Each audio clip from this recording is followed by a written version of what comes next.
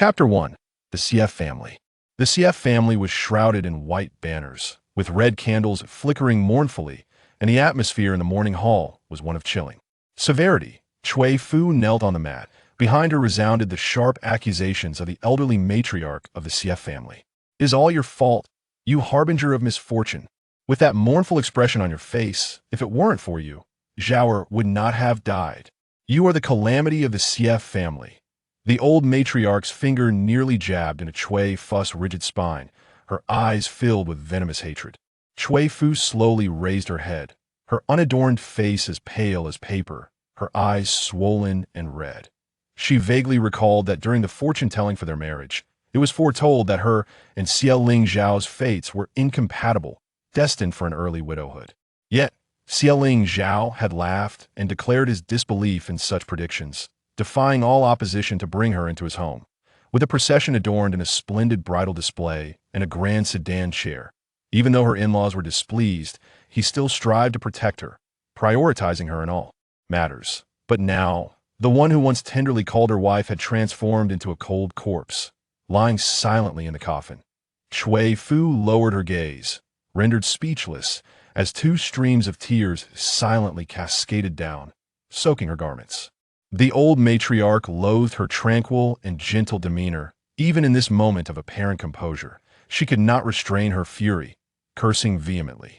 "The one who deserves to die is you. Return my grandson to me. Return my grandson." Jiangshi, supporting the matriarch, was also in tears. "Ancestress, please do not let your anger harm your health." She turned coldly to Cui Fu. "Why are you still here? Leave at once. Do not desecrate Zhao's mourning hall." Xie Qingxi was her only child. With his death, everything was lost, save for this culprit who remained here, feigning sorrow. Cui Fu remained motionless, understanding that Xie Qingxi would surely wish to see her before his departure. He had kissed her, promising to bring her chestnuts and candy from Jizhou upon his return. Yet now, she desired nothing but for him to awaken and converse with her once more. Noticing Cui Fu's lack of response, Jiangshi's fury boiled over as she seized a nearby candlestick and hurled it at her. The sharp tip of the candlestick, should it pierce flesh, would surely create a gaping wound. Cui Fu closed her eyes, resignedly awaiting the impending pain. Perhaps dying in this manner would offer a form of release. However, after a lengthy pause, the anticipated sensation of agony did not arrive. She slowly opened her eyes to see a young man clad in a pale blue robe standing before her, his features exquisitely handsome, with slightly drooping eyes that exuded an air of nobility akin to jade. Possessing an ethereal beauty, he caught the candlestick barehanded, blood streaming from his palm. Jiangshi was momentarily taken aback, her eyes flashing with disdain. "What are you doing here?" Xie Qingxi stood tall like an elegant orchid, his expression mild yet distant, his voice gentle yet tinged with detachment. "I naturally came to pay my respects." Jiangshi's expression soured. Xie Qingxi was a distant relative raised within the Xie household, rumored to be born of a lowly concubine, yet he had risen to prominence recently, achieving the highest honors in the imperial examinations, and now serving as a close minister to the emperor, with a promising future ahead. Even the master of the house praised him highly. Had Zhao still been alive, he would not have dared to be so audacious. She coldly retorted, "There is no need for your feigned sympathy." Xie Qingxi slowly extracted the sharp tip from his palm, his movements refined. "Aunt, please do not be angry. Ling Zhao's tragic fate pains me greatly, and it is only natural for me to come and pay my respects." His voice was clear and soothing, yet it carried an undertone of mockery. To unjustly direct one's wrath upon another is perhaps inappropriate. If Brother Ling Zhao were aware, he would surely rest uneasily. His gaze fell upon the slender figure seated on the mat, shrouded in a faint shadow. Madame Jiang's face turned a deep shade of anger, yet propriety during the mourning rites restrained her from expressing her fury. What right did a mere illegitimate son have to meddle in the affairs of the Xie family? At that moment, the elderly matriarch of the Xie family, overwhelmed by grief, fainted. Madame Jiang hurriedly supported her, leaving only Xie Qingxi and Cui Fu in the desolate mourning hall, a scene of stark loneliness. Xie Qingxi, casting his eyes down upon the disheartened Cui Fu, spoke in a voice as clear and soothing as the sound of jade rings colliding. Please do rise. Our guests are soon to arrive, and as the wife of the Xie family, these matters require your attention. Cui Fu felt a rush of emotion. Her eyes reddening, it was the first time in days that someone acknowledged her identity. Indeed, she was Xie Lingzhao's wife, the matriarch of the Xie family, and she should no longer hide in the morning hall awaiting her husband's protection. Slowly, she rose, though her legs wobbled from prolonged kneeling, nearly causing her to stumble, but the handsome young man before her reached out to steady her. Yet, once she regained her balance, he immediately withdrew his hand, exhibiting an air of refinement and courtesy. "Thank you," she murmured softly. Xie Qingxi shook his head gently, retracting his hand. "There is no need for such formality. I believe Brother Ling Zhao would not wish to see you in such distress." His gaze lingered sorrowfully upon the coffin, as if overwhelmed by grief. Yet his heart soared with an inexplicable joy after waiting so long. He was finally gone, but Cui Fu remained oblivious, her thoughts consumed by Xie Lingzhao. Lowering her eyes, she noticed that Xie Qingxi's left hand, hanging by his side, was still bleeding, the once pristine white sleeve now stained crimson, a sight both shocking and disconcerting. Cui Fu furrowed her brow. How could he be so gravely injured yet still offer her comfort? In haste, she retrieved a soft silk handkerchief from her bosom, intending to staunch his bleeding, but Xie Qingxi recoiled, shaking his head. "It is unnecessary."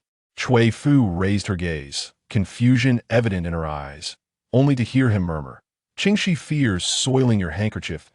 In his eyes, she resembled a pure, white guanine statue, untainted by the dust of the world. Deserving of tender care, the blood was too filthy to allow her to touch it. Cui Fu pressed her lips together, the remnants of tears still visible at the corners of her eyes. "This injury was caused by me. It is merely a handkerchief. It matters not." A fleeting shadow crossed Xie Qingxi's gaze before he lowered his lashes to conceal his emotions. He extended his hand, allowing Cui Fu to bandage his wound. Their proximity was palpable, and he could detect the faint, ethereal fragrance emanating from her, reminiscent of cold white plum blossoms. His breath began to quicken, and a wicked thought crossed his mind. What if he were to embrace her in this morning hall? How would Brother Ling Zhao react upon witnessing such a scene? But what could he possibly do? After all, he was merely a cold corpse now, left to watch as another claimed what was his. Xie Qingxi's eyes fell, his demeanor deceptively serene, like a benevolent deity. Yet unbeknownst to her, he was akin to a serpent lurking in the shadows, coveting and watching. Cui Fu hastily tended to his wound, her tone laced with concern. "This injury seems quite severe. I shall call for a doctor to examine you."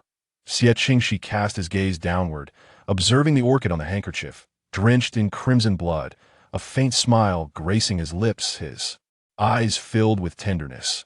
"Please, do not concern yourself with me. Attend to your matters," he urged, suppressing the tumult of emotion within, maintaining an air of genteel decorum.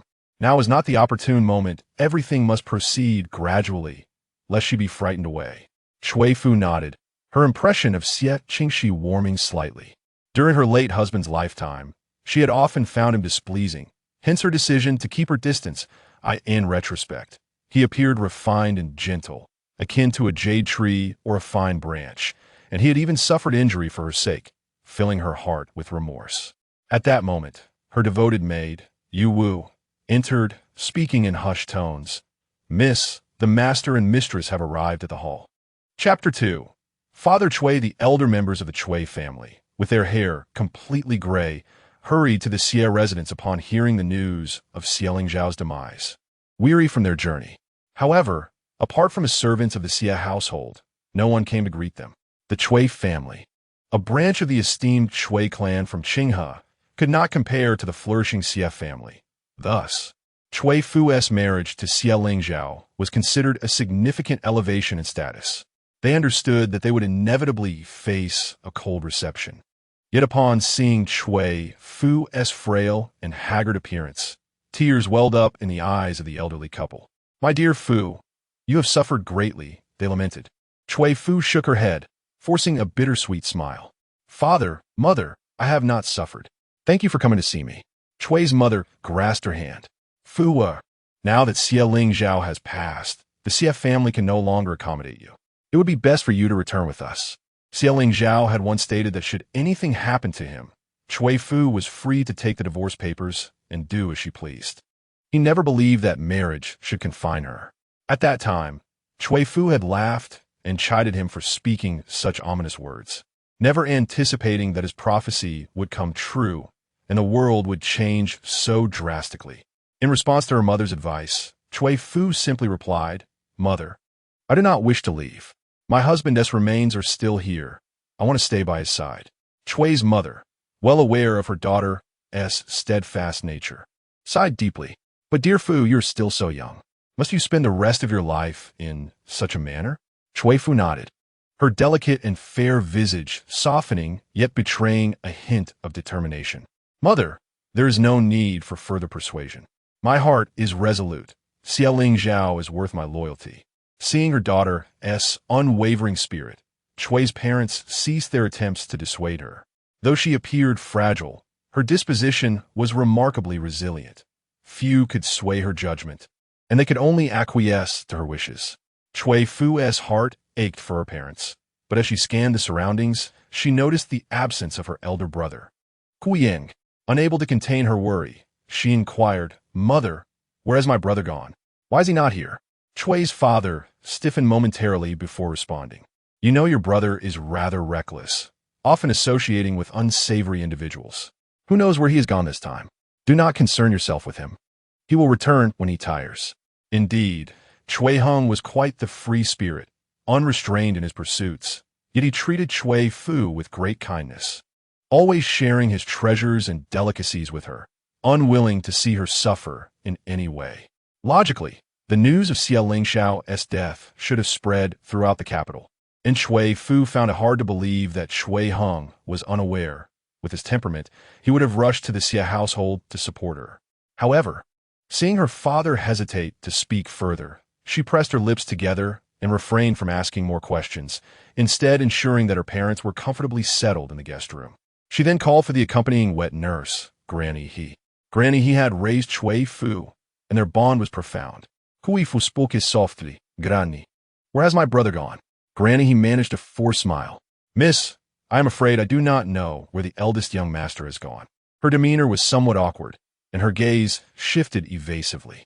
Having spent many years with her, Cui Fu could easily discern that Granny He was not being entirely truthful. Her voice trembled slightly as she implored, "Granny, please do not deceive me. I can see it." Madam He observed her with tear-filled eyes. A pang of sorrow struck her heart, and she hurriedly replied, "Miss, I truly do not know. Please do not press me." She wished to reach out and wipe away Cui Fu's tears, but Cui Fu evaded her grasp. "Since you are unwilling to disclose the truth, I shall inquire with my mother." Madam He sighed heavily. "Miss, I must inform you that the young master recently got into a confrontation with the heir of the Prince of Hung at the Drunken Spring Pavilion, resulting in the latter suffering a broken hand. He is now imprisoned. The master and mistress kept this from you to spare you worry." Upon hearing these words, Cui Fu's complexion turned ashen. Her mind thundered with confusion, and she stammered, "W." Madam He hung her head. The master and mistress expended considerable silver. It was all in vain. The young master appears to have endured severe punishment in prison, and his fate remains uncertain. Cui Fu, upon receiving this news, felt her body weaken, but fortunately, Yu Wu was quick to support her. "Miss," Madam He, witnessing this, regretted her hasty words and couldn't help but slap herself, realizing that with two of her closest kin in peril, even the strongest individual might falter. The miss, cherished and delicate since childhood, could hardly withstand such a devastating blow. Cui Fu, though shedding tears, felt her mind clouded, yet she grasped the fragmentary information. The heir of the Prince of Hong. The only person within the household who could communicate with him was Xie Qingxi, who served in court. If she could seek his assistance, perhaps her brother could be spared from this dire predicament. With this thought, she shook off her sorrow and resolutely addressed Madam He. "I implore you to keep my knowledge of this matter from my mother. I must think of a plan." Madam He nodded, her face streaked with tears. Cui Fu, accompanied by Yu Wu, hurried to the residence of Xie Qingxi at Snowfall Pavilion, marking her first visit there. Thus, when a young servant, Yun Shui, announced her arrival. Xie Qingxi, who typically exuded a calm demeanor, was momentarily taken aback before personally approaching to open the door. Before him stood a young woman clad in mourning attire, her eyes glistening with sorrow, her pale complexion tinged with a delicate flush, reminiscent of crushed hibiscus petals, beautiful yet fragile in the face of adversity. He hesitated slightly, suppressing an inexplicable flutter of emotion, maintaining a facade of refined elegance. The moment Cui Fu laid eyes on Xie Qingxi, a wave of regret washed over her. He wore a pristine white inner garment, and his hairpin had been removed, revealing a hint of fatigue around his exquisite features, suggesting he had recently awakened. Yet, amidst the Xie family, Cui Fu was uncertain whom else to approach. Her voice trembled slightly as she said, "I have come seeking your assistance." Xie Qingxi donned an outer garment, rekindled the lantern, and offered her a gentle smile, pure and warm. "Please come inside. It is cold outside." Cui Fu nodded and followed him into the room, only to find his dwelling as immaculate and refined as he himself, with only an incense burner on the table exuding warm smoke. Xie Qingxi poured her a cup of warm water, and as Cui Fu held the jade cup, the warmth calmed her, granting her a measure of composure. "What brings you to me?" he inquired. "Please, do share your concerns." Listening to his melodious voice, Cui Fu slowly began to speak. "My brother, Cui Heng, has offended the crown prince of Hongwang at the Flower Pavilion and has suffered a broken hand. He is now imprisoned, and I'm uncertain of his condition." As she spoke, tears began to fall.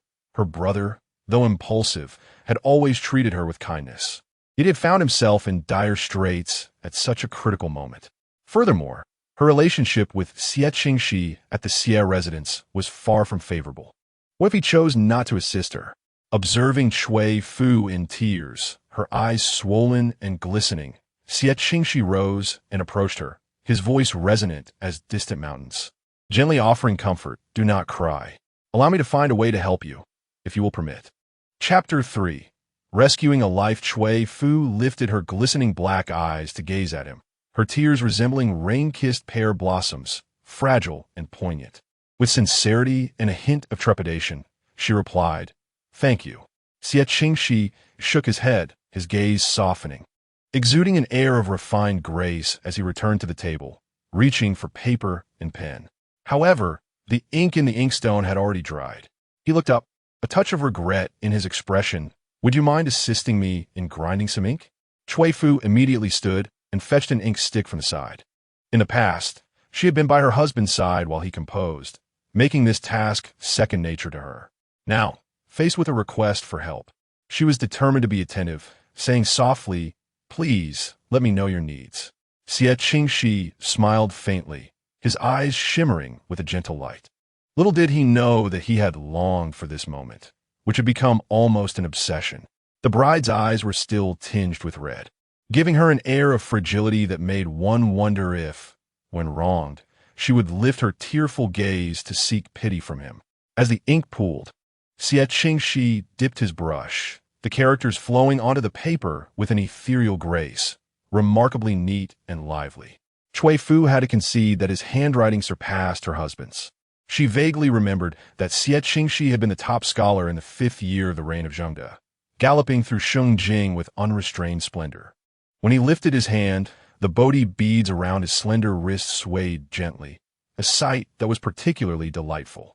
Apart from his humble origins, he had no other flaws. His character was as pure as white jade, embodying the essence of a true gentleman. Yet now, Cui Fu was filled with trepidation, fearing for her brother's well-being. Her parents, aged and frail, would likely struggle to withstand such a blow. She couldn't help but sigh softly, recognizing that it was indeed a tumultuous season. Xie Qingxi soon finished writing a letter, sealing it with drops of wax at the envelope's edge. He then instructed Yun Shui, "Please deliver this letter to the Hongwang residence." Yun Shui took the letter and exited, closing the door behind him. Cui Fu gazed at Xie Qingxi with gratitude. "Thank you, second young master. I owe you yet another favor." Xie Qingxi smiled slightly. Favors should accumulate, for that is how they hold value. Yet his words were, "It is but a small effort. You need not concern yourself with it. Moreover, I am merely a newcomer to the court, and my influence before the crown prince is limited. Should matters not proceed as intended, please do not hold it against me. Cui Fu waved her hands repeatedly, insisting it was unnecessary. She was deeply grateful for his willingness to assist. If he could not, she would ponder other solutions. What other options existed, she wondered, as she was uncertain. Previously, she had enjoyed much affection from the elders of the Cui family, and after marrying into the Xie family, Xie Qingxi had also shielded her, leaving her with little to worry about.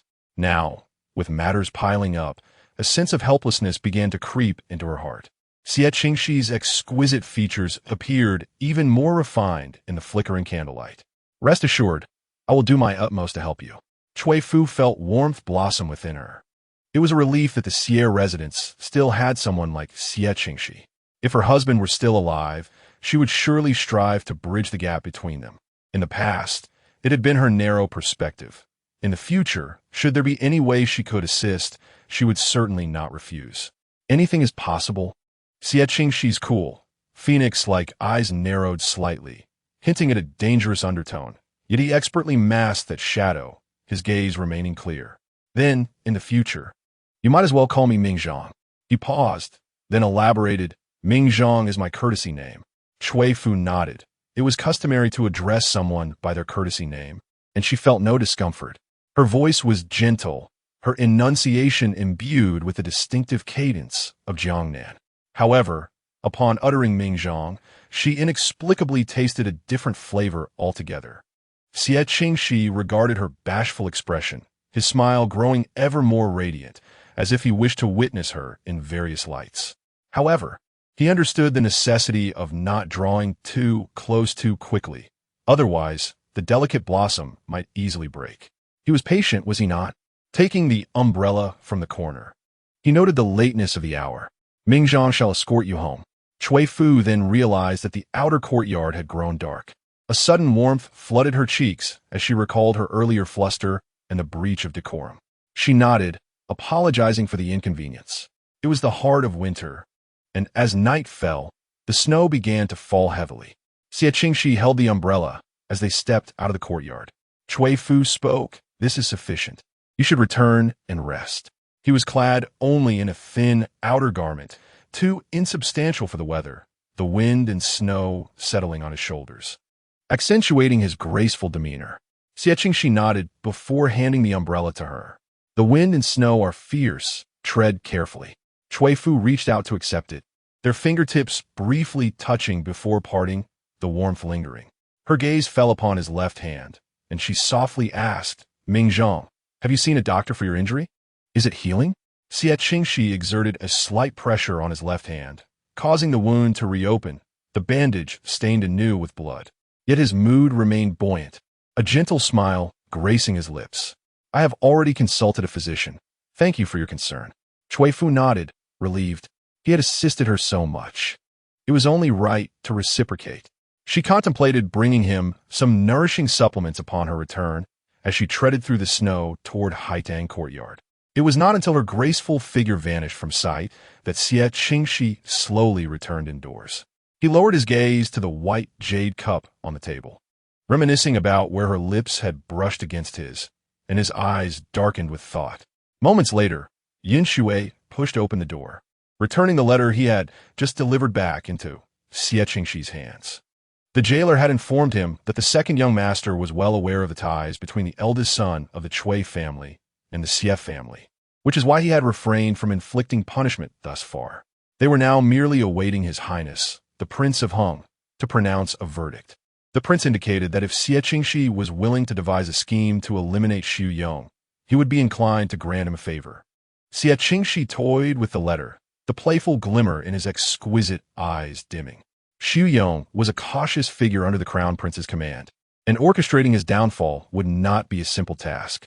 One miscalculation could ensnare him as well. The prince was indeed greedy. However, since he was tasked with rescuing someone, he would naturally fulfill that obligation. He spoke in a calm and detached manner. "I will accept this matter, but as for Cui Hung, let the jailer proceed with the punishment." Yin Shui looked up in surprise, only to hear Xie Qingxi lightly add, "without causing any lasting harm." If no punishment were to be meted out, how could the sparrow become flustered enough to seek refuge in his hands?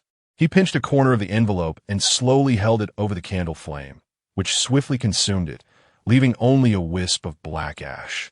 Xie Qingxi brushed off the dust from his garments, returning to his refined and gentle demeanor, like a gentleman of jade. Chapter 4. Let us depart. Cui Fu instructed Yu Wu to send some nourishing supplements and medicinal herbs to the falling snow residents before returning to the morning hall. The white banners fluttered endlessly in the wind as she knelt before the coffin of Xie Lingzhao, vigilantly tending to his eternal lamp. Her yearning transformed into a profound sorrow. Yet not a single tear could be shed. 3 days had passed since Xie Lingzhao had been laid to rest, and many dignitaries from Shengjing came to pay their respects. His former teacher, Master Tsen, wept openly, lamenting, "Heaven is envious of talent. It is truly a pity." Xie Qingxi stood at the wind's edge, his garments billowing. His countenance cold as jade, his expression indifferent. His gaze traversed the crowd, settling on a slender figure, a hint of excitement lingering in his tone. Indeed, what loss it was. After the funeral, Cui Fu appeared despondent. Yet she summoned her strength to maintain the dignity of the Xie family as she engaged with the arriving guests. Cui Mu, filled with sorrow, discreetly wiped away her tears and softly said, "Afyu, now that matters have settled, let us return home. Should anything arise, simply send word. The Cui family will always have a place for you." Cui Fu nodded, her throat constricted with emotion. "Very well, allow me to see you off." Only after escorting them to their carriage did Cui Fu succumb to quiet sobs, inwardly vowing that after this bout of tears, she would not weep again. Yu Wu, unsure how to comfort her, stood helplessly by, calling out, "Miss, if only the young master were still here, he would never allow you to endure such grievances." 2 days had passed since Xie Lingzhao's burial, and Cui Fu found it increasingly difficult to eat, her figure growing noticeably frail, her usual attire now hanging loosely upon her. The grief of her husband's passing was compounded by the silence surrounding Cui Heng's fate, leaving her in a state of agitation, yet she hesitated to press Xie Qingxi further. After much contemplation, she changed into simple, unadorned garments, preparing to venture into the prison herself to seek information. Just as she stepped outside the Xie residence, she spotted a carriage awaiting her. A slender, pale hand gently lifted the carriage curtain, revealing a delicate visage. Xie Qingxi, adorned in a crimson official robe, sat within the carriage, his beauty even more radiant than before. He tilted his head slightly, offering a soft smile to Cui Fu, exclaiming, "Ah, what a coincidence." Cui Fu, her brows knitted in concern, surmised he must have just come from court, and promptly bowed, "Greeting, I have the honor of meeting you, Lord Xie." As Xie Qingxi alighted from the carriage, he stood tall and elegant, exuding a warm and refined demeanor. He gently corrected her, "We agreed last time. You should call me Mingzhong." Cui Fu lifted her small face, its delicate features accentuated by her recent weight loss, her eyes particularly striking. She carefully chose her words, "Mingzhong, it's just that my memory falters. I hope you won't take offense." She pressed her cracked lips together and cautiously inquired, "Mingzhong, do you have any news regarding my brother?" Noticing the anxiety and unease on her face, Xie Qingxi thought how joyful she would be if the person she cared for were him.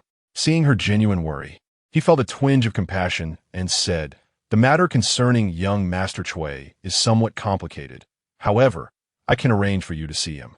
Cui fuese ais brightened, her happiness barely contained. "Really? Then let us go at once." Xie Qingxi chuckled softly, a hint of helplessness in his tone. "Please allow me a moment to change my attire. One cannot stroll boldly in official robes within a prison." Cui Fu, feeling embarrassed, admitted, "I was too impatient."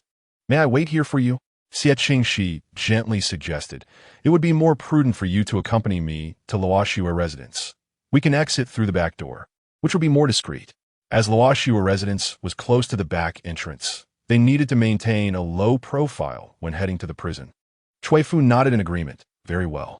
Following behind her, Xie Qingxi observed her slender, pale neck, as delicate as an orchid stem, and an unbidden thought flickered in his mind.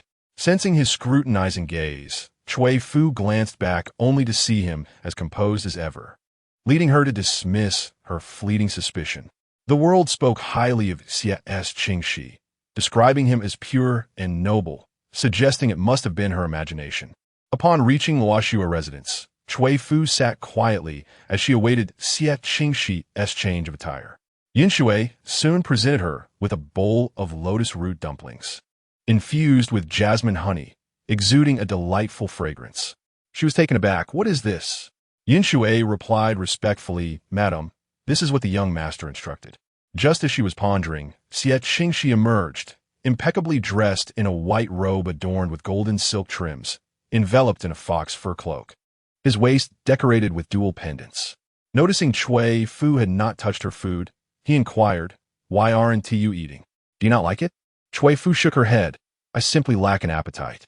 In her days at the Cui residence, she had adored these lotus root dumplings, often imploring her mother to prepare them. Yet, it had been 7 or 8 years since she last savored this flavor. However, now, with her appetite lost, even the most exquisite delicacies failed to entice her. Xie Qingxi picked up the bowl of dumplings and presented it to Cui Fu. "You must eat something. At least have a few bites to sustain yourself. I cannot take you to see young Master Cui if you appear frail. He will be distressed to see you in such a state." He gently urged her, causing Cui Fu's cheeks to flush involuntarily. Despite being the elder, she felt as though she had become the child, needing coaxing from Xie Qingxi. Hastily, she took the lotus root powder balls, just as Ming Zhang had mentioned.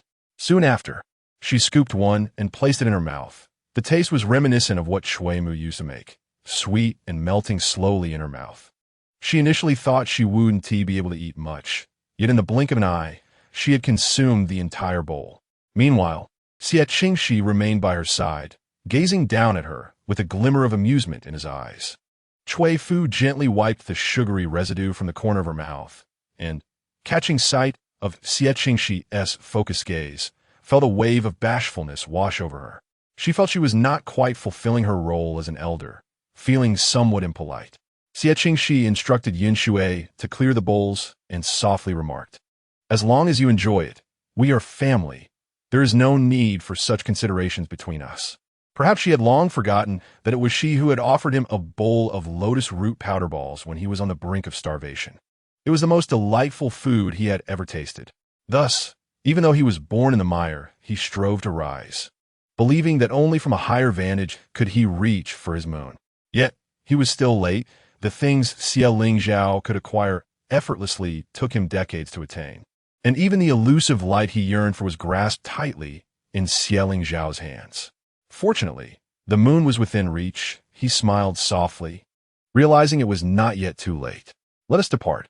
Chapter 5. Fainting the carriage was spacious, with Cui Fu and Xie Qingxi seated across from one another, making it feel far from cramped. Worry etched across her face. She feared for Cui Hang's treatment in prison. Just then, the carriage jolted unexpectedly, and Cui Fu, unprepared, collided directly into his embrace.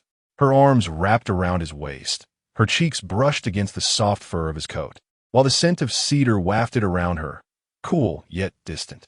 The exquisite jade pendant, however, pressed painfully against her arm. In that instant of being embraced, Xie Qingxi's body stiffened, the Buddhist beads on his wrist falling unnoticed onto the cashmere blanket. With her delicate warmth in his arms, his throat moved slightly, and an unnamed tide surged within his half-closed eyes.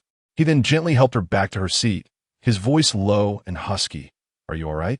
Cui Fu felt as if she had been scalded, hastily retreating to the farthest corner of the carriage, both embarrassed and irritated at her own boldness. However, upon glancing at Xie Qingxi, who still bore an air of refined elegance, she began to wonder if she was overreacting. "I'm fine," she stammered, unaware that Xie Qingxi was still reminiscing about her slender waist and the softness of her touch. The corners of his eyes glimmered with an alluring crimson, stunningly beautiful, as he simply replied, "It's good to hear you're fine." He knew that while Cui Fu's demeanor was gentle and graceful, her essence was resilient, even imbued with a hint of traditional rigidity. If he were to reveal any impure thoughts, he might never have the chance to be near her again. Xie Qingxi half closed his eyes, lowering his gaze like a compassionate little bodhisattva, yet he was, in truth, a poppy blooming amidst the mud. Cui Fu, sitting upright, clasped her hands behind her back, gripping the seam of the carriage, fearful that another incident might lead Xie Qingxi to perceive her as a frivolous person. Her body was as rigid as a small beast discovered by a hunter, exuding an air of wariness. Observing her tense demeanor, Xie Qingxi could not help but smile softly. After waiting over a decade, what was a mere moment more? After what felt like the duration of half a tea session, they arrived at their destination. Cui Fu and Xie Qingxi alighted from the carriage. However, Xie Qingxi turned away from her to reward the coachman with a silver ingot, his tone imbued with commendation, indicating that he had done well. The coachman's face lit up with joy, expressing his gratitude for the generous gift. The ingot was rather excessive, but he attributed it to Xie Qingxi's wealth, not suspecting any ulterior motives. After arranging matters with the prison guards, Xie Qingxi led Cui Fu into the damp, shadowy confines of the prison, where the air was thick with a foul stench and the metallic tang of blood. Clad in white robes that starkly contrasted the grim surroundings, Xie Qingxi maintained an air of calm and composure, as if strolling leisurely through a garden. As they ventured deeper, the anguished cries grew ever more intense. Cui Fu bit her lip, unable to suppress her fear. It was only upon reaching the end of the corridor that she beheld the disheveled, filthy, and broken figure of Cui Hung, his limbs shackled by iron chains. She felt her legs weaken, her strength sapped, and she sank to the ground, trembling as she called out, "Elder brother." The tousled young man stirred, lifting his head. Though fatigue clouded his features, upon recognizing Cui Fu, his eyes brightened. "Ah Fu, is it really you?" He rushed to the iron bars, yearning to embrace her, but the chains yanked him back. Cui Fu was already weeping uncontrollably, her voice hoarse. "Elder brother, how could you have ended up like this?" Cui Hung managed a faint smile, speaking nonchalantly. "It's all my fault for being a fool for a fair face. Do not cry, it is not so grave. They merely whip me daily, beyond that. I feel no pain." He attempted to lighten her spirits, but the movement aggravated his wounds, causing him to grimace in pain. Nevertheless, breaking the arm of the Prince of Huan was a minor miracle, considering his current state. With tears glistening in her eyes, Cui Fu turned to Xie Qingxi, her tone softening. "Mingzhong, may I go in to see my brother?" Xie Qingxi nodded slightly. Little did she know how enchanting she appeared, her tear-streaked visage captivating and exquisite. Any request she made seemed effortlessly granted by him. Upon receiving his nod, the guard opened the iron door, allowing Cui Fu to approach and assess Cui Hung's injuries.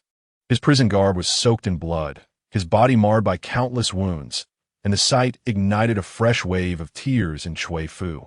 "Elder brother, how could you be so foolish?" Cui Hung raised a hand to stroke her hair, but halted, noticing the blood on his fingers, opting instead to say, "Ah Fu, do not weep. What if you cry yourself blind? Please return and inform our parents that Hung is unfilial and will repay their kindness in the next life. Offending the Prince of Huan, my execution may not be far off." Cui Fu remained silent, simply resting upon him. Xie Qingxi, observing her overwhelming sorrow, felt a twinge of regret for bringing her to this place, and he sighed softly. Cui Hung then glanced over. He had some recollection of Xie Qingxi, strikingly handsome and elegantly poised. Many ladies in the brothel had inquired about him, hoping he could serve as a matchmaker. Yet he had never ventured into such establishments, markedly different from the current literati. However, he could not shake the peculiar sensation that there was something amiss in the way Xie Qingxi looked at Cui Fu. He could not articulate what it was, but he sensed a complexity beneath the surface. At that moment, a guard keeping track of time interjected, "All right, Master Xie, the time has come. Please, you must exit." Although Master Xie was a favored advisor to the prince and a rising star in the court, rules must not be broken. Xie Qingxi nodded, and Cui Fu, reluctant to part from Cui Hung, cast him a lingering glance. Cui Hung, however, wore a nonchalant smile, maintaining his usual fearless demeanor. He wished to advise Cui Fu to keep her distance from Xie Qingxi, but the words that escaped his lips were merely, "Fu, take care." Cui Fu, Fearful of burdening Xie Qingxi followed him out of the cell, yet her spirit felt even more despondent than before. Her brother suffered within, though he said nothing. His pain was evident. What does Wang Heng mean? Does he have demands? I cannot bear to witness my brother in such anguish. With Xie Zhao's recent passing and Cui Heng's current misfortune, her voice grew anxious as she instinctively grasped the hem of Xie Qingxi's robe. Not wishing to keep her in suspense any longer, Xie Qingxi spoke gently. The prince will spare young Master Cui, but it will require some time. Please wait for me. I shall not go back on my word. Cui Fu exhaled, relieved, yet she doubted the prince would relent so easily and yearned to press for further answers. Suddenly, darkness enveloped her, and she fainted. Chapter 6. With child Cui Fu dreamt she had returned to her wedding day, adorned in a splendid red bridal gown and phoenix crown. Xie Zhao held her hand as they completed the ceremonial rites, culminating in a moment of unveiling the bridal veil. Joy radiated from her as she tilted her head, anticipating the sight of Xie Zhao, only to find that his visage had transformed into that of Xie Qingxi. In her dream, his eyes were filled with sorrow and tenderness as he softly called her name. A jolt of fear coursed through her, prompting her to awaken with a start. Disoriented, she scanned her surroundings, realizing she was in an extraordinarily unfamiliar place. The room was adorned with purple lacquered furniture embellished with golden landscapes, a Wang Wallywood chair, and a floor covered in a white plush carpet. A delicate ink-painted screen partitioned the space, and the opulence of the decor was striking. Clutching the blanket, she called out in confusion, Ming Zhang. Upon hearing the commotion, Xie Qingxi emerged from behind the screen, his porcelain-like face reflecting concern as he replied softly, I am here. Yet, recalling the peculiar dream, Cui Fu regarded Xie Qingxi with a strange expression. He approached her, the embroidered bamboo on his robe swaying gracefully with his movements, exuding an air of elegance. Is there something amiss? He inquired. Cui Fu, regaining her composure, suppressed the odd feelings that had surfaced. She had awakened from a nightmare drenched in cold sweat, her hair clinging to her forehead, and her pallor evoked a sense of sympathy. She shook her head, expressing that she was fine. Where's this place? This is the residence I purchased on the outskirts of Beijing. After your sister-in-law fainted, the physician advised against traveling, so I brought you here. As for Mother, rest assured, I have already sent someone to inform her. We shall return once you feel better. He stood by the bedside, recounting everything with gentle eloquence. All of Cui Fu's concerns had been meticulously addressed, leaving her momentarily at a loss for words. His attention to detail was remarkable, as if she were never meant to worry. A flush colored her cheeks, reminiscent of dawn's rosy light against snow, and she felt a touch of embarrassment. Thank you, Mingzhang. I have troubled you once again. Xie Qingxi smiled softly. It is nothing of great significance. Cui Fu glanced at the plum blossoms outside, their branches gracefully askew, and could not help but exclaim, the scenery of this courtyard is truly delightful. Xie Qingxi, seemingly casually, inquired, Is that so? Do you enjoy it? Cui Fu nodded, noting that the architecture bore a resemblance to the style of the Cui residence, which fostered a sense of familiarity within her. A gentle smile graced her lips, akin to the first bloom of peach blossoms, as she replied, Indeed, I like it very much. Xie Qingxi's beautiful eyes glimmered with warmth. This courtyard had been specifically acquired and arranged according to her preferences, and he had never anticipated the opportunity to bring her here in this lifetime. Yet, it seemed fate had favored him. I'm glad you like it.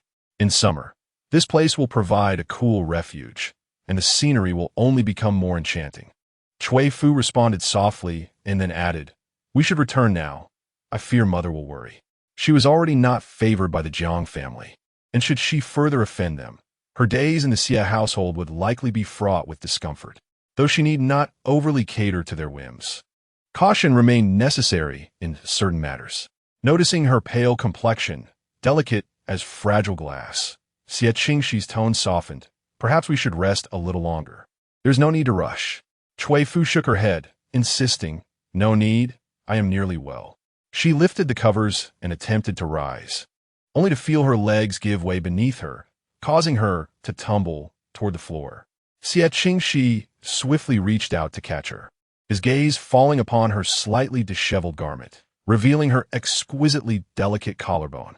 Cui Fu immediately retreated to the bed, her face aflame with embarrassment, yet she felt strangely weak. Her tongue heavy. "I apologize, Mingzhong. It was unintentional." Xie Qingxi regarded the curling smoke from the incense burner with a knowing look, speaking softly. "There is no need to be so resolute." Her moment of vulnerability unveiled a subtle blush upon her skin, akin to the most bashful lotus in a pond, unfolding before the breeze. Cui Fu, sensing the inappropriateness of her posture, covered herself once more with the blanket, cocooning herself within it, leaving only her glistening, watery eyes visible. "Then I shall rest for a while. We can return later." She had been on edge for these past few days, consumed by fear, intending only to nap briefly, but unexpectedly drifted into a deep slumber. The fragrance in the room grew more intense. Xie Qingxi's gaze darkened, despite his outward demeanor of composure and grace. He could not alter the stubbornness ingrained within him. After a considerable time, having adjusted his attire, he bore a satisfied expression and instructed the servants to prepare a basin of clear water. He casually submerged his slender, pale fingers in the water, meticulously cleaning them. The servants knelt on the ground, not daring to raise their heads. When Cui Fu awoke once more, the sky had darkened, but after a restful slumber, her complexion had regained some color, no longer as pallid as before. As she leaped past the screen, she beheld Xie Qingxi seated at the desk, engrossed in some writing. A gentleman akin to jade, like a flower blooming upon a lofty peak, cold yet precious. She vaguely recalled that when she first married into the Xie family, her impression of Xie Qingxi had not been profound. Their acquaintance had merely been a nodding one. Xie Lingzhao had cautioned her that Xie Qingxi's temperament was unpredictable, particularly fierce. Yet now, under this light, he seemed quite different from what others had described. It appeared that Xie Qingxi had sensed her gaze, for he turned to her, their eyes meeting as he smiled gently, a glimmer of brilliance in his eyes. "You are awake. Are you hungry? I shall have the servants prepare a meal." Cui Fu intended to respond that she was not hungry, yet her stomach betrayed her with a sudden growl, causing her fair ears to flush crimson. Fortunately, they were seated at a distance, and he likely did not hear. "I'm a little hungry," she admitted. Xie Qingxi summoned a maid to assist her in dressing, then stepped outside, exuding a refined grace and exceptional thoughtfulness. The maid replied softly, "Yes, my lord." Cui Fu furrowed her brows slightly. The title seemed somewhat inappropriate. Yet as a married woman, she dismissed her concerns. Once she was ready, the table was laden with dishes, all her favorites. However, upon glancing at them, she could not help but cover her mouth and retch, as if about to expel the very bile from her stomach. Xie Qingxi promptly called for a female physician to attend to her. After taking her pulse, the physician smiled and said, "Congratulations, my lord. It appears that the lady is expecting." Chapter 7. A Loss of Composure Expecting? Xie Qingxi's usually serene demeanor faltered, a flicker of astonishment flashing in his phoenix eyes. He inadvertently shattered a teacup, the scalding tea soaking his robes, a sharp pain piercing through him. Such a loss of composure was rare for him. Yet Cui Fu was both shocked and elated, tears welling in her eyes as she placed her hand upon her abdomen, gazing at Xie Qingxi with excitement. "Mingzhong, I am with child." Xie Qingxi curved his lips in a smile. "Indeed, this is wonderful." He lowered his gaze, coolly inquiring of the physician, "Is your diagnosis accurate? Could there be any errors?" The physician detected no trace of joy on his countenance. Though remarkably refined and handsome, his tone carried a chilling severity. She took Cui Fu's pulse again, only to find it disordered and weak, thus speaking candidly, "The lady is burdened with worries, leading to a chaotic pulse. There's indeed a possibility of misdiagnosis. If you can take care of your health during this period, we will know the results in half a month." Cui Fu firmly believed she was pregnant, her heart brimming with joy, her complexion glowing with a hint of radiance. Xie Qingxi, seated nearby, felt the pressure around him diminish. Yet he maintained his composure with remarkable restraint. He served her a bowl of nourishing soup, stating, "If this is the case, you must take good care of yourself. This soup is restorative. Please have taste." Cui Fu nodded, a smile gracing her face as she replied, "Thank you, Ming Zhang." As Xie Qingxi meticulously arranged the dishes for her, he inquired about various details that the female physician should pay attention to. The physician, displaying remarkable patience, provided thorough answers. Upon her departure, she couldn't help but praise him, remarking that the master truly cherished his wife, and she had not witnessed such care and thoughtfulness from a husband toward his spouse in quite some time. Cui Fu, sipping her soup, subsequently set down her bowl and clarified, "You misunderstand. He is not my husband." The physician was immediately rendered silent, while Xie Qingxi gestured for her to proceed. The physician felt a wave of anxiety wash over her, hastily exiting to avoid further missteps, for the intricacies of noble families often harbored secrets, leading her to mistakenly assume Cui Fu was Xie Qingxi's concubine. With a gentle demeanor, Xie Qingxi advised, "I have a few more inquiries for her. Please rest for now. I will have the servants tidy up." Cui Fu softly acknowledged his request. Once she had distanced herself, the smile that had graced Xie Qingxi's face faded entirely, his brow furrowing with coldness. He turned to the physician and asked, "Is there any method to terminate the pregnancy without harming the body?" The physician gazed at the young man before her, feeling a profound sense of dissonance. Just moments ago, he had exhibited such tenderness towards his wife, yet now he sought her counsel on abortion. Truly, it was a case of knowing the face, but not the heart. Being merely a humble doctor, she dared not offend a nobleman. Thus, she could only offer a flicker of sympathy before resigning herself to silence. After a moment of contemplation, she replied, "All methods of abortion will inflict some harm upon the woman. Furthermore, given the lady's frail constitution, should an abortion be necessary, the earlier it is performed, the lesser the injury." As snowflakes settled upon Xie Qingxi's brows, a chill enveloped him. He replied softly, "Very well, take your fee and leave. Today's matters must remain confidential." The physician nodded vigorously, assuring him she would remain tight-lipped. However, just as she was about to depart, Xie Qingxi called her back, suggesting, "It is also possible she may not be with child. If you have any lingering concerns, we may have her examined again in half a month." Xie Qingxi tilted his head skyward as the snowfall intensified, each flake cascading upon his refined visage. A shadow of bitterness clouded his partially closed eyes as he pondered why Xie Lingzhao always lingered, even in death, leaving traces behind. He yearned to confront him, to demand an explanation for his relentless haunting. Eventually, numbed by the cold, he returned indoors, where his expression softened slightly. Cui Fu had finished her meal, and, resting her hand upon her flat abdomen, remarked upon seeing Xie Qingxi, "Ming Zhang, do you think I am carrying a son or a daughter? If it is a son, he should resemble me to some extent. If a daughter, she would take after Lingzhao. Surely, if my husband were no, he would be overjoyed." Xie Lingzhao had adored her, and he would undoubtedly have cherished their child. Alas, he would never see them. Xie Qingxi, taken aback by her sudden outpouring of words, impulsively asked, "Do I resemble Lingzhao?" Cui Fu lifted her gaze to him. Xie Qingxi's features were exquisitely refined, exuding a grace that was not effeminate. His smile revealed a warmth and gentleness. In contrast, Xie Lingzhao possessed a more rugged and handsome countenance, their appearances bearing no resemblance whatsoever.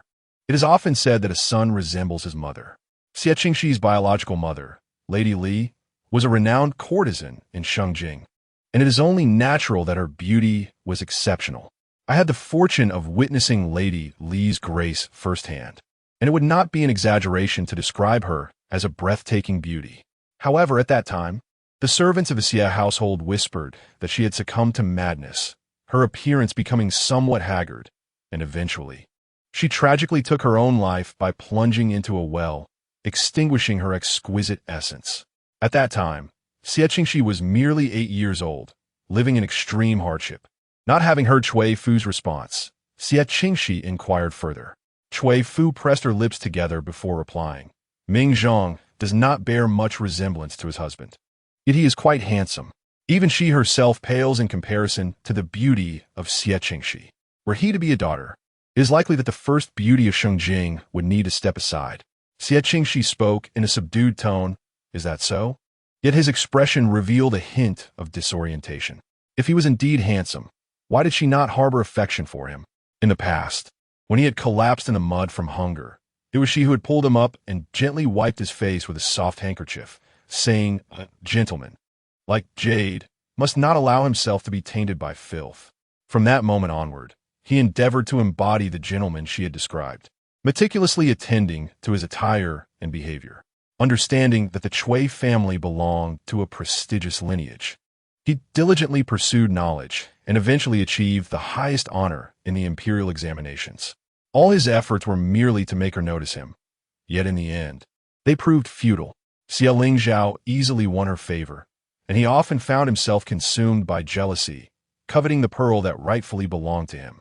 Cui Fu, unaware of his thoughts, remained lost in her own world. After some contemplation, she voiced her concerns. "As for my mother, perhaps Ming Zhang should first help me keep this secret." She feared any unforeseen consequences, believing it better to wait until the dust settled before discussing it further. Xie Qingxi nodded. Very well. He had not intended to inform Jiang about the child that should not have entered the world. Chapter 8. Cui Hang. Upon learning of her potential pregnancy, Cui Fu began to consume nourishing foods daily. In no time, her figure became more rounded, and her condition improved significantly. Her naturally gentle countenance appeared even softer, radiating like a precious pearl.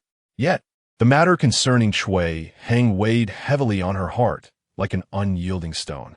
However, with Xie Qingxi's promise to rescue her brother, she felt reluctant to press further. After her uncle returned her from the outskirts of the city, he vanished without a trace, leaving her unaware of his whereabouts. Holding a paintbrush, she found herself momentarily lost in thought, failing to notice the ink dripping onto the freshly painted plum blossoms, creating an unsightly stain. "Miss, the painting is ruined," Yu exclaimed softly. Cui Fu snapped back to reality, her eyes reflecting a hint of melancholy. The days spent composing poetry and painting with Xie Qingxi were now but a memory. Yet, if she continued to wallow in despair, it would surely be unwise. She set down her brush and gently inquired, "What has become of the painting studio that my husband spoke of during his lifetime?" Yu replied, "The studio has been taken over, but it remains unattended and idle. Then find a reliable steward to manage it, and I will visit in a few days to take a look," Cui Fu instructed. Xie Qingxi had a profound affection for painting flowers and birds, reveling in landscapes. Since he had met with misfortune, she resolved to live on in his stead, assisting him in fulfilling his wishes during his lifetime. Should they encounter each other in the afterlife, their union would not be in vain. Yu naturally wished to see her mistress in brighter spirits. As long as she refrained from brooding, all would be well. Upon hearing her directives, she hurriedly set about making arrangements. Cui Fu, noting that the day was still young, selected a simple gown, draping over it a pale blue silk cloak trimmed in indigo. The spring mountains were tinged with azure, elegant and gentle. Once she was ready, she made her way to Yunxia courtyard, where the Jiang family resided, to pay her respects to her mother-in-law, as was customary for the eldest daughter-in-law.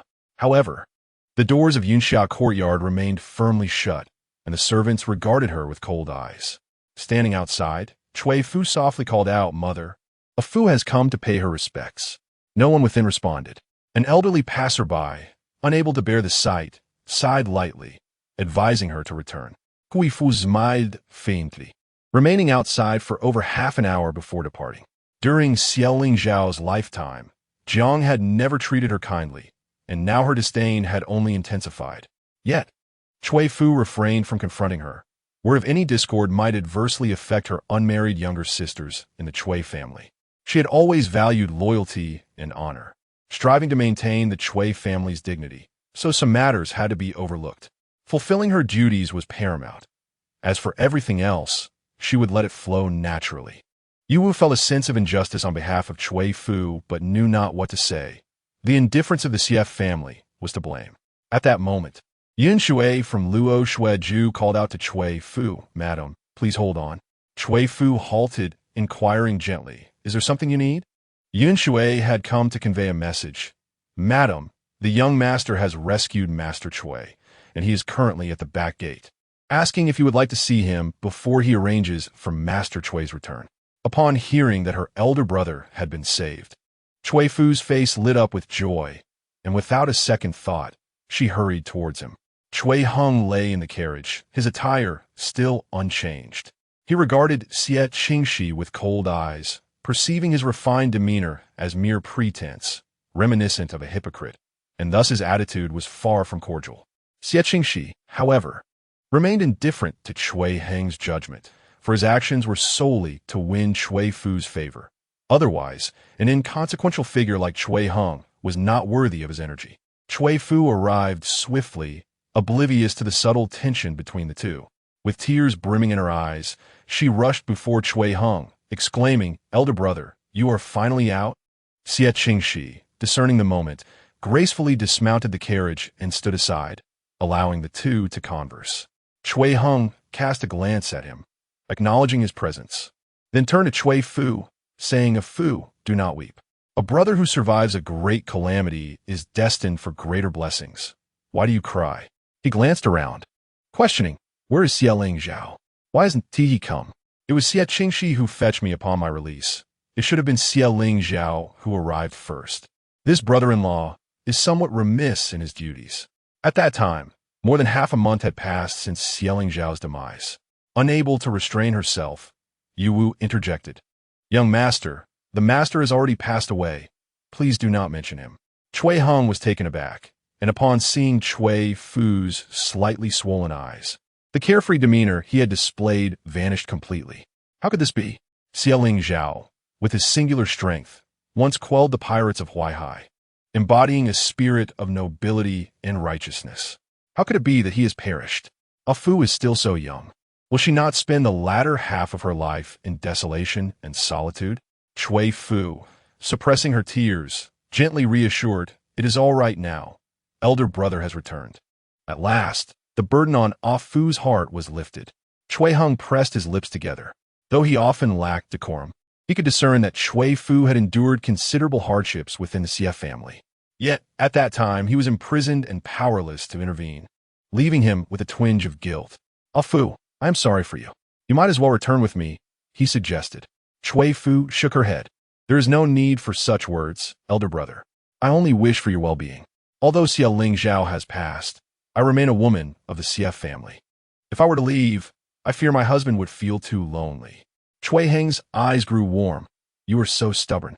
He paused, gazing out at the silhouette of Xie Qingxi, who stood like a solitary pine amidst the snow, and spoke with a hint of displeasure. "Be wary of that second young master Xie. I find him rather sinister." Cui Fu regarded Xie Qingxi's aloof figure and, lowering her gaze to Cui Heng, replied, "If it were not for Mingzhong advocating on your behalf, you would likely still be imprisoned. You have taught me to be grateful. Yet now you cast unfounded suspicions upon others." Cui Heng faltered, realizing he had indeed judged too harshly. Yu Wu could not refrain from interjecting, "Indeed, young master, had you not erred, the young lady would not have been so anxious, nor would she have sought out the second young master." Cui Heng, who typically bore no airs, felt a flush of embarrassment. All right, I concede. I was in the wrong.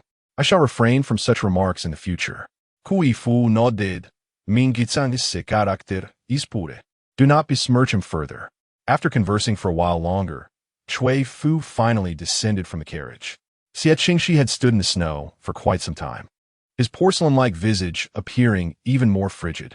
Yet, the tear mole at the corner of his eye lent him a touch of softness. "Have you finished your conversation?" he inquired. With gratitude in her eyes, Cui Fu replied, "We are done. Thank you, Mingzhong. Were it not for you, my elder brother might not have been released so easily." As she approached, a faint scent of blood wafted to her nostrils. Chapter 9. Delicacies dressed in brocade and fox fur, Xie Qingxi appeared serene, as though unchanged by time. However, Cui Fu noted the pallor of his lips, indicating he had likely lost a significant amount of blood, fragile as glass that might shatter with a touch. Furrowing her brow, she asked, "Mingzhong, are you unwell? Why does your complexion appear so poor?" Xie Qingxi adjusted his fur coat, presenting himself like a noble gentleman. Yet his eyes were dull, betraying an inexplicable fatigue. He offered a faint smile. "It is nothing. Perhaps the cold has affected me." Do not worry about me. Yet, as Cui Fu drew nearer, the iron scent of blood grew stronger. Her expression turned serious. Ming Zhang, are you concealing something from me? Cui Hong had offended a powerful figure. How had he been released so easily? Yet, Xie Qingxi remained silent. At that moment, his servant, Yin Shui, suddenly knelt down, exclaiming, "Young madam, I cannot bear to witness this any longer, the young master." Xie Qingxi's gaze turned icy as he reprimanded, "Yin Shui, be silent." Yet, Yin Shui continued to speak for herself. "Lady Xiao, the young master sought to rescue young Master Cui, but his highness, King Hung, was greatly enraged and ordered the young master to endure the punishment meant for Cui. During the execution, the whip was soaked, and the young master was left with no unscathed flesh upon his body. Nevertheless, he persevered and managed to rescue young Master Cui. Yet, instead of gratitude, Cui has only spread slander against our noble young master. It is unjust for him to suffer such wrongful treatment." Cui Fu listened in astonishment, unable to fathom that Xie Qingxi would go to such lengths. She stepped forward and rolled up his sleeve, revealing arms marred by lash marks, with some areas still oozing blood, concealed only by the fox fur draped over him. Her throat tightened with emotion as Xie Qingxi, quickly covering his wounds, spoke in a somewhat frail voice. "These wounds are rather unsightly. I fear they may frighten you. A little medicine will suffice, and besides, it is not very painful. There is no need for my sister-in-law to worry about me." Even in such dire circumstances, his tone remained gentle. Cui Fu felt her eyes welling with tears, lamenting, "This is all my fault. Your injuries stem from my actions, and I will ensure to care for you properly." Initially, she had been swayed by the whispers of others, forming a misguided opinion of Xie Qingxi. Even her own brother, Xie Lingzhao, had shared some discontent towards him. Now, reflecting upon her foolishness, she recognized his profound kindness. Xie Qingxi lowered his long lashes, casting a shadow over his eyes, which concealed the emotions within, resembling a delicate bodhisattva. "I do not wish to trouble you," he murmured. Cui Fu, feeling helpless in her inability to assist him, suggested, "It is of no consequence. After a long day, you must be hungry. Shall I prepare some pastries for you? What do you desire?" Xie Qingxi tilted his head in contemplation. "Would you be able to make fuling cake? I had the fortune of tasting it once before, and if you could create it, that would be splendid." After speaking, he coughed softly, a hint of pink gracing his cheeks, his countenance strikingly beautiful.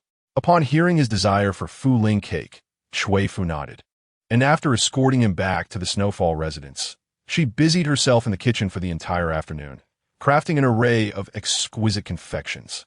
She even prepared some of the delicacies that Xie Lingzhao had relished in life, considering that the tastes of the two brothers should be somewhat similar. As Cui Fu approached the Snowfall residence with the pastries, she fortuitously encountered the doctor applying medicine to Xie Qingxi. He had not closed the door, and sitting with his back turned, his garments half removed, he had one hand gathering his long hair, revealing a robust and fair waist adorned with crisscrossed whip marks, exuding a captivating allure. Perhaps sensing her presence, Xie Qingxi lowered his hair and turned his head, his features exquisite and ethereal, tinged with an ineffable charm. His snow-blue robe cascaded in layers upon the couch, and his dark hair barely concealed his injuries. "You have arrived," he greeted, his voice soft and gentle. Cui Fu's ears flushed crimson as she instinctively lowered her head and retreated, unable to steal another glance, despite the chill of his visage that now seemed to carry a different flavor. Xie Qingxi observed her hurried retreat, a hint of amusement gracing his lips, before he straightened his attire and stepped out of the room. Cui Fu sat in the guest room, holding the pastry she had just prepared, feeling rather flustered. It was unfortunate that she had arrived at such an inopportune moment. Had she known, she would have chosen to come later. Just as she was consumed by her frustration, a shadow suddenly appeared before her. She raised her gaze to find Xie Qingxi standing in front of her, his expression one of concern. "Are you all right? Were you startled by Ming Zhang's injuries?" Cui Fu shook her head, her cheeks flushed. "No, it's just, I didn't expect to run into you while you were changing dressings." She quickly offered him the pastries, eager to divert the conversation. "Why don't we have something to eat first?" Noticing her evasive eyes, Xie Qingxi understood the need for subtlety and replied gently, "Very well. You haven't eaten either. Shall we partake together?" Although Cui Fu was keen to leave swiftly, she was also apprehensive of Xie Qingxi's thoughts, so she responded with a hesitant, "Mem." As they sat across from one another, Cui Fu's mind occasionally wandered back to that vivid scene, making her gaze towards Xie Qingxi increasingly awkward. It was worth noting that she had never seen the body of any man other than Xie Lingzhao. Now, her face burned with embarrassment and uncertainty. Xie Qingxi, with his long fingers delicately handling the pastries, appeared refined and handsome. His gaze upon Cui Fu was particularly tender, and seemingly casual. He inquired, "What troubles you? Why is your complexion so flushed? Have you caught a chill?" Cui Fu gently sipped the tea set before her, feeling somewhat better. She attempted a smile. "It's nothing. Perhaps I hurried over." "How does the pastry taste?" "It is delightful. I quite enjoy it," he replied, and Cui Fu felt a wave of relief. That crystal pastry was also favored by Ling Zhao during his lifetime. "You should try it." The mirth in Xie Qingxi's eyes dimmed slightly, and after a brief pause, he responded, "Is that so? Then I must savor it properly." He picked up the crystal pastry and gently bit into it, savoring its sweet flavor. Seeing his apparent delight lifted Cui Fu's spirits. She took another sip of tea, her lips glistening with moisture, appearing even more delectable than the pastries on the table.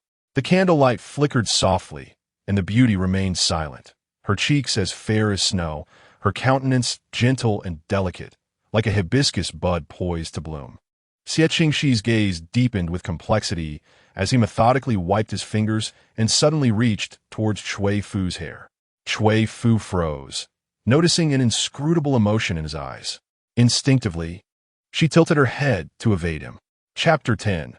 Overstepping boundaries. His long, fair hand lingered in the air, appearing somewhat presumptuous. Cui Fu's eyes reflected both wariness and confusion. "Ming Zhang?"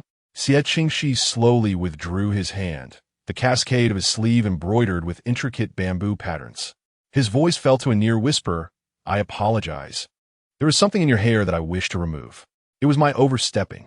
Cui Fu was momentarily taken aback as she gazed into the bronze mirror, discovering a petal of begonia nestled in her hair, likely a remnant from her careless passage through a flower thicket.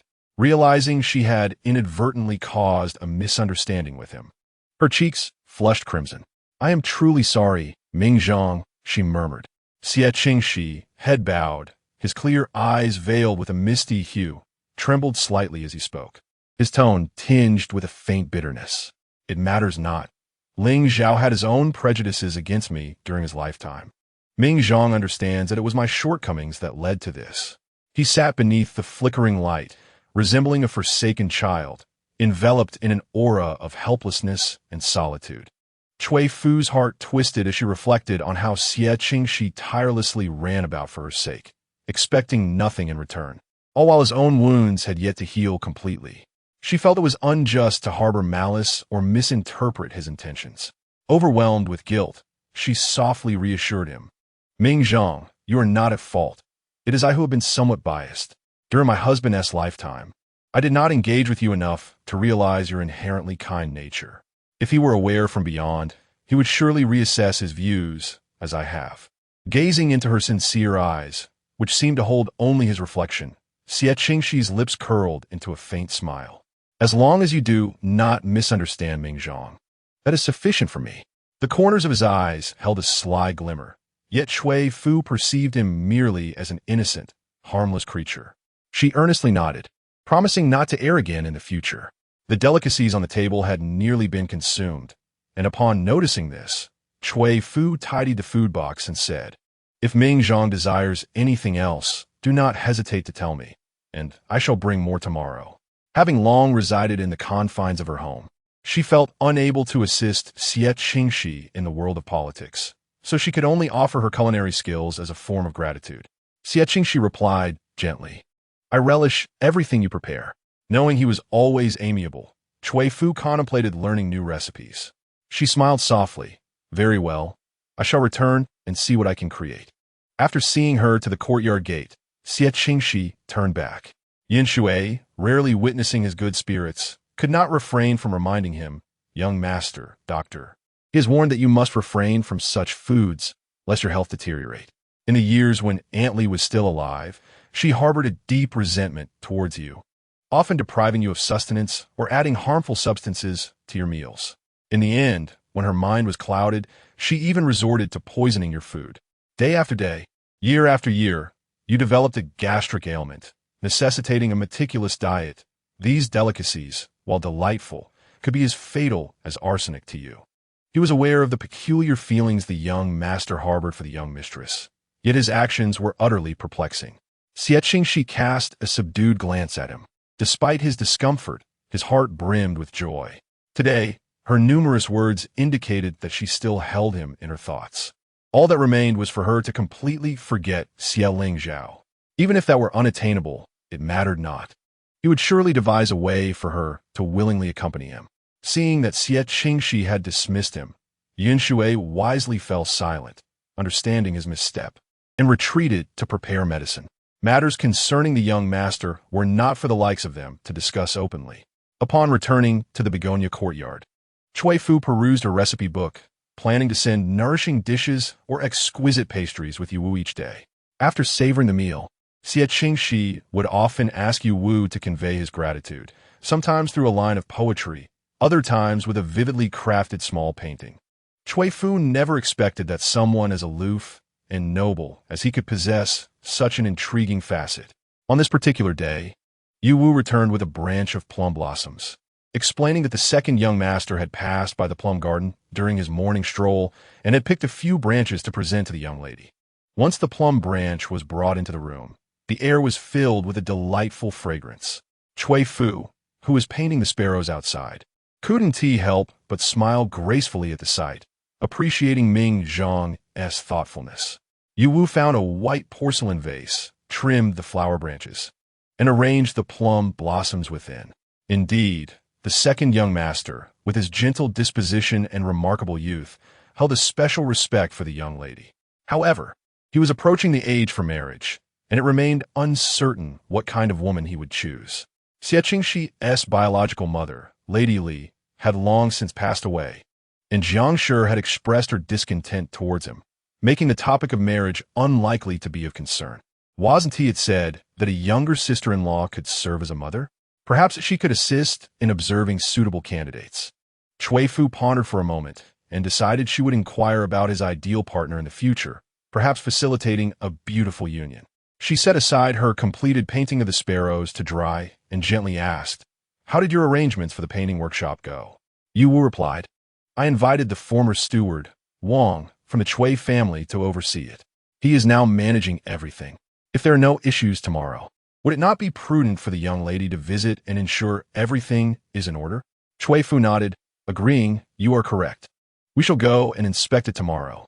Managing the painting workshop was not solely for the benefit of Xie Lingzhao. It could also yield additional income, which naturally warranted attention. Upon hearing Cui Fu's agreement, Yu Wu's face lit up with joy. The young lady should indeed venture out more to breathe in the fresh air. "What attire shall the young lady wear?" "I shall prepare it for you tonight," she inquired. Cui Fu replied softly, "Something simple will suffice." As a widow, she could not afford to be overly ostentatious.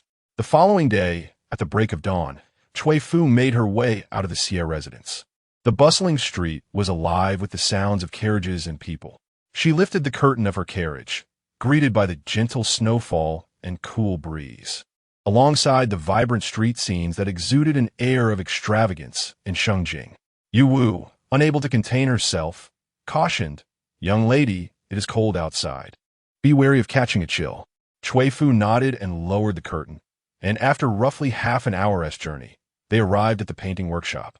Dismounting, she donned a veil to shield her visage, her slender figure resembling the graceful willows along the riverbank, drawing numerous gazes. In her youth, she was renowned alongside Fang Jiaqinxue as one of the two beauties of Shengjing, celebrated for both her beauty and intellect. However, after marriage, she gradually faded from the public eye, and few could recognize her now. As Cui Fu approached the workshop, she noticed a man clad in dark clothing pointing at a peony painting on the wall, inquiring, How much for this painting? The steward, Wang, replied with a smile. Esteemed guest, this piece is created by our master and is not for sale at present. Would you care to look at something else? The man continued to gaze at the signature on the painting with a strangely tender expression, requesting, "Could you kindly inquire if it might be available? I am quite fond of this artwork." His voice resonated with an air of calm authority, a demeanor only one accustomed to high status could embody. Yet, the steward Wang could only repeatedly express his apologies. The man turned, a hint of disappointment flickering across his features, but upon catching sight of Cui Fu, he paused. And after a moment's hesitation, he spoke. "A Fu? Is it truly you?" Chapter 11. Serendipity. Before her stood a man clad in robust attire, his physique imposing. With sword-like brows and starry eyes, his handsome features strikingly defined. When silent, he bore an air of aloofness, exuding an innate authority akin to a sharpened sword. Glinting with a cold light, Cui Fu's lips quivered slightly as she tentatively called out, "Brother Yin?" Yun Su nodded, his voice deep yet laced with a touch of delight. "It is I, a Fu. Indeed, it is you. It has been far too long, Brother Yun." Cui Fu's eyes glistened with unshed tears. Yun Su was a close friend of Xie Qingxi, and the three of them had grown up together. However, the Yun family was a lineage of generals, and Yun Su had joined the military at the tender age of 16, leading to a gradual estrangement. Their unexpected reunion here was a pleasant surprise.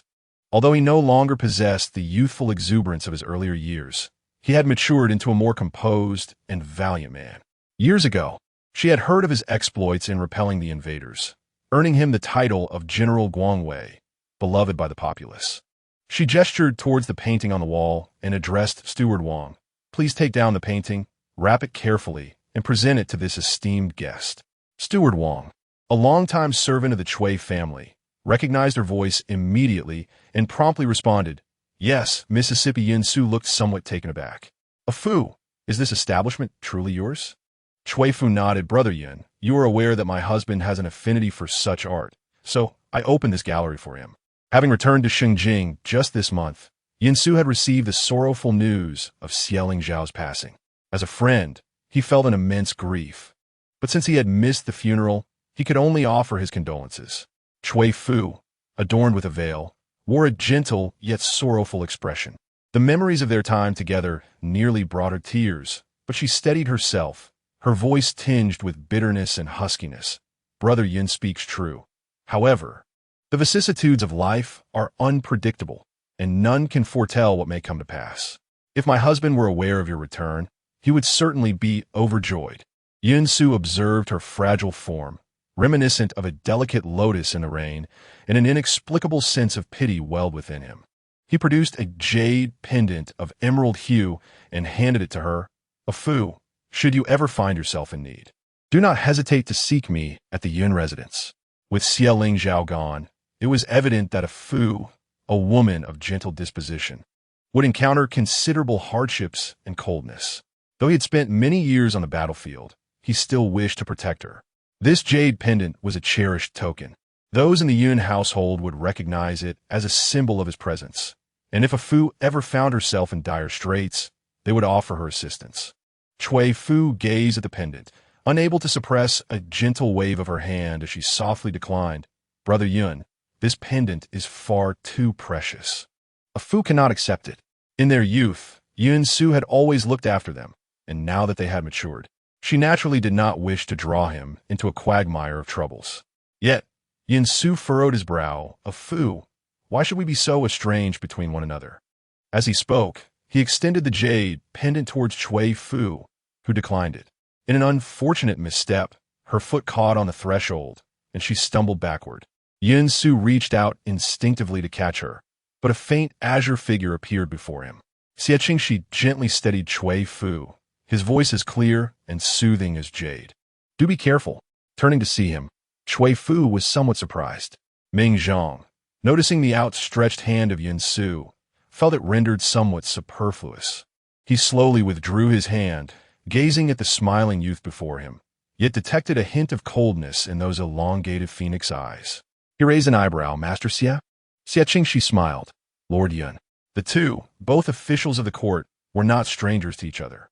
Xie Qingxi, having gained fame at a young age, carried himself with a refined demeanor, his conduct always meticulous.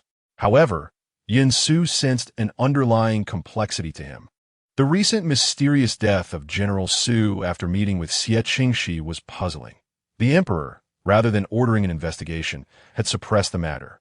Hence, Yin Su's gaze towards Xie Qingxi bore a hint of scrutiny.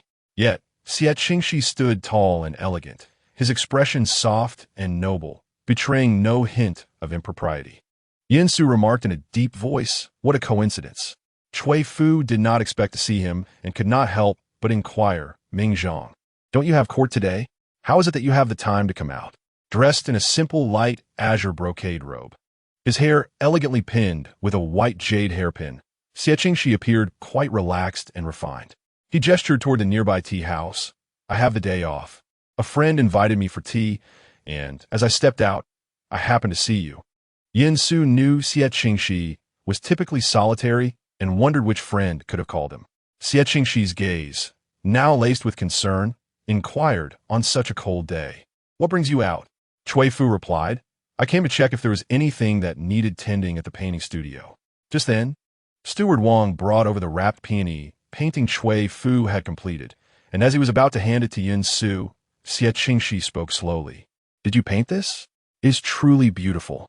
Cui Fu felt her cheeks flush at such straightforward praise, thinking it was nothing compared to Xie Qingxi's own works. Yet he took the painting in his hands, clearly captivated. "I am quite fond of this peony. Might you part with it for Ming Zhang?" Cui Fu hesitated. Recalling that Yin Su had expressed interest in the painting earlier, "I had intended to give it to him. If you wish, I could paint another for you when I return." The smile that had graced Xie Qingxi's lips faded slightly, his long lashes casting shadows over his eyes. His tone tinged with disappointment as he leisurely returned the painting. "Is that so? Then let it be for Lord Yin." Hearing his dejected tone, Cui Fu felt a pang of sympathy. Xie Qingxi had done so much for her, and now he merely wished for a painting. She found it disheartening to deny him, and after a gentle bite of her lip, she suggested this painting. Yin Su paused for a moment before responding. "Since Master Xie also appreciates it, then let him have it. I shall seek out something else." Xie Qingxi was slightly taken aback, softly asking, "Really? Lord Yin won't be displeased?" He was undeniably refined and strikingly handsome, yet Yin Su discerned a hint of provocation in his words. However, he could not show his anger in front of Cui Fu and merely replied with a cold expression, "As long as Lord Xie is pleased." Xie Qingxi tucked the painting into his embrace, his beautiful eyes curving slightly, enhancing his exquisite features. He flashed a gentle smile at Cui Fu and expressed his gratitude. "Thank you. Ming Zhang is quite fond of it." As for Yin Su, he regarded him with indifference. Seeing Xie Qingxi's delight, Cui Fu also smiled lightly. "As long as you like it." Standing slightly aside, Yin Su hesitated for a moment before suggesting, "Ah Fu, it has been a long time since we last met. Shall we sit in the nearby tea house?" No sooner had he spoken than Xie Qingxi discreetly coughed into his handkerchief, his alluring eyes glistening with unshed tears. Cui Fu, unable to respond to Yin Su's proposal, turned her attention to Xie Qingxi. "Ming Zhang, are you all right?" Chapter 12. Cousin Xie Qingxi lifted his gaze, his eyes clear and gentle, reminiscent of a serene landscape, though his complexion was pale. He gently shook his head. "I am fine." After a pause, he added, "Did not Lord Yin wish to invite you to the tea house? You should go with him. I will return to the manor to take my medicine." Yin Su's handsome face darkened, reflecting extreme displeasure. He was astonished to discover this side of Lord Xie, a close advisor to the emperor, who had just moments ago appeared perfectly well, but was now feigning a sickly demeanor, an act that struck him as exceedingly cunning and hypocritical. Cui Fu noted the delicate, almost fragile air surrounding Xie Qingxi and, with a hint of apology in her eyes, addressed Yin Su. "Brother Yin, Ming Zhang is quite ill. I shall escort him home first. We can gather again when time permits." Yin Su parted his lips, but eventually sighed, "Very well. I shall visit the Xie residence to pay my respects to Ling Zhao in a few days." Cui Fu nodded. The art studio was well managed by Steward Wang, and there was no need for her intervention. The priority was Ming Zhang's health, so she focused on getting him home. As Yun Su observed their retreating figures, he couldn't help but call out Ah Fu. Cui Fu turned back, only to hear him say, "Take care," gripping the jade pendant in his hand. He ultimately refrained from offering it. At 16, he had wished to present the pendant to her, but he was too late. Upon returning from the military camp, Ah Fu had already become Ling Zhao's wife. Thus, he had buried his unspoken desires. Now that Ling Zhao was deceased, Yun Su, upon realizing his thoughts, felt inexplicably ashamed. Cui Fu regarded Yun Su merely as the elder brother of her and Xie Zhao, having never contemplated anything beyond that. Their encounter today was a rare and cherished fate. Gradually lowering the carriage curtain, her gaze fell upon Xie Qingxi. "Mingzhong, are you feeling better?" Xie Qingxi, seated in the carriage with his long robe spread elegantly, appeared remarkably handsome, akin to the finest jade from Kunshan. He nodded gently. "Thank you for your concern. It no longer pains me as it did before." His wounds were slowly healing, save for the scar on his palm from the candlestick, which remained difficult to mend. Cui Fu's gaze also wandered to the scar winding along the back of his fair hand, her only relief being that it was not on his right hand. Otherwise, writing would become troublesome for him in the future. The scene of him standing up for her before his mother-in-law was still vivid in her memory. And Xie Qingxi had proven to be exceedingly kind to her. Cui Fu was profoundly moved and contemplated returning to prepare some gifts for him. Although the falling snow residence was clean and tidy, it inevitably felt somewhat cold and desolate, and she could not think of what to send him at that moment. After about the time it takes to brew a cup of tea, the two returned to the Xie residence. Xie Qingxi disembarked from the carriage first and thoughtfully extended his hand to assist Cui Fu with the curtain. A gentle smile graced Cui Fu's lips, akin to the soft bloom of spring flowers. Just as she was about to express her gratitude, she noticed a maid from Yunxia courtyard, Lan Xiang, approaching them and bowing in greeting. "Young madam, second young master, good day. The madam has sent me to summon you, stating that there are matters to discuss." Cui Fu was somewhat taken aback. Jiangshi had often shown dissatisfaction towards her, and since the funeral of Xie Ling Zhao, they had maintained a cordial distance. The sudden summons left her puzzled.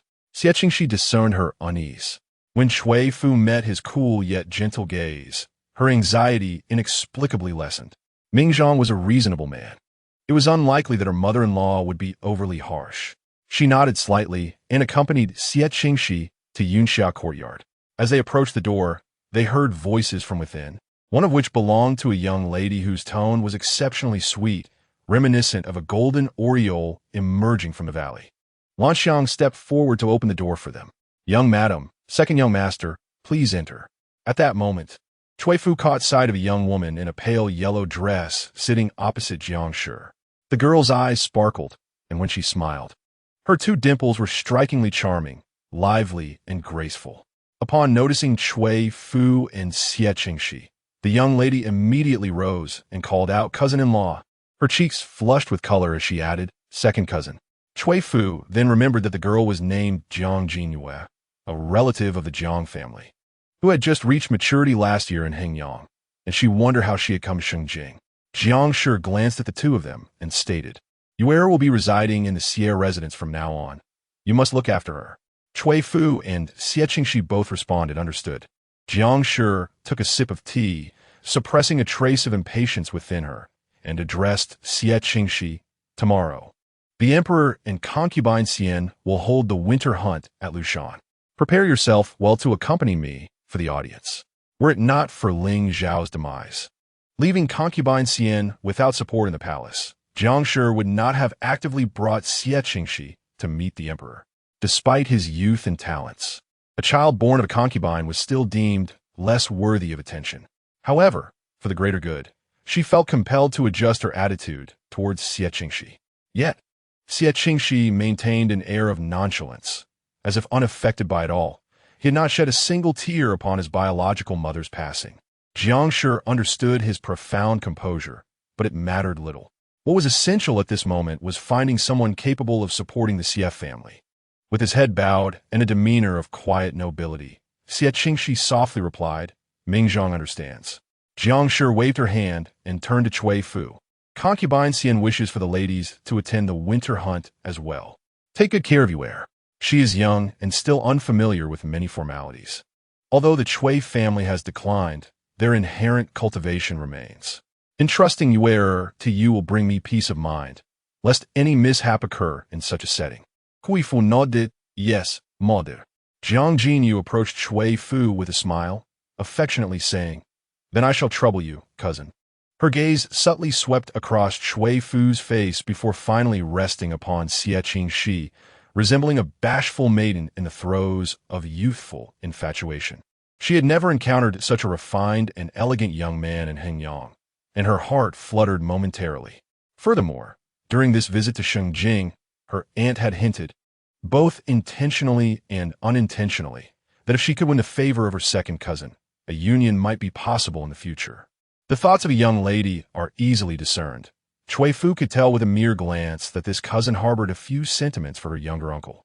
With her innocent and carefree demeanor, and Xie Mingzhang's gentle and refined qualities, they seemed a match made in heaven.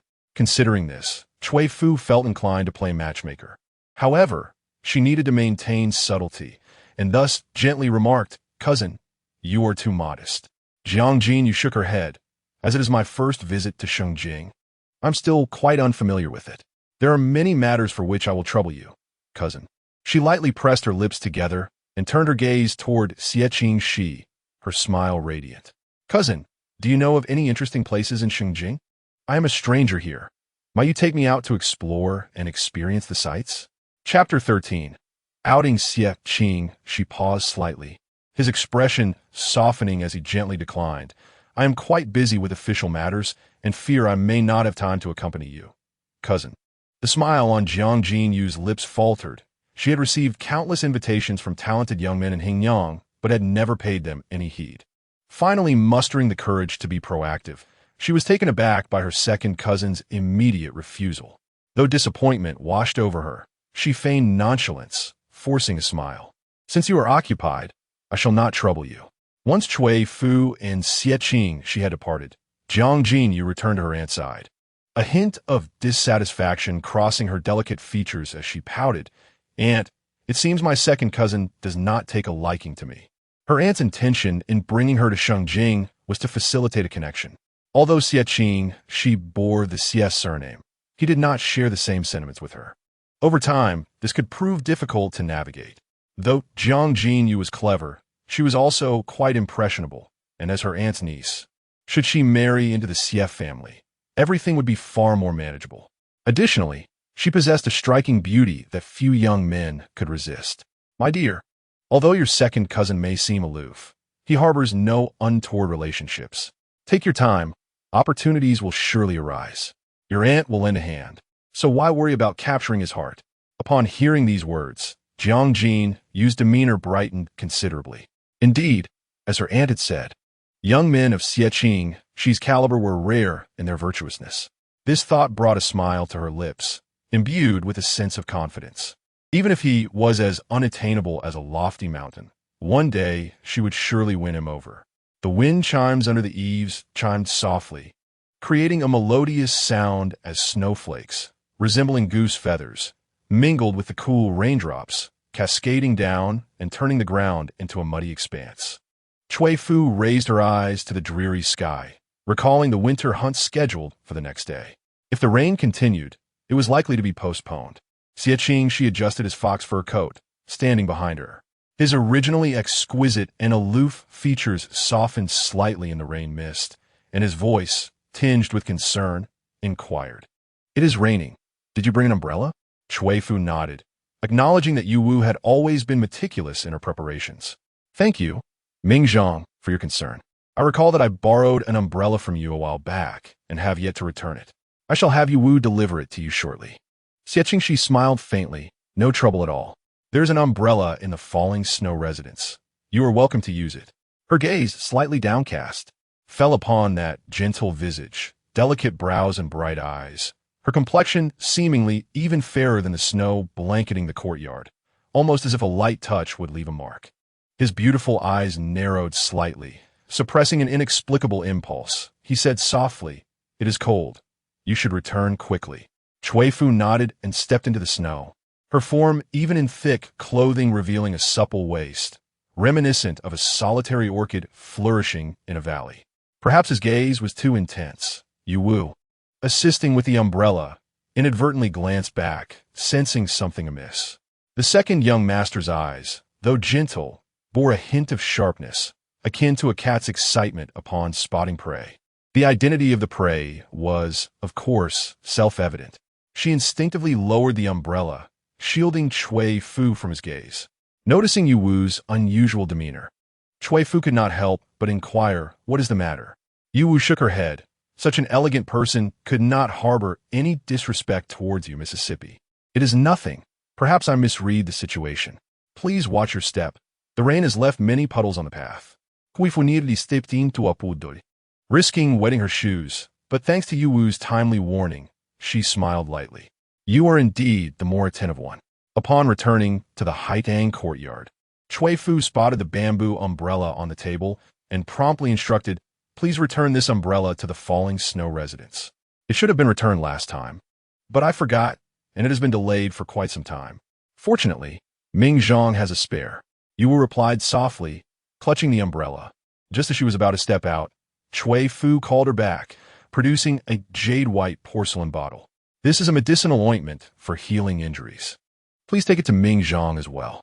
The winter hunt is tomorrow, and if his wounds are not fully healed, any sudden movements might aggravate them. This ointment was brought back from Nanyang by my husband when he was alive. It is said to be remarkably effective for promoting healing. If it could assist him, it would be a small contribution from her." Yu Wu nodded and hurried out into the rain, returning with her shoes quite damp but cradling a blooming magnolia. Upon seeing Cui Fu, she smiled and said, "Miss, the second young master sent a pot of orchids, named Tai Bai invites the moon. He noticed the orchids on the handkerchief you used to bandage his wound and thought you might like them, so he asked me to bring them to you. Orchids are known for their elegance and are favored by scholars." Cui Fu, well versed in literature, naturally appreciated them, yet this pot of magnolia, with its enchanting grace, was indeed extraordinary, leaving her somewhat conflicted. Sensing Cui Fu's hesitation, Yu Wu continued. "The second young master said this orchid is a token of gratitude for the ointment you sent him. If you do not accept it, he might feel uneasy." As she conveyed the message, she could not help but admire how considerate the second young master was, accurately anticipating the miss's reaction. Cui Fuan smiled gently, her delicate fingers lightly brushing against the elegant branches and leaves of the orchid, the faint fragrance lingering on her fingertips. She spoke softly, "Let us place it indoors." Yu Wu nodded and found a well-ventilated spot for it.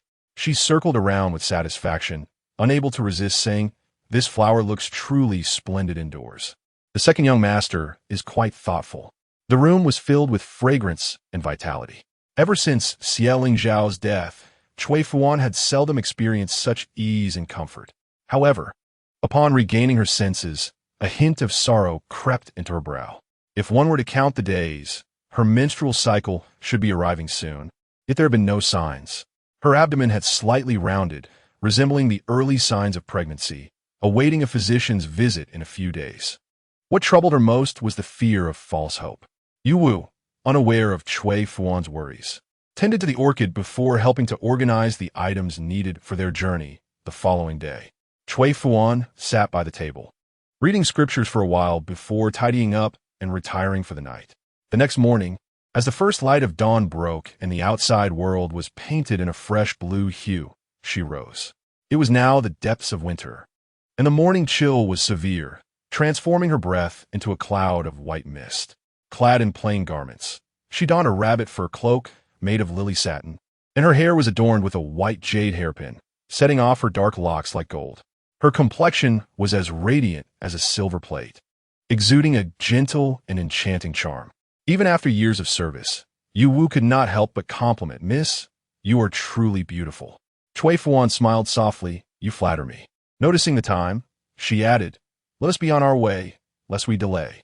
Only then did Yu Wu gather the items and accompany Cui Fuan to the front courtyard, where Jiang Jin had been waiting for a while. Upon seeing them, she approached with a smile, "Good day, sister-in-law." Chapter 14, Winter Hunt. Jiang Jin Yu's smile was as picturesque as a painting, with dimples at the corners of her mouth that resembled jars of fermented rice, charming and sweet. Sister-in-law, you have arrived. Shall we share a carriage? Cui Fu readily agreed, nodding, then let us go. Once in a carriage, Jiang Jinyu took a delicately carved box made of rosewood from her maid. I forgot to give this to you during our last visit to my aunt's courtyard. This is a pearl my father brought back from the South Seas. There is only this pair, and it is perfectly suited for you, sister-in-law. The pearls were large and round, flawless in appearance. Cui Fu was momentarily taken aback, then gently pushed the box back to her. I am in a hurry today and have not prepared a gift in return. One ought not to accept favors without merit. Such a precious item should remain with you.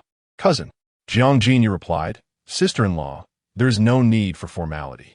It would be improper to return something given as a gesture of respect. She lowered her head, her voice tinged with shyness. I also wish to ask you something. Oh, what is it? Please feel free to speak, cousin. Jiang Jinyu's face flushed crimson, and after a long pause, she finally said, I wish to inquire about the second cousin as preferences. The household staff had remarked that the second cousin and sister-in-law shared a good relationship, which prompted her to ask. After all, she felt she had previously offended him, and thought that, by discovering his likes, perhaps she could bridge the gap between them. Cui Fu pondered for a moment. What does Xie Qingxi enjoy? She was somewhat unsure, yet he always exuded an air of tranquility and ease. His interactions with others were remarkably serene, never revealing any particular likes or dislikes, although he seemed to possess a certain fondness for sweets. She ventured to speak. Cousin, can you prepare any snacks? Perhaps some pastries, as I believe my uncle would appreciate them. Jiang Jinyue, the sole daughter of her family, had always been coddled and had never engaged in household chores. Thus, she was not particularly skilled in the kitchen.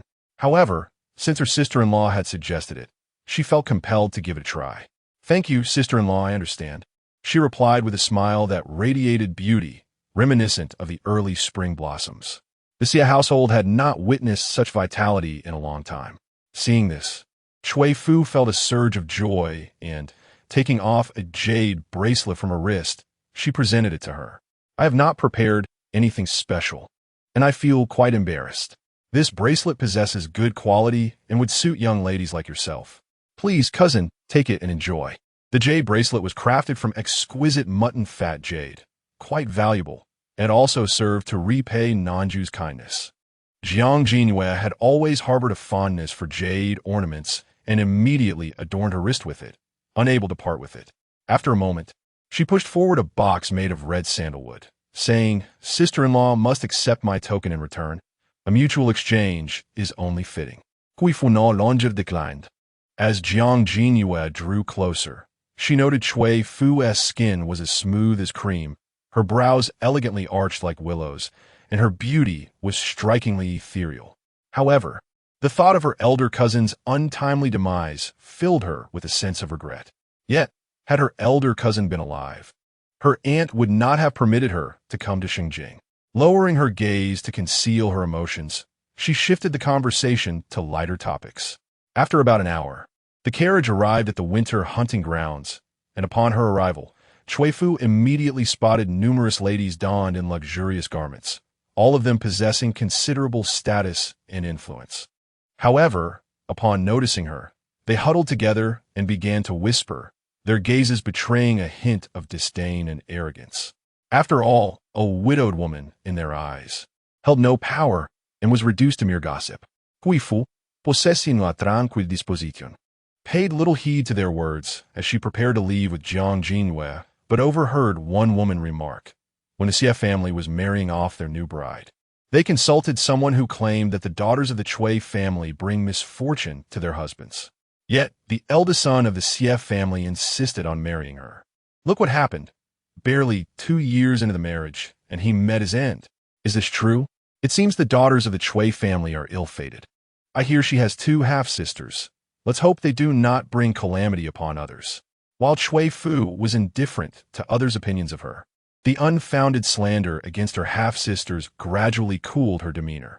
She looked at the 2 women and said, Ladies, you truly possess an abundance of leisure to engage in such gossip about others. The first woman feeling somewhat embarrassed at being called out, faltered, but the other retorted, "What is gossip if not the truth?" Surely, Madame Xie's reaction is rather exaggerated. Have we struck a nerve? Her icy gaze swept over Cui Fu, appraising her from head to toe. What of youth and beauty? Once a husband is lost, one is destined to remain a widow for life. Cui Fu recognized this woman as Mrs. Li Wan, the wife of a minister of revenue, who had a penchant for idle chatter. She replied coolly, "Mrs. Li, are you certain of your claims based on personal observation? It is merely hearsay, yet it is wielded to stir discord. If Madame Li cannot articulate a valid reason, I shall seek justice on this day, with His Majesty in attendance." Madame Li was taken aback. This was a private matter of another household. How could she possibly witness it firsthand? Just as she was about to speak, a young man clad in a snow-blue robe approached leisurely. His complexion was as fair as jade, and he exuded an extraordinary demeanor. However, his gaze towards her was strikingly frosty, reminiscent of mountain snow, causing her to tremble involuntarily. Xie Qingxi stood protectively in front of Cui Fu, his eyes scanning the individuals present. His voice was clear and melodious. "Madame Li, head of the Ministry of Revenue. Madame He, Vice Minister of the Supreme Court. Madame Zhang, Deputy Minister of Justice." With each name he uttered, the color drained from their faces. They merely sought to engage in verbal sparring, never intending to implicate their husbands. Yet, the young man before them seemed acutely aware of their spouse's official ranks. Madame, he furrowed her brow and inquired, "Who are you?" Xie Qingxi smirked slightly and replied leisurely, "I am but an inconsequential figure from the Hamlin Academy. There is no need for you to be concerned. However, the lady behind me is the young mistress of the Xie family. The actions you have just taken are a grave affront to her honor. Would you not agree, young mistress?" The assembly recalled that the Xie family had a successful son, yet they momentarily could not associate the regal presence of the young man with that individual. Madame He's complexion shifted slightly in the realm of officialdom. The most egregious offense was to bully the rising stars. Furthermore, she never anticipated that Lord Xie would defend his sister-in-law. Immediately, she forced a smile and said, "It was our fault. Please do not hold it against us, Lord Xie." Xie Qingxi shifted slightly, indicating that the ladies should offer their apologies, although Madame Li felt discontent. Upon witnessing Madame He's concession, she firmly stated, "We have indeed been offensive. I hope the young mistress can forgive us." Xie Qingxi narrowed his eyes and cast a glance at her, a smile on his lips laced with a hint of danger. Chapter 15. A contest. Cui Fu, unwilling to prolong the dispute, lifted her delicate, fair face and gently said to Xie Qingxi, "Let us leave, Mingzhang." Understanding her gentle nature and her desire to remain untainted by such disputes, he softly acquiesced, "Very well." Yet he silently noted the names of those ladies. His sister-in-law's hands should remain untainted, but he could take action. While verbal transgressions may not lead to dire consequences, some form of retribution was warranted, was it not?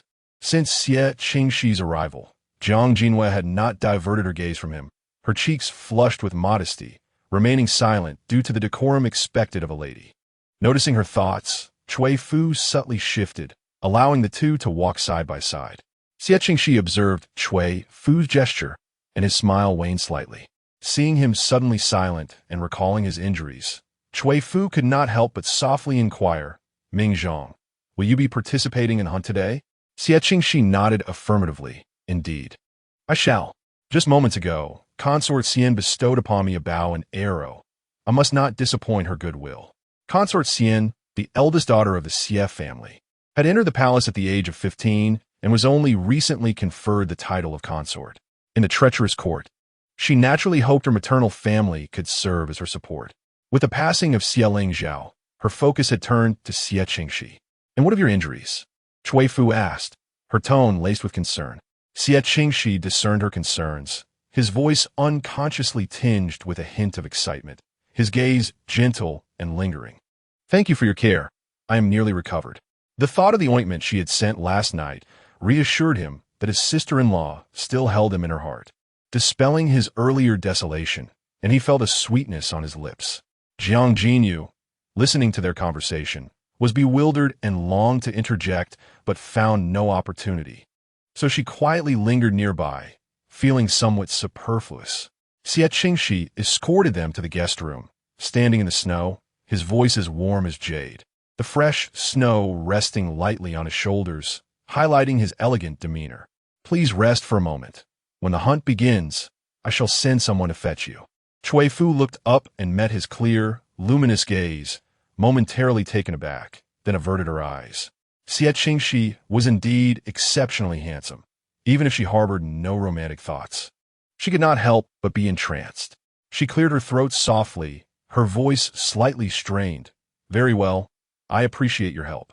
Once Xie Qingxi departed, Cui Fu ushered Jiang Jinyu into the guest room, where warmth enveloped them, allowing both to relax considerably. Jiang Jinyu could not help but exclaim, "Cousin is cultured and courteous. He shows you great respect." Cui Fu nodded in agreement. Indeed, Ming Zhang is wise and filial, a rare quality. The Xie family was fortunate to have Xie Lingzhao, a paragon of excellence, and now Xie Qingxi, a remarkable figure in his own right. Jiang Jinyu felt a surge of joy at this, recognizing that such distinguished individuals were certainly worth her attention. She promptly changed into a delicate outfit that accentuated her beauty, her complexion resembling a lotus and her brows arched like willow branches. Cui Fu, understanding the adage that a woman adorns herself for the one she cherishes, thoughtfully arranged her hair accessories. The vivacious nature of her cousin harmonized perfectly with Xie Qingxi's reserved demeanor. Together, they complemented each other beautifully. If they were to form a joyful union, they could provide mutual support in the future. Seeing Cui Fu's attentiveness, Jiang Jinyu affectionately linked her arm with her sister-in-law's. "You are truly wonderful." Cui Fu smiled softly, appearing both graceful and gentle. "You flatter me, cousin." She reached out to adjust Jiang Jinyu's hairpin, feeling a sense of joy reminiscent of her two younger sisters at the Cui family home. About half an hour later, Xie Qingxi sent a servant to summon them. The timing was perfect. The daylight streamed upon the snow, reflecting a blinding whiteness that added a touch of warmth. Xie Qingxi had donned a silver-white riding outfit that accentuated his tall figure. From his horse, he looked down, his demeanor strikingly handsome, reminiscent of the top scholar he once was. The surrounding snow seemed to transform into a city of blooming peonies as he galloped through the vibrant capital, brimming with youthful vigor. Cui Fu felt a hint of moisture at the corners of her eyes as she caught a glimpse of Xie Lingzhao's shadow in Xie Qingxi. In his prime, Xie Lingzhao excelled in horsemanship and archery, adorned in a luxurious hat and sable coat, exuding effortless charm. Only when Xie Qingxi called her name did she come back to herself, tilting her head to wipe away the tears, offering a gentle smile. "Ming Zhang." Xie Qingxi noticed a trace of longing in her sparkling eyes, realizing that her gaze was not solely directed at him. A pang of bitterness gripped his heart, a sense of injustice rising within him. Why, after the passing of his elder brother, did her eyes still only reflect him? He tightened the reins, his long fingers turning pale, yet a smile lingered on his lips. If being a substitute for his brother could garner her attention, he would gladly accept it. Unaware of his thoughts, Cui Fu softly cautioned, "Ming Zhang, be careful. In the hunting grounds, where blades are merciless, her uncle, a civil official, still bore wounds that had yet to heal, causing her a twinge of concern." Xie Qingxi gently nodded, straightening his back, standing out among the many scions of noble families like a crane among chickens. At that moment, Yin Su rode in on a magnificent black steed, halting before Cui Fu with a glimmer of delight in his eyes. "Ah Fu, you have come as well." Cui Fu smiled softly, "Brother Yin." After exchanging pleasantries, Yin Su's gaze settled on Xie Qingxi, a hint of disdain flickering across his expression. How could someone so refined possibly partake in a hunt? Sensing his scrutiny, Xie Qingxi's eyelashes fluttered slightly as he responded with a smile. "Master Yun, it is a pleasure to see you again. I hope for your guidance during the hunt." In previous years, Yin Su had always emerged victorious in the hunting contests. Though he had no intention of participating, upon seeing Xie Qingxi, an inexplicable competitive spirit surged within him. He commanded his attendants to fetch a bow and arrows, proclaiming, Master Xie, you are too modest. Rather than merely hunting, why not compete? Xie Qingxi appeared intrigued. How shall we compete? I shall give you 10 arrows. Let us see who brings back more game. I wager a jar of exquisite Qilubai. Qilubai is a renowned wine, treasured and hard to come by. Throughout Yun Su's speech, his gaze remained fixed on Xie Qingxi, who maintained an air of nonchalance. After a moment, Xie Qingxi replied, if Master Yun is eager, I shall gladly oblige. What do you wish to wager? Yun Su's eyes swept over the jade pendant at Xie Qingxi's waist. That jade pendant you wear. Xie Qingxi's voice grew even softer. Very well. Yet beneath her calm exterior, turbulent currents swirled. This pendant was a gift from her marriage, and indeed, Master Yun had a discerning eye. Chapter 16. The snow wolf Yun Su was tall and imposing, his robust physique honed from years of battle, his arms strong from wielding a bow. It was precisely this prowess that compelled him to offer Xie Qingxi 10 arrows, ensuring the contest remained fair. Although Cui Fu was unaware of the tension between the two, she sensed an undercurrent of rivalry and gently pressed her lips together, expressing concern. Ming Zhang, Brother Yun, please be cautious. When Yun Su looked at her, his eyes softened. Ah Fu, do not worry. All will be well. Xie Qingxi echoed her sentiment with a tender tone. Wait for my return. Cui Fu nodded, watching as the two galloped away. Their figures, swift as arrows and lightning, quickly vanished into the vast expanse of snow. A biting wind rushed towards them as Xie Qingxi and Yun Su walked side by side. Though Yun Su's voice was smooth, it carried an icy undertone. Master Yun, my sister-in-law is now part of the Xie family. Please refrain from calling her by her maiden name in the future. Yun Sui's brow furrowed. He recognized the impropriety of his address, but harbored selfish motives. Calling her Ah Fu seemed more intimate, and since Xie Lingzhao had passed, it was possible that Cui Fu would not remain with the Xie family forever, and remarriage was not out of the question. Yet as he met Xie Qingxi's smiling, yet subtly dangerous phoenix-like eyes, the words he intended to voice caught in his throat. With a cold snort, he muttered, let us see if Master Xie can best me. Cui Fu stood in place, gazing at their distant figures. She could faintly discern their conversation, but could not hear their words, causing a stir of worry within her. The wind whipped her garments as the sounds of hooves and arrows filled the hunting grounds. Madame Xie, Miss Jiang, and Emperor Xianfei, you are requested to come forward. A young maid clad in an apricot-hued cotton coat stood behind the two, whispering softly. Cui Fu turned her gaze back and beheld a lady in splendid brocade garments looking down at them from the tall building.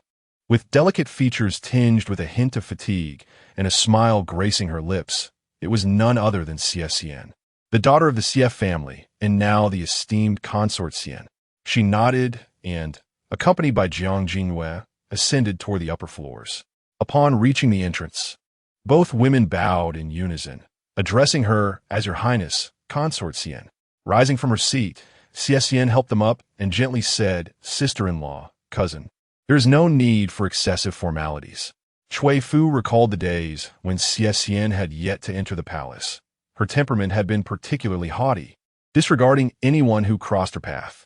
To her surprise, Xie Xian had now cultivated a gentle demeanor, far removed from her former aloofness. Xie Xian invited them to sit, pouring tea, and her beautiful visage, shrouded in the fragrant steam, exuded a captivating charm. While her appearance might not be the most striking within the palace, it was her grace that had captured the emperor's favor. However, without a powerful maternal family, she would struggle to maintain her position in the palace. And with years passing without a child, her allure might fade, leading to a decline in royal favor. Thus, she sought to preserve her ties with the Xie family, particularly ensuring the well-being of her half-brother, Xie Qingxi. Hearing that Xie Qingxi was known to heed only his elder sister-in-law's words, she had summoned Cui Fu. Smiling as she inquired, sister-in-law, have you been well these days?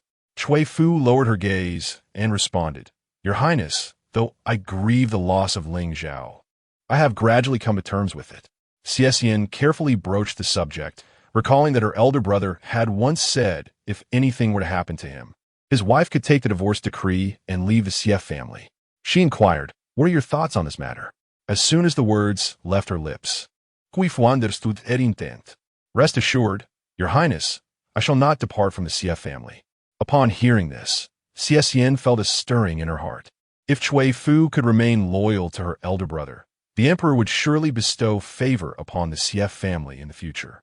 Although sacrificing a woman's later life for the sake of a mere pretext seemed cruel, it was the only means to avoid reproach, applicable to both the Cui and Xie families. She smiled and deftly shifted the topic, instructing the young maid to bring forth a platter of pastries.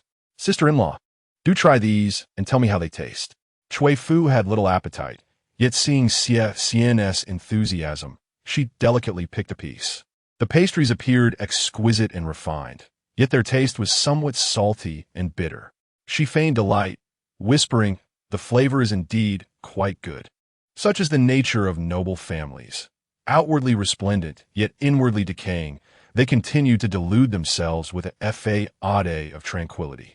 Having sampled a small morsel, Cui Fu's gaze drifted to the hunting grounds, where amidst the throng, only Yun Su and Xie Qingxi stood out distinctly, easily identifiable. Xie Xian inquired, "Sister-in-law, whom do you think will prevail between the two?" Earlier, when Yun Su and Xie Qingxi had placed their bets, the chief steward of the palace had witnessed it. So Xie Xian had a vague awareness of the event. Who will win? Cui Fu observed the two men and then shook her head. "I cannot say, Your Highness. General Yun has extensive battlefield experience and agile prowess, certainly holding an advantage. Yet, Ming Zhang seems to navigate the situation with ease, as if it poses no challenge. It may be difficult to determine a clear victor at this moment. As for the 6 arts, Xie Qingxi excels in all, particularly in horsemanship and archery." Yun Su gazed at the increasing number of white feathers scattered across the hunting ground, a chill running through him. He had not anticipated that Xie Qingxi, seemingly frail, possessed such formidable skills, subtly hinting at the possibility of surpassing him. Should he truly be defeated, he would find himself unable to face the emperor and his soldiers. Resolutely tightening the reins, he sped towards the forest of the snowfield. Xie Xian was momentarily taken aback, wondering what General Yun was about to do. Cui Fu understood all too well. General Yun was likely intent on hunting snow wolves. She was familiar with Yun Su's character, steadfast yet combative, never one to concede defeat. Observing that most of the game in the hunting ground had been claimed by Xie Qingxi, he sought to hunt the snow wolves to bolster his standing. However, snow wolves were notoriously savage. Provoking them could lead to dire consequences. After Yun Su ventured into the snowfield, Xie Qingxi hesitated briefly before mounting his horse and following closely. Cui Fu's heart tightened, and she couldn't help but call out, "Uncle." Yet, the distance rendered her voice lost in the wind, unheard. Xie Xian furrowed her brow slightly. She had not organized this winter hunt with the intention of stirring up trouble. The emperor was expected to attend shortly, and should anything untoward occur, it would be difficult to explain. She promptly instructed those around her, quickly send someone into the woods to retrieve them. Yet, despite waves of searches, no one returned. In the harsh winter, wolves, driven by hunger, became even more ferocious. Without genuine prowess, one could easily become their prey. Cui Fu's heart was gripped with anxiety, her concern evident. She wished for the safety of both Ming Zhang and her elder brother Yun, especially since Ming Zhang's wounds had yet to heal. If they reopened during the hunt, the scent of blood could attract the wolves. Just as the tension reached a peak, movement finally rustled through the forest. Chapter 17. Bathing Yun Su emerged from the woods, bloodied and carried by others. His expression dark and clouded, the bow and arrows hanging limply at his side, his sleeves torn to reveal deep bite marks. Moments ago, he had charged into the snowy thicket, exhilarated at the sight of a young wolf, intent on bringing it down. Unfortunately, he had stumbled upon a wolf den. As soon as he dismounted, he found himself surrounded by a pack of wolves, his horse's neck brutally severed. In that critical moment, it was Xie Qingxi who came to his rescue. Cui Fu and Xie Xian, concerned for their safety, hurried down from the high tower. Upon seeing Yun Su, both gasped in horror. He was gravely injured, the blood on him having congealed into a dark crimson. Cui Fu urgently inquired, "Brother Yun, are you all right? How did you sustain such severe injuries?" "I shall fetch a doctor for you." Yin Su felt warmth in his heart, shaking his head. I am fine. Merely some superficial wounds. There is no need for you to worry, a Fu. Seeing that he was still somewhat stable, Cui Fu pressed, Brother Yun, what of Ming Zhang? Have you seen him? Yin Su's expression shifted to one of remorse. Lord Xie, in his effort to save me, bravely diverted the snow wolves by himself. I'm unaware of where he has gone. This is all my fault. If I had not insisted on capturing that snow wolf, such a situation would not have arisen. The color drained from Cui Fu and Xie Qingxi's faces. With Xie Lingzhao having passed away recently, how could they bear the thought of any misfortune befalling Xie Qingxi? Yin Su slowly rose to his feet and addressed, Your Highness, Lady Xie, this matter originated from me. I shall venture into the forest once more to search for Lord Xie. Xie Xian furrowed her brow and replied, Lord Yun, you still bear injuries. Recklessly entering could attract the attention of those snow wolves. It would be prudent to refrain. She felt a twinge of displeasure. Yin Su had always been composed and reliable. So how could he act so impulsively now? If any misfortune were to befall him, how would the emperor react? At that moment, a sharp-eyed palace maid spotted a figure emerging from the woods. Upon closer inspection, she exclaimed, Your Highness, it is Lord Xie. Lord Xie has returned. All gazes turned towards Xie Qingxi, who emerged slowly from the forest on horseback, his silver-white riding attire stained with blood, and several crimson streaks marking his refined visage, which only accentuated the exquisite beauty of his features. Look, what is that behind the horse? Goodness, it is a wolf. 4 or 5 snow wolves were being dragged behind him, arrows embedded in their lifeless bodies, clearly deceased. The crowd was taken aback. Xie Qingxi, known for his gentle and refined demeanor, had unexpectedly displayed such prowess, managing to hunt even the most ferocious of snow wolves. Yin Su regarded the robust bodies of the wolves with a sense of admiration, despite his years of battle experience. He could not match Xie Qingxi's equestrian and archery skills, nor did he possess the fierce tenacity that radiated from him. When a snow wolf had bitten his leg, he had remained unfazed, shooting an arrow into the wolf's neck, his eyes even sparkling with a hint of exhilaration. Truly extraordinary behavior. Dismounting gracefully, Xie Qingxi stood tall amidst the snow, his robe billowing in the wind, appearing like a resplendent red lotus amidst the crimson tide. He spoke softly to Xie Xian and Cui Fu. Your Highness, I have returned. Xie Xian assessed him, reluctantly acknowledging that Xie Qingxi was indeed remarkably distinguished. Comparable to her elder brother. Clearing her throat, she inquired, It is good that you have returned. How are your injuries? Xie Qingxi shook his head. Merely superficial wounds. They are of no consequence. I appreciate your Highness's concern. He paused, his gaze falling upon the snow wolves. These wolves, I request your Highness and the Emperor to graciously accept. The rarity of snow wolves made them a prized catch, and to have hunted 5 in one go left the onlookers astounded. Some noble ladies, witnessing his prowess, could not help but inquire about Xie Qingxi's background, while young women blushed, evidently interested in potential courtship. Seeing his perceptiveness, Xie Xian smiled appreciatively. Then I thank you, dear brother. You should rest now. The emperor will soon arrive for a banquet. Xie Qingxi nodded slightly, bidding farewell to Cui Fu before heading to his quarters. However, Cui Fu noticed that his gait was somewhat off, indicating an injury to his leg, which he likely concealed to avoid causing them concern. She lowered her eyelashes to mask the emotions swirling in her gaze.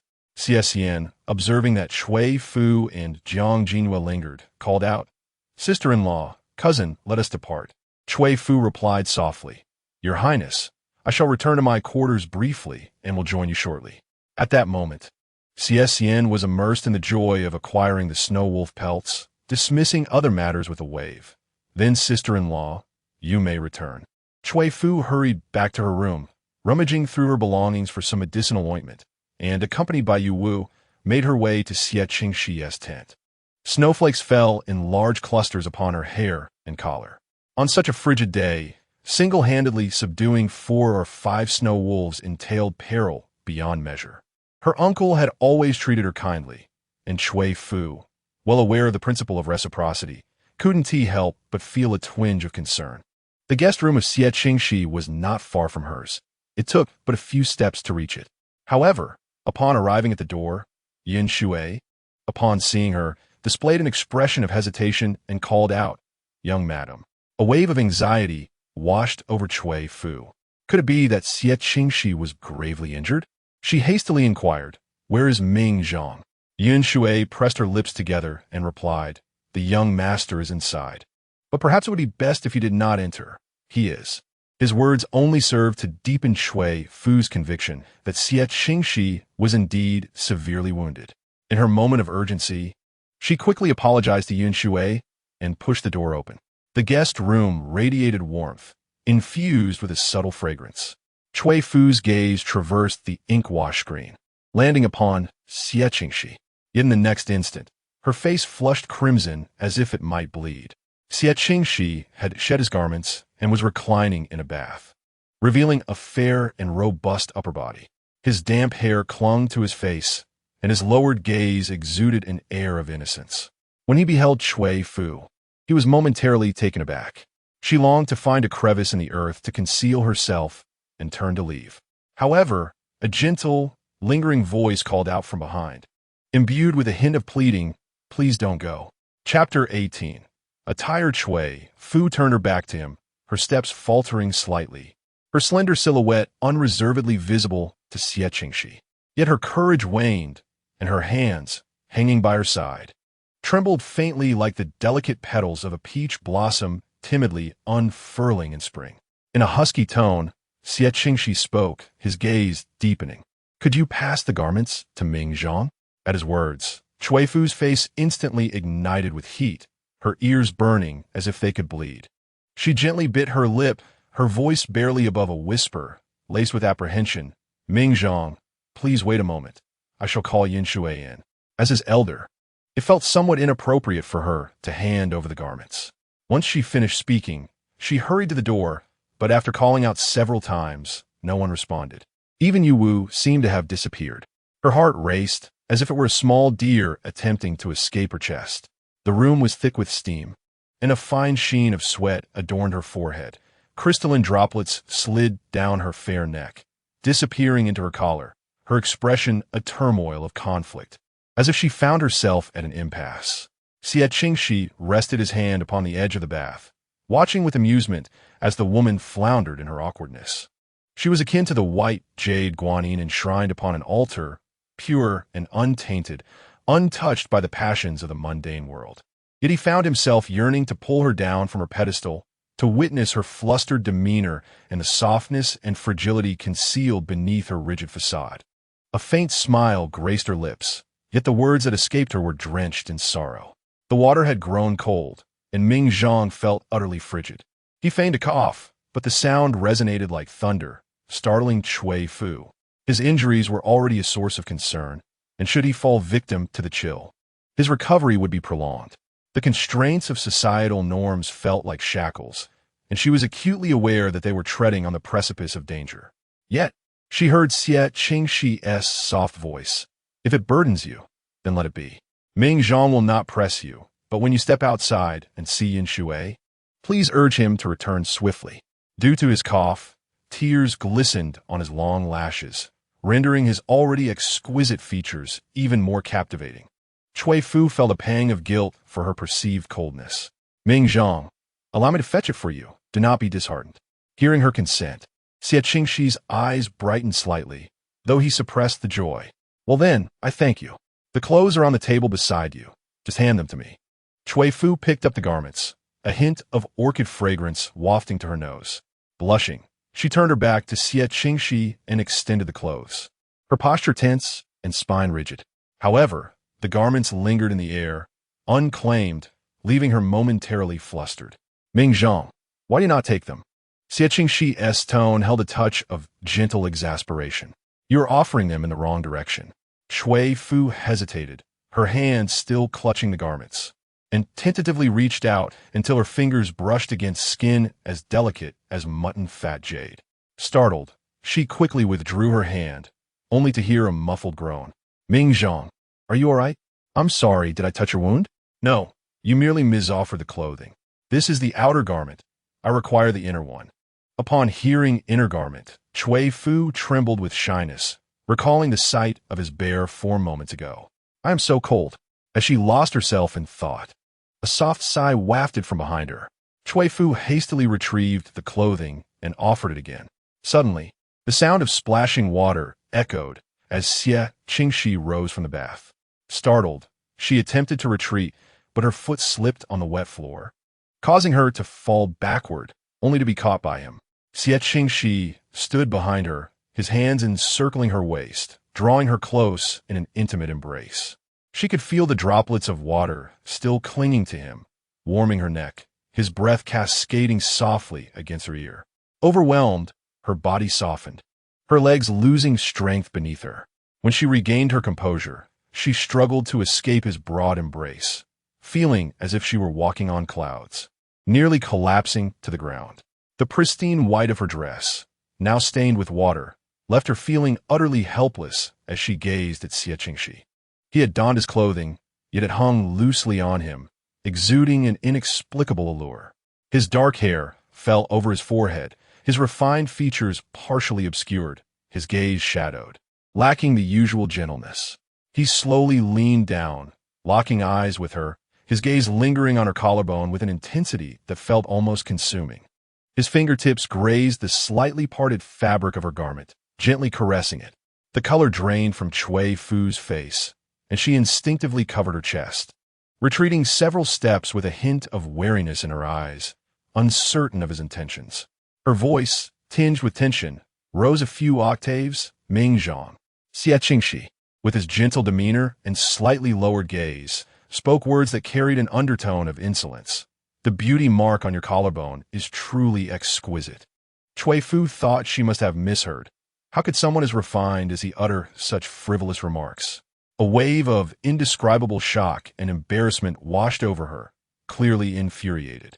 Xie Qingxi gradually withdrew his hand, standing still, his voice laced with melancholy. My aunt also had a similar beauty mark on her collarbone, but alas, Mingzhong will never see it again. Cui Fu's hand, still covering her chest, froze slightly at the mention of Leonti. She had never been close to her, thus knew little of her. All she understood was that beauty is often envied by fate, and her untimely demise had left a lasting impression, especially given that her younger uncle was still a child at the time. It was not entirely unreasonable for him to recall her because of the beauty mark, though the act felt exceedingly inappropriate. Cui Fu pressed her lips together, her brows furrowing slightly in indignation, adding a touch of brightness to her features. Xie Qingxi's soft voice broke the silence. I apologize. It was Ming Zhang's inappropriate behavior. I momentarily succumbed to nostalgia for my aunt. Please rise. Ming Zhang will certainly refrain from such actions in the future. Will you forgive me this once? His tone was sincere, as if he genuinely believed it was merely an unconscious act. As Cui Fu gazed upon his clean and handsome visage, her heart softened, and her anger dissipated significantly. Surely, she had misjudged. He was the epitome of decorum. How could he harbor any disrespectful thoughts towards her? After a pause, she replied, let's leave it at that. It shall not happen again. For both her and Xie Qingxi, any overly intimate gestures observed by others could lead to disastrous consequences, especially concerning his future. Xie Qingxi nodded. You speak wisely. Yet, the warmth of his touch lingered on his fingertips, a sensation that belonged solely to him at that moment. Cui Fu stood up, her clothes now damp and stained with mud. It would be inappropriate to leave in such a state. Xie Qingxi noticed her discomfort and gently suggested, perhaps I should have a maid bring you a change of clothes. You can change and then join me outside. I will wait for you at the door. This seemed the most prudent solution. Cui Fu nodded, her gaze lowered, unable to meet his eyes and creating distance between them, her tone tinged with helplessness. That would be troublesome. I did not bring an extra change of clothes. Xie Qingxi smiled slightly, exuding utmost politeness. Do not worry. Ming Zhang will ensure arrangements are made. With that, he turned and walked towards the door, his stride calm, as if nothing had just transpired. The door gently closed behind her, and Cui Fu let out a sigh of relief, as though she had cast off an immense burden, leaning weakly against the table. Moments later. The faint sound of footsteps echoed outside, followed by the voice of the maid. "Yu Wu, madam, I have brought you your attire." Cui Fu quickly composed herself, cleared her throat, and replied, "Come in."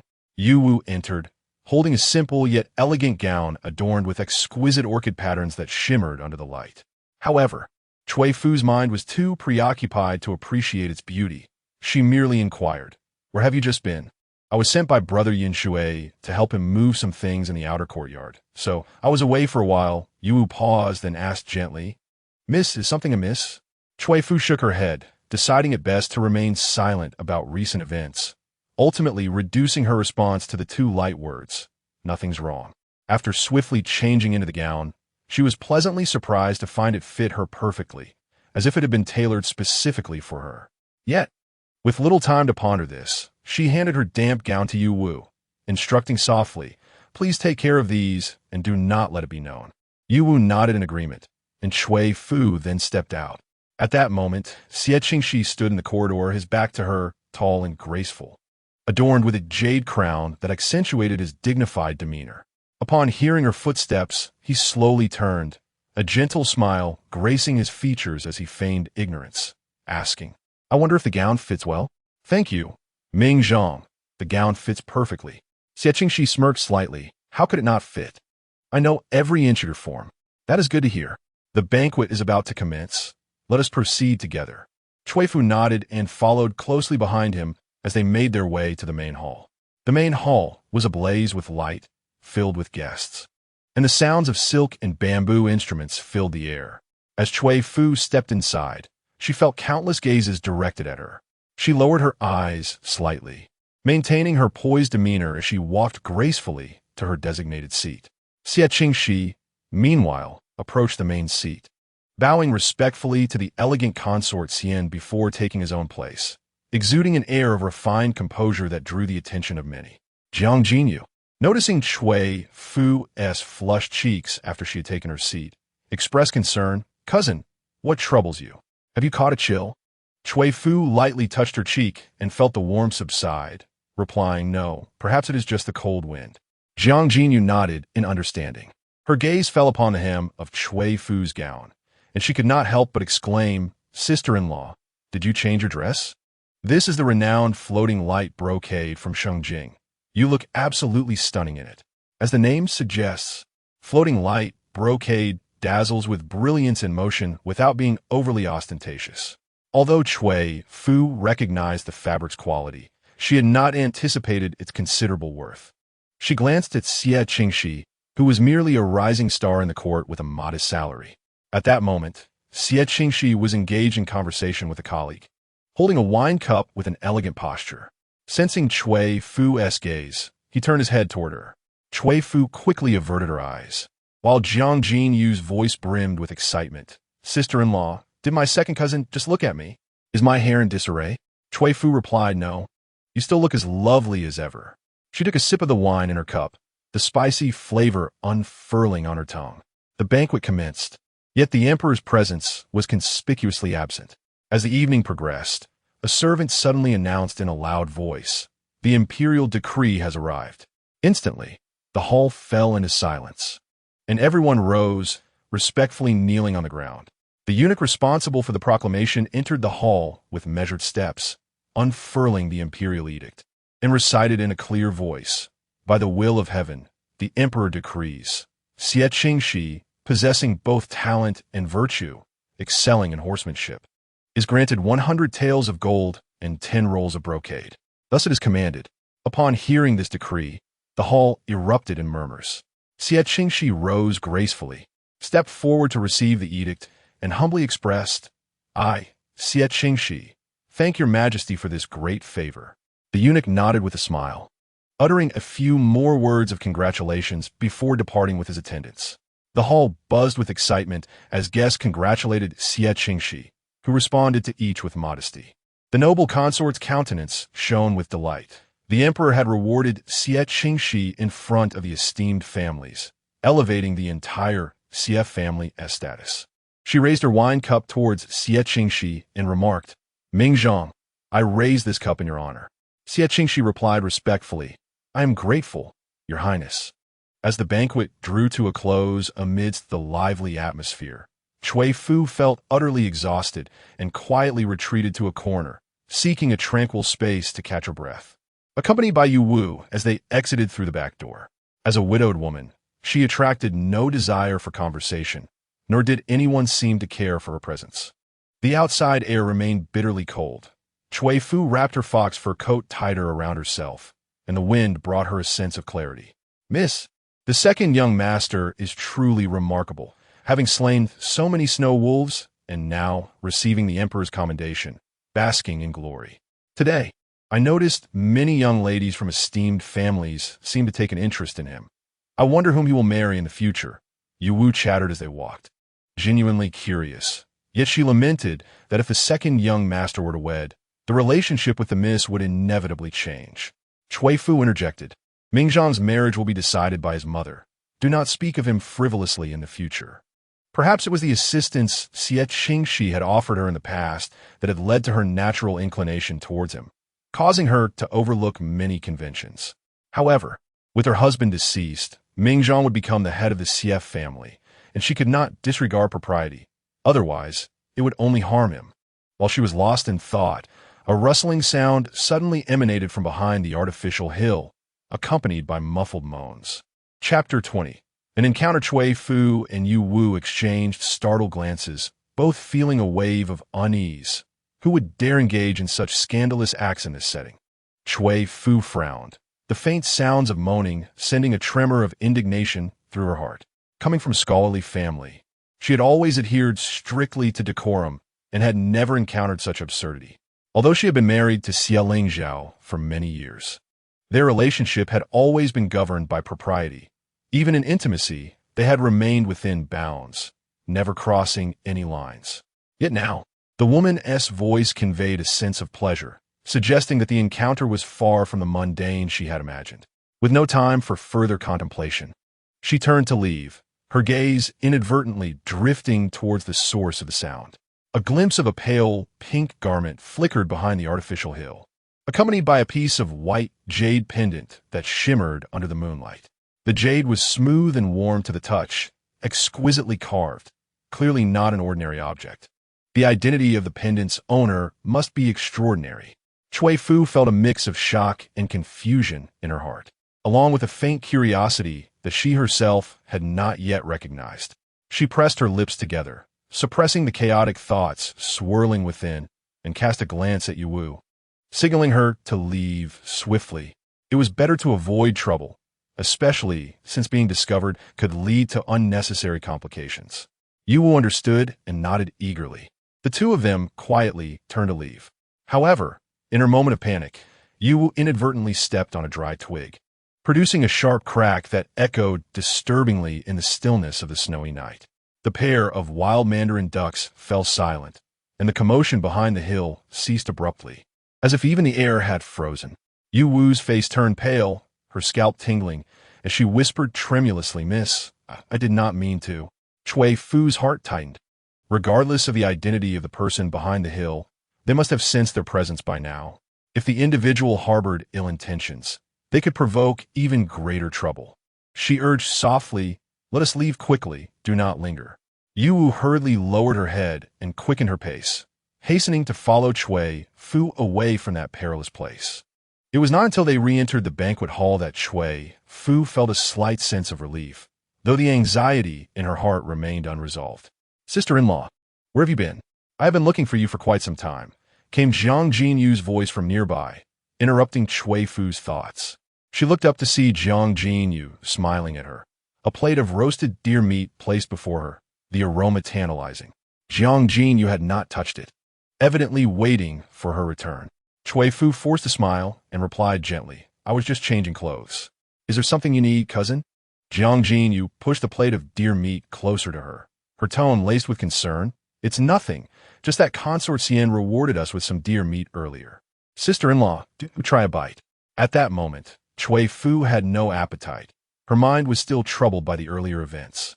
Suppressing her unease, she picked up her chopsticks and took a small piece of deer meat, but found it tasteless, devoid of flavor. Her thoughts involuntarily drifted back to the white jade pendant. her expression becoming dazed as she felt a strange familiarity with it, as though she had seen it somewhere before, though she could not recall where. Yet, none of this was of great importance. Once the winter hunt concluded and she returned to the Xie family, these matters would bear little significance for her. After finishing the small piece of deer meat, Cui Fu prepared to take out her handkerchief to wipe her mouth, only to find nothing in her sleeve. Her handkerchief seemed to have vanished. Noticing Cui Fu's troubled expression, Yu Wu asked, "Miss, what is the matter?" "My handkerchief. Have you seen it anywhere?" Cui Fu's greatest fear was that it had fallen near the artificial hill. If it were found by those two individuals, it would not be long before they traced it back to her. Yu Wu shook her head in response. "This servant does not know, my lady." As the two individuals reminisced, a strikingly beautiful young woman entered the banquet hall. Her skin was fair and delicate, her features exquisitely refined, exuding an air of ethereal coolness that captivated attention. She donned a pale blue dress that accentuated her already enchanting appearance. This was Fang Qingxi, renowned alongside Cui Fu as one of the twin beauties of Xinjiang. It was said that she had married the heir of the Dingyuan Marquis, Xiao Yu, a few years prior, yet he had been dispatched to battle the barbarians on the very second day of their marriage, leaving her in silence ever since. In this regard, Fang Qingxi was not much different from her. One was merely a living widow, while the other was a true widow in death.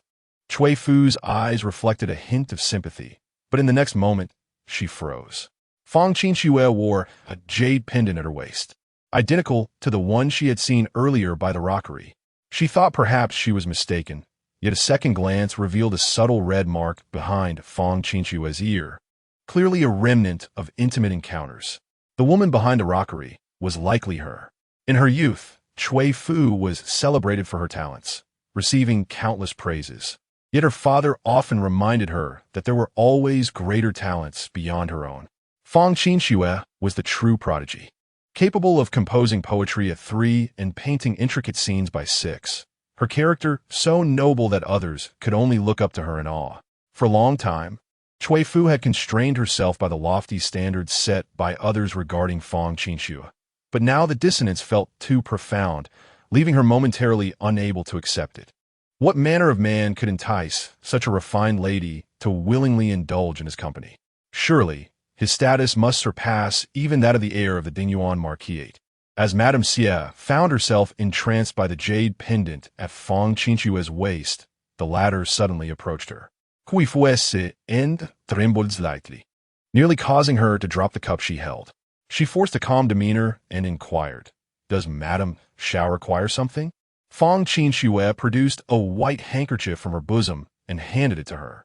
"I happened to find this handkerchief while passing by the rockery. It bears the character Fu embroidered on it.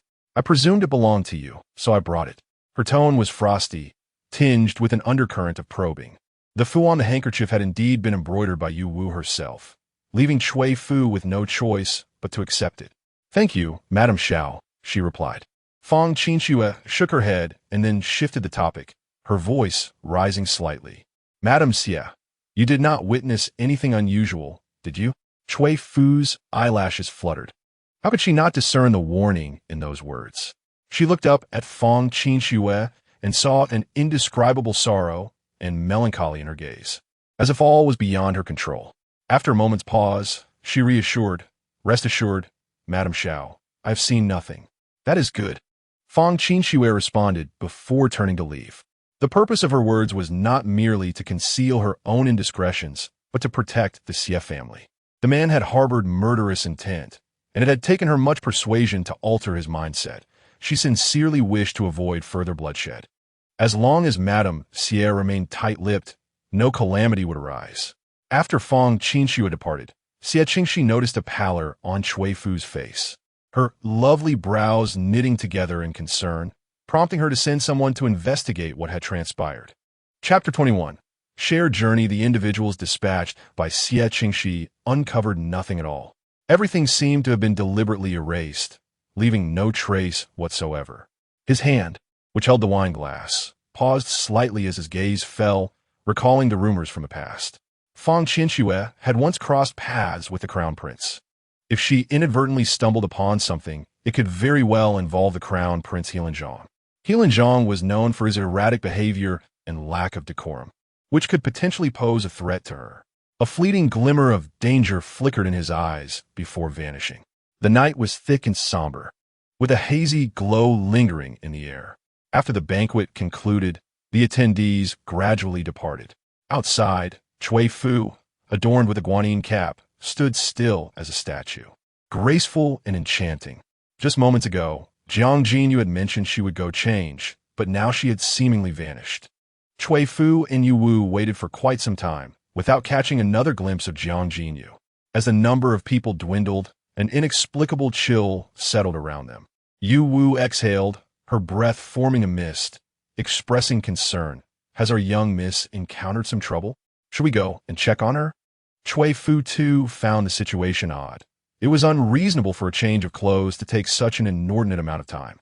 This was Jiang Jinyu's first visit to the winter hunting grounds, and it was only natural for her to lose her way. Thus, they resolved to search for her. However, after an extensive search, they still could not find Jiang Jinyu. It was then that a maidservant by the side of Consort Xian, noticing their puzzled expressions, approached them. "Madam Xie, why have you not returned?" Cui Fu replied softly, "I'm still waiting for my cousin, Jiang. Have you seen her?" The maidservant paused, taken aback. Miss Jiang just left with Madame Jiang in a carriage. She was on duty by Consort Xian's side and had often overheard Madame Jiang's disdain for her daughter-in-law. To think it had reached such a point that she would leave her behind alone was surprising. Cui Fu looked up and indeed found that the Xie family carriage had vanished, likely having departed long ago. Yu Wu was taken aback. "The carriage has left. How shall we return?" Initially, Madame's demeanor had been quite amiable, yet it had changed in an instant, with no effort made to maintain appearances. Was it merely because the young miss was gentle-natured that she was destined to be bullied? Perhaps Yu Wu's voice had been too loud, drawing many gazes in their direction. She pressed her lips together, falling silent. "Madame Xie, please wait a moment. I shall inform Consort Xian and arrange another carriage for you." It was already quite late, and any further delay could prevent them from returning to the Xie residence. Seeing the maidservant's eagerness, Cui Fu nodded. "That would be much appreciated." The maidservant replied, "It is but a small effort. Please wait here. I will convey your message immediately." Just as she turned to leave, she unexpectedly encountered Xie Qingxi. Her face flushed with embarrassment as she timidly greeted him. "Lord Xie." Xie Qingxi, with his golden complexion and exquisite features, resembled the most ethereal moon in the sky. Even with a humble status, one could not help but harbor a few romantic notions. Moreover, it was said he had yet to take a concubine, a rarity among young gentlemen who maintained such integrity. Xie Qingxi merely nodded slightly before striding directly towards Cui Fu, having indulged in some wine. The corners of his eyes were faintly tinged with red, his gaze softening as he spoke, carrying a hint of drunken charm. "You have not yet returned?" He had thought she had already left, and was pleasantly surprised to encounter her again. Cui Fu responded. Her mother and cousin had already departed, and unable to find a carriage at the moment, she lingered behind. The actions of her mother, Jiang, were disheartening, ever since she married into the Xie family. Such behavior had become her norm. Now accustomed to it, the disappointment seemed to have faded into resignation. With Ling Zhao's passing, she had to rely solely on herself. Xie Qingxi observed Cui Fu standing in the snow, resembling an exquisite jade guanyin, her expression calm, devoid of sorrow or joy. The grievances she bore were but fleeting thoughts. Only her elder brother could evoke any emotion within her. A tumult of thoughts surged, ultimately crystallizing into an invitation. "If that is the case, perhaps you should share a carriage with Ming Zhang. I too am on my way back." Cui Fu contemplated acquiescing, yet the ambiguous scene from earlier that day flashed through her mind. With a tone tinged with distance, she replied respectfully, "I shall not trouble you. The noble Consort Xian can also arrange for a carriage, and I will seek her out first." Xie Qingxi, towering and imposing, could discern every nuance of Cui Fu's expression from his vantage point. A hint of bitterness lingered on her tongue as she feared both his distance and her own. "Do you harbor any concerns? Perhaps you should return in the carriage first. Ming Zhang can wait a moment. The noble Consort Xian is somewhat preoccupied at present and may not be able to arrange it in time. The day is waning." and I am uneasy about you waiting outside alone. If my brother were aware, he would surely reproach Ming Zhang for not taking better care of you." Her words were sincere and heartfelt. Cui Fu suddenly felt that she was being somewhat petty, misjudging his intentions. Ming Zhang's consideration for her stemmed solely from his duties as her husband. She had overinterpreted his kindness. Realizing this, her ears flushed slightly. Ming Zhang was right. Since the noble consort Xian was busy, it would be best not to disturb her and to return in a carriage, lest she cause further inconvenience. Her cheeks warmed, resembling a delicate pink lotus, swaying shyly amidst the leaves, reluctant to reveal herself. Xie Qingxi nodded and, once Yuan Shui brought the carriage, politely lifted the curtain for Cui Fu. After she entered, he lowered the curtain and took his seat beside Yuan Shui to drive the horses. Cui Fu was momentarily taken aback. "Ming Zhang, why don't you come in?" He was merely clad in a thin moonlit garment, draped in a fox fur, barely sufficient to ward off the cold, unlike Yuan Shui, who wore a cloak to shield against the wind and snow. Prolonged exposure to the chill could lead to an illness, and given his previous ailments and the effects of alcohol, Cui Fu couldn't help but feel anxious. His voice, clear yet tinged with melancholy, reassured her, "It's fine, I can sit outside." Cui Fu immediately recognized that her earlier demeanor had led him to misconstrue her feelings. She hastily lifted the curtain, revealing her fair, youthful face, her eyelashes fluttering with a hint of shyness. "Please come inside. It's too cold out here. I only wished not to inconvenience you, which is why I said those things. Please don't take it to heart." Xie Qingxi regarded her smooth, frequently parting lips and her gentle eyes, a subtle smile gracing his lips. She was so pure, never presuming the worst in others. Even now, she was cautiously seeking his understanding. She resembled pure, untainted snow, while he yearned to leave his mark upon that pristine surface. Xie Qingxi lowered his head, the delicate lashes obscuring the emotions in his eyes, and gently inquired, "Can Ming Zhang truly come in?" Chapter 22. The closed city. This was not their first time sharing carriage. Cui Fu softened her tone. "Of course, it is your carriage. If I were to monopolize it and deny you entry, wouldn't that be akin to the behavior of a bandit?" Noticing Xie Qingxi's lingering hesitation, she urged him, "Please, do come in swiftly. It would be unfortunate to catch a chill." Furthermore, there was Yu Wu inside the carriage, and even if they were seen by others, it would raise no eyebrows. Xie Qingxi nodded slightly and rose to enter the carriage. The chill of the night clung to him, and the light snowflakes that settled in his dark hair gradually melted away, enhancing his cool demeanor. The carriage, though spacious, felt cramped with his tall stature. He occupied nearly half the space. The refreshing scent of cedar that emanated from his garments wafted into Cui Fu's nostrils, delightfully fragrant. She couldn't help but reminisce about Xie Ling Zhao, who once adored incense.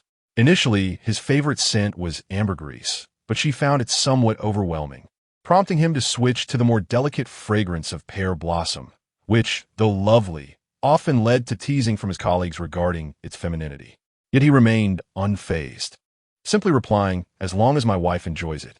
Lost in such thoughts, Cui Fu felt a sudden sting in her eyes. Lowering her gaze to avert any prying eyes that might perceive her sentimentality, Xie Qingxi gently twisted the Bodhi beads in his hand, yet he could not find peace.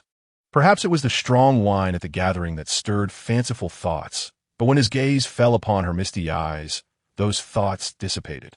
"What is troubling you?"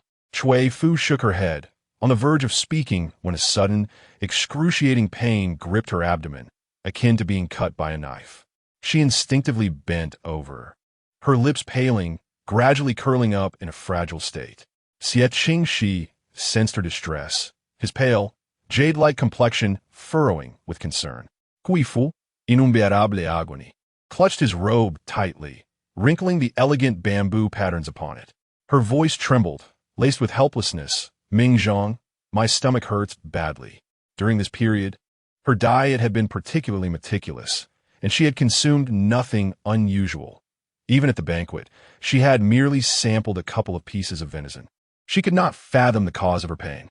Xie Qingxi, equally perplexed, noticed a large pool of blood where Cui Fu had just been seated. His refined brow darkened with worry, and he addressed Yin Shui, who was driving, in a cold tone, to the medical hall. Yin Shui immediately turned the carriage around, not daring to delay for even a moment. Cui Fu's gown was stained crimson, yet her concern outweighed any embarrassment. With tears clouding her vision, she looked at the young man before her. Ming Zhang, am I going to miscarry? This child was the only hope she shared with her husband. Did fate truly intend to be so cruel, leaving her with nothing? Even though Xie Qingxi harbored reservations about this unexpected child, seeing Cui Fu in tears, he softly reassured her, "Do not worry. Everything will be all right. The child will be safe." Upon arriving at the medical hall, Xie Qingxi removed his fox fur coat and draped it over Cui Fu, subsequently lifting her into his arms. His tone bore a hint of concern as he spoke. She felt remarkably light, her frail form evoking a sense of pity. The coat merely concealed her furry crown and a pair of anxious, tear-filled eyes. Although Cui Fu understood that their actions were somewhat inappropriate, the pain made it impossible for her to walk. Fearing the gaze of others, she buried her head in Xie Qingxi's embrace, her tears cascading like pearls, soaking the fabric of his chest. The female physician in the clinic quickly took Cui Fu's pulse and gently reassured her, "Madam, you are merely experiencing the arrival of your monthly cycle. There is no need for alarm. Your constitution is rather weak and your spirits are low, which accounts for your discomfort. I shall prescribe some medicine to help restore your health, and you will be well." The taut string in Cui Fu's mind snapped, and she incredulously asked, "Doctor, what did you say? I'm not pregnant?" The physician, engrossed in writing the prescription, had encountered many young couples eager for children and responded, "Madam, your menstrual cycle is irregular. If you wish to conceive, you must first strengthen your health." Still enveloped in Xie Qingxi's fox fur, Cui Fu's delicate, fair face wore a dazed expression. It turned out her condition was not a miscarriage, but merely the onset of her monthly cycle. Just moments ago, she had been in tears. She gently touched her abdomen, overwhelmed by a whirlwind of emotions, feeling as though her strength had been entirely sapped. After the doctor completed the prescription, Cui Fu sat on a bench, devoid of energy to move. It was Yuwu who brought her a clean cloth to press against her abdomen and assisted her in changing out of the blood-stained dress. As Yuwu fastened her waist sash, she softly comforted, "Miss, do not be disheartened. As long as you are healthy, that is what truly matters. Not conceiving may even be a blessing. After all, your husband has passed, and Madame Jiang holds no affection for you. Raising a child alone would surely be a daunting task." Cui Fu pressed their lips together. Her eyes filled with sorrow as the cramping in her abdomen became increasingly unbearable. Slowly, she closed her eyes and, after a long pause, finally whispered, "All right." Xie Qingxi stood outside for a considerable time before he caught sight of Cui Fu and Yuwu.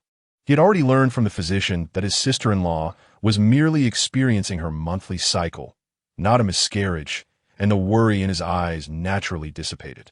However, Cui Fu remained silent, seemingly still in shock, but more so at a loss regarding how to face Xie Qingxi. She had always been shy, and the recent misunderstanding had left her feeling embarrassed, having sullied his clothing. How noble a figure Ming Zhang was, accompanying her through such turmoil. Overwhelmed with shame, Cui Fu remained silent in the carriage, her head bowed as she stared at the paired lotus flower patterns on her shoes. The only sound was that of the carriage wheels. Understanding the moment, Xie Qingxi chose not to speak, instead resting his eyes. When they reached the city gate, a commotion ensued, followed by Yin Shui's somewhat exasperated voice. "Young master, the city is closed. The guards say we can only enter tomorrow morning." Xie Qingxi slowly opened his eyes, looking at Cui Fu. The city gate had already been shut. "Shall we go to the residence I purchased and return tomorrow? Or would you prefer to stay at an inn?" The softer his voice became, the more ashamed Cui Fu felt. She nearly lowered her head to the ground. Her voice as fragile as that of a mosquito, you decide. Upon noticing the crimson hue that tinted her ears, Xie Qingxi gradually averted his gaze and then instructed Yin Shui to steer the carriage towards his villa. Chapter 23. The villa. Cui Fu held tightly the fox fur coat, now stained with sunflower water, that belonged to Xie Qingxi. After a moment's hesitation, Her cheeks flushed with embarrassment. She said to him, "Mingzhong, I am truly sorry. This coat can no longer be worn. Once I return to the Xie residence, I shall send you a new one. Would that suffice?"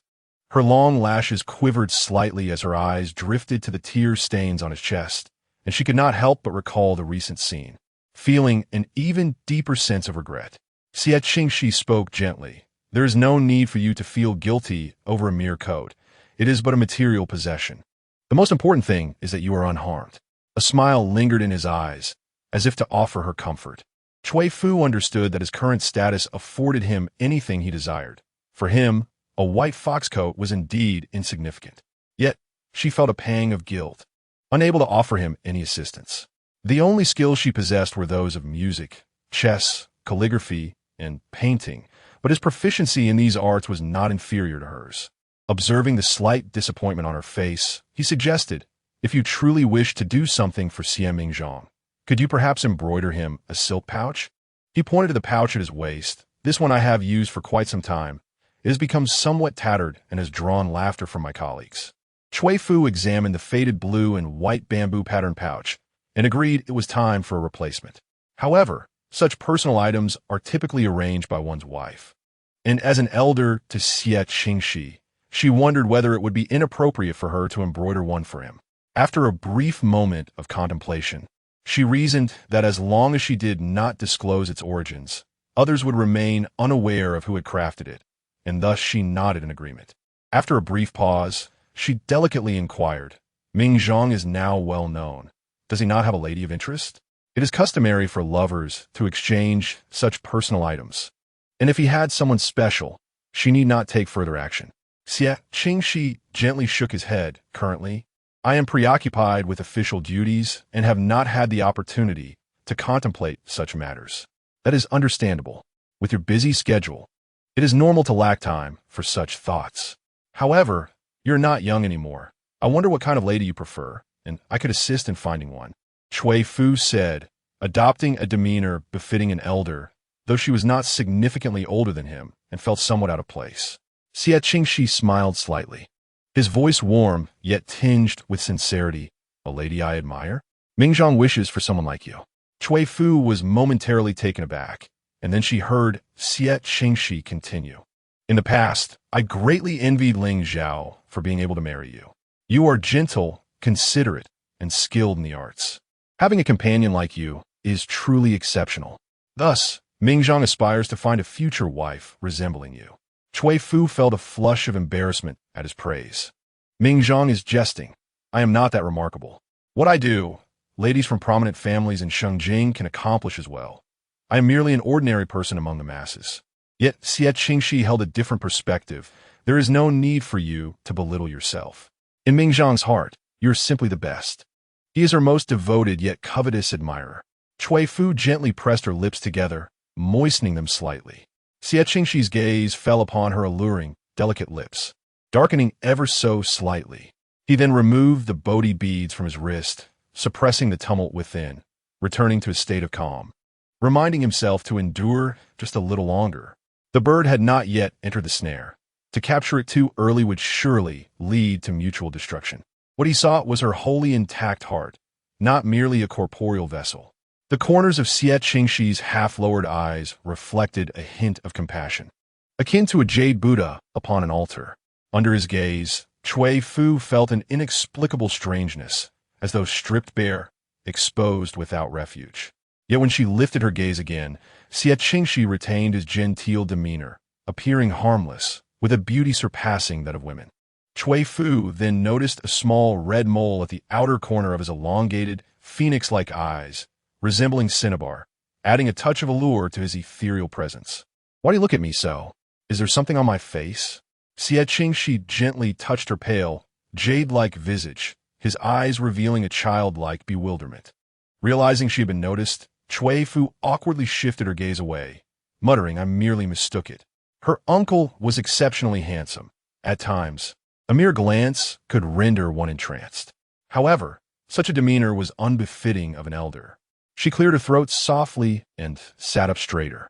By the time they arrived at the courtyard, the sky had turned completely dark. Cui Fu settled into the guest chamber she had previously visited, where a delicate fragrance had already been lit, warm smoke wafting gently. Several maidservants greeted her with utmost respect upon her entrance, calling out, "Madam." Cui Fu sat on a Wang-Wali wooden chair, rubbing her temples, feeling quite fatigued. The pain in her abdomen had not eased in the slightest since disembarking the carriage. Rather, it intensified, causing her to break into a cold sweat. The first time she experienced her monthly cycle had also been excruciating, during Xie Qingxi's lifetime.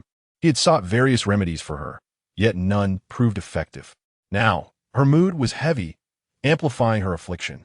Seeing her distress, the maidservants hurried to seek Xie Qingxi. The master had instructed that any matter concerning the madam must be reported meticulously. However, Cui Fu called out as they prepared to leave, "I will manage." No need to inform Mingzhang. The leading maid, however, replied, "Madam, this is the master's command. If anything were to happen to you, we as servants could not bear the consequences." On the surface, the master appeared gentle as jade, yet his nature was exceedingly ruthless. Anyone who offended him faced dire repercussions. Just previously, a young servant had merely misspoken and had his tongue cut out. Another maid, who attempted to seduce him, was swiftly sold into a brothel, where she was tortured to death. Thus, they dared not disregard the master's words. Cui Fu was puzzled as to why they feared her uncle so. She cleared her throat, enduring the pain, and said, "Rest assured, I will speak to Mingzhang myself. Just prepare a bowl of warm tea for me." The maidservant bit her lip and then retreated. Cui Fu lay her head on the table, her delicate brows tightly knitted in discomfort, her dark hair damp and clinging to her temples, exuding an air of pitiable fragility. After a short while, footsteps echoed from the entrance, and Cui Fu initially assumed it was the maid returning with tea. As she turned her head, she was met by the sight of Xie Qingxi, who held a white jade bowl, his face etched with concern. "This medicine was prescribed by the doctor just now. Would you care to try it? It may alleviate your pain." Cui Fu was taken aback by his attentiveness, feeling a twinge of embarrassment as she rose to accept the bowl. However, as her gaze fell, she noticed a burn mark on the back of his hand, a vivid reminder of his recent mishap. Xie Qingxi placed the white jade bowl on the table, his sleeves falling gracefully to conceal his injured hand. "It's nothing. You needn't worry about me. Please, take your medicine." Cui Fu had merely glanced at it, yet she could discern the severity of his injury. "Let me see," she insisted, her demeanor serious, as if she would refuse to take the medicine until she had examined his wound. After a moment's consideration, Xie Qingxi revealed his hand from his sleeve. His fingers, typically elegant and slender, bore the marks of a burn, the surrounding skin marred with darkened scars, contrasting sharply against the delicate pallor of his skin. Cui Fu's gaze shifted upward, her heart tightening at the sight of his injury. "How did this happen?" she inquired, her voice tinged with concern. Xie Qingxi replied softly, "I was careless while preparing the medicine and accidentally burned my hand. It's nothing serious." He was accustomed to academic pursuits in the palace, rarely stepping into the kitchen, and such accidents were to be expected. Cui Fu paused, her eyes drawn to the steaming bowl of medicinal soup, her attention fixated on his bandaged fingers. "What were you thinking? How could you personally prepare medicine for me?" Upon noticing the reddened burn on his hand, her heart sank and her voice softened. "How can I bear the thought of you injuring yourself for my sake?" Xie Qingxi lifted a spoon from the bowl, gently stirring the contents. His features remained as charming and gentle as ever. There were many instructions from the doctor, and I feared the servants might not execute them properly. So I decided to take matters into my own hands. Minzhang holds you in high regard. He wished to avoid burdening others with such tasks. Moreover, your well-being is far more important than any medicine. Cui Fu felt a surge of gratitude, touched by his willingness to go to such lengths for her. "Minzhang, you are truly kind to me." Xie Qingxi lifted the bowl once more. "It is my duty to care for you. Please try this. I have added some licorice to mitigate the bitterness." Cui Fu no longer hesitated, accepting the bowl. Indeed, as he had promised, it bore no trace of bitterness, but rather a sweet aftertaste with a hint of medicinal fragrance, and soon she had consumed it all. Xie Qingxi thoughtfully offered her a white handkerchief, Cui Fu tukit, gently wiping her mouth, causing the white silk flower at her temple to sway delicately. Her appearance was strikingly beautiful, pure, and gentle, an elegance that surpassed the allure of any ordinary adornment. Her gaze fell upon the back of Xie Qingxi's hand. "You should apply some ointment to your wound," she suggested. His skin was fair and delicate, and any injury upon it resembled a flaw on a piece of jade, evoking a sense of regret. Moreover, most of his injuries were incurred due to her, intensifying Cui Fu's feelings of guilt. Xie Qingxi indeed summoned a maid to fetch the ointment. He gently applied some to the back of his hand, his movements graceful and refined, a sight that was truly delightful to behold. Observing this, Cui Fu felt a wave of relief wash over her. After applying the medicine, warmth enveloped her, and the throbbing pain gradually dissipated. Just as she intended to express her gratitude to Xie Qingxi, her eyelids grew heavier. A small yawn escaped her lips, and she succumbed to the pull of slumber, her eyes glistening with moisture as she leaned to the side. As she was about to tumble onto the carpet, Xie Qingxi reached out and caught her, the faint scent of her essence filling his embrace. He no longer resembled the refined gentleman from moments ago. His jet-black eyes hinted at a trace of danger. Yet, he refrained from any overly audacious actions. Xie Qingxi lay down fully clothed, cradling Cui Fu in his arms. In her dreams, she appeared troubled, her delicate brows furrowed as she murmured incessantly. He gently patted her back, as one would soothe a child. Gradually, her murmurs softened, and she nestled closer to him, resting her head upon his chest, warm breath cascading down. In that moment, Xie Qingxi harbored no impure thoughts, his gaze fixated upon her porcelain cheeks, lost in reverie. Calculating the time, Xie Qingxi rose gently from the couch, knowing she would awaken soon. The moments they could share alone were exceedingly rare, and he cherished them deeply. Standing by the bed, he did not hasten to depart, but instead leaned down to bestow a tender kiss upon her lips, as gentle as a whispering breeze. Cui Fu, with closed eyes, could not help but call out his name, Ling Zhao, and instinctively reached out to grasp the fabric of his robe, seemingly anxious. Hearing her voice, which carried a poignant sweetness, Xie Qingxi noticed the color of the beauty mark at the corner of her eye had faded considerably, her expression forlorn. He watched her tightly clenched fist around his robe and sighed softly. Whether she heard him or not, Cui Fu buried her head in the soft quilt, mumbled indistinctly, "Don't go," as a tear slipped from her eye. Uncertain of what dreams haunted her, Xie Qingxi gently wiped away the tear with his fingertip before settling into a nearby chair. When Cui Fu awoke, the daylight was already bright. Her mind felt somewhat muddled. Troubled dreams had haunted her throughout the night, visions of her husband Ming Zhang and her brother departing one by one. No matter her resilience, such scenes pierced her heart with pain, leaving her with a lingering sense of loss even upon waking. She stirred slightly, only to discover she still clutched a corner of a blue robe embroidered with bamboo patterns, Ming Zhang's, unmistakably. Startled, she released her grip and looked up to find Ming Zhang seated on a long bench, already fast asleep. His complexion was pale as jade, partially obscured by dark hair, with delicate features marred by dark circles beneath his eyes, a clear sign of sleeplessness. Last night, it seemed that I mistakenly recognized someone, thus I grasped Xie Qingxi's robe. I could not bring myself to rouse him, so I spent the night asleep in the chair, although the room was warmed by the burning charcoal. Succumbing to slumber in such a manner inevitably invited a chill. I lifted the quilt and fetched a cloak from beside me, cautiously approaching Xie Qingxi, poised to drape the cloak over him.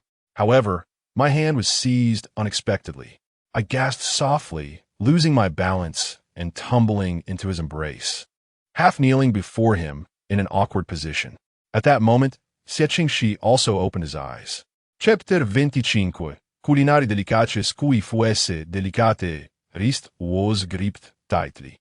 Soon bearing a red mark from his hold, pain flared across her face, and two crystalline tears glistened at the corners of her eyes, rendering her as fragile as a flower reflected in water. "It hurts," she murmured. Xie Qingxi hastily released her hand, though he typically slept lightly. He had inexplicably succumbed to deep slumber in her room. His inherent suspicion heightened his vigilance upon sensing someone near, inadvertently causing him to harm Cui Fu. His voice bore a hint of panic. "I apologize. I did not react in time. Is your hand all right?" As an adult male, his grip was naturally strong, and Cui Fu's tender skin bore a faint bruise from his gentle squeeze. Yet, he had no intention of causing her harm. Cui Fu shook her head, her jade hairpin swaying slightly with emotion. "It's nothing. The pain has subsided." Xie Qingxi, his tone laced with remorse, assisted her in rising from the floor. As he bent down, his hair brushed against her cheek, chillingly cool, yet his words were imbued with warmth. "If there's a next time, feel free to scold me as you wish."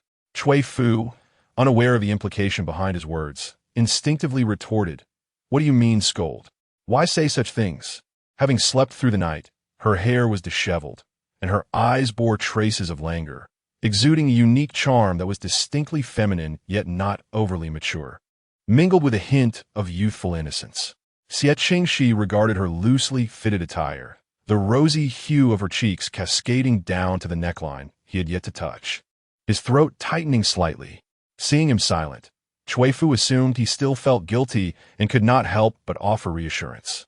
"Ming Zhang has done so much for me. I cannot even express my gratitude, let alone scold you." She raised her glistening eyes, droplets of dew trembling on her lashes, reminiscent of the fresh dewdrops swaying on lotus leaves.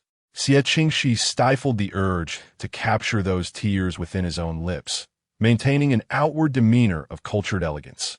"You overestimate me. Ming Zhang's contributions are merely trifling matters. If one were to claim he had rendered her significant assistance, it would not hold true. Moreover, his intentions were far from pure, yet this young woman regarded him as an unequivocal benefactor. Thus he felt unworthy of her praise."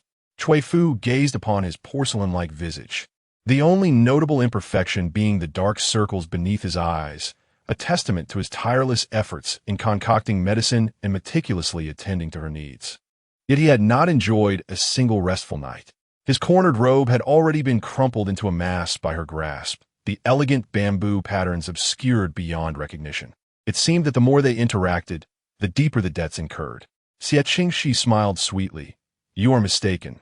Last night was indeed the finest sleep Ming Zhang has ever enjoyed."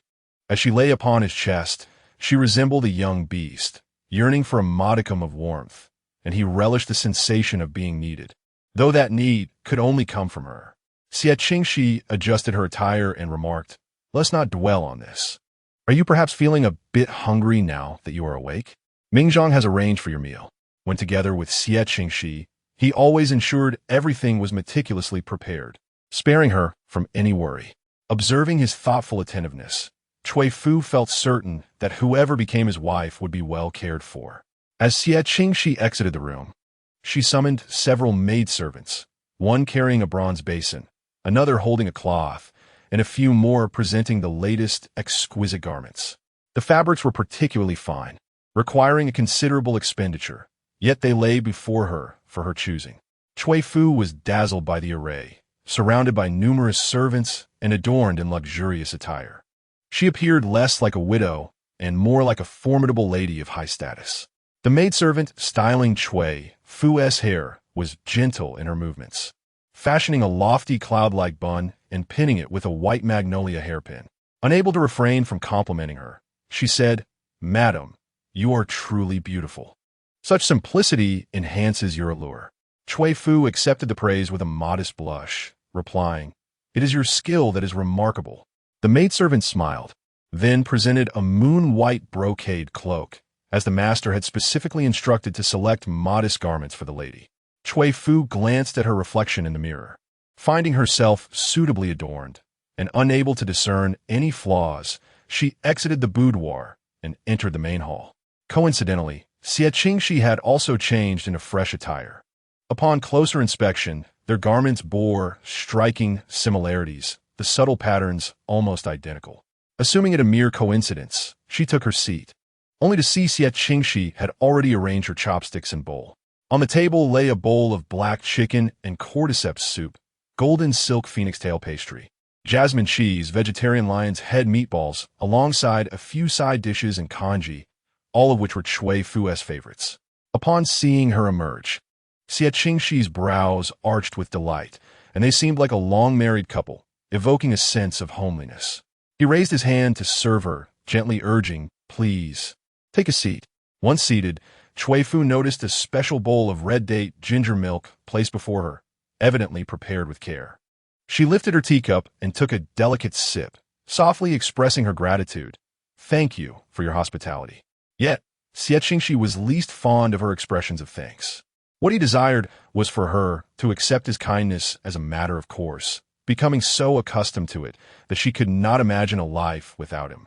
Perhaps it was a naive aspiration, but some obsessions persist. Xie Qingxi scooped several tender pieces of stewed black chicken into Cui Fu's bowl, saying, "Do not mention thanks, it feels rather distant. Try this meat. It is infused with nourishing angelica and cordyceps. She has come of age, and, naturally, she should take care of herself."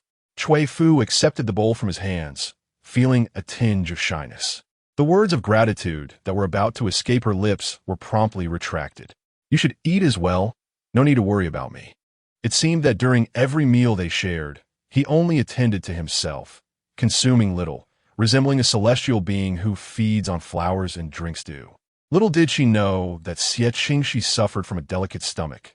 Often, after eating, he would experience excruciating pains, and he was reluctant to let Cui Fu witness his frail state. Now, with the help of a doctor, he had made some improvements, but the results were hardly remarkable, and he could only manage to eat a little. Noticing her concern, he poured himself a bowl of chicken soup, and the coolness in his Danfeng eyes rippled with evident joy. After finishing breakfast, Cui Fu gently wiped her mouth and said, "It's getting late. We should return." Having spent a night away from the Xie residence left her feeling somewhat unsettled. Xie Qingxi gazed at her with soft eyes and suddenly posed a question. "Do you truly wish to go back?"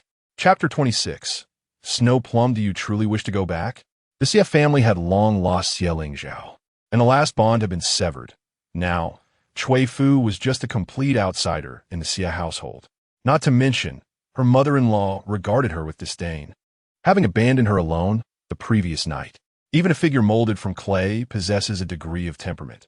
Cui Fu rarely lowered her head in silence, her heart swirling with indescribable emotions.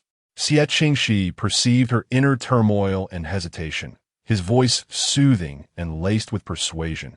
"Since you were reluctant to return, why not stay here a little longer?" This residence was meticulously constructed for her. Every blade of grass, every tree, every brick, and every tile was arranged according to her preferences. When he had drawn the plans, his heart had been filled with joy, envisioning this place as a sanctuary for the two of them.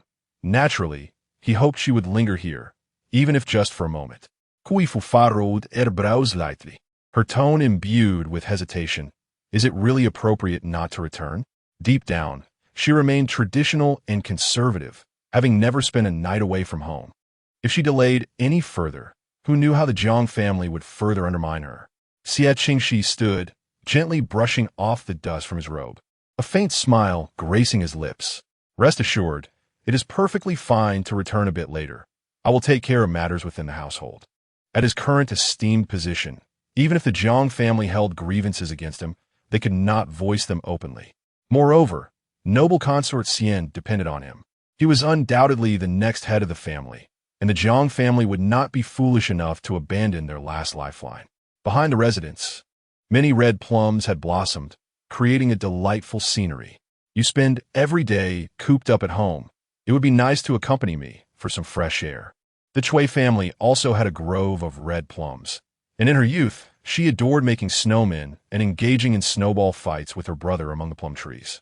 Even when her hands turned blue and purple from the cold, the youthful spirit could not be suppressed. Thus, when she heard Xie Qingxi's words, her heart inevitably stirred. Cui Fu looked up at him with her luminous eyes and asked, "Isn't Ming Zhang required to attend court today?" Xie Qingxi shook his head slightly. "The emperor granted me a few days off upon learning of noble consort Xian's winter hunt. Furthermore, the official matters were handled with remarkable speed.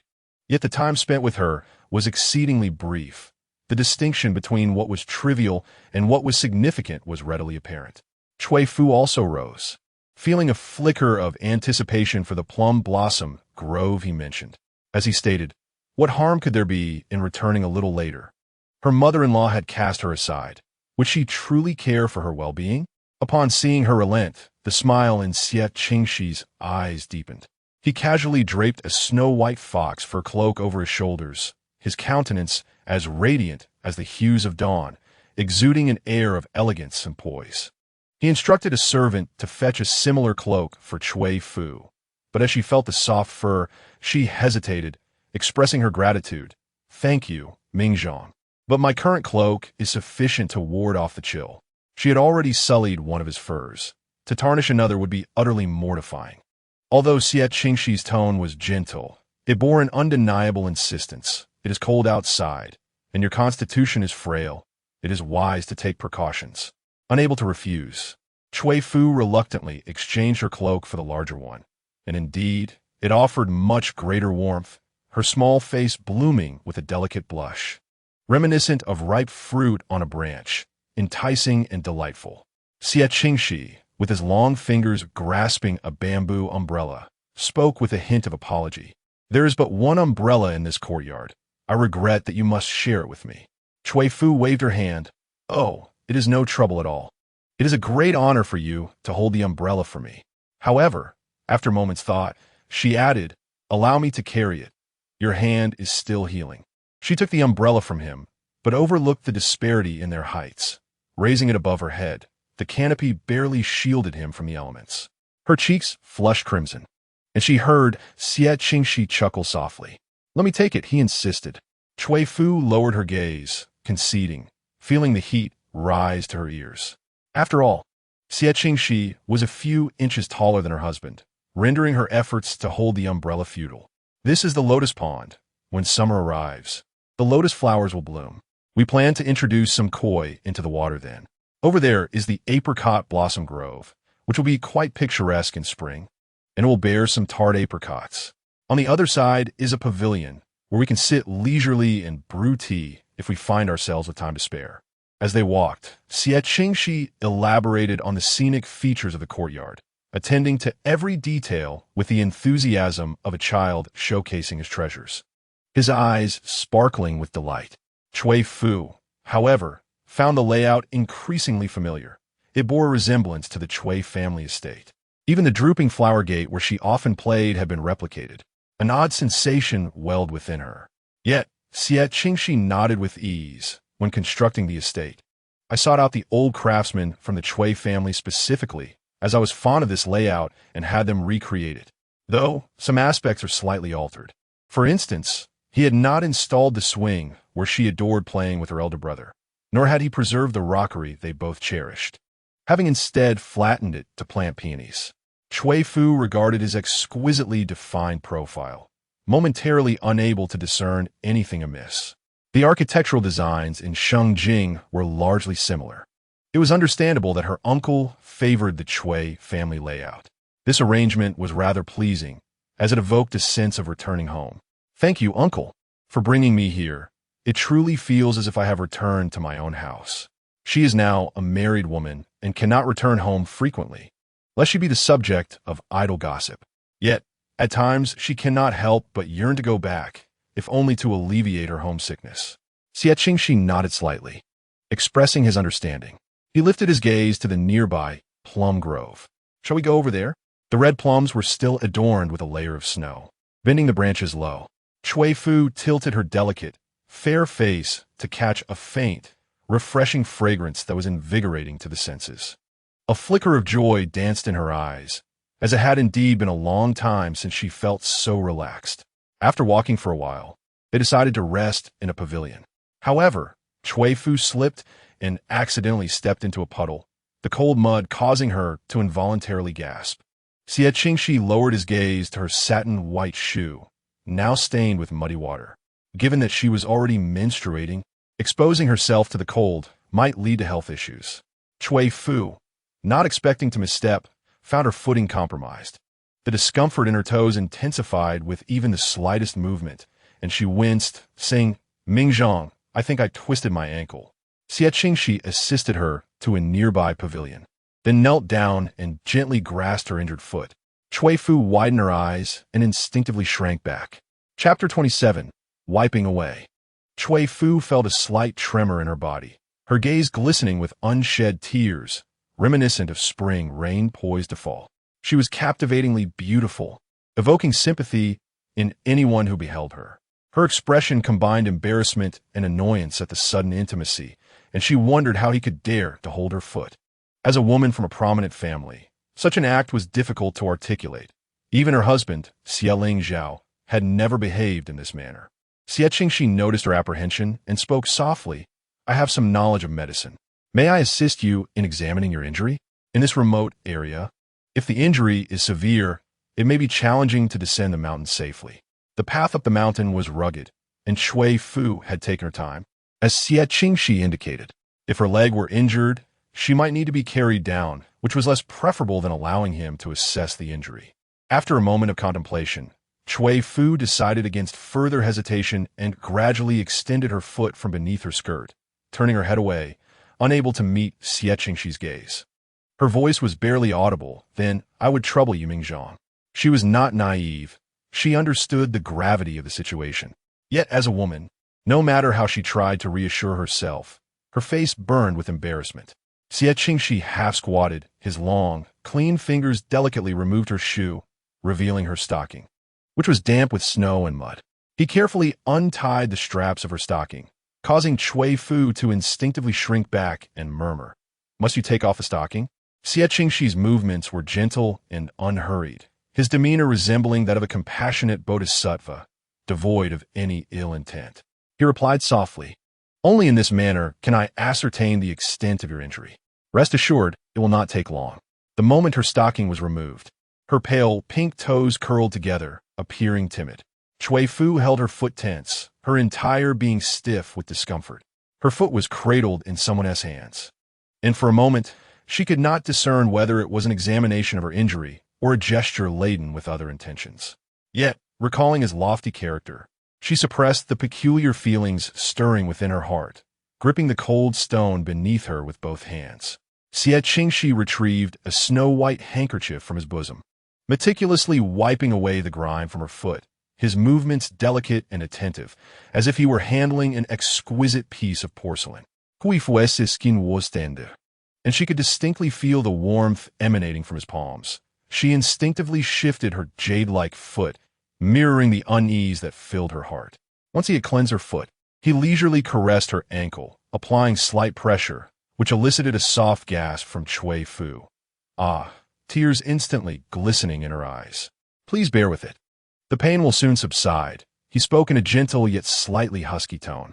Cui Fu bit her lip and softly replied, "All right." As Xie Qingxi realigned her bones, he varied his pressure.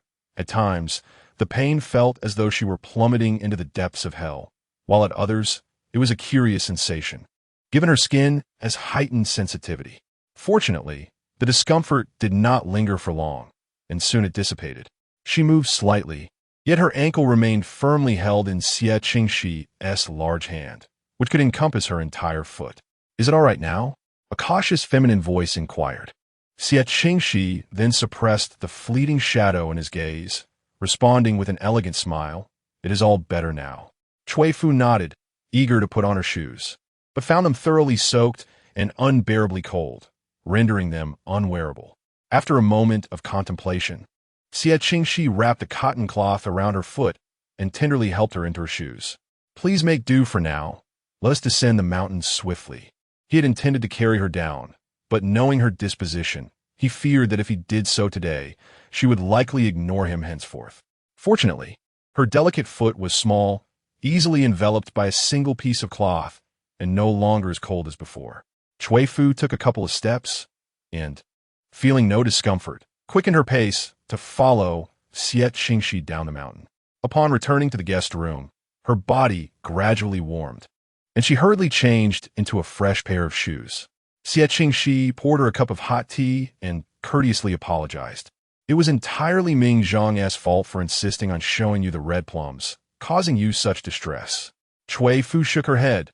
"The scenery was delightful, and it brought joy to my heart." After a pause, she continued, "I seem to have left behind a stocking in the pavilion. Could you kindly send someone to retrieve it?" In her haste, she had momentarily overlooked this essential item, Stockings were intimate belongings, and should they fall into the hands of someone with ill intentions, the consequences could be dire.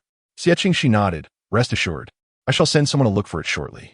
Cui Fu took a gentle sip of tea, and, as the time seemed right, she decided to accompany Xie Qingxi to the Xie residence.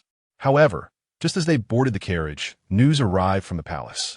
The direction of the Xie family was precisely opposite that of the palace, and the two were not on the same path, yet only one carriage was available. Adhering to the principle of not delaying important matters, Cui Fu suggested, "Why don't we go to the palace first? I can wait outside, and you may return once you have finished your business." Xie Qingxi pondered briefly before nodding. "That is acceptable. It should not take up too much time. I shall find you a place to rest." Cui Fu nodded, not wishing to cause him any further trouble, thus prioritizing his needs. After changing into his official attire, Xie Qingxi resembled a piece of fine jade, both noble and aloof. Yet his gaze towards Cui Fu remained consistently gentle. Upon entering the palace gates, Xie Qingxi arranged for Cui Fu to stay in his office, where he occasionally spent the night. The surroundings were impeccably clean and well-furnished, with neatly arranged documents on the rosewood desk, and beneath a paperweight lay an unfinished painting of bamboo.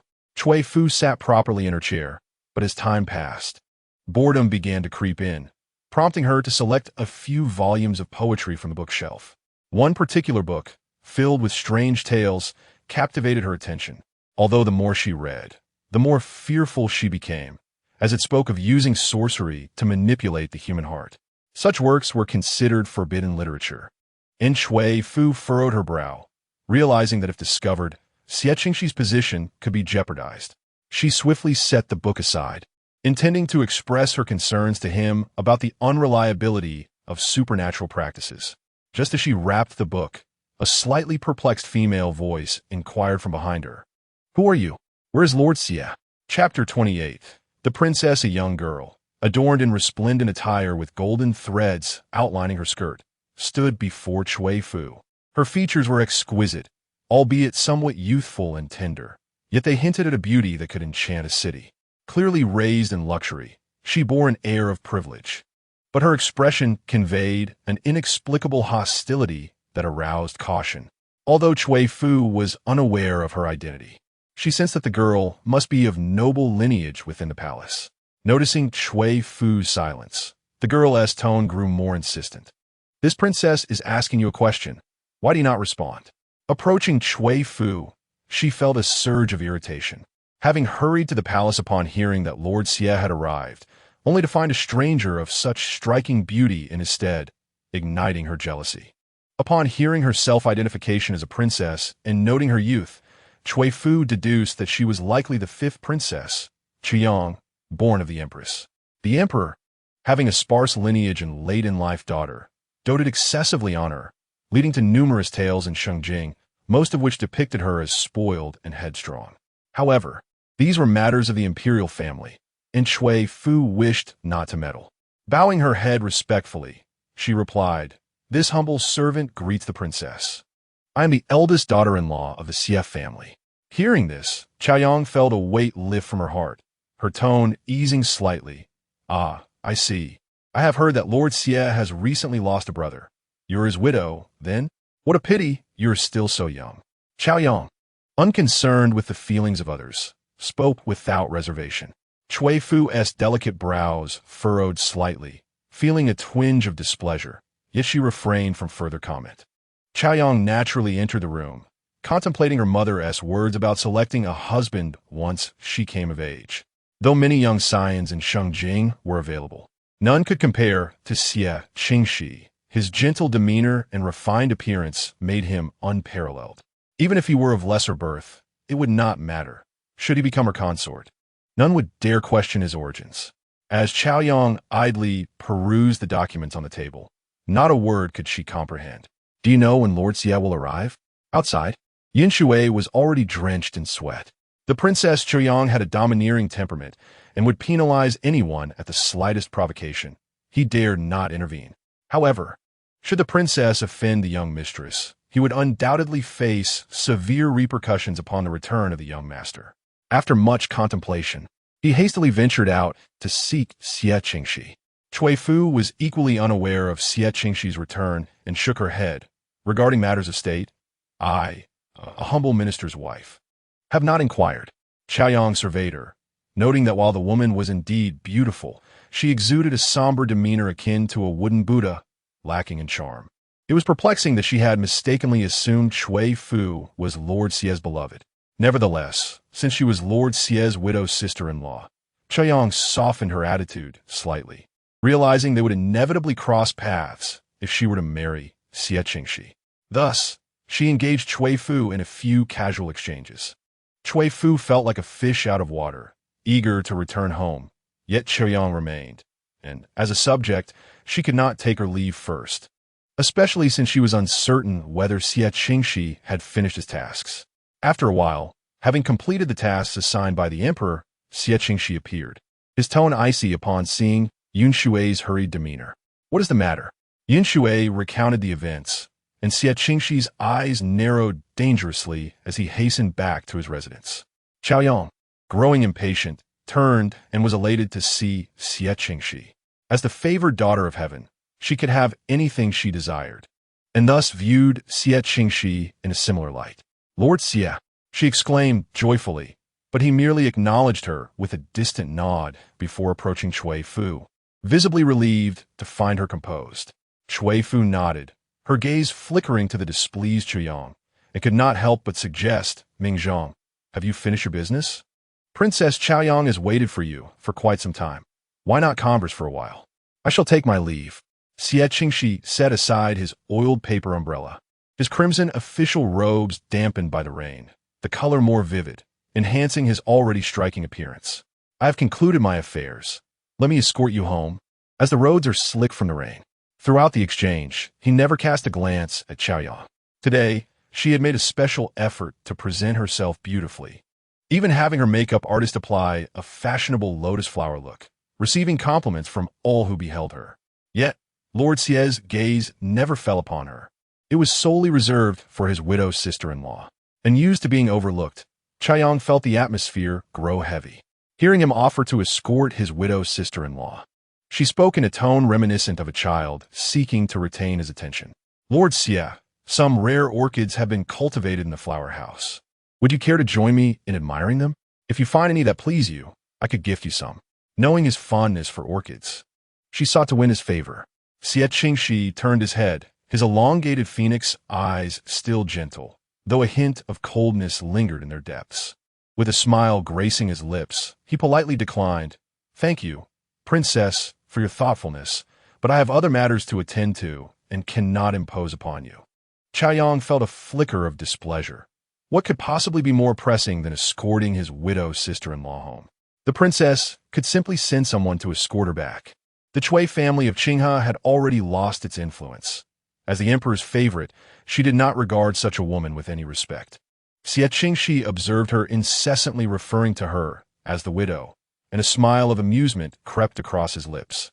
Does the princess understand the meaning of disrespecting her elders? Chaoyang was taken aback, sensing a hint of discontent in his tone. Disrespecting her elders? This woman had no connection to her. Why should she show her any reverence? Xie Qingxi understood that she had grown accustomed to the emperor's indulgence, and regardless of what was said, she would not heed it. He merely lowered his eyelashes slightly and addressed Cui Fu, saying, "Let us depart." Yet Chaoyang was relentless, obstructing their path and demanding, "Sir Xie, do you intend to abandon this princess for your widow?" Yun Xue, witnessing this scene, felt increasingly anxious. He was well aware of his master's temperament. Whenever it concerned the young mistress, he would be particularly concerned. Now that Princess Chaoyang had spoken disrespectfully and was deliberately obstructing them, it seemed unlikely they would emerge from this encounter unscathed. Xie Qingxi spoke in a gentle tone, neither smiling nor frowning. "Your Highness, I respect you as a member of the imperial lineage, but the Cui family is my sister-in-law and also my elder. Should you continue to speak disrespectfully, I will have no choice but to report this to the emperor for his judgment." Upon hearing this, Princess Chaoyang's complexion paled, and a flicker of panic crossed her eyes. Though she was willful, she understood that her father valued propriety above all else, and if Xie Qingxi were to lodge a complaint, she would not escape punishment. Biting her lip, she felt both wronged and unwilling, yet dared not act recklessly. Reluctantly, she stepped back and muttered, "This princess merely spoke without thinking. Why must you take it so seriously, Sir Xie?" Chapter 29. Concerned Xie Qingxi did not respond, but led Cui Fu out of the room. Outside, a gentle drizzle fell, and he held an oiled paper umbrella, carefully shielding Cui Fu's head while exposing himself to the rain, his garments becoming drenched. His pallid complexion glistened with droplets. Resembling a pine tree shrouded in the misty rains of Jiangnan, obscured and enigmatic. Noticing the wet patch on his shoulder, Cui Fu could not help but speak. "Mingzhong, perhaps you should tilt the umbrella a bit more in your direction." Xie Qingxi smiled faintly. "It's quite all right." The two traveled in silence towards the carriage, accompanied only by the sound of the rain. Once inside, Xie Qingxi gently remarked, "Princess Chaoyang has a proud disposition. I hope you won't take her offense to heart." Cui Fu looked up at him, noticing his earnest expression, and nodded softly, as the princess is of noble birth and still quite young. "I shall not hold her transgressions against her. Given the disparity in our statuses, it would be tiresome to dwell on such trivial matters. Furthermore, being so young, she may harbor feelings of admiration for you, which could explain her hostility towards me. The infatuation of youth is understandable." Xie Qingxi inclined his head. "Mingzhong, you are indeed magnanimous."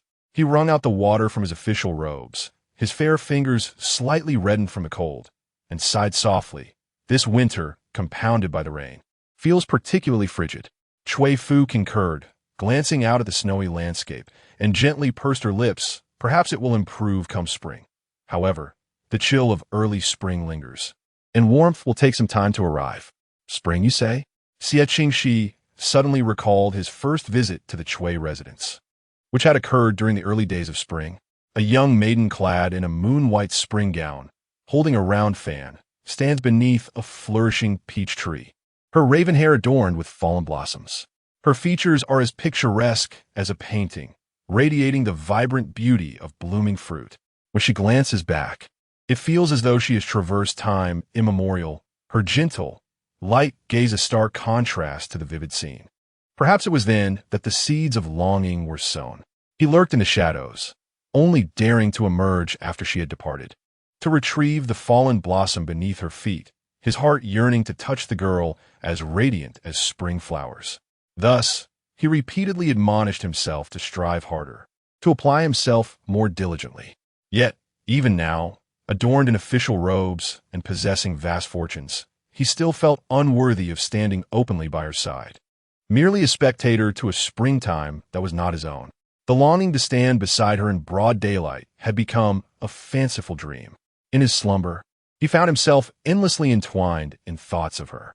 Cui Fu noticed him lost in reverie, his gaze cast down, and gently called out, "Mingzhong?" The visage of the girl from his memories intertwined with the woman before him. Xie Qingxi smiled, his demeanor refined and composed. "I am here." He slowly closed his phoenix-like eyes. Even if it were a little late, what of it? Xie Lingzhao could achieve it, and so could he. Xie Qingxi's expression had returned to calmness, as serene and unperturbed as ever. Cui Fu had always sensed a unique aura about Xie Qingxi, as if simply being in his presence brought a sense of peace and closeness, though they were ultimately separated by the chasm of a lifetime, unable to overstep boundaries. Upon their return to the Xie residence, Cui Fu bid farewell to Xie Qingxi as she alighted from the carriage. Back in her boudoir at Haitang Courtyard, she pondered for a moment before retrieving a gold hairpin from her cosmetics box. She instructed Yu Wu, "Take this gold hairpin and exchange it for silver. Then purchase a fox fur." Regardless, she must repay the kindness she had received earlier. Yu Wu, unable to refuse, accepted the hairpin but hesitated upon recognizing its design, one that her late husband had specially brought from Yangzhou for her. "Miss, this hairpin is your favorite. Do you truly wish to part with it?" The gold pin, shaped like a butterfly, swayed gently in her hair with her movements, as lifelike as a real butterfly. Xie Lingzhao had given it to Cui Fu, and she had cherished it for a long time, yet now, seeing it only brought sorrow. "Take it for now. If the opportunity arises, I shall redeem it later." The debt of gratitude to Ming Zhang weighed heavily on her heart. Yu Wu said no more, hurriedly taking the hairpin away. When she returned, Cui Fu had finished her bath, dressed in a light garment, sitting at the head of her bed, embroidering a delicate pouch.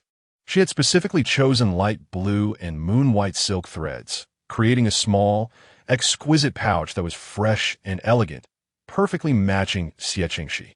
However, as she pulled the threads, the needle pricked her index finger, causing a drop of blood to emerge. Perhaps the sight of that blood was too striking. Cui Fu inadvertently thought of the deep red cinnabar mole at the corner of Xie Qingxi's eye, the mingling of desire and chill in his narrowed gaze during their bath. Her heart inexplicably skipped a beat. "Miss, how did you hurt yourself?" "Quickly, let me clean it," Yu Wu said, bringing a cloth to wipe away the blood. A sharp pain lingered on her index finger. Cui Fu glanced down and gently instructed, "I am fine. Please take the fox fur and the embroidered pouch to the second young master." Yu Wu smiled and said, "Miss, you are truly skilled. You finished the embroidery so quickly. If the second young master sees it, he will surely be overjoyed. After all, aside from the son-in-law, the only person Miss has ever embroidered for is the second young master." Cui Fu pursed her lips slightly, her gaze softening. "You speak too freely. Ming Zhang has seen countless fine things.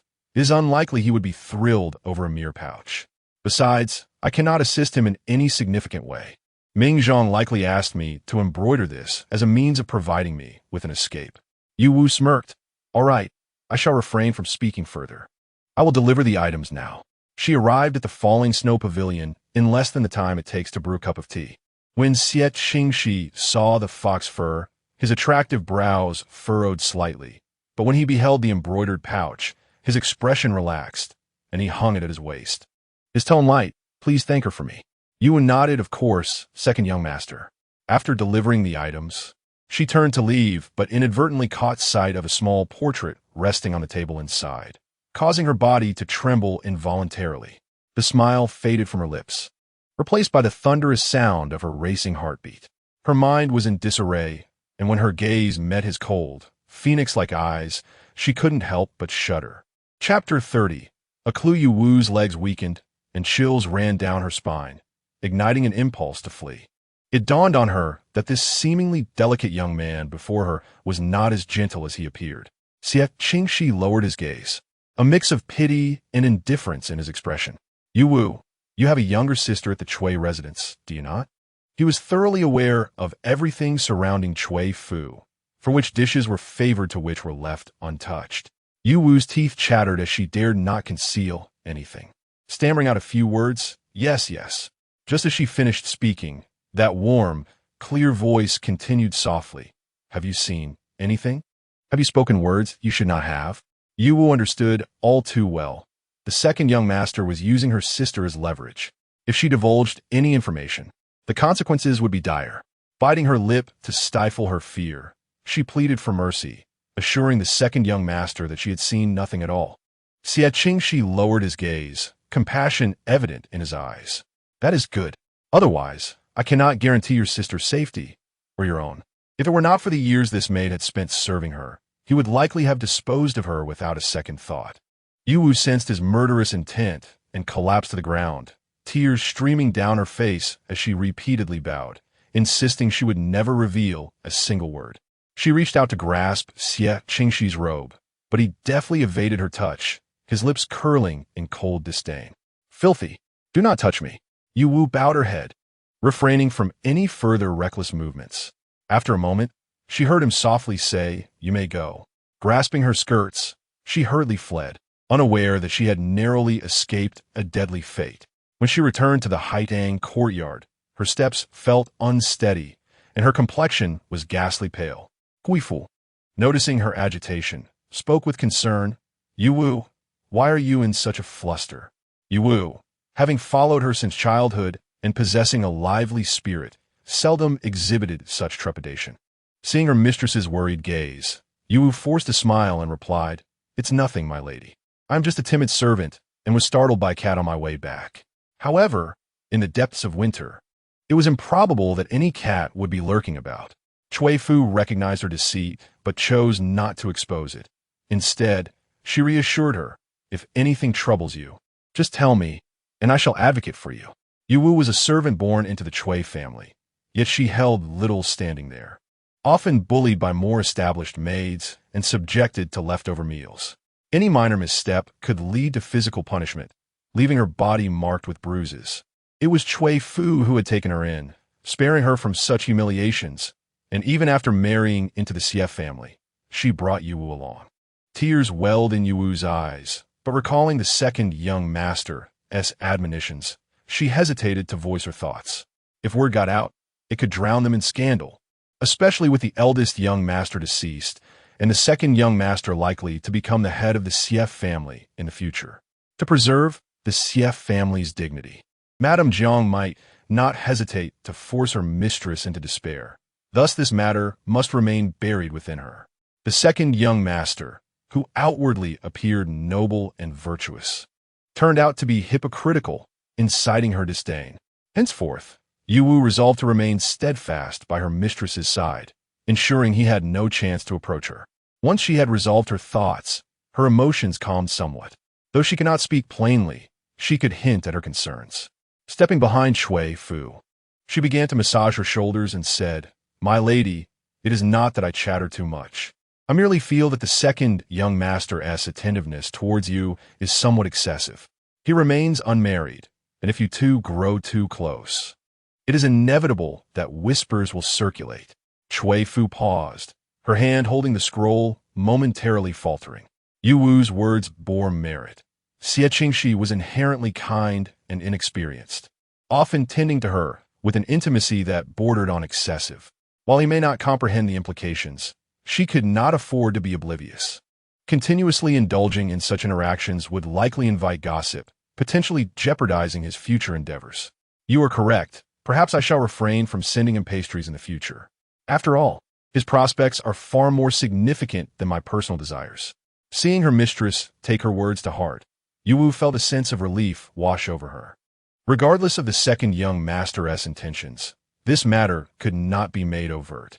With Yuwu discreetly gathering information and navigating the situation, Xie Qingxi had not encountered Cui Fu in the estate for nearly a month and a half, nor had he spotted her at the lakeside pavilion she often frequented.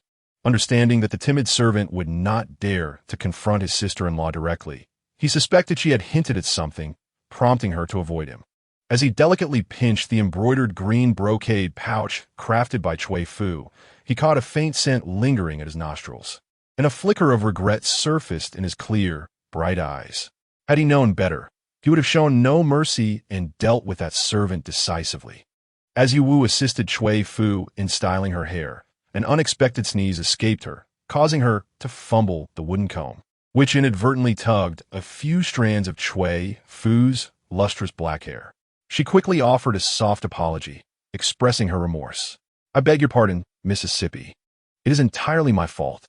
Though Cui Fu was known for her amiable disposition, Yuwu was acutely aware that she should not take advantage of her kindness. Cui Fu, seemingly in jest, remarked, "You have been quite jumpy of late. Have you perhaps lost your wits?" In truth, offending the second young master was far more serious than losing one's senses, but Yuwu chose to conceal this from her mistress to spare her unnecessary worry. With a sheepish smile, she assured, "I shall be more attentive, and I hope for your understanding, Mississippi." After all, having been accustomed to one another, Cui Fu was not inclined to chastise her. Gazing into the mirror, she noted her own reflection, appearing notably more delicate. Her dark, glistening eyes stood out vividly against her petite visage. Yuwu couldn't help but feel a pang of sympathy. She delicately placed a white silk flower in Cui Fu's hair. Ever since the passing of her fiancé, Cui Fu had lost her appetite, becoming increasingly frail and delicate, now burdened with the weight of widowhood. In the prime of her youth, once vibrant like blooming peaches and plums, she now adorned herself in simplicity. Fortunately, her natural beauty shone through, and the understated elegance only accentuated her ethereal charm. Today the sun shines brightly outside. Why not take a stroll, miss? I have heard that the camellias in the back garden have bloomed. Their snowy petals are truly a sight to behold. She had taken care to learn that the second young master had departed for court early, leading her to propose the outing with a sense of ease. However, as they stepped into the courtyard, they encountered Xie Qingxi, dressed in a snow-blue robe adorned with golden silk trims, complemented by a white fox fur coat. He appeared even more distinguished, his refined features strikingly handsome, with pale lips slightly curved in an enigmatic smile.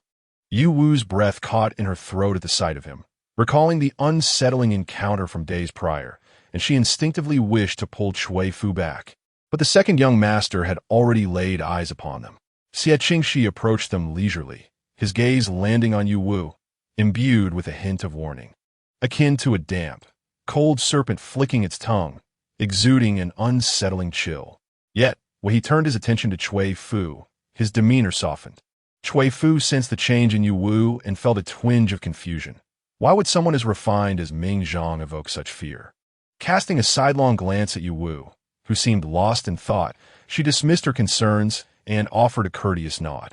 It had been a while since they last met, and Xie Qingxi's gaze lingered, assessing Cui Fu from head to toe. She appeared markedly thinner, her waist delicate, with her raven hair cascading like clouds, reminiscent of an ink painting of willows, fragile to the touch. Under the weight of his scrutiny, Cui Fu felt a sudden wave of self-consciousness.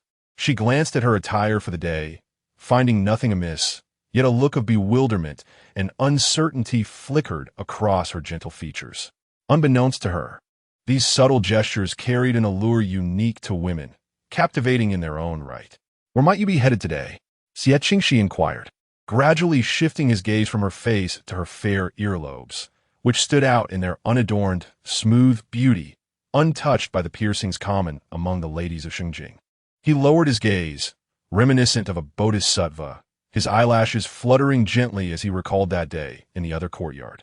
Unbeknownst to him, she smiled at him. "I heard from Yu Wu that the camellias in the back garden have bloomed, so I thought I might take a look. Is Ming Zhang not attending court today?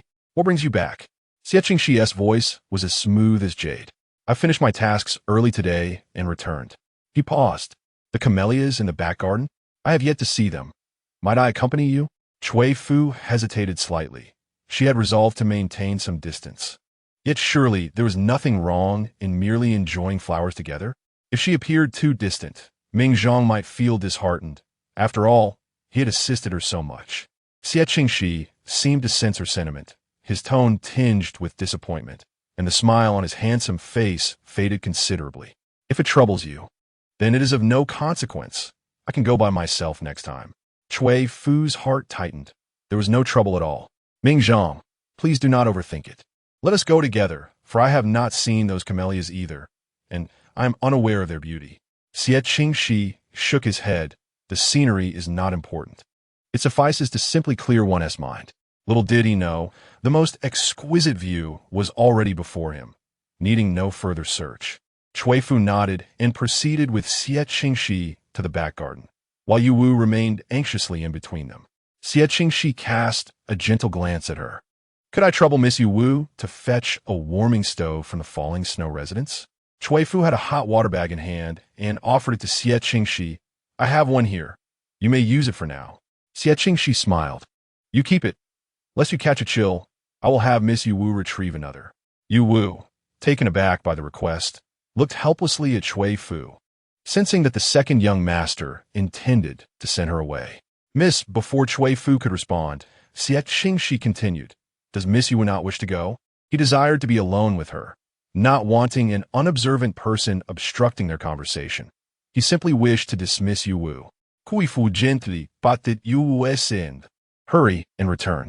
Though Xie Qingxi was gentle in nature, it would not do to openly contradict him. After all, it was merely to fetch a hand stove, which could hardly be deemed a hardship. Yu Wu gritted her teeth and retreated. In broad daylight, the second young master could not possibly do anything untoward toward the young lady within the Xie residence. Could he? Xie Qingxi watched Yu Wu's retreating figure, knowing he could not keep her and must not show weakness. His flawless visage appeared gentle, yet within, it was already tainted. Cui Fu was unaware of the true nature of the person standing beside her, believing his heart to be as tranquil as still waters, pure and clear. Yet when she glanced at him, she noticed a red mole at the corner of his eye. Ancient texts had said that those with such a mark often faced tumultuous relationships, adding an inexplicable touch of melancholy. After a brief walk, they arrived at a courtyard filled with camellias. Indeed, as Yu Wu had described, a strikingly pristine white, the petals layered in elegance. Yet the ground was strewn with fallen blossoms, each one having completely detached. A hint of regret flickered in Cui Fu's eyes as she bent down to pick one up. Vibrant in full bloom, why had it withered? This camellia is also called the head-chopping flower, quite resilient. Do you like it? With a hint of tentative inquiry in her tone, Cui Fu softly remarked, in comparison to such flowers, I find myself more enamored with the unremarkable wild grasses that thrive in the mountain valleys. Though they may not draw attention, they possess a tenacity that is enduring, unlike this resolute disposition. Hearing her words, Xie Qingxi felt a measure of relief. He feared that his relentless pursuit might yield nothing but fallen camellias, which, even if cradled in hand, would lack vitality.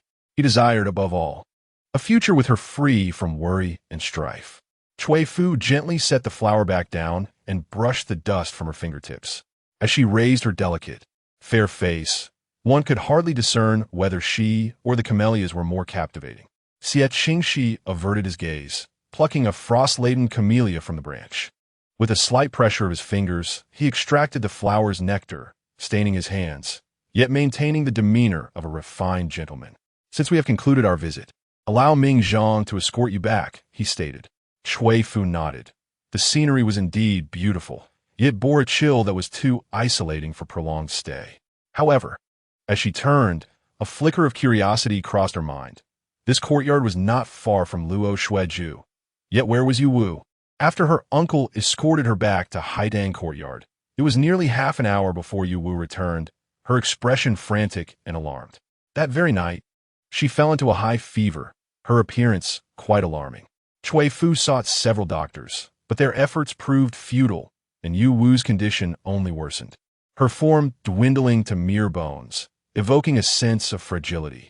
Ultimately, it was Xie Qingxi who heard of her plight and took it upon himself to bring a renowned physician. Why not let Ishini take a look? He suggested. Cui Fu sat at Yu Wu's bedside, her delicate brows knitted in concern. Upon seeing Xie Qingxi arrive with the esteemed doctor, she quickly expressed her gratitude. Thank you. Chapter 32. Grim tidings. Ishini was known for his exceptional medical skills, having previously served in the imperial court, and he was not one to easily offer his services. Thus, Cui Fu felt a deep sense of gratitude for Xie Qingxi's initiative. Yu Wu was akin to a half-sister to her, and witnessing her suffering caused Cui Fu great distress. Xie Qingxi gently reassured her. Rest assured, doctor, he is highly skilled. Miss Yu Wu will surely recover. Cui Fu managed a faint smile. I shall take comfort in your kind words. After examining Yu Wu's pulse, Ishini's expression turned grave. Young master, madam, this maidservant has contracted a contagious illness, and it may prove difficult to cure. Furthermore, it poses a risk of spreading to others. Contagious illness? Cui Fu's complexion paled. A few years prior, Xie Lingzhao had been tasked with quelling an outbreak, which had been ferocious and uncontrollable. Ultimately, the afflicted had to be burned alive to prevent further spread. The memory of having witnessed patients still clinging to life being consumed by flames sent chills down her spine. With little time to ponder how Yu Wu had contracted such a malady, she blinked back tears and implored, Doctor, I beg you, is there any remedy? Please save her. Ishini cleared his throat softly, acknowledging the young master's empathy. The sight of the distraught woman, tears brimming in her exquisite eyes, evoked pity in her subtle beauty. Tinged with a hint of allure, was surely a temptation for many. He gazed at Cui Fu for a moment longer than appropriate, only to be interrupted by a gentle cough from Xie Qingxi, prompting him to hastily divert his gaze and continue with the previously agreed-upon words. There is indeed a way forward. She needs a period of rest and gradual recuperation, and she should improve in due course. However, the infectious nature of this illness is alarmingly severe. Keeping this young lady in the Xie residence could inadvertently bring harm to the innocent. Cui Fu glanced at the frail Yu Wu lying on the couch, unconscious and unresponsive. If she were to leave the Xie residence, she would have nowhere else to go. How could one bear to send her away? Xie Qingxi seized the moment to propose. Why not send Miss Yu to the other courtyard for her recovery? My residence has few inhabitants, and the maids can attend to her needs. This way, you need not worry, and once Miss Yu regains her health, we can bring her back. With a kind heart, Ming Zhang understood Cui Fu's dilemma, but was reluctant to impose further. She hesitated, contemplating whether to return Yu Wu to her family, who would surely treat her kindly. Noticing her silence, Xie Qingxi added, if she goes to the other courtyard, the esteemed physician can conveniently oversee her care. Miss, Yu Wu murmured softly in her unconscious state. In Cui Fu's heart softened. Let us proceed as Ming Zhang suggests. Having a skilled physician is undoubtedly preferable to relying on a multitude of ignorant practitioners. Xie Qingxi smiled faintly and replied, very well. That night, Yu Wu was transported to the other courtyard. With no personal maid by her side, Xie Qingxi provided her with a servant, a cheerful girl named Baozhu, who was both efficient and diligent in her duties. Baozhu often devised ways to comfort Cui Fu, and as time passed, the two grew familiar with each other. However, Cui Fu's thoughts frequently wandered back to Yu Wu, prompting her to send Baozhu to inquire about her well-being with Xie Qingxi. Yet, she feared being a nuisance, and her heart was in turmoil. One day, Baozhu presented a bowl of freshly made snow frog and white fungus soup before Cui Fu. Madam, do give this a taste. It is my specialty, she urged. Cui Fu took a small sip and softly remarked, it is indeed delightful. The snow frog is tender and smooth upon the palate. Baozhu beamed, revealing two charming dimples. I'm glad you enjoy it. Then, with an air of mystery, she continued, you may not be aware, but a peculiar incident has transpired in Shengjing these past few days. Intrigued by Baozhu's enthusiasm, Cui Fu did not wish to interrupt. Oh, what does this matter? It concerns the wife of the Minister of Revenue and the Chief Justice, who, for reasons unknown, has suddenly developed sores in her mouth, rendering her in a pitiable state. She sought divine intervention yesterday, yet found no answers. The Minister of Revenue? Cui Fu recalled the women who had mocked her during the winter hunt and realized the coincidence. It was indeed remarkable how such occurrences could align. Baozhu nodded. This ailment is truly bizarre. One cannot help but wonder whom they may have offended. In truth, she was well aware of the culprit, none other than her duplicitous master, Xie Qingxi. The concoction that had caused the lady's afflictions was, after all, her own doing. Not only was Baozhu adept in the culinary arts, but she was also quite skilled in martial prowess, which is why Xie Qingxi had entrusted her with the task. Initially, when he instructed her to protect a young lady, she assumed it was a daughter from a noble family, only to discover that she was, in fact, the young mistress of the Xie household. He harbored certain clandestine thoughts, which unexpectedly opened her eyes. He had been dispatched not only to attend to her, but also to report on the daily activities of the young mistress. At times, upon hearing her recount, a look of infatuation would cross his face, causing Baozhu to shiver in distaste, internally cursing him as a beast in human clothing.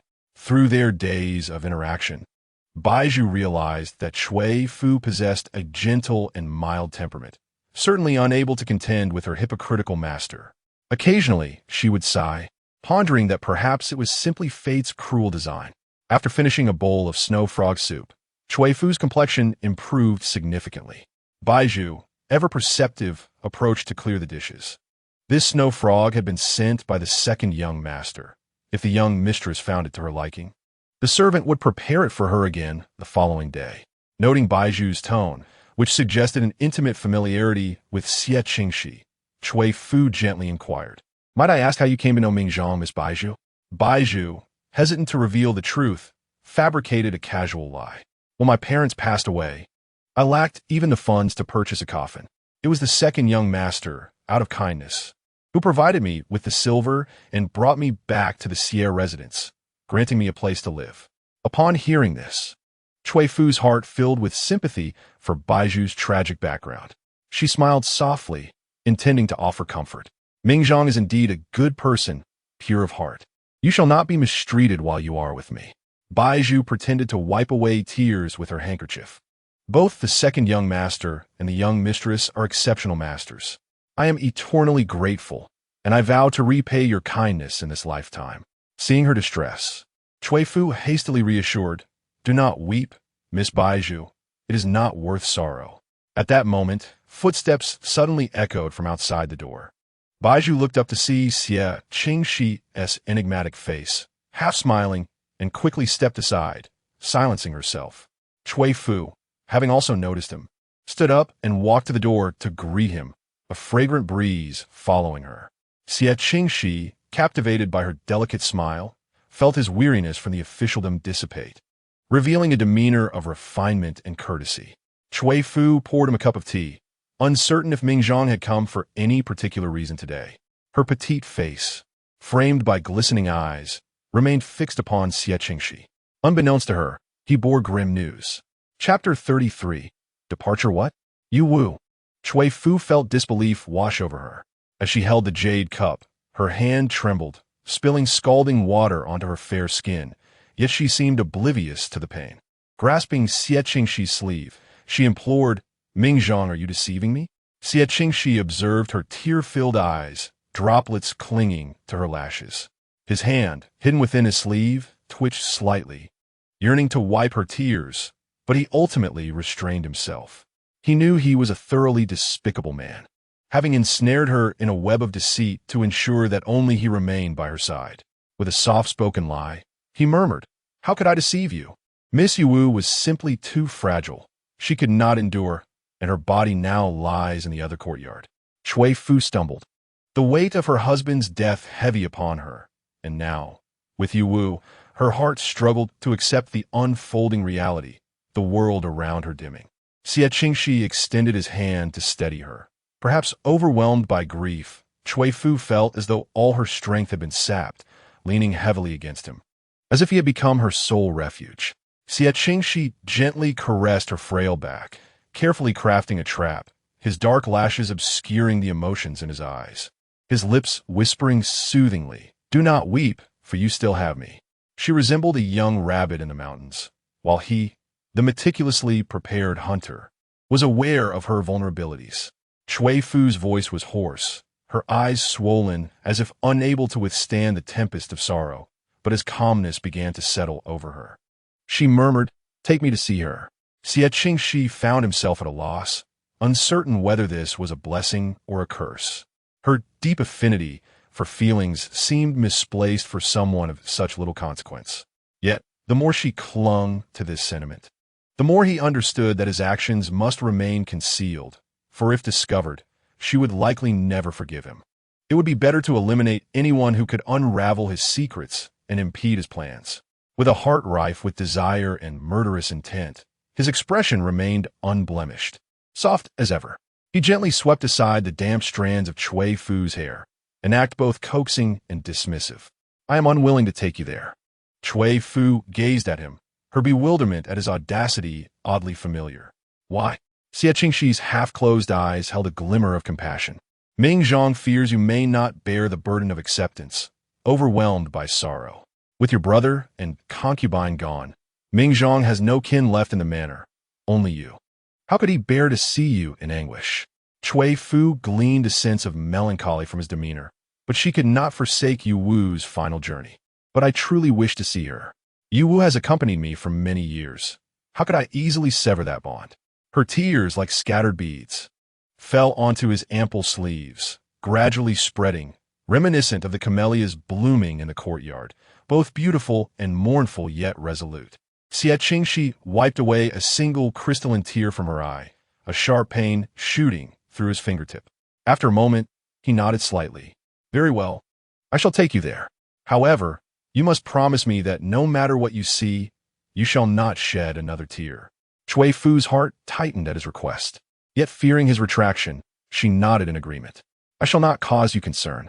She recalled the first time she encountered Yu Wu, hiding in the kitchen's corner, nibbling on a cold, hard bun. Upon noticing her, Yu Wu resembled a frightened creature, her eyes wary yet heart-wrenching. Taking the initiative, Cui Fu brought Yu Wu into her courtyard, and as their bond deepened, they shared everything, Yu Wu blossoming into a lively spirit, shedding her previous timidity. Yet, in the blink of an eye, she transformed from a living being into a lifeless form. Cui Fu stood before the frail body veiled in white cloth, momentarily lacking the courage to approach. Just months ago, her husband, Xie Qingxi, had been placed in a similar manner within the morning hall. She wept silently, her expression sorrowful as she collapsed to the ground. "I am sorry, Yu Wu," she murmured. Xie Qingxi also knelt down, his pristine white robe cascading like freshly fallen snow. Pure as a child of the Buddha, gazing at the lifeless body before him with neither joy nor sorrow. The esteemed physician had remarked that her constitution was too frail, rendering any attempts to save her futile. However, Yu Wu's passing had been so quiet that it should not have been too painful. A cold fragrance enveloped her. And Cui Fu felt an inexplicable fear as she recalled those around her departing one after another. Having grown up in a harmonious family, cherished by her husband, the relentless blows she faced were truly unbearable. With her glistening eyes wide open, she felt lost, pondering, what should I do? In just a few months, she found herself utterly alone. Xie Qingxi looked at her with compassion. Did you not enjoy painting and calligraphy? You still have a studio to manage. If you find it tedious, you could tend to flowers or raise pets. If you feel particularly bored, you can always come and seek me out. What my brother can do, I can do as well. Yu Wu's legacy will continue through Baozhu. We shall remain by your side. His last words carried a gentle sigh, imbued with a hint of melancholy. Cui Fu raised her gaze to him, her usually gentle and smiling eyes now reflecting a complex emotion she could not comprehend. She opened her mouth to speak, but found herself at a loss for words. Xie Qingxi softly advised, do not dwell on it too much. Yu Wu has departed. Your sorrow will not change that. It will be better to rest and take care of yourself. No matter the circumstances, Xie Qingxi always appeared unfazed, never revealing any particular likes or dislikes. Cui Fu felt a twinge of envy. A life devoid of love and hate seemed so much simpler. Taking a deep breath, her nose slightly flushed from crying, she said, Yu Wu devoted herself wholeheartedly to her master. I wish to return her to the Cui family for a proper burial. Xie Qingxi nodded, acknowledging Yu Wu was indeed remarkable. Leave this matter to me. Mingzhang will ensure her safe return. With Xie Qingxi having passed not long ago, Cui Fu could not return to the Cui family to observe the mourning period, fearing public gossip. Thus, this task could only be entrusted to Xie Qingxi. She whispered, "Thank you." Yet, with so many debts of gratitude piled upon her, she felt increasingly indebted to him. Initially, she had hoped to maintain some distance, but now she only wished to make amends. Xie Qingxi helped her to her feet. There is no need for such formalities. You are my dear kin. Expressing thanks feels rather distant. As always, he was courteous and refined. Once Cui Fu was steady, he released her gently, his demeanor relaxed and unpretentious, avoiding any annoyance. After a moment of silence, Cui Fu added, Mingzhang, may I request my brother to come and escort Yu Wu? Chapter 34. Drinking. Although her brother was not entirely dependable, he had treated Yu Wu well, and their rapport during her time in the Cui family made him a suitable choice for her final journey. Xie Qingxi nodded in agreement. Very well, I shall send someone to summon Master Cui. Cui Fu felt a sense of relief as she settled down in the hall to await Cui Hong. However, before long, her mind clouded, and darkness engulfed her as she succumbed to a faint. Xie Qingxi held her in his embrace, the voluminous sleeves of his robe enveloping much of her figure. From behind, the two appeared as lovers locked in a tender embrace, exuding an air of intimacy. He nestled his finely sculpted chin against Cui Fu's neck, gently inhaling her faint fragrance, his gaze gradually becoming entranced. Only under the influence of the calming incense would she obediently remain by his side. Baozhu, observing from the side, felt a surge of anxiety and softly cleared her throat. Young master, shall I inform young master Cui? Xie Qingxi lifted his eyelids, clearly displeased, his gentle eyes narrowing slightly. He then lifted Cui Fu into his arms and dismissed her with a simple, no, before exiting the room. Baozhu found the situation peculiar. Once he departed, she hastily lifted the white cloth, unable to suppress a gasp. Xie Qingxi had returned to Haidang courtyard with Cui Fu in his arms. The servants in the courtyard, upon seeing him carrying the young mistress, lowered their heads submissively, their expressions unperturbed. In the span of just 1 year, Xie Qingxi had replaced all the servants in the Xie residence, leaving only those loyal to him, including those in Haitang courtyard. Cui Fu, in un conscious state, seemed to experience discomfort, softly murmuring as her brows knitted tightly with unease. Xie Qingxi tenderly smoothed away her worries. "Young master, the king of Hong has sent word, requesting your presence." He adjusted the quilt around Cui Fu with a gentle expression tinged with reluctance, softly responding, "All right." As the familiar, cool fragrance dissipated, Cui Fu instinctively reached out, as if to grasp something, though her movements were too subtle to be noticed. When she awoke, the day had already turned dim. Baozhu, who had been listening for any sounds outside, rushed in upon seeing Cui Fu stir. "Young mistress, you are awake." Cui Fu lightly rubbed her temples, inquiring, "How'd I faint?" Baozhu served her a cup of tea, explaining, "It must be due to the matter concerning Miss Yu Wu. You were overwhelmed with sorrow. Are you feeling any better now? Shall I fetch a doctor for you?" After regaining her composure, Cui Fu took a small sip of tea and replied softly, "No need." At the moment her lips met the cup's rim, she felt a sudden pain, and upon glancing in the bronze mirror, she discovered a cut, with a faint layer of dried blood forming scabs. Baozhu, taken aback by the second young master's ferocity, realized why he had left behind a box of ointment. However, she now had to concoct a lie, sighing inwardly, "You must have accidentally hurt your lip while you were unconscious. Let me apply some medicine for you." Cui Fu found it odd. The wound on her lip did not resemble a mere bump. If anything, it bore the semblance of a kiss mark, reminiscent of the fervent passion she had shared with Xie Lingzhao upon their marriage. Yet, she quickly dismissed the notion, wondering who could possibly dare to take liberties with her in the Xie residence. Applying a touch of mint ointment to the wound, the burning sensation gradually faded away. Within the king of Hang's residence, Xie Qingxi sat across from a middle-aged man. The table was adorned with a copper cloisonne incense burner shaped like a dragon, and his exquisite features were further illuminated by the warm haze of incense, making him appear almost ethereal, like a deity. The slender, fair fingers delicately caressed the Buddhist beads, while her half-lowered gaze hinted at a flicker of curiosity, as if she might have noticed the traces he had deliberately left behind. What would her thoughts be if she were to discover them? Would she be filled with anger or concern? His mind was malevolent, sketching the image of her awakening. He regretted not lingering a little longer. Would she have doubted him upon seeing him then? The king of Hung observed Xie Qingxi, who remained silent and downcast, resembling a jade figure, yet devoid of desire, making her difficult to control. He gently clapped his hands, and several lightly clad dancers gracefully entered. Their waists were adorned with silver chains that swayed with their movements, shimmering like silver light, accentuating their fair and delicate skin. Xie Qingxi watched the dancers' slender waists with a hint of curious inquiry. The king felt reassured by his arrangement, for who among men could resist beauty? These dancers had been painstakingly chosen by him, and as long as they could be put to good use, it was advantageous.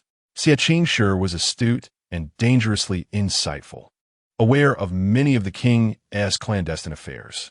If not firmly controlled, he feared that betrayal could spell his demise. Such individuals were perilously dangerous. Yet the king had always enjoyed taming wild stallions. A courtier nearby embraced one of the dancers closest to him, eager for a fleeting kiss. Most of these dancers hailed from Yangzhou, skilled in the art of pleasing others. However, the courtier seemed to desire more than a mere taste. He produced a porcelain vial from his bosom, pouring some into his palm before reaching beneath the dancer's skirt. Within moments, the dancer's face flushed with bashfulness, her soft cries filling the air. The king's interest was piqued at this spectacle.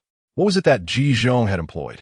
The man grinned wickedly, revealing a sinister glee. This substance was called Daughter's Delight, and once any virtuous maiden experienced it, she would find it hard to resist. After speaking, he deliberately glanced at Xie Qingxi, who typically presented himself as a paragon of virtue. Would he be able to maintain that fade now? Regardless of the circumstances, anyone born among the lofty flowers yearned to pull him down from his pedestal, and this moment was no exception. Yet Xie Qingxi remained unmoved.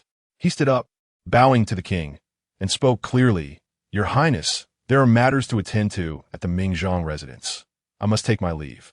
Xie Zhong's expression shifted, pondering what pretense Xie Qingxi was adopting, appearing as though he wished to distance himself from their indulgences.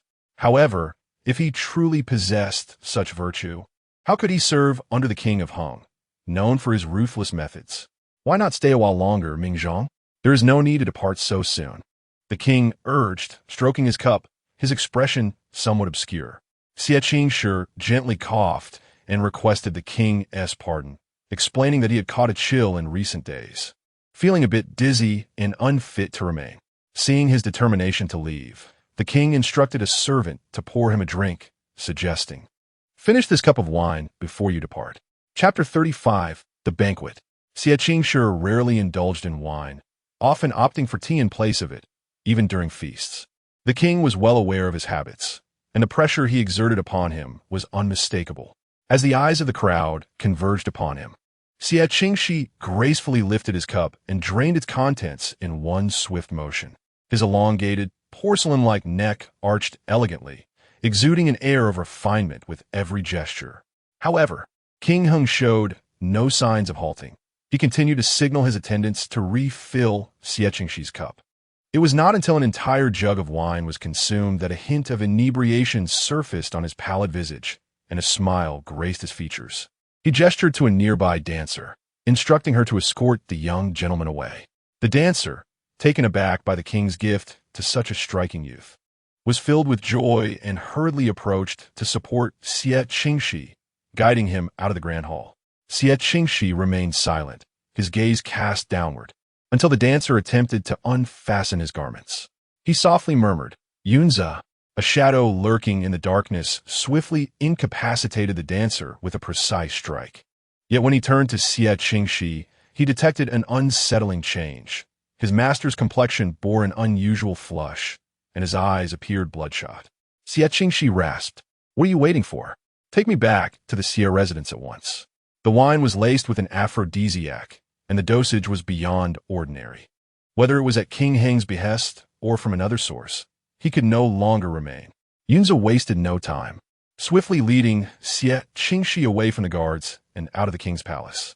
At the Xie residence, Cui Fu awoke, her heart heavy with unshakable concern. Uncertain of how Yu Wu's affairs would be settled, she wished to inquire with Xie Qingxi. However, upon arriving at the Snowfall Pavilion, she discovered it utterly deserted. Even the courtyard gate left ajar, allowing the cold wind to sweep in. Her brow furrowed. Given Xie Qingxi's meticulous nature, such oversight seemed implausible. Had he encountered some misfortune? Worry clouded her thoughts as she feared for Xie Qingxi's safety. Yet, as she stepped inside, the flickering candlelight extinguished completely, plunging her into darkness. And it took a moment for her eyes to adjust to the dimness. Tentatively, she called out Mingzhong, but received no reply. "Mingzhong, are you there?" She had noticed a carriage outside earlier. Surely he had returned. A faint sound of labored breathing emanated from the shadows. The moonlight illuminated the figure leaning against the screen, his jade crown askew, dark locks cascading, and the vermilion mole at the corner of his flushed eye gleamed vividly. The usually dignified jade Buddha appeared as if stripped of its golden form, resembling a fallen celestial being. Cui Fu stepped back in shock at the warmth radiating from him. "Mingzhong, what has happened to you?" "I have been administered an aphrodisiac," he replied, his voice gravelly and strained. Suddenly, he stumbled and collapsed to the ground. Cui Fu rushed to support him, her touch meeting skin that felt alarmingly hot. Upon hearing it was an aphrodisiac, her ears flushed crimson. "I shall summon Dr. He," she declared. "It is futile." He suddenly pressed his forehead against her palm, his breath searing. "Please, find me an ice mirror." This action conjured memories of a feverish childhood pet that clung to her. Yet the man before her resembled a wild beast on the verge of losing control. After speaking, he swayed unsteadily, nearly falling, but Cui Fu swiftly caught him. Xie Qingxi's elongated eyes glistened with unshed tears as he grasped her delicate hand tightly, pressing his fevered face against her palm. He usually presents himself with an air of cold elegance, and yet, in this moment, He seems to have transformed into the enchanting spirit of a fox from a tale, utterly captivating. Cui Fu, momentarily at a loss, feared for his well-being. The atmosphere between them felt somewhat amiss, and her teeth began to chatter. Mingzhang, bear with it for a moment. I shall have my mother arrange a concubine for you, she suggested, acknowledging that at his age, it was indeed time to consider such matters. However, Xie Qingxi shook his head, the jade crown that had bound his hair slipping away, cascading his dark locks down like a waterfall, partially obscuring his exquisite visage, blending seamlessly with the night and moonlight, rendering him irresistibly alluring. He lifted his delicate chin, gazing at Cui Fu with an innocent expression. Mingzhang is unwilling to tarnish the ladies nearby. Yet, Xie Qingxi's demeanor left her flustered, and all she wished was to flee. Mingzhang, shall I ask Yin Shui to think of another solution? I must take my leave. But Xie Qingxi grasped the hem of her white garment, imploring, do not go. Please help me. His voice lingered with a hint of huskiness. Cui Fu, however, seemed resolute in her desire to escape. Should this scene be witnessed by others, it would be inexplicable. Seeing her attempt to flee, Xie Qingxi was suddenly overcome with frustration, violently coughing up blood that splattered across the ground like crimson plum blossoms amidst the snow. Cui Fu's heart tightened. Mingzhang you. She had not anticipated the potency of the medicine. Wiping the blood from his lips, the discomfort only intensified. Yet his eyes held a trace of desolation as he slowly released her wrist. Never mind, you may leave, he coughed. But Cui Fu, witnessing his condition, dared not depart. As she saw him on the verge of spitting more blood, anxiety welled within her, and tears brimmed in her eyes. Mingzhang, how can I assist you? She trembled with desperation, sensing that if she chose to leave him, he might very well perish. Xie Qingxi's dark lashes fluttered, a hint of blood still staining his lips, embodying a fallen celestial being that ensnares the soul. Chapter 36. Self-destruction. Xie Qingxi had always been gentle and courteous, never overstepping his bounds. Yet his current actions caused Cui Fu's ears to burn, her fingertips trembling in the air. Ultimately, she could not summon the resolve to leave. Had he not shielded her from the shadows in recent days, her situation in the Xie household would have been far more precarious. Do not be afraid, he whispered, his voice as soft as melting snow at the eaves. His hand, accustomed to drafting imperial edicts, now gently encircled her wrist, the mole at the corner of his eye glowing with an unsettling allure in the candlelight. As the moonlight streamed through the window, a silk flower from Cui Fu's hair was suddenly dislodged by a gust of wind. Once the turmoil subsided, she nearly fled in a panic, forgetting even her cloak. Xie Qingxi, shrouded in shadows, observed her retreating figure, a flicker of intrigue glimmering in his fox-like eyes. Upon returning to Haitang courtyard, Baozhu noticed her unusual demeanor and inquired with concern, Young madam, what troubles you? Cui Fu ered, finging composure. It is nothing, although Baozhu found it strange. She still brought her a cup of tea. In a moment of clumsiness, Cui Fu's hand slipped, shattering the teacup on the floor with a sharp sound, akin to a thunderclap in spring, sending a chill through her. Baozhu quickly reassured her, may broken things bring peace, may broken things bring peace. Subsequently, he poured her another cup of tea, gently reminding her, Young madam, do hold it firmly this time. It would be unfortunate if you were to spill on yourself. A particular phrase seemed to stir Cui Fu, causing her expression to tighten, her delicate face flushed with embarrassment as she commanded, You may leave now. As Baozhu made her way halfway out, Cui Fu called after her, Go fetch me some water. I wish to bathe. Baozhu nodded and went to heat the water. Immersed in the bathing tub, Cui Fu's skin glowed as white as pearls. She submerged half her face in the water, revealing only her pair of clear, glistening eyes, filled with an enduring sense of shame and annoyance. The lingering sensation of that mortifying touch still clung to her hands, evoking an impulse to sever them. For she had engaged in such an act, albeit against her will, it was still improper. In the following days, Cui Fu sequestered herself within her chamber. Even when Xie Qingxi personally came to visit, she remained hidden, seemingly resolute in avoiding him. The events of that night haunted her thoughts, leaving her uncertain of how to confront him. In an effort to calm her mind, she took a handkerchief and sat on the couch to embroider, her profile exuding tranquility and grace. Suddenly, the sound of footsteps approached from behind. Assuming it was Bao Zhu, she softly inquired, "Have the 2 pots of orchids in the room been watered?" However, the figure behind her offered no reply. Feeling perplexed, she turned her head to look, only to find Xie Qingxi standing there, clad in a robe embroidered with lotus patterns, his hair styled in a dark green hairpin, his countenance marked by sorrow as he gazed at her.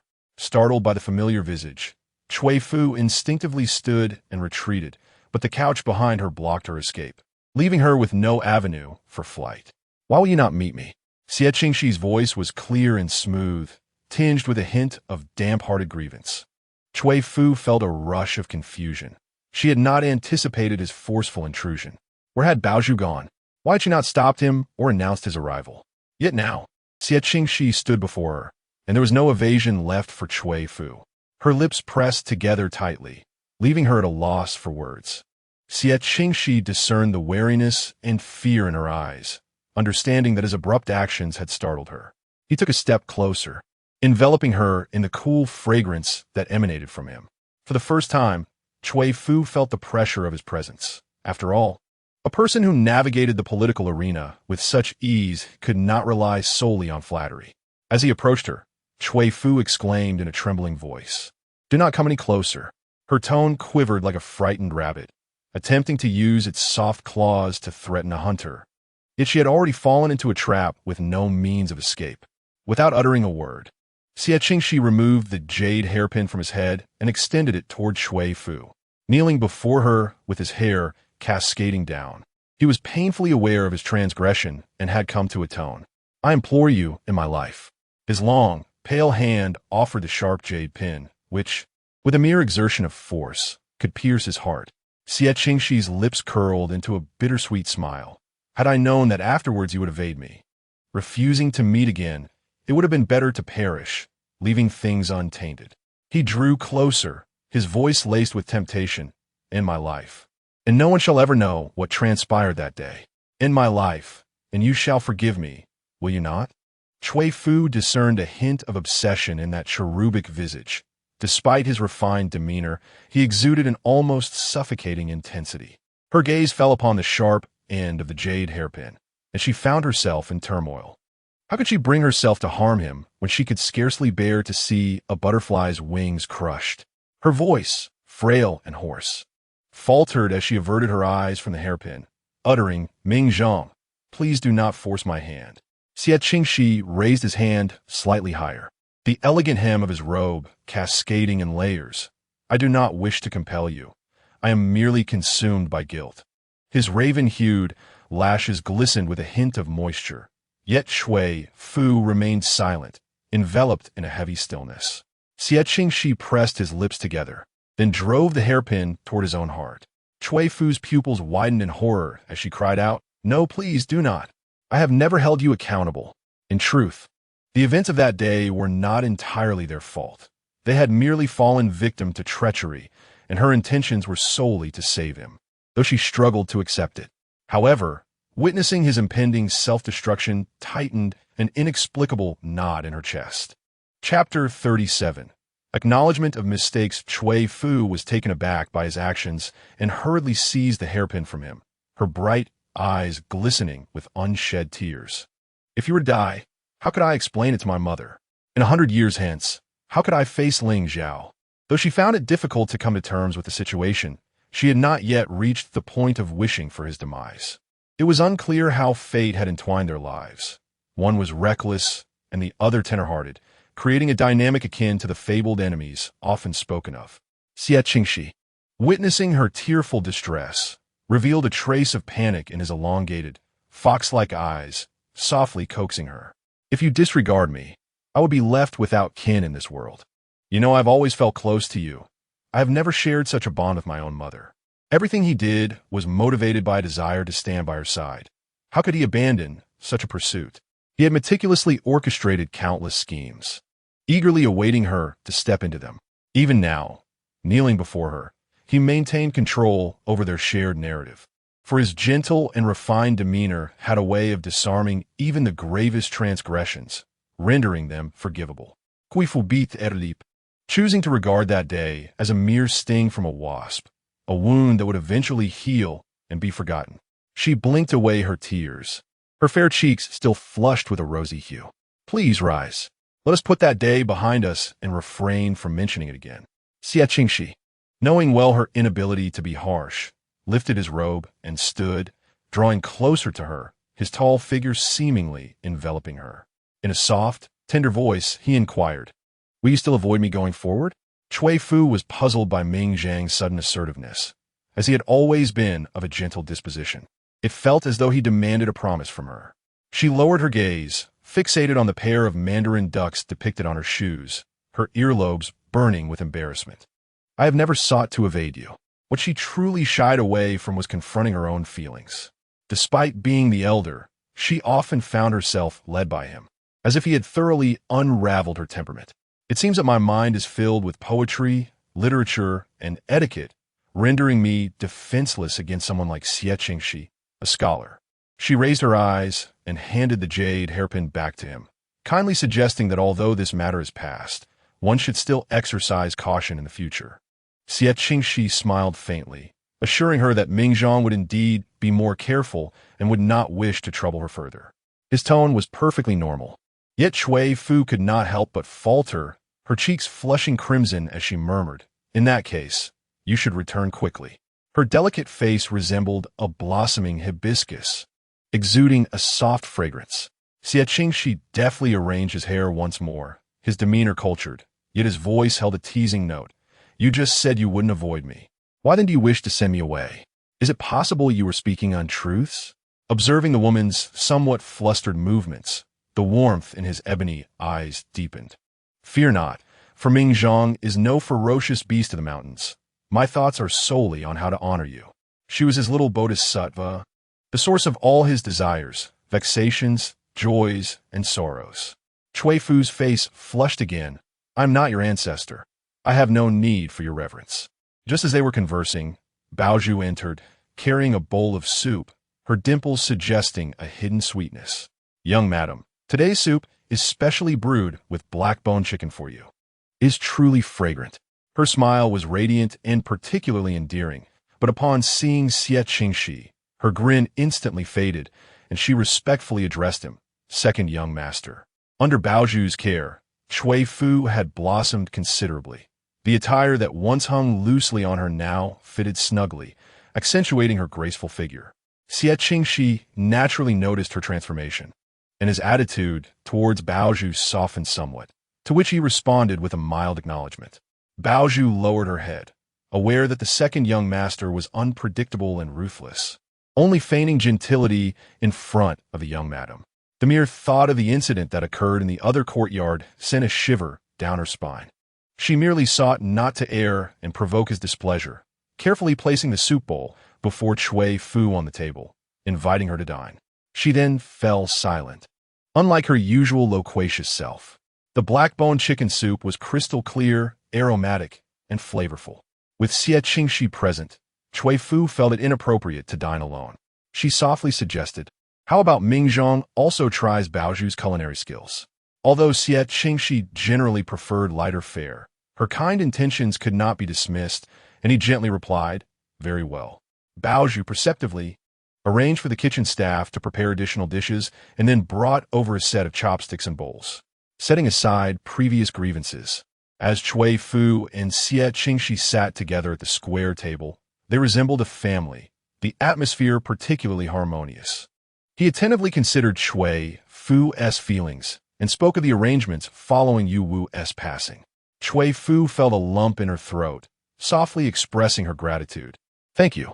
He had shown nothing but kindness, not only summoning a renowned physician, but also collaborating with his elder brother to ensure Yu Wu was given a dignified burial, leaving no room for reproach. As a result, she found herself lacking confidence in his presence.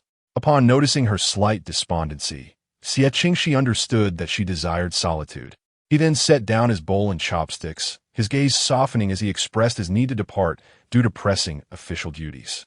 He always possessed an uncanny ability to perceive Cui Fu's thoughts, having long admired her, and thus comprehending her intricacies. After bidding farewell to Xie Qingxi, Cui Fu felt a sense of relief as she sipped the lukewarm milk beside her, tasting a hint of bitterness on her tongue. Baiju, being a gift from Xie Qingxi, warranted her to speak kindly of him despite her grievances. The second young master was indeed refined and gentle, not at all an ordinary man, and he exhibited exceptional care and consideration toward the young mistress. Had it not been for that unfortunate incident, Cui Fu might have spoken more freely. However, now any mention of Xie Qingxi felt somewhat peculiar. In the past, she had contemplated arranging a marriage for him, but now she remained silent, unwilling to meddle in his personal affairs to avoid repeating prior complications. She gently wiped her mouth and shifted the topic, inquiring if Chandake could spare a carriage for her visit to the great Buddha temple the following day. Baiju shook her head, admitting her uncertainty, but promised to inquire and return with an answer. As she tidied up the tableware, she curiously asked what the young mistress intended to do at the temple. It was there that Cui Fu had first met Xie Zhao during her youth, when she had become lost and felt utterly adrift until a charming young gentleman, with a smile as bright as the moon, had inquired, "Whose little flower cat is this? Have you lost it?" He had then guided her to her parents, revealing the long-standing acquaintance between their families. However, after the death of Xie Zhao's father, everything changed, and the Jiang family laid all blame upon the Cui family. While Cui Fu maintained a calm demeanor, a trace of melancholy was evident. She intended only to revisit the past, a return to familiar grounds. Yet the old companions were absent, leaving only fleeting memories of time gone by. Chapter 38. The Great Buddha Temple. Upon learning of Cui Fu's intention to visit the Great Buddha Temple, Xie Qingxi had arranged for a carriage in advance, initially planning to accompany her. However, with pressing official matters and the recent unpleasantness with Prince Hung, which had resulted in considerable opposition, he had to remain behind to attend to his affairs. Nevertheless, to ensure Cui Fu's safety, he dispatched several skilled guards to accompany her. Cui Fu stood in Disney, holding a warming pot. As she observed the grand display surrounding her, it felt as if she were not heading to a temple, but rather embarking on an official inspection, eliciting a mix of amusement and exasperation. Was such a display truly necessary? Baiju stifled a smile and softly replied, "Young mistress, the second young master is simply concerned for your well-being. The outside world is quite unsettled, and having more protectors is always beneficial." Cui Fu understood Xie Qingxi's good intentions, but felt somewhat uncomfortable. She glanced at him standing beside the carriage, clad in his crimson official attire, his features as picturesque as a painting, seemingly imbued with the essence of spring. She softly remarked, "There seem to be rather too many guards." Her tone carried a hint of helplessness. She was still in mourning and preferred not to draw undue attention. Xie Qingxi glanced sideways with a smile. "As a lady, you must exercise caution, especially with the current bandits rampant.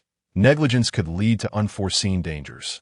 Moreover, it is merely a handful of guards, hardly a concern."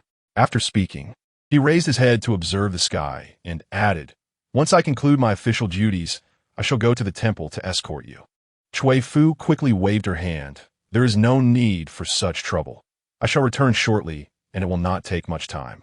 Having received much assistance from Ming Zhang in the past, she dared not impose further, especially since the Great Buddha Temple was not far off, only about an hour's journey. However, Xie Qingxi merely smiled in silence, thoughtfully lifting the carriage curtain for her with gentle and meticulous care.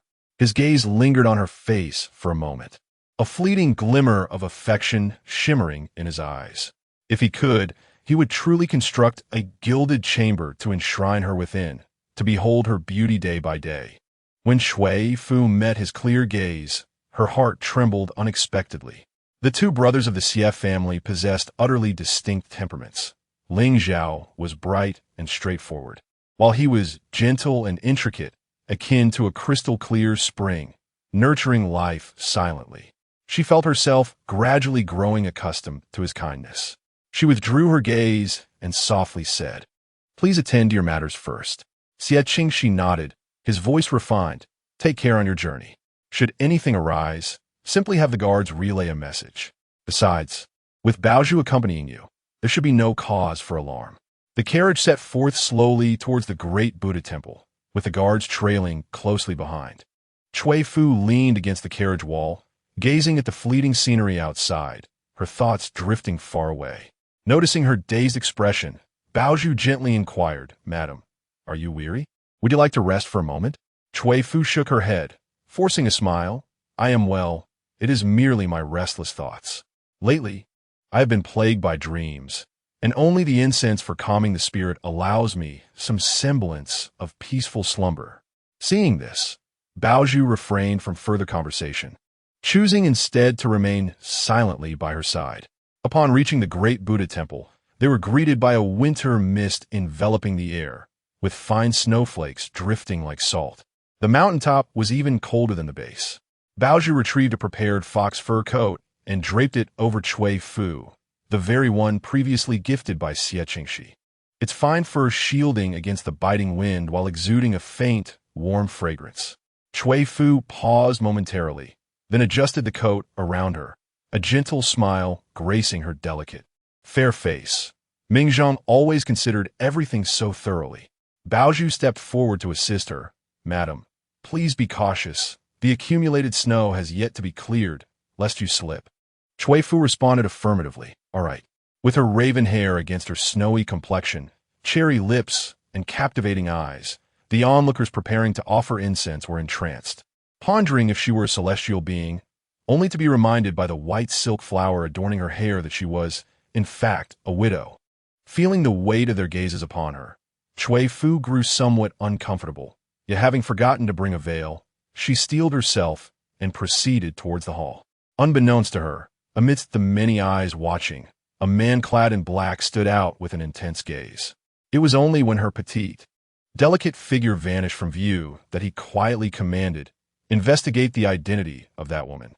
The servant responded affirmatively and then withdrew, a hint of sympathy for the lady evident in his expression. The prince had a particular penchant for married women, and his methods of torment were manifold. Should she fall into his clutches, her fate would likely be dire. Cui Fu entered the hall, feeling somewhat alleviated from the oppressive sensation that had weighed upon her. Baozhu remained steadfastly by her side, casting back any gaze that dared to linger too long upon them. Fortunately, those around recognized their esteemed status and refrained from offending them. "Greetings, venerable ladies." A slender young monk approached them with alacrity, his voice bright and youthful.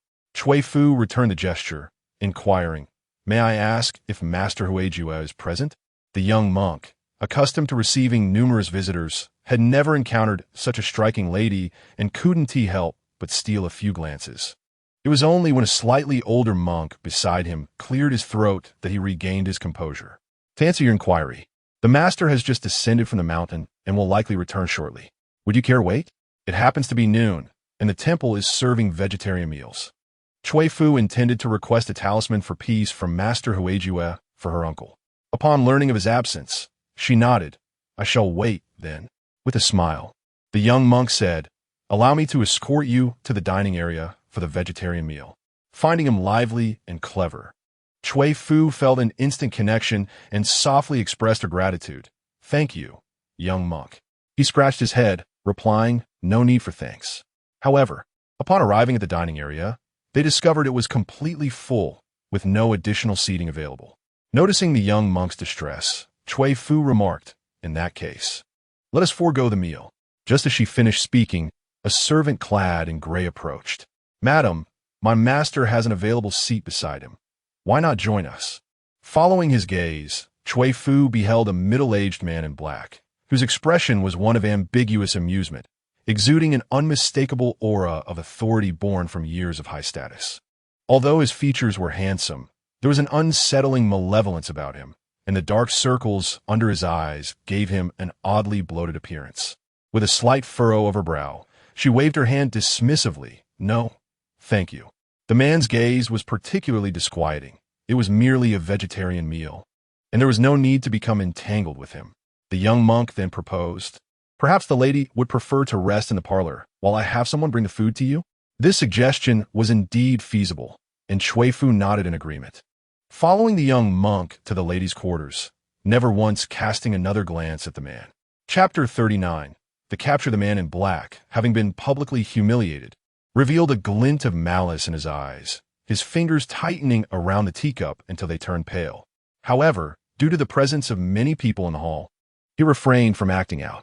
The servant who had inquired about Cui Fu's identity returned and whispered a few words into his ear, causing a playful smirk to appear on the man's face.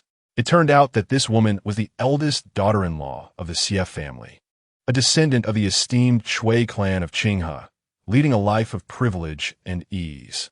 However, an ordinary rural woman would hardly ignite such intense interest within him. Yet, his desire to possess her grew ever more fervent. After Cui Fu exited the hall, an unsettling feeling crept into her heart, prompting her to inquire of the young monk, "Little master, will Master Huijue return today?"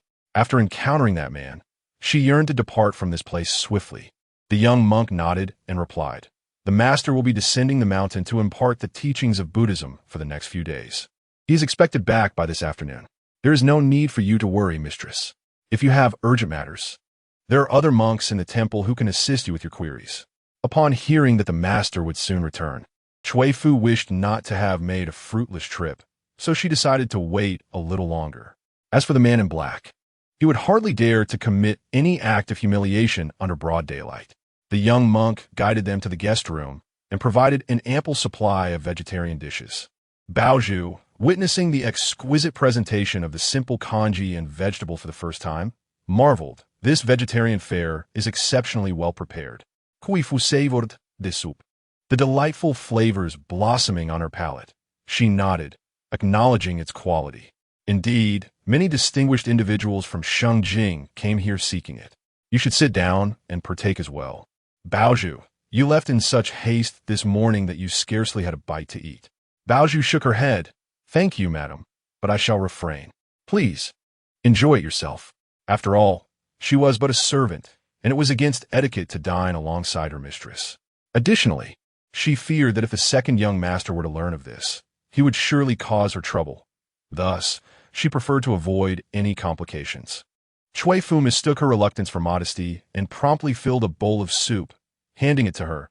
"Do not be so reserved, Miss Baozhu. We have a while before we can return. If you do not eat now, you will surely feel famished on the way back." Having lived a life fraught with peril, Baozhu was taken aback by this unexpected kindness, and she quickly accepted the bowl from Cui Fu's hands, smiling. "Thank you, madam." The gentle disposition and beauty of the young mistress made it no wonder that even someone as dark-hearted as the master would take a liking to her. During their time together, even Baozhu found herself growing fond of Cui Fu, akin to how one might feel towards an elder sister. After their meal, Cui Fu settled beside her, perusing the scriptures. As dusk approached, the light in the guest room dimmed, rendering the reading difficult for her eyes. Baozhu, seizing the moment, suggested softly, "Madam, when we arrived, I noticed a cluster of winter sweet blossoms flourishing outside the temple. Shall we take a stroll to admire them?" Cui Fu set aside her scriptures and glanced out the window.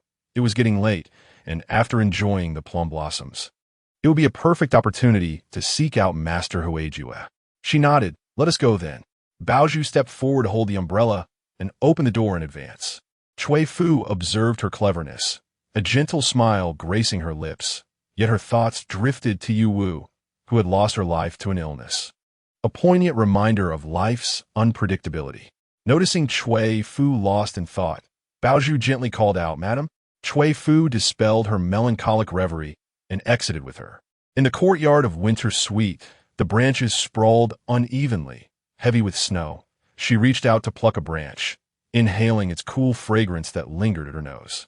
After inhaling the fragrant blossoms, she gently returned the branch, shaking off the delicate snowflakes that adorned it. Some of these fell upon her lashes, quickly melting into glistening droplets under her warm body heat, trembling like dew on a newly blossomed lotus, delicate and endearing. Just as Madame Cui Fu was admiring the plum blossoms, a low voice unexpectedly resonated behind her. Turning around, she found her brow furrowed with sorrow. deeper than that of the famed beauty Xie reflected in water. However, upon recognizing the intruder, her melancholy transformed into a subtle blend of alarm and indignation. For his address of Madame was particularly frivolous. Qi observed the sudden pallor of the woman's face, along with the disdain evident in her gaze towards him, and couldn't help but marvel at her exquisite eyes, which seemed to be capable of holding back tears if one were to caress her slender neck. The beauty of the courtyard paled in comparison. At once, Baozhu stepped in front of Cui Fu, shielding her from that intrusive and malevolent gaze. Cui Fu softly suggested Baozhu, "Let's depart." She had no desire to converse with such an audacious individual. Yet, just as they were about to turn away, a group of guards clad in black emerged, blocking their path and watching them with predatory intent. Cui Fu's expression turned slightly irate as she regarded the unwelcome guests, inquiring, "May I ask what brings you here?" A crowd of dark-clad men encircled the two vulnerable women, and it was evident to any discerning observer that their intentions were far from benign. Qi assessed Cui Fu from head to toe, his gaze penetrating as if peeling away layers of thick fur. Yet his words were disingenuous, professing no ill intent, merely expressing a sense of familiarity upon seeing her. Familiarity? His intentions were all too transparent. Cui Fu, maintaining her composure, replied, "I'm already a married woman. I fear I would not be worthy of your esteemed attention. I kindly request that you allow me to pass." Given that he dared to act within the confines of the great Buddha temple, it was clear he held a significant status, one that could not be offended, so she chose to speak plainly. However, Qi had already discerned her identity and regarded it with indifference. Merely a minor family, the Xie clan, and considering Xie Qingxi was his subordinate, it was likely that with a mere command, Xie Qingxi might even deliver this woman to his bed. After all, that fellow was notoriously cold-hearted and would show no mercy towards his brother's widow. Nevertheless, he wished to avoid causing the beauty too much distress. The most desirable outcome would be her willing submission to him, but if she remained oblivious, he was untroubled by the methods he might employ. What need was there for Madame to speak so harshly about leaving? This temple was desolate. Would it not be better for you to descend the mountain with me and seek a warmer place to sip tea? Even Qi dared not directly seize a married woman, for fear of leaving himself vulnerable to repercussions. Cui Fu, perceiving his intent to conceal his identity, understood that he held some trepidation. Though fear coursed through her, she feigned calmness and replied, "I do not wish to partake in any tea.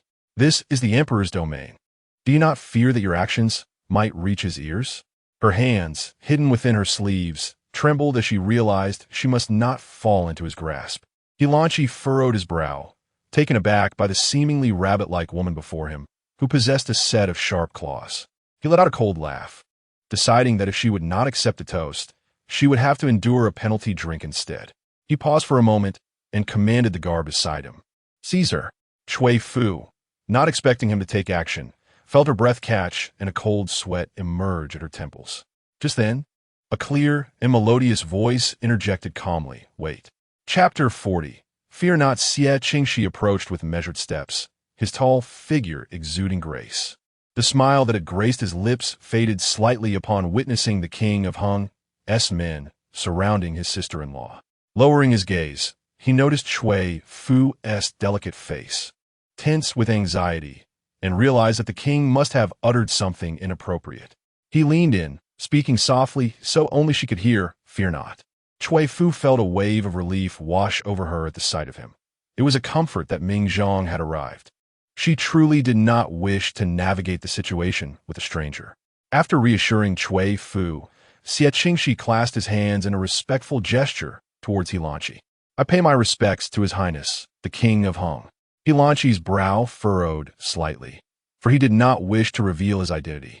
But Xie Qingxi had already done so, making it too late to retract.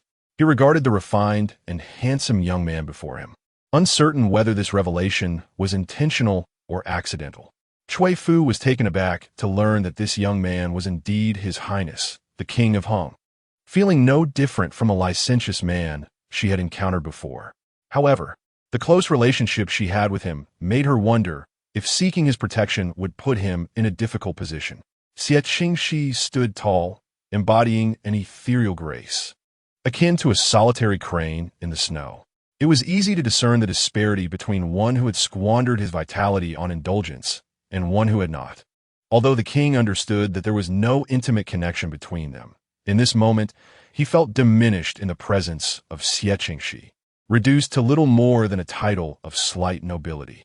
Xie Qingxi maintained his composure, his gaze tranquil, seemingly oblivious to the king's displeasure. He subtly shifted his stance, shielding Cui Fu behind him. What a coincidence it was to encounter His Highness here.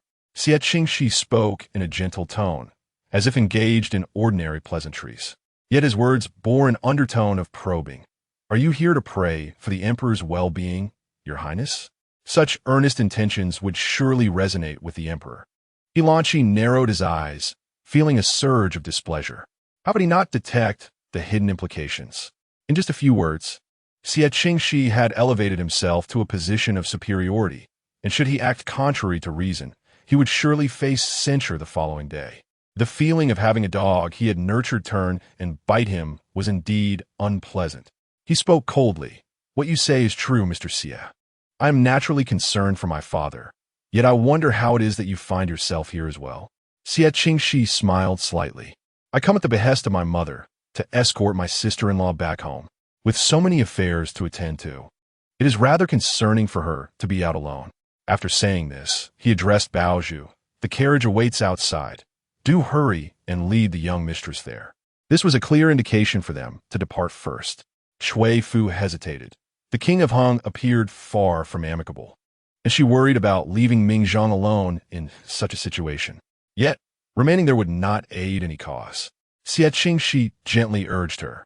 Shall you wait for me in the carriage? The cold outside is biting. I shall come over shortly. Qinghe could not discern what the two were conversing about.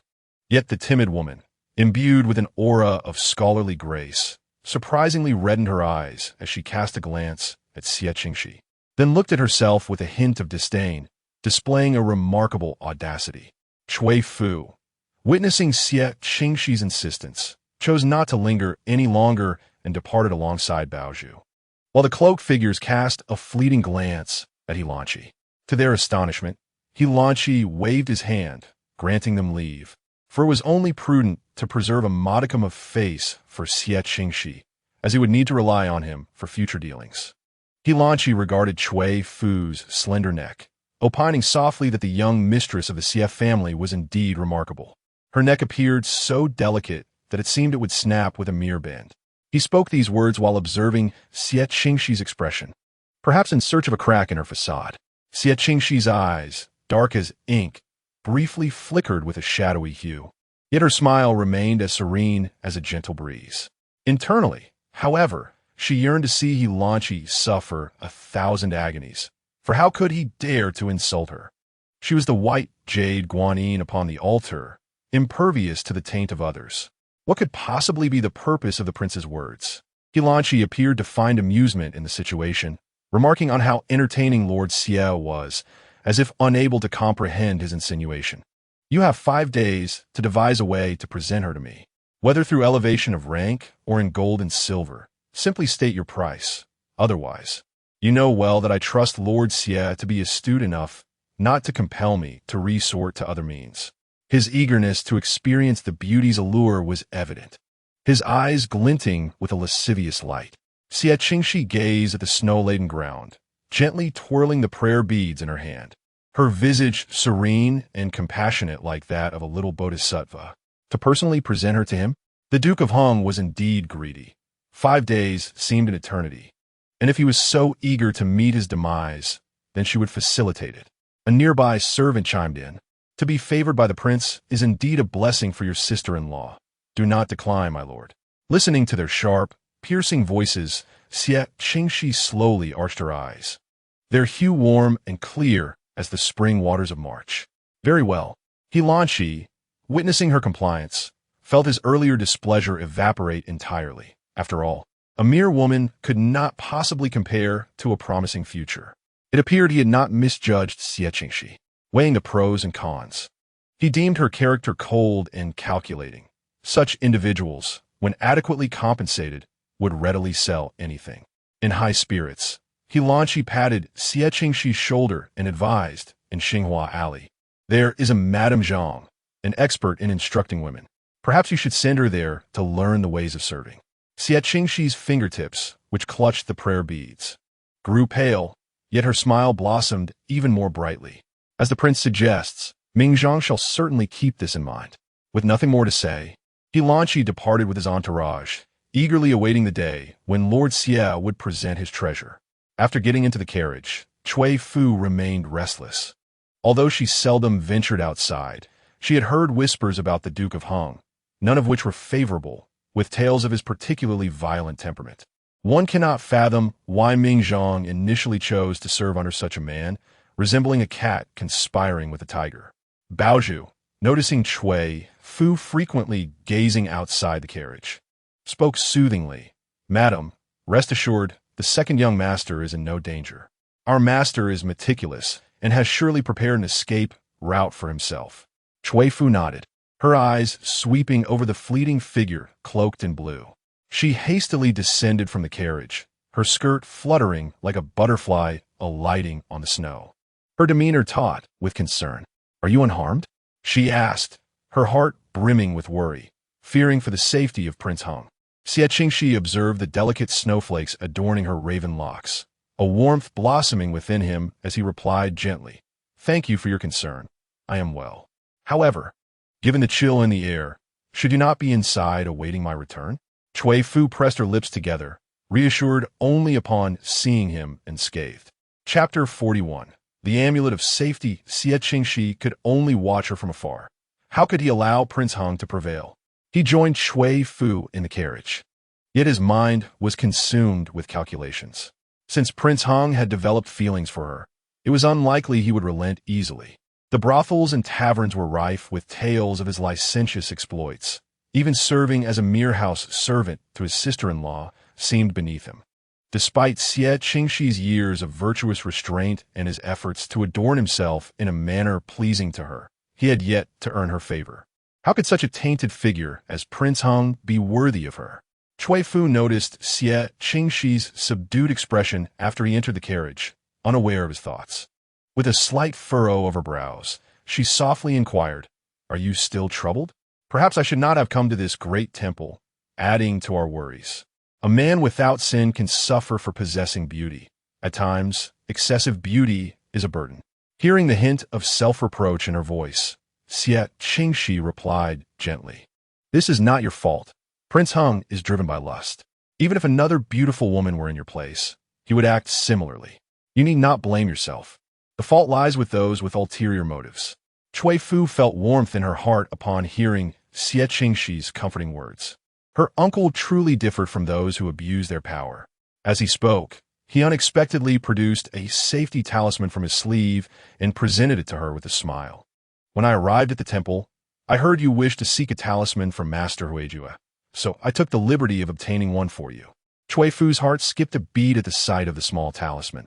He had remembered every word she had spoken. She replied softly, "In truth, I sought the talisman for you, thinking that as you traverse the world, it might bring you solace." Xie Qingxi had assumed her visit to the temple was solely in memory of her brother, unaware of the deeper significance. His beautiful eyes sparkled with delight, akin to a child savoring honey, as he said, "You are truly kind to still think of me." He paused, then retrieved another talisman threaded with red silk from his sleeve, adding, "I also procured one for myself. This one is for you, and I kindly ask you to accept it." Cui Fu understood his meticulous nature, yet she could not help but feel deeply touched. She accepted the talisman, saying, "My kindness to you pales in comparison to the depths of your generosity." Aside from that embarrassing experience, Xie Qingxi treated her quite well, serving as her only solace within the Xie family. As he observed Cui Fu carefully placing the talisman close to her, a faint smile graced his lips, imbued with a gentle warmth laced with a hint of danger. In truth, this talisman was not merely a charm for peace, but a marriage talisman he had specifically sought, containing the birth dates of both him and her. He was indeed the one most suited to her, was he not? The moment Baozhu caught sight of Xie Qingxi's ominous expression, She realized that he harbored no good intentions. Yet, she found herself at a loss for words to issue a warning, for she remained merely a pawn in the hands of his second young master. Life or death rested solely upon his whims. After Cui Fu secured the talisman, she softly inquired whether the Prince of Hung would trouble him for their departure that day. Her greatest fear was that the prince might wield his power to bully Xie Qingxi, who, as a rising figure in court, had an unstable foundation. The prince was not known for his generosity. If she had offended a nobleman, all her efforts would be rendered futile. Xie Qingxi cherished the concern she exhibited for him, for it was in such moments that he felt truly cared for. He gently caressed the jade ring on his finger, suppressing the tumult of emotions within, while maintaining an outward appearance of calm. "You need not worry for me. His Highness the Prince of Hung will not harm me," he reassured her, for soon he would become a lifeless corpse. What harm could a corpse inflict? It would not covet her either. May all who obstruct him meet their demise. With his gaze cast downward, he refrained from voicing the remainder of his thoughts, as she favored a refined gentleman, and he feared that revealing his intentions would frighten her. His fair visage still bore an innocuous smile, regal and beautiful, akin to a delicate fox, revealing only his most exquisite side.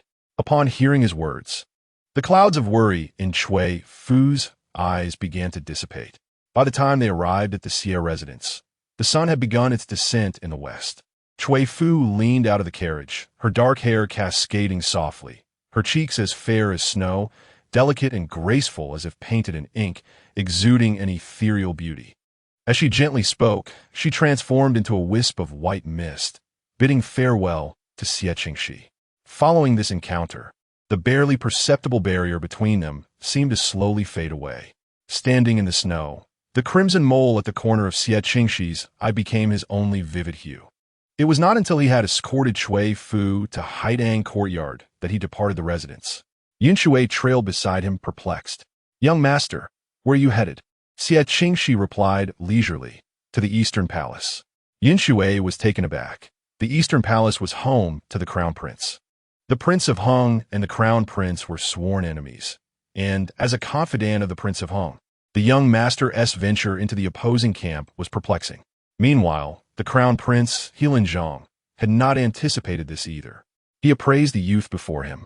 Clad in simple garments, exuding a gentle elegance, his phoenix-like eyes modest and soft, appearing harmless and akin to an ordinary scion of a noble family. Yet, given his ability to single-handedly topple Xu Yong, this individual was not as simple as he appeared. Rather, one could say he possessed a depth that was unfathomable. Regarded him with calmness and composure. "Your Highness, I have come to propose a transaction." Helanzhong sat beside the chessboard, viewing the world as mere pieces on a game board, easily within his grasp. There was no offer that could stir his interest. To suggest otherwise would be somewhat blasphemous. His voice was indifferent. "It seems there is no transaction to discuss between us, Sir Xie, or rather, you are not worthy of such a conversation." A mere editor from the Hanlon Academy could hardly draw his attention. Xie Qingxi lightly brushed his sleeve, his slender, pale fingers deftly picking up a black piece. With a measured tone, he replied, "Your Highness speaks true. I am indeed just a humble editor from the Hanlon Academy, unworthy of negotiating with you. However, I have come today not for my own sake, but for yours." Helanzhong raised an eyebrow, a flicker of interest igniting in his gaze. "Oh, for me? Do enlighten me." Xie Qingxi's gaze fell upon the chessboard, with the black and white pieces intertwined in a complex scenario. He casually placed the black piece on the board, his demeanor gentle. "It is widely known that your Highness and Prince Hung are at odds. The prince harbors grand ambitions and has long set his sights on the position of the Crown Prince. Though you are esteemed as the heir, Prince Hang's influence has been growing in the court. If not curtailed in time, it may lead to significant troubles in the future." Helanzhong's expression remained unchanged, yet a hint of coldness flickered in his eyes. "Are you teaching me how to deal with my brother, Sir Xie?" Xie Qingxi smiled slightly, his voice soft. "I would not presume to do so. However, the recent actions of Prince Hung extend beyond mere sibling rivalry. He has secretly colluded with court officials. formed factions for personal gain, and even seeks to encroach upon the military authority at the borders. If your highness does not take action soon, the situation may become unmanageable. He Lanzhang's gaze returned to the chessboard, where Xie Qingxi's recently placed black piece had effectively blocked a path for the white pieces. His expression grew solemn, yet his tone remained composed. Since you are aware of so much, why not report it to His Majesty, instead of seeking me? Xie Qingxi lifted his eyes. Your Highness, it is evident that Prince Heng's power runs deep within the court. Should I rashly report to the Emperor, I might find myself imprisoned before even presenting my case. As the Crown Prince, if you could seize this opportunity to eliminate Prince Heng, it would not only solidify your position, but also remove a significant threat to the court. After a moment of silence, He Lanzhang lightly tapped the chessboard with his fingertips, producing a subtle sound. Suddenly, he chuckled lightly, a playful tone threading through his words. Your concern for me is quite unexpected, Sir Xie. However, why should I trust you? You are an advisor to Prince Heng, and now you come to pledge your allegiance to me. It raises suspicion. Chapter 42, He Lanzhang's gaze towards Xie Qingxi shifted slightly. The latter stood tall, like a solitary crane amidst verdant pines, unyielding and fearless, simply stating, Your Highness's doubts are not unfounded. Yet, I come not to pledge allegiance, but to propose a collaboration. Though I serve as an advisor to Prince Heng, my heart has always been with the state. The actions of Prince Heng have long diverged from my original intentions, and I no longer wish to assist in tyranny. He Lanzhang fixed his piercing gaze upon Xie Qingxi, his eyes sharp as a blade, akin to a hawk or perhaps a snow wolf. After a brief moment, he spoke slowly. Since you, Minister Xie, are earnest in your intentions, I shall grant you an opportunity. However, I require a demonstration of your sincerity. He had always relished a challenge, be it in the form of a person or otherwise. Aware that this endeavor was feasible, Xie Qingxi bowed respectfully, affirming, I shall exert every effort to assist your highness in eliminating treachery and stabilizing the realm. He Lanzhang waved his hand, declaring, I shall grant you 3 days. Having served under the Prince of Heng for many years, Xie Qingxi had accumulated numerous pieces of leverage during their ordinary interactions to avoid being constrained, not to mention 3 days. On the very night he returned to the Xie residence, he presented a confidential letter detailing recent exchanges between the Prince of Heng and the military leaders of the borders, concerning the mobilization of troops. Upon reading the letter, He Lanzhang's countenance brightened with joy. The private seal of his royal brother provided irrefutable evidence that would render him speechless. Minister Xie was indeed ruthless, striking with lethal intent while maintaining an appearance of gentility that lulled others into a false sense of security. When Crown Prince He Lanzhang laid the letter before the Emperor erupted in fury, dispatching troops to besiege the Prince of Heng's residence, and specifically instructing Xie Qingxi to search for any tangible evidence of treason. Dressed in a robe of pale azure silk, adorned with delicate ornaments at his waist, Xie Qingxi strolled leisurely, as if he were merely out to appreciate the moonlit breeze. Yet in his hand, he held a cup of poison wine. Ultimately, the Emperor, unable to bear the thought, granted the Prince of Heng a dignified demise. In the depths of slumber, the prince was seized and imprisoned.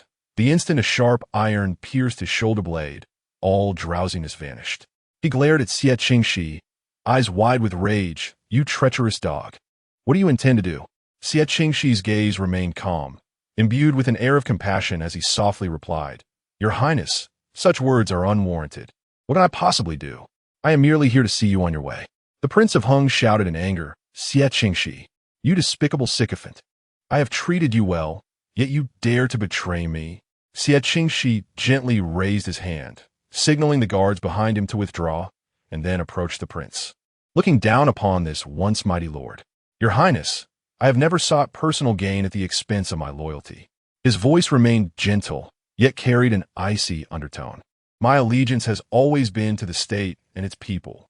Your actions have long since deviated from my original intentions. What I do today is merely to rid the nation of a menace and alleviate the burdens of the sovereign. Hearing these words, the prince erupted in anger. Cease your grandiloquence. Who does not know your cold-heartedness? The state and its people? Absurd. Xie Qingxi's eyes flashed with a hint of scorn. Indeed, he cared little for the state or its people, but rather for the individual involved. Therefore, the Prince of Hung ought never to have harbored even the slightest ambition of encroaching upon her. After uttering his thoughts, he raised his hand again, signaling for the guards to bring forth the poisoned wine, which glimmered ominously in the candlelight. As the prince beheld the toxic beverage, a flicker of fear crossed his eyes. He struggled to retreat, but found himself shackled by iron chains, immobile. Xie Qingxi, how dare you? I am a royal prince, the flesh and blood of the emperor. Do you dare to kill me? My father will never let you go. The voice of Prince Hung trembled slightly, clearly exhibiting his panic. Xie Qingxi shook his head, a hint of pity in his tone. Your Highness, do you still not comprehend? This cup of wine was personally bestowed by the emperor. The evidence of your treason is irrefutable. The emperor can no longer tolerate your existence. Moreover, how could I so easily take your life? He sat elegantly on the bench, every movement exuding grace, his eyes glinting with interest as he observed the jailer strip Prince Hung of his garments and ordered the man to sever that vile root. Prince Hang's face turned ashen in an instant, unable to suppress a mournful wail. Xie Qingxi's expression remained calm and unruffled, cold and desolate, akin to a pristine mountain. The grotesque mass of flesh was discarded onto the ground, and Lanchi watched in horror as his own flesh was devoured by the ravenous hounds, overwhelmed by fear, nearly losing consciousness. Yet, Xie Qingxi lifted the poisoned wine, softly stating, Your Highness, please embark on your journey. Prince Hung raised his head, glaring fiercely at Xie Qingxi, his eyes ablaze with hatred. Xie Qingxi, may you meet a wretched end. Even as a ghost, I shall not spare you. Xie Qingxi slightly lowered his lashes, replying, Your Highness, I have never believed in ghosts or deities. If you harbor any grievances, feel free to seek me out. Upon finishing his words, he brought the poisoned wine to Prince Heng's lips.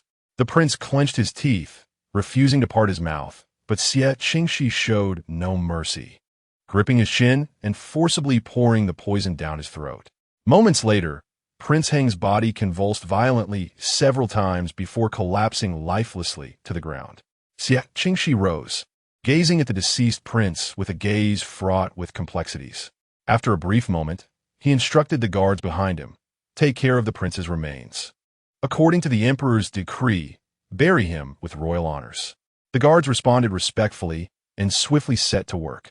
Upon emerging from the dungeon, Xie Qingxi noticed, as he bowed his head, that the hem of his robe was stained with a considerable amount of blood, now a dark brown hue. Frowning, he hurried back to the Xie residence, requesting Yin Shui to prepare water, bathing 3 times before he felt content. He was determined not to carry any taint upon him, lest she catch a whiff and be displeased. Leaning against the bathtub, his exquisite visage shrouded in steam, his damp lashes lay against his eyes, with only the mole at the corner of his eye appearing strikingly red. With his face tilted upward, he resembled a celestial being, cool and ethereal. Yet, only he knew how deeply he had fallen. A lotus born in hell, no matter how pure it pretended to be, concealed only filth within its stem and leaves. After a moment, a sense of satisfaction flickered in his eyes as he rose from the cool water, donned his garments, and resumed his usual refined demeanor. However, as he stepped out of the room, he unexpectedly encountered Cui Fu standing beneath the eaves, her face flushed with embarrassment, leaving him somewhat perplexed.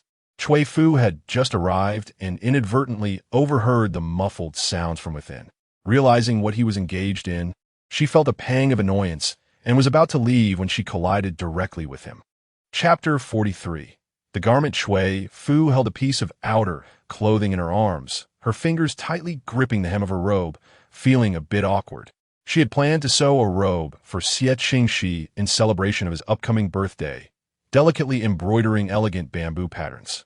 Little did she expect to stumble upon such a scene. The earlobes, flushed like the hue of blood jade, evaded his gaze as she softly remarked, This is the garment I crafted for you, a token for your birthday. Should it not fit perfectly, please do not hesitate to inform me, and I shall make the necessary adjustments. With that, she turned and departed, not lingering for a moment. Xie Qingxi observed her unsteady retreat and discerned she must have overheard something. Did this mean she despised herself? He called out softly, his damp hair cascading beside him. The delicate mole at the corner of his eye reminiscent of an enchanting specter under the moonlight. Cui Fu halted, feigning nonchalance, pretending as if nothing was amiss. Is there something else? Xie Qingxi's eyes, deep and inscrutable, seemed to inquire, yet also affirm. Do you harbor a strong aversion towards Mingzhong? Do you find me repulsive? Enveloped in desire, his mind was devoid of thoughts, consumed solely by the bliss he yearned to embrace, and she was the one he coveted, the source of his joy. Yet, should she uncover his impure intentions, she might never forgive him in this lifetime. Yet, a peculiar impulse stirred within him. Perhaps it would not be so terrible if she did discover the truth. He would no longer need to conceal his feelings. The only person she could lean on was him. Cui Fu found herself ensnared by his gaze, which, though gentle, carried an inexplicable air of aggression and a hint of fervent devotion. She was perplexed by the depth of his sentiments and remained unaware of the source of his disdain. Mingzhong had maintained his integrity, never indulging in frivolities or taking a concubine. She, too, was not an innocent maiden and understood the intricacies of such matters. However, her position was exceedingly delicate as his elder, naturally requiring avoidance of such topics. Faced with this candid inquiry, she momentarily faltered, unsure of how to respond. Her cheeks flushed, blooming like a lotus, and, after a lengthy pause, she finally spoke. I do not harbor any disdain for you, yet this matter requires some moderation. Xie Qingxi lifted his exquisitely shaped chin, his expression somewhat bewildered. But Mingzhong's mother passed away early and never taught me these things. Could you perhaps enlighten me? Teach him? Teach him what? Cui Fu gently cleared her throat, and confronted with his innocuous visage, she found herself unable to utter a reprimand, instead considering. If you do not understand, I can arrange for my mother to appoint a nurse for you, if that would suffice. It felt rather strange for a married woman to discuss such matters with a young man. Sensing Cui Fu's discomfort, Xie Qingxi recognized her hesitance regarding these topics, and his teasing demeanor began to wane. In a soft voice, he reassured her, You are right. I shall consult the nurse about these matters. He caressed the smooth fabric in his hands, his expression warm. Thank you for crafting this garment for me. I truly adore it. The fabric, having been held by her for an extended period, bore her unique fragrance. Were it not for her presence before him, Xie Qingxi would have longed to bury his head within the folds of that garment, greedily savoring the warmth it provided. Hearing him shift the subject, Cui Fu felt a slight relief. As for the fit of the garment, you shall have to try it on before we can determine. She had tailored it according to her late husband's physique, with a slight increase in size. Xie Qingxi, deeply content, felt an overwhelming joy simply at the thought of his sister-in-law remembering him. His expression resembled that of a faithful dog receiving praise from its master, as if a tail were wagging in delight. His tone was as gentle as the spring breeze in March, assuring her that her efforts were nothing short of exemplary. Cui Fu, witnessing his radiant happiness, could not help but feel a pang of sympathy for him. Having lost his aunt at a tender age, his journey to adulthood had been fraught with challenges, compounded by the disdain he faced from many in the household. It was evident that he had endured numerous trials and tribulations, yet he had cultivated such a gentle disposition, always cautious and considerate, truly a rarity. In contrast, her own brother was a tempestuous spirit, unafraid of any challenge. With a soft sigh, she offered, should you require anything in the future, do not hesitate to ask. I shall be glad to assist you. However, Xie Qingxi shook his head, expressing that it was already sufficient and he did not wish to trouble her further. After a brief pause, he ventured, My birthday coincides with the Lantern Festival, and I have already informed the Emperor of my absence. Might you accompany me for a stroll? Cui Fu hesitated, apprehensive about encountering situations akin to that with Prince Hung, and felt that her status made an outing for lanterns inappropriate. The thought of being seen together could lead to unforeseen complications. After a prolonged silence, Xie Qingxi's lips pressed together, his head bowed, dark hair obscuring his expression. A hint of disappointment colored his tone, Yet he spoke gently. If it poses any difficulty for you, then let it be. Each year, during the Lantern Festival and my birthday, I am alone, but I have grown accustomed to it. Allow me to escort you back, draped in a thin garment. His slender form stood tall like a bamboo, yet an air of solitude surrounded him. In the court, he was a diplomat of remarkable finesse. Outside, he was the distinguished second son of the Xie family. Yet, before Cui Fu, he transformed into a child yearning for affection, seeking to appease her after rejection.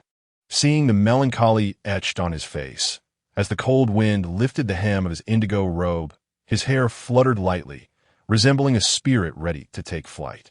Her heart stirred, and she found herself once more yielding to his request. If nothing arises that day, a brief outing would not be amiss. There is no need for excessive caution, especially since he would not act inappropriately. Upon hearing her words, the youth's eyes sparkled with hope. Really?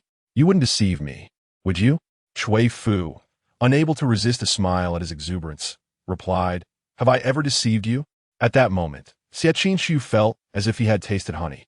In previous years, his birthdays had gone unnoticed, even when his aunt was alive, who had only wished to stifle his joy on such occasions, while his father treated him with cold indifference.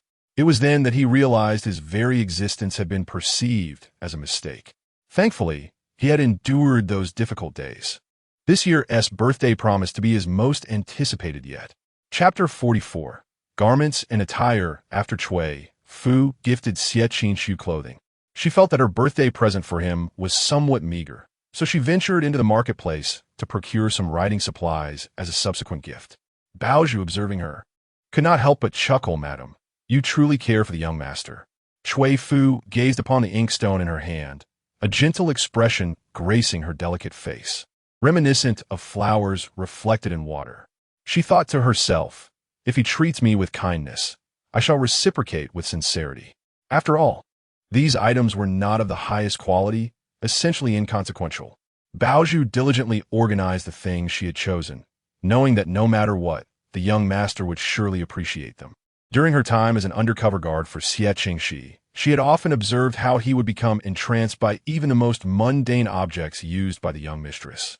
Even the discarded sketches she carelessly drew were treasures to him, hidden away in a secret chamber filled with items better left unspoken.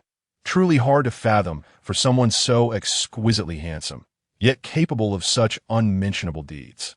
For him, societal conventions were trivial. He was a man who disregarded all rules, a true madman. Cui Fu, unaware of these hidden intricacies, merely worried whether Ming Zhang would appreciate the birthday gift she had prepared. Glancing at the sky, she gently said, Let us go. Baozhu obediently followed her back to the Xie residence. As the sun rose and set, 3 days passed in the blink of an eye. The snow on the branches melted and fell, and soon it was time for Xie Qingxi's birthday. The day was as serene as ever, with only Cui Fu and Xie Qingxi truly caring about the occasion. Young mistress, which dress would you like to wear? Baozhu presented several gowns for display. Cui Fu's eyes were immediately drawn to a simple white dress. Just as she was about to speak, Baozhu interjected, Today is the young master's birthday. Wearing something too plain may not be appropriate. What do you think of this light blue gown?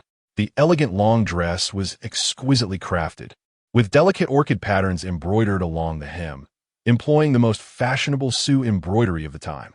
Although she could not recall acquiring such a dress, it appeared suitably understated, more fitting than the plain white garment. She nodded, Then this shall be the one. Seeing her agreement, Baozhu smiled and carefully retrieved the light blue gown, gently shaking it open. This dress will enhance your complexion, making you appear even more radiant, akin to a celestial being. Cui Fu felt a blush rise to her cheeks and chided playfully, You, my dear girl, are becoming quite the flatterer. Baozhu smiled, holding her tongue, and meticulously attended to Cui Fu's dressing and grooming. Once everything was in order, Cui Fu stood before the copper mirror. Observing her reflection, her elegant brows and dark eyes, as fresh as the mountains in the distance, were unchanged from the girl she had been before marriage, save for a hint of melancholy in her gaze. As they prepared to leave, Baozhu took a white magnolia hairpin from a box and adorned Cui Fu's hair, enhancing her beauty with a luminous glow. Cui Fu smiled softly, and, as they stepped out of the courtyard, they found Ming Zhang waiting outside, dressed in a robe that bore an uncanny resemblance to her own, as if crafted by the same skilled embroiderer. Xie Qingxi, draped in a fox fur coat, his fine, soft fur accentuating his fair and exquisite chin, bore a visage as graceful as the spring willow. Today, he had deliberately chosen to adorn himself with a fragrance of orchid and musk, the scent rich and distinguished. "You have arrived," he greeted, his smile warm. Cui Fu, thinking he had waited for quite some time, felt a tinge of guilt. "I should have prepared more swiftly." Xie Qingxi raised his gaze, smiling gently. "I too have only just arrived. Shall we proceed?"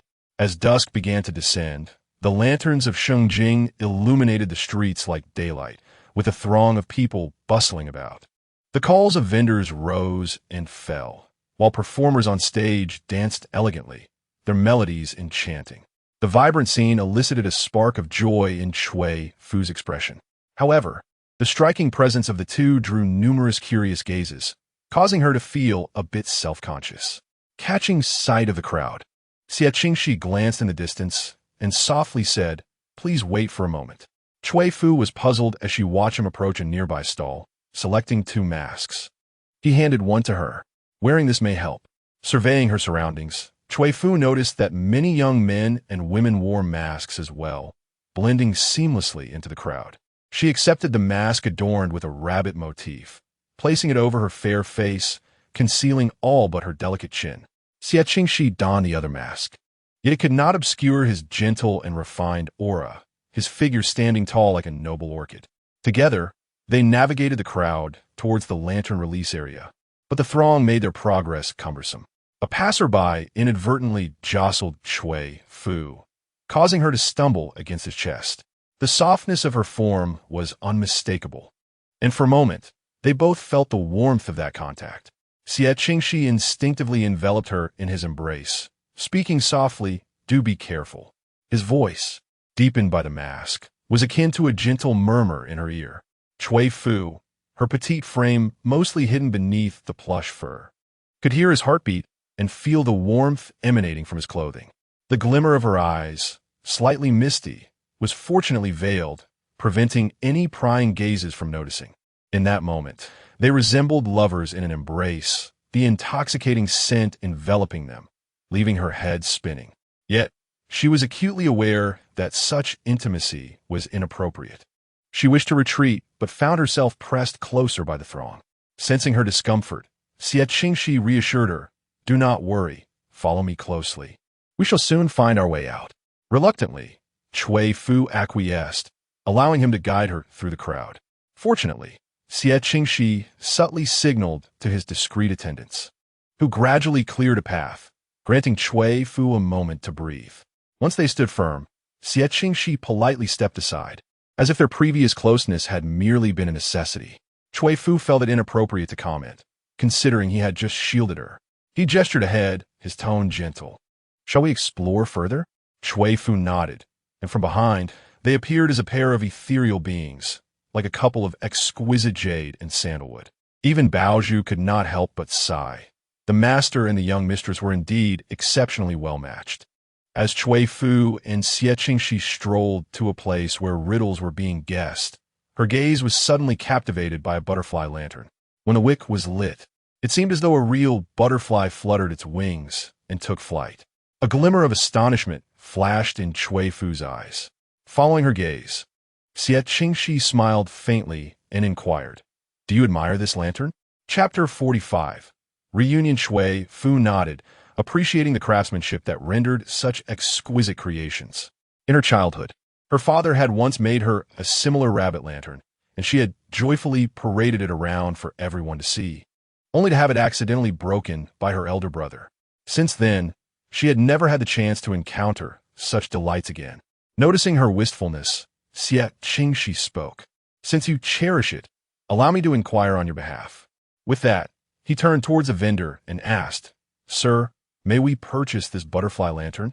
The vendor, taken aback by Xie Qingxi's distinguished demeanor, quickly replied with a smile, "Young master, This lantern is our stall's prized possession and is not for sale. However, since you and the madam admire it, if you can solve the riddle, it shall be yours as a gift." Xie Qingxi's eyes sparkled with interest as he gently asked, "Oh, what is the riddle then?" The vendor pointed to a red paper hanging beneath the lantern, inscribed with a few lines of verse, clad in colorful garments. "It dances gracefully at night. It flits into the flower thicket, not competing with bees and butterflies for spring splendor, but accompanying the bright moon against the vast sky." After a moment's contemplation, Xie Qingxi replied with calm assurance, "The answer is the lantern." The vendor then produced another riddle. From afar, the mountain bears hues. Up close, the water whispers silently. Spring departs, yet the flowers remain. People arrive, and the birds are unperturbed. Seeing this young man effortlessly unveil the answers, the vendor fetched several more riddles, unaware that they posed no challenge for him. After all, he was a renowned scholar, and for him, these riddles were merely child's play. Cui Fu's eyes sparkled with amusement. Ming Zhang was not only intelligent, but also possessed a commendable appearance, drawing the attention of many onlookers. Some bold young ladies even tossed handkerchiefs towards him, leaving a fragrant breeze in their wake. Yet Xie Qingxi remained composed amidst the crowd, gracefully declining their advances. Upon solving the final riddle, the vendor presented the lantern to him. "Young master, please take it." Holding the lantern, he stood tall and elegant, evoking the image of a noble gentleman, refined and polished, though his exquisite features were somewhat obscured by a mask, rendering them elusive. Just as Xie Qingxi was about to hand the lantern to Cui Fu, a sudden commotion erupted in the crowd, and the surging throng separated the two.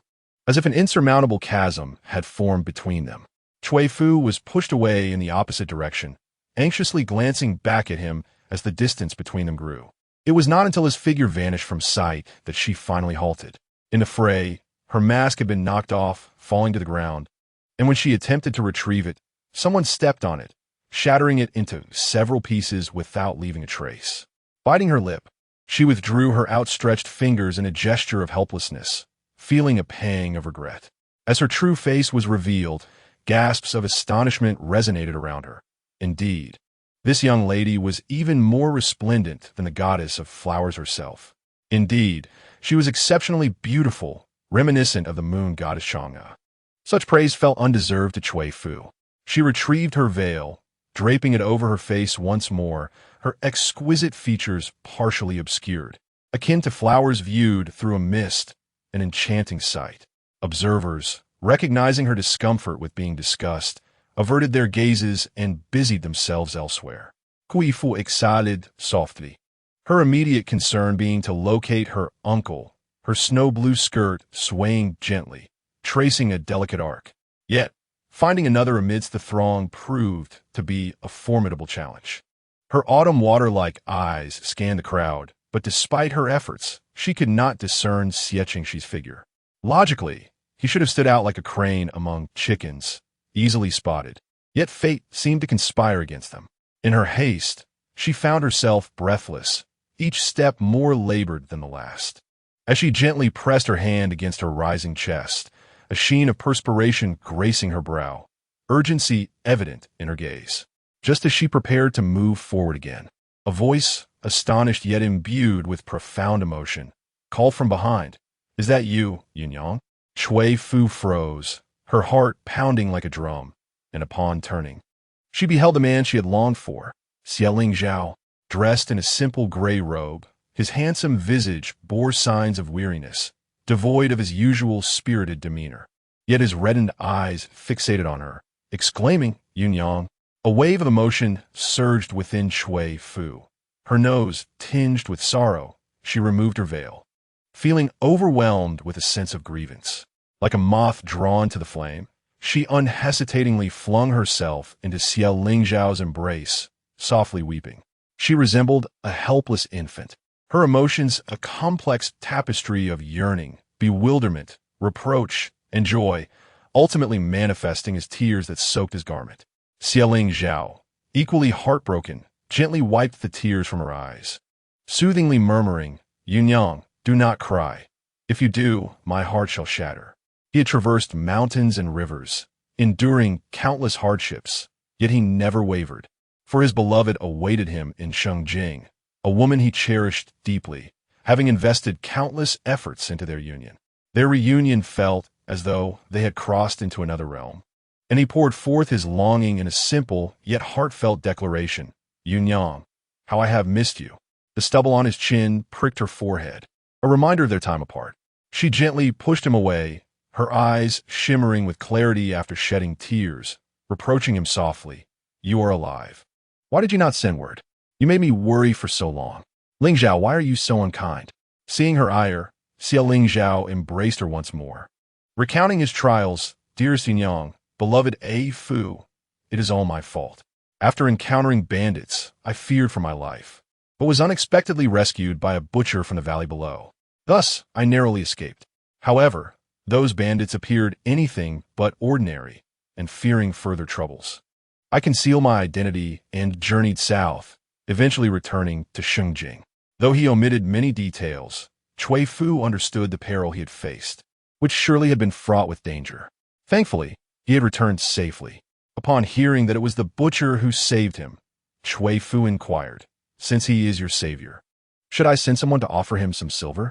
As soon as she spoke, Xie Ling Zhao's expression shifted slightly, and he gently declined, asserting that the butcher's family was inherently kind-hearted and sought no reward. Sending money would only tarnish their goodwill. With her heart now solely occupied by him, Cui Fu gave it little thought. Since her husband felt this way, she acquiesced, suggesting they return home sooner to properly welcome him. The two interlocked their arms, their affection reminiscent of newlyweds. Cui Fu's eyelashes still bore traces of tears, resembling delicate pear blossoms kissed by spring rain, exuding a gentle charm. Just a few steps into their walk, they encountered Xie Qingxi, who approached them, having already removed his mask and holding a butterfly lantern. The soft light cast a gentle glow upon Zhang Qingyuan's visage, yet the smile that graced his lips faded gradually upon witnessing the intertwined hands of the couple. Xie Qingxi stood there quietly, his demeanor as graceful as ever, but a fleeting melancholy washed over his features, his beautiful eyes drooping slightly, betraying an incongruous hint of darkness. To her, he had always embodied tranquility and composure. Yet in this moment, the depths of his gaze were shrouded in an impenetrable gloom. After a long silence, he spoke softly. You have returned. Ming Zhang thought you had perished. Xie Ling Zhao frowned slightly. To him, Xie Qingxi felt more like an unwelcome guest, having usurped their father's affection through his mother, and having caused their father's disgrace, not to mention the malicious act of pushing his own mother down a dry well. Such a person was perilously dangerous and unworthy of being a descendant of the Xie family. Thus, he had always harbored a dislike for him, which persisted in this moment. He scrutinized Xie Qingxi and felt an odd sensation. The attire he wore was strikingly similar to that of Yunyang, making them appear almost like a true couple, while he himself seemed out of place. Suppressing the peculiar feeling within, Xie Ling Zhao replied, You jest, my second brother. The Xie family still requires my support to uphold its reputation. How could I possibly perish? Xie Qingxi nodded, his movements slow and graceful, replying, Indeed, as the legitimate son of the Xie family, it is only fitting. Little did he know that a flicker of intrigue glimmered in his darkened eyes concealed beneath his raven-colored lashes as he sought to seize power upon his return, perhaps overestimating his own capabilities. He cast his gaze down upon the exquisite lantern in his hand, stepping forward suddenly to present it to Cui Fu beside Xie Ling Zhao, saying, This lantern is for you. Cui Fu reached out to accept it, but was halted by Xie Ling Zhao, who remarked, Yunyang, if you like it, I shall procure another for you. Offering unsolicited kindness often harbors ulterior motives. As a man, he felt an inexplicable sense of unease. His half-brother seemed to harbor a depth of cunning that suggested he had no benevolent intentions. Cui Fu found herself at a loss for words. She understood that the two brothers had long been at odds, yet this lantern represented Ming Zhang's genuine sentiment. To outright reject, it would appear rather ungracious. Xie Qingxi smiled, his narrow, cool phoenix eyes carrying a barely perceptible hint of provocation. Ling Zhao, you seem rather overly dramatic. It is merely a lantern, hardly a formidable beast. He paused momentarily, casting a glance at Cui Fu, as if both inquiring and affirming. Do you like it? Cui Fu, having instantly taken a liking to the butterfly lantern, did not conceal her thoughts, softly murmuring, "Of course I do." Xie Qingxi smiled warmly. "Since you like it, you should accept it." Xie Zhao's expression turned slightly uncomfortable. As he had mentioned, it was merely a lantern. If he were to persist in rejection, Yunyang would likely be displeased, so he ultimately relented, saying, "In that case, Yunyang, please accept it." Cui Fu, with a smile, accepted the lantern, softly expressing her gratitude. "Thank you." Xie Zhao pondered what Xie Qingxi had accomplished during his absence of over half a year that had allowed Yunyang to hold no grudges. The inexplicable intimacy between them left him at a loss. Yunyang, by nature benevolent, might well have been deceived. However, now that he had returned, regardless of Xie Qingxi's intentions, he could no longer have his way. Cui Fu grasped the lantern, still warm from her husband's hand. She understood that the rift in his heart regarding Ming Zhang would not vanish easily, so she resolved to mend their relationship in due course. Xie Zhao looked down at Cui Fu. "Yunyang, since we have nearly finished our stroll, shall we return?" Cui Fu nodded slightly, her complexion fair and delicate, akin to a crescent moon, her lips curving into a gentle smile. Very well. After such a long time, there were many things she yearned to share with him. Xie Zhao drew her closer, turning slightly to shield her from Xie Qingxi's gaze. "Let us go."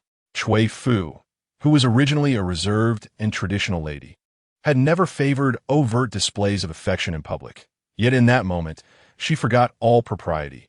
Her husband was alive, a blessing beyond measure. Moreover, as a legitimate couple, what harm was there in being a little affectionate? She blushed, radiating beauty, like a pearl by the banks of the prosperous river, flawless and resplendent. Xie Zhao beheld her, her eyes sparkling with joy, and felt a sense of relief. Yunyang had always held him in her heart. Amidst his comfort, he could not help but feel guilt. During his absence, she must have endured much hardship, and he was determined to make amends. The two of them resembled a pair of affectionate mandarin ducks, gradually drifting away. Only Xie Qingxi remained forgotten in place, still holding a silver hairpin, which he had specially commissioned someone to bring back from Jiangnan as a return gift for Cui Fu. Watching her lean against her elder brother, he inexplicably tasted a hint of bitterness, unaware that the silver pin had pierced his palm. He only realized it when Yin Shui exclaimed in surprise, "Young master." Xie Qingxi snapped back to reality, looking down at his palm, sharp pain coursing through him. Even the Buddhist beads on his slender wrist stained with blood.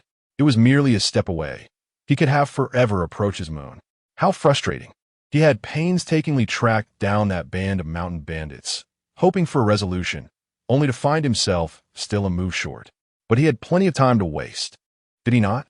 Xie Qingxi brushed his sleeve, calmly stating, "Let us return to the residence." Yin Shui wished to remind him of his wound, but upon seeing his ominous expression, she swallowed her words, daunted into silence. Upon learning of Xie Zhao's return, the entire Xie residence illuminated its lanterns, casting a warm glow that filled the air with an atmosphere of festivity, as if the new year had arrived prematurely. Jiang and the old matriarch of the Xie family embraced Xie Zhao, their tears flowing freely, their sorrow palpable. Jiang tightly grasped his hand, her eyes glistening with unshed tears. Her voice choked with emotion, expressing her deep longing. "Zhaoer, you are alive. I thought I would never see you again." A wave of bittersweetness washed over Xie Zhao's heart as he gently patted his mother's hand and spoke softly. "Mother, I have been unfilial, causing you worry. Now that I have returned safely, I shall ensure you no longer fret." The old matriarch wiped her tears and tremulously replied, "It is well that you have come back. Our family's eldest son is indeed blessed and fated to thrive. Heaven has favored us." After soothing them for a while, Xie Zhao watched as Jiang suddenly recalled something and instructed a servant, "Summon the second young master to me." Puzzled, Xie Zhao wondered why his mother wished to call for his younger brother. Jiang explained, "It is to facilitate the handover of affairs. Now that you are back, it is most fitting for you to manage the Xie household. No matter how exceptional a son born of a concubine might be, he could never compare to her Zhao. Moreover, Zhao had held a position in the military, and, even in death, he had been honored by the emperor. Although it was merely a title, it still carried significant weight. Cui Fu, overhearing their conversation, could not help but interject, perhaps it would be better to summon him tomorrow. The room fell silent as everyone turned their curious gazes upon her. Chapter 47. The Kismar today marks Mingzhang's birthday, yet no one in the household remembers it. And now, upon her husband's return, they wish to transfer authority to him. Cui Fu, not wanting to favor either side, thought of his beautiful yet desolate eyes, and her heart ached. However, she could not speak openly, for her mother's nature would lead her to overthink, potentially causing more trouble for him. Instead, she delicately suggested, "Husband, the day is late, and you have traveled extensively. It would be wise to rest first. These matters can be addressed tomorrow." Xie Qingxi found her gentle demeanor reminiscent of a delicate flower, warming his heart. He nodded and said, "Sister Yu is right. There is no need to rush. Let's discuss this tomorrow." He turned to Jiang and the old matriarch. "Mother, grandmother, you should also retire early." Seeing his agreement, Jiang relented, thinking that waiting another day was not an issue, as he was present in the household. Surely he could not escape. After a moment's contemplation, she said, "In that case, let us convene in Yunxia courtyard tomorrow." Xie Qingxi nodded, bidding farewell to Cui Fu as they departed. Outside, the wind howled and snowflakes danced through the air. Xie Qingxi held an umbrella aloft, his smile radiant like a bright moon. "Sister Yu, come quickly." Cui Fu could not help but recall the time when he had sheltered her from the snow. The bonds of youthful friendship are irreplaceable, not to mention that they had shared many years as husband and wife. Her eyes sparkled with laughter, her delicate brows and clear gaze reminiscent of a serene mountain landscape. And she gently replied, "All right." Elders in the household, witnessing this tender scene, could not suppress their tears, grateful that heaven had not destined the eldest son and the young mistress to be separated forever. Upon returning to the Haitang courtyard, Xie Qingxi shook off the snowflakes from his umbrella and nonchalantly handed it over. However, the maid who received it felt somewhat unfamiliar to him, prompting him to inquire, "When did this maid arrive? Where has Yiwu gone? Why is she not attending to you?" Hearing this, Cui Fu sighed with a hint of regret. "This is Baozhu, who has only recently joined the Haitang courtyard. Yiwu fell gravely ill a while back and, unfortunately, did not survive. She's been laid to rest in the Cui family tomb."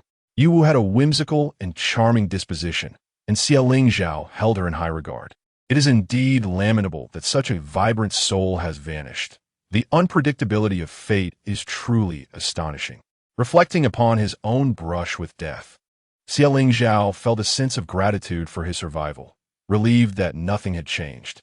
Cui Fu, aware of her husband's deep-seated loyalty and affection, suggested, "When we have the chance, let us return to the Cui family to pay our respects to her." Xie Qingxi nodded, and soon after, he observed Cui Fu stepping forward to assist him in loosening his garments. With a delicate motion, she gently untied the sash around his waist. He lowered his gaze to the gentle woman before him, her raven hair contrasting beautifully with her fair complexion, her cheeks adorned with a rosy glow. Resembling a celestial beauty from a painting, now lacking the youthful innocence she once had, making her even more alluring. Noticing his intense gaze, Cui Fu felt her cheeks flush, playfully chiding him, "Why do you look at me so?" During his most perilous moments, it was her image that lingered in his thoughts. Now, standing before him alive and well, it felt as if they had been separated by lifetimes. Ultimately, all his emotions condensed into a single phrase, "Yu Liang, I am grateful to have you here." With tears welling in her eyes, Cui Fu was soon enveloped in his embrace, her soft lips captured by his. Baozhu, witnessing this, quickly lowered her head and, taking the dirty clothes she had removed, discreetly stepped outside, sighing softly, "The second young master is so clever, yet it all amounts to naught." Now that the eldest young master has returned, what will he do? In Luoshu's residence, Xie Qingxi sat in his study, the cold moonlight casting a chill upon his features, accentuating the coolness of his brows and eyes. Before him lay a bowl of long-life noodles, now cold and coated with an unappetizing layer of grease. He had meticulously arranged everything, yet fate had contrived against him. He remained solitary, akin to a great rat dwelling eternally in shadows, unseen by the light of day. A sinister smile flickered across the face of the white jade bodhisattva as he picked up his chopsticks, swallowing the noodles that tasted like straw. Yin Shui, watching with concern, offered, "Young master, shall I heat it for you?" Xie Qingxi replied indifferently, "No need," when his stepmother had forced him to consume food from a foul bucket. A bowl of cold noodles was a delicacy in comparison. After finishing, he meticulously wiped his mouth, his every movement still exuding the grace of a noble scion. Yet, Yin Shui sensed an intangible change within him. The following day, as dawn broke, Cui Fu awakened in Xie Qingxi's embrace, her eyes tracing the elegant contours of his features, filled with unspoken joy. However, noticing the time was slipping away, she gently lifted the thin blanket and rose. Upon catching her reflection in the copper mirror, she gasped in shock. Her fair, slender neck was adorned with lingering red marks, akin to plum blossoms blooming in the snow, scattered delicately across her skin. Yesterday's brief parting felt more exhilarating than a new marriage, inevitably leading to some impulsiveness. However, as she arrived at the Qinghe Cui, her husband did not act inappropriately. It was merely the conspicuous mark of a kiss that drew attention. Soon, she would have to pay respects to her mother and grandmother, and this appearance would surely cause her immense embarrassment. She reached for the powder nearby to cover her neck, yet it proved ineffective, only enhancing the allure of her predicament. At that moment, Xie Qingxi awakened, having not slept so soundly in ages. Noticing Cui Fu sitting before the bronze mirror with a deeper smile upon her lips, he gently encircled her slender waist from behind, calling her Jade Lady. Cui Fu's delicate visage flushed. The area beneath his large hand felt warm. Why had her husband left such marks upon her? How could she possibly face others later? Xie Qingxi smirked, wondering if she might leave him a mark in return to balance the scales. In matters of intimacy, Cui Fu had never taken the initiative. Aware of her shyness, Xie Qingxi refrained from pressuring her, although he secretly hoped for a more fervent response from her. Cui Fu glanced at his sun-kissed neck and playfully chided, "Your neck is too dark. Even with a kiss, it would go unnoticed. Let no one think it was I who left the marks."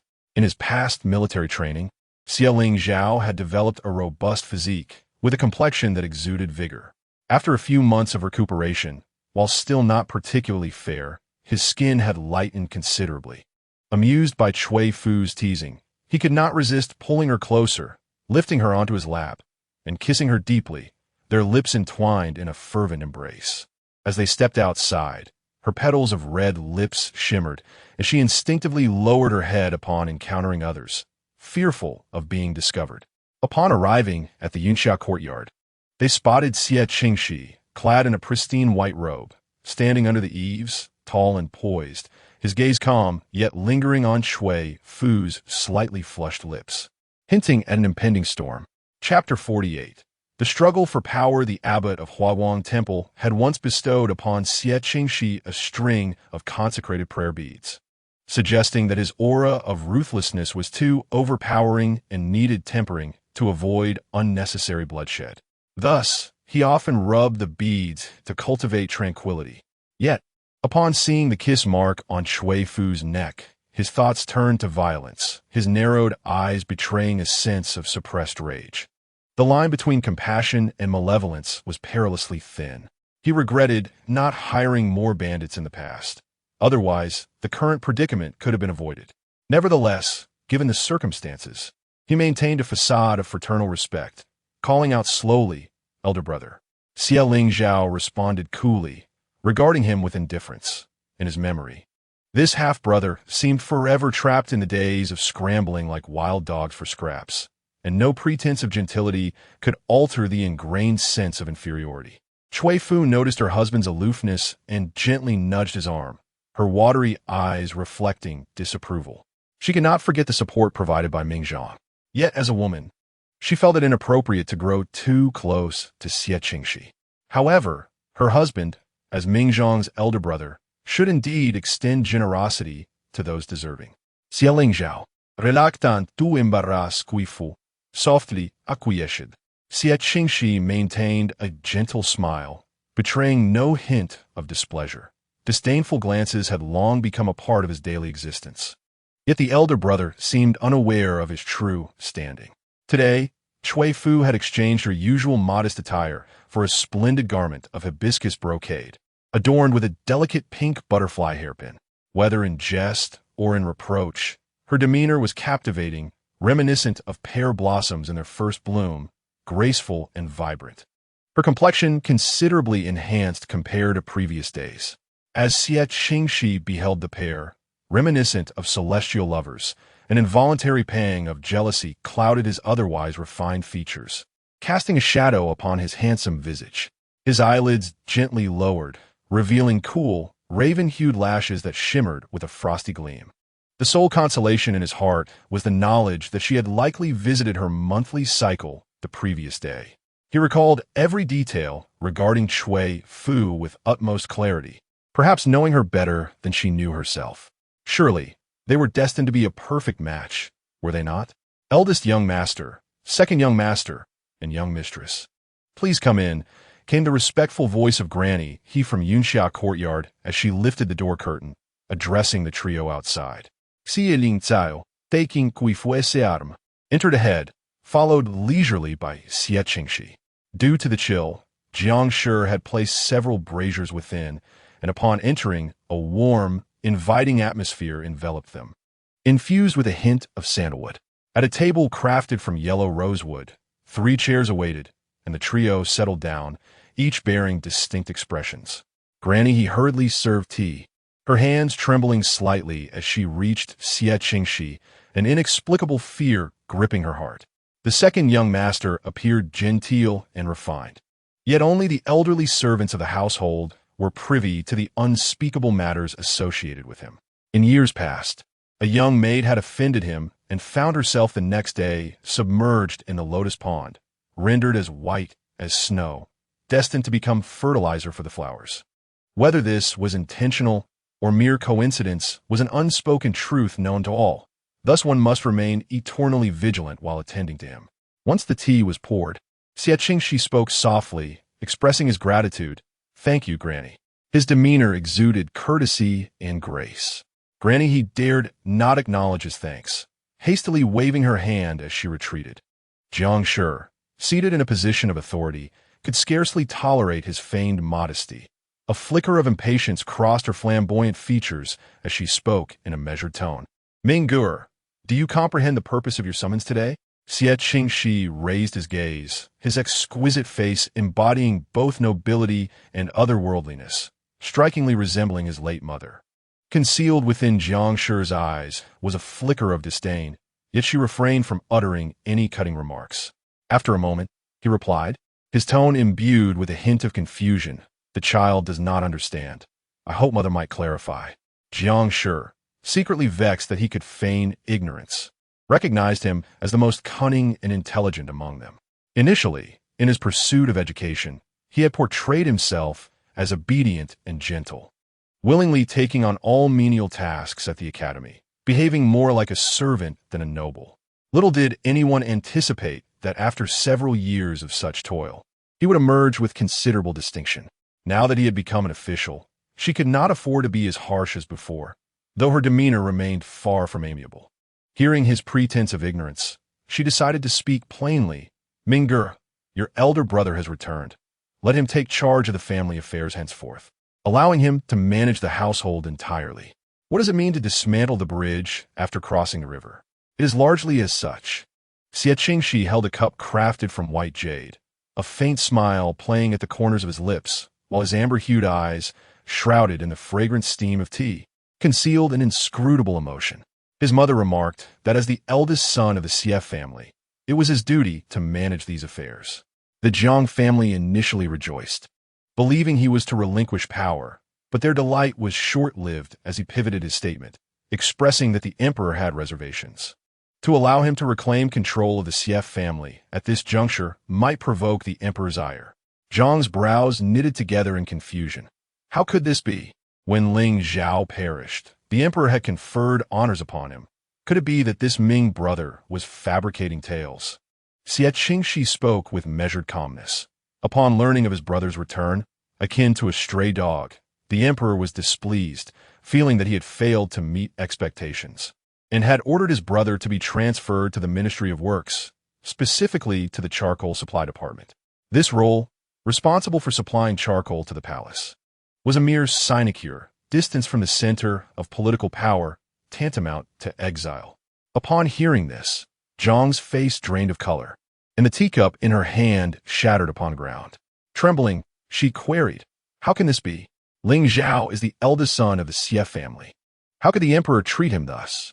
Xie Qingxi's demeanor remained unruffled, as if merely recounting a common occurrence. His brother, though spared his life, had failed to achieve any merit, allowing the bandits to roam free. The emperor's dissatisfaction was entirely reasonable. Jiang was momentarily left speechless, her heart a tumult of shock and anger. "Surely you're not deceiving us?" Xie Qingxi smiled faintly. "I would not dare, mother. If you doubt me, you need only await the imperial edict to know the truth. He may be reckless, but he cannot presume to issue a decree on behalf of the emperor." Not only did Zhang's expression shift, but even Ling Zhao found himself unsettled. Though he had considered this outcome, confronting it was an entirely different matter, difficult to bear. Cui Fu gently grasped his hand, her voice soothing. "My dear husband, you have just returned. Take the time to recuperate. If you perform well, the emperor may yet elevate you again." Ling Zhao's heart was in disarray, and he managed a reluctant nod. As evening descended, the Xie family received the imperial edict, accompanied by news of Xie Qingxi's promotion to Deputy Minister of Justice. The juxtaposition of ascension and decline was akin to a slap followed by a sweet date. The complexity of emotions was known only to oneself. Standing beneath the eaves, Xie Qingxi adjusted his fox fur coat, its snowy softness accentuating his serene and gentle visage. He respectfully accepted the edict with gratitude, expressing his thanks for the emperor's grace. Once the grand eunuch had departed, he suddenly turned, his elongated phoenix eyes glimmering as they regarded Ling Zhao, his tone clear and smooth. "Elder brother, do you still desire this headship?" Ling Zhao's fist clenched at his side, while Cui Fu bit her lip, her expression fraught with concern. Despite the gentleness in Xie Qingxi's voice, Ling Zhao discerned the blatant provocation within. Yet, with Yunyang present, he refrained from open confrontation, suppressing his discontent. A flicker of coldness crossed his eyes, and he ultimately acquiesced. "Since you have managed the household for so long, I shall trouble you to continue for a while longer." He was acutely aware that he now wielded no real power.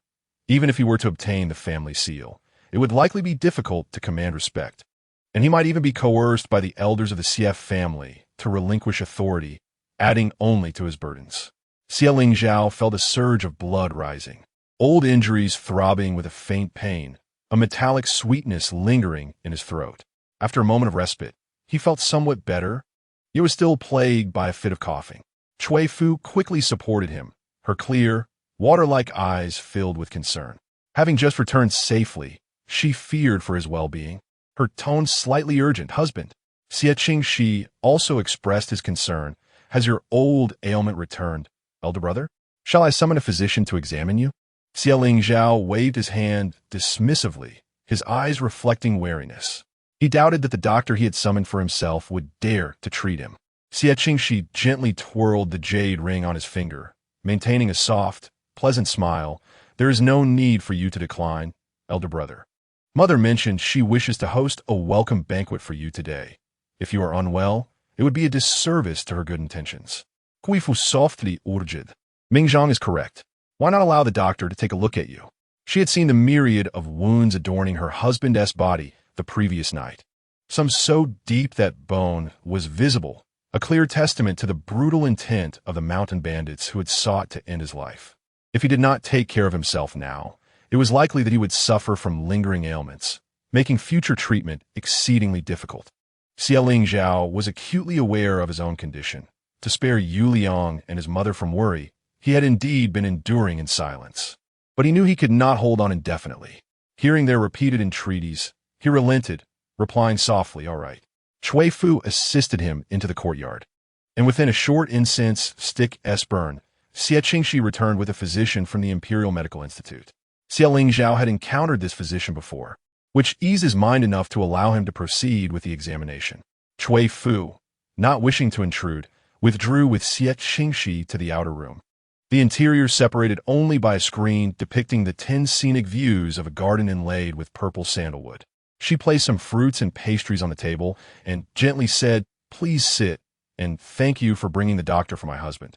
Without your assistance, it is unlikely we could have summoned someone from the Imperial Medical Institute." Xie Qingxi shook his head, his eyes filled with compassion, reminiscent of a benevolent bodhisattva. "There is no need for gratitude. After all, elder brother and I share the same bloodline. How could I bear to stand by and let him suffer?" Cui Fu understood his kind nature, knowing he sought no reward, fearing that offering him gold or silver might tarnish his spirit.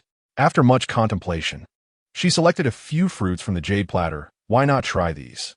They were specially sent by my mother and are said to be sweet and delicious from Huainan." Xie Qingxi reached out to take them, their fingertips inadvertently brushing against one another.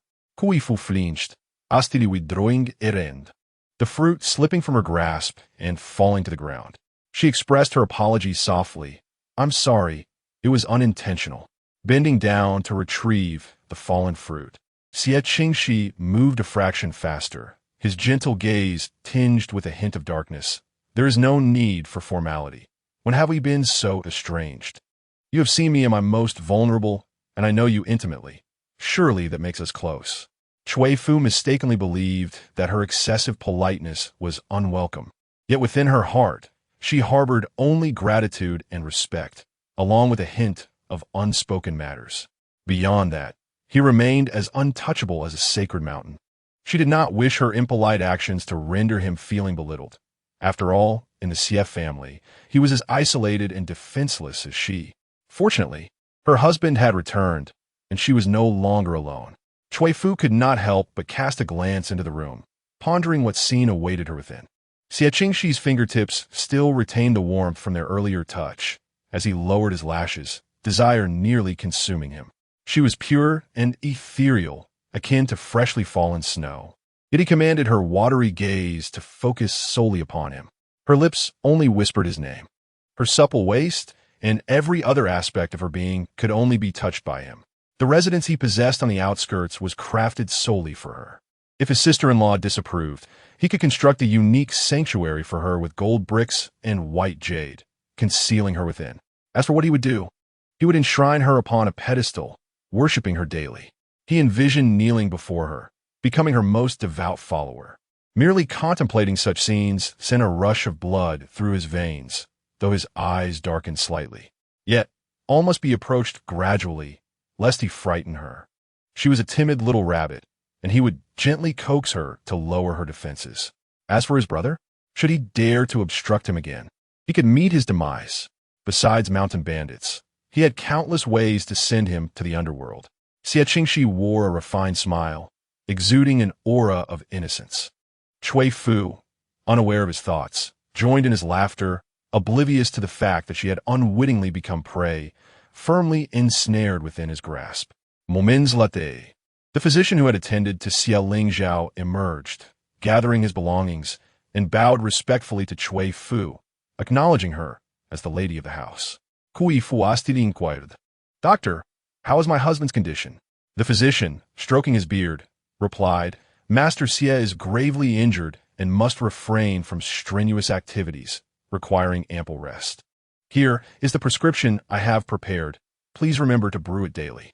Cui Fu nodded, thanking the doctor. However, he added, it is imperative to abstain from intimate relations, at least for this year, lest his vitality be compromised, which could prove detrimental to Master Xie's health. Suddenly confronted with such personal matters in public, Cui Fu felt her cheeks flush. She was not particularly preoccupied with romantic affairs. A year without intimacy was not particularly significant. Yet, with Mingzhong present, it was somewhat embarrassing. The elderly physician had seen much in his time and spoke without reserve.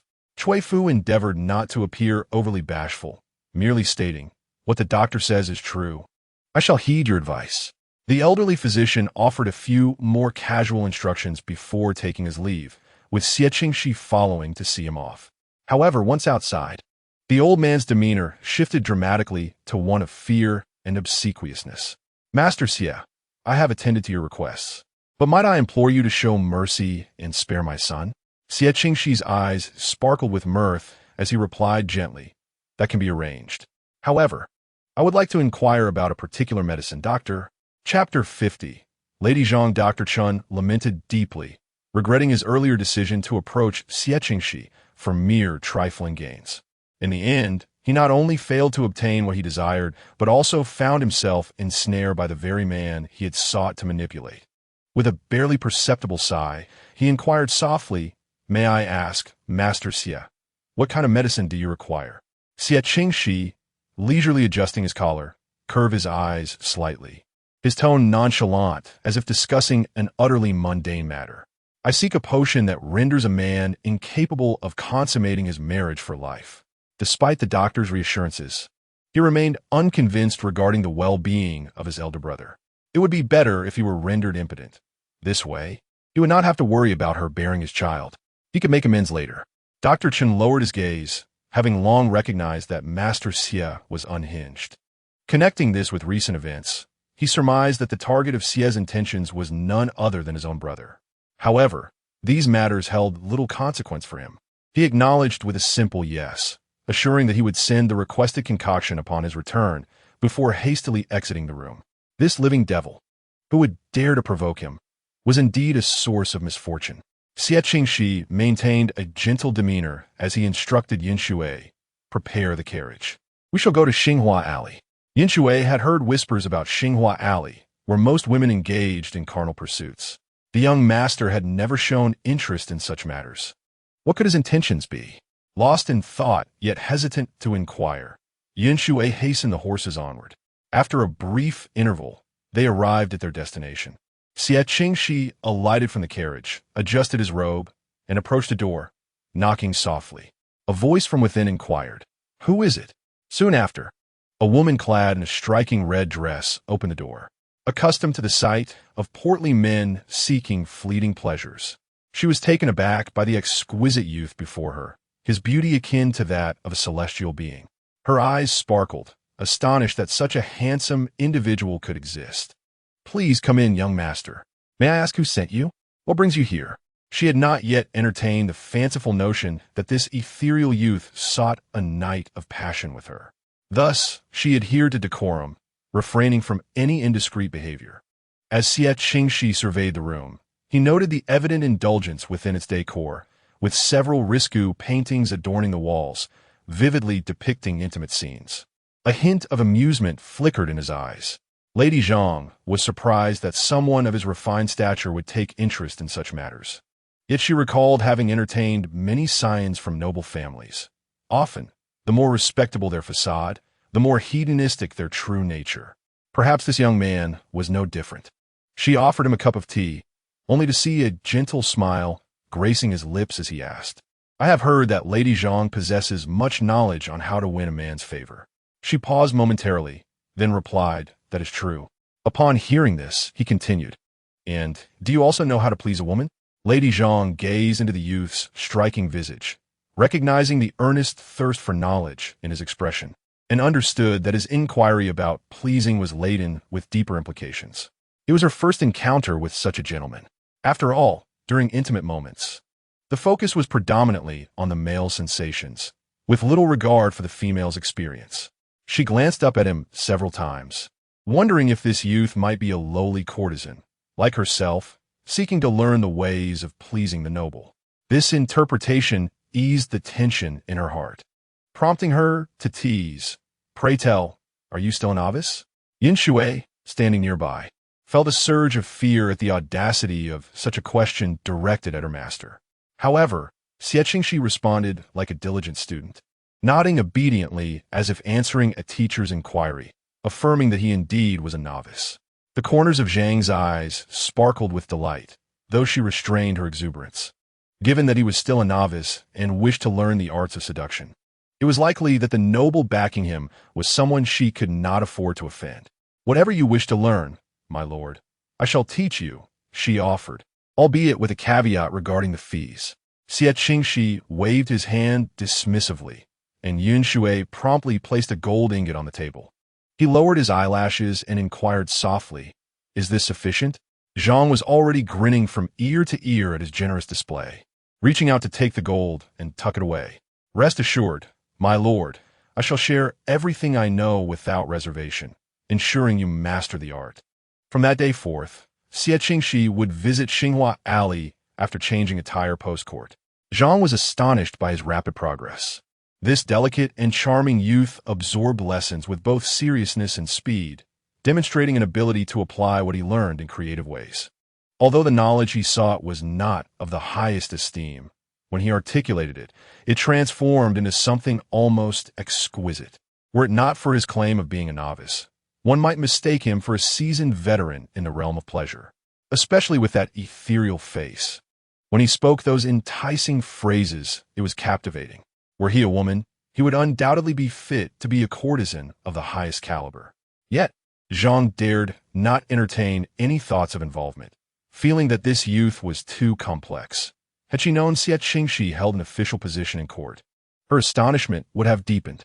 After approximately half a month of study, Xie Qingxi had grasped some of the intricacies. The more he feigned a disposition of purity and indifference, the stronger his longing for Cui Fu grew. He seemed destined for her. Thus, he endeavored to excel in every aspect, finding fulfillment in her satisfaction. However, Cui Fu had been occupied with caring for Xie Lingzhao, rarely leaving the house, and the opportunities for them to meet were scant. In his study, Xie Qingxi perused ancient texts filled with esoteric practices, some pages inscribed with Cui Fu's birth chart, their names entwined as if to bind her to him eternally. In the courtyard of Haidang, Cui Fu tenderly fed Xie Lingzhao from a medicinal bowl, her gentle smile radiating warmth as she softly reassured him. The doctor said that after a few more doses, you will recover completely, and you shall no longer endure such suffering.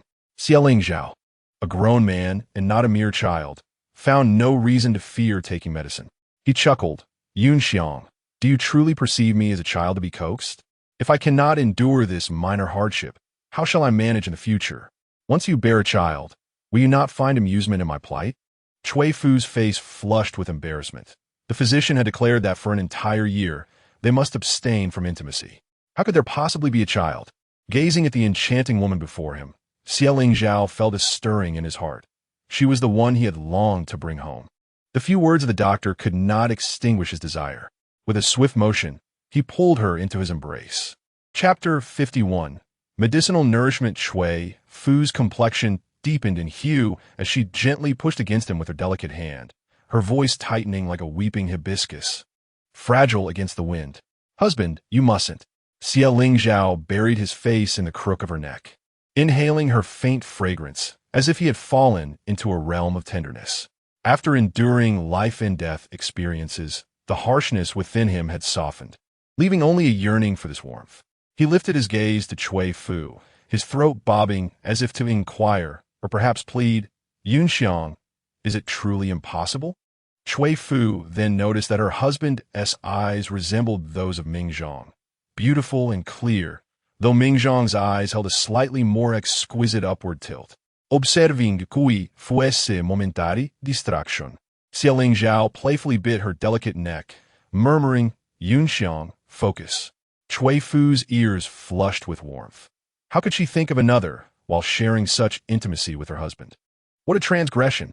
As she chastised herself, Xie Lingzhao gently cradled the back of her neck and kissed her, while his other hand drew aside the light veil of the bed, obscuring the enchanting scene around them. Yet, in an instant, all colors and intimacies vanished entirely. Xie Lingzhao's face was marked by astonishment. Cui Fu's cheeks were tinged with pink, her eyes glimmering with moisture, still reeling from the lingering kiss. She noticed he had halted his advances, and her slightly exposed skin trembled as she softly called out, "Husband?" Xie Lingzhao slowly closed his eyes, enveloped in the softness and warmth of her presence. Yet he felt curiously unresponsive. What could be the cause of this? Cui Fu sensed something amiss. She adjusted her attire and rose to inquire, "Husband, what troubles you?" Xie Lingzhao embraced her, finding it difficult to articulate his feelings. Instead, he He diverted the conversation. Yunxiang, you mentioned we should take our time. There's no need to rush. Perhaps it was due to his injuries that he felt this way. And with a bit more time, he would improve. Although Cui Fu was unaware of the underlying issues, she caught a glimpse of worry etched between his brows and refrained from pressing him with questions. Surely, her husband had his reasons for acting thus. Xie Qingxi was consumed by apprehension. For half a month, he remained in this state. Initially, Cui Fu offered him comfort, but soon even he could not accept the situation, and their discussions regarding intimacy became steeped in silence. Nevertheless, he privately sought the help of physicians, yet several could not discern the problem. He subsequently turned to numerous folk remedies, all in vain. Cui Fu, unable to witness his daily suffering, saw him endure the bitter concoctions mingled with repugnant ingredients, such as centipedes and scorpions, exuding a potent, nauseating odor. Yet Xie Qingxi remained unfazed, drinking it all in one go. Cui Fu gently wiped the corners of his mouth with a handkerchief, unable to suppress her soft inquiry. My husband, can this remedy truly be effective? Xie Qingxi himself was uncertain, merely treating this as a desperate measure. But to reassure Cui Fu, he smiled and replied, it should be beneficial. The doctor has stated that my ailment arises from an injury and should not be a significant concern. In their past, their intimate relations had been harmonious, and such troubles had never arisen. Cui Fu nodded, then offered him a sweet date, expressing, I seek nothing more than for you, my husband, to remain by my side. Safe and sound. Xie Qingxi felt a surge of emotion. Yuliang, in this lifetime, having married you, I desire nothing else, and I shall not let you down. The two had known each other since childhood, having grown up together, and were the closest of companions. Cui Fu had complete trust in him. He had never been entangled with others, and even when she suggested taking a concubine, he showed no interest. Although she felt joy, she was also aware of the societal expectations that could compel her to share him with others, inevitably stirring feelings of jealousy. A gentle smile graced Cui Fu's lips, resembling the first bloom of a pear blossom. She had never wished for too much, just his assurance was enough. After a moment, she retrieved several garments from the cabinet, saying, these are the ones I made for you during your trip to Hengyang. They should still fit. We must prepare early for the banquet my mother is hosting. Xie Qingxi nodded, appreciating Yuliang's meticulous nature, always managing everything so well. As he changed his attire, he inquired, how are my father-in-law and mother-in-law doing? Perhaps we should visit them the day after tomorrow. Cui Fu adjusted his waist sash, acknowledging that it was indeed time to check on them. They thought you were in peril. Seeing their gray hair upon your return pained my heart, and I still find it hard to come to terms with it. Xie Qingxi sighed softly, taking her hand. Yuliang, it is my fault. Had these incidents not occurred, you would not have suffered so. During his absence, she must have endured many hardships.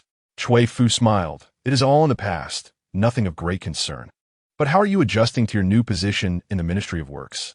As the eldest son of a noble family, serving in the charcoal department was not the most favorable of roles. It was not well received, especially by those who had grievances against the Xie family, who seized the opportunity to undermine him. He harbored a vague feeling that everything was orchestrated, yet he could not pinpoint the source of the troubles.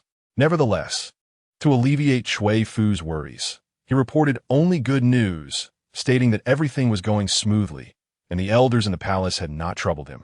Perhaps once I have gained sufficient experience, I may even be promoted.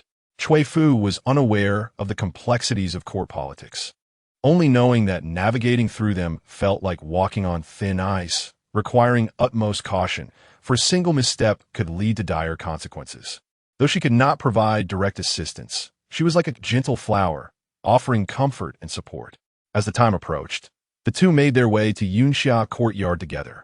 Jiang Shi was tending to her flowers indoors when she caught sight of them, a smile immediately gracing her lips. Aoya, Afu, Xie Qingxi and Cui Fu promptly bowed, greeting their mother.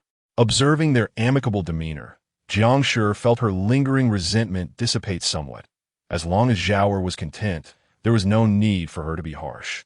Coming to this realization, she beckoned to Cui Fu. Afu, come here. Although Cui Fu was puzzled by the invitation, she adhered to the decorum expected of her and sat beside Jiang Shi. The latter then removed a gold bracelet from her wrist, saying, "In the past, I was in the wrong. Now that Zhao has returned, I sincerely hope for harmony between you two. I ask that you do not dwell on past grievances." Cui Fu, possessing a gentle disposition, had never harbored any ill feelings towards Jiangshi and, being accustomed to the ebb and flow of fortune, softly replied, "Mother, you speak too heavily." As they conversed, Mama, he lifted the curtain and announced, "Madam, the second young master has sent word that he will not be joining us for dinner due to pressing matters." Chapter 52. The maternal slaying the smile on Jiangshi's lips remained unchanged, her expression calm as she casually inquired, "If he is preoccupied, then so be it. Do you know what has detained him?" "Mama," he replied, "according to a servant from the Falling Snow residence, he is busy with official duties. The emperor has tasked him with handling a case, which is why he has been kept back." The legitimate son of the household had become a layabout, while the illegitimate son garnered the emperor's favor. It would be disingenuous for Jiangshi to claim indifference. Bitterness bubbled within her. The only solace was that the wretched child bore the surname Xie. Even in a position of high standing, he was still a member of the Xie family. Years ago, when her husband passed, he had warned her never to split the family, for that wayward child might very well forsake kinship and bully Ling Zhao. In hindsight, her husband truly possessed foresight. His absence today was not without its advantages. Out of sight, out of mind. Jiangshi instructed Mama he to prepare the meal, and then turned to Cui Fu and Xie Qingxi, saying, "Since he cannot join us, let us dine." At the table, as Xie Qingxi served Cui Fu, Jiangshi posed a question, "When do you plan to have children?" What was typically a mundane inquiry now struck Xie Qingxi with trepidation. Given his current state of health, the prospect of offspring was indeed daunting. Under his mother's probing gaze, he found himself at a loss for words. Cui Fu gently patted his hand and replied to Jiangshi, "Mother, there is no rush. Afia and my husband are both quite earnest about it. However, I am still recuperating due to my frail constitution." By taking the matter upon herself to protect Xie Qingxi, Cui Fu left him feeling both embarrassed and ashamed. It was truly a disservice to his masculinity. Jiangshi did not press the issue further, and the evening meal was devoid of flavor, each lost in their own thoughts. After the dinner concluded, as they passed through the front courtyard, they encountered Xie Qingxi, who had just returned home, clad in a crimson official robe. His finely crafted features bore traces of fatigue. The emperor had come to rely on him, assigning numerous difficult cases that left him far busier than during his time in the Hanlin Academy. Each day, he was tasked with paperwork and interrogating criminals. The combination of both had long since furrowed his brow. Today, having spent a considerable amount of time in the Zhao prison, the scent of blood clung to him, prompting him to instinctively take a step back upon seeing Cui Fu. What if she does not appreciate this fragrance? Xie Qingxi held the umbrella with one hand, while the other rested at his side. He slightly tilted the umbrella, gazing tenderly at Cui Fu, and all traces of fatigue vanished upon seeing her. At that moment, he longed to embrace her, believing that perhaps it would alleviate his weariness. Yet, his bothersome elder brother stood beside him, compelling him to suppress his irritation, gently addressing him. "Elder brother." Although the night was somewhat dim, Cui Fu immediately noticed the dark circles beneath his eyes. Her voice inexplicably softened. "You have returned so late. It must have been arduous for you." Though her tone was caring, it carried a hint of superficial politeness. However, Xie Qingxi felt a surge of joy, unburdened by hardship.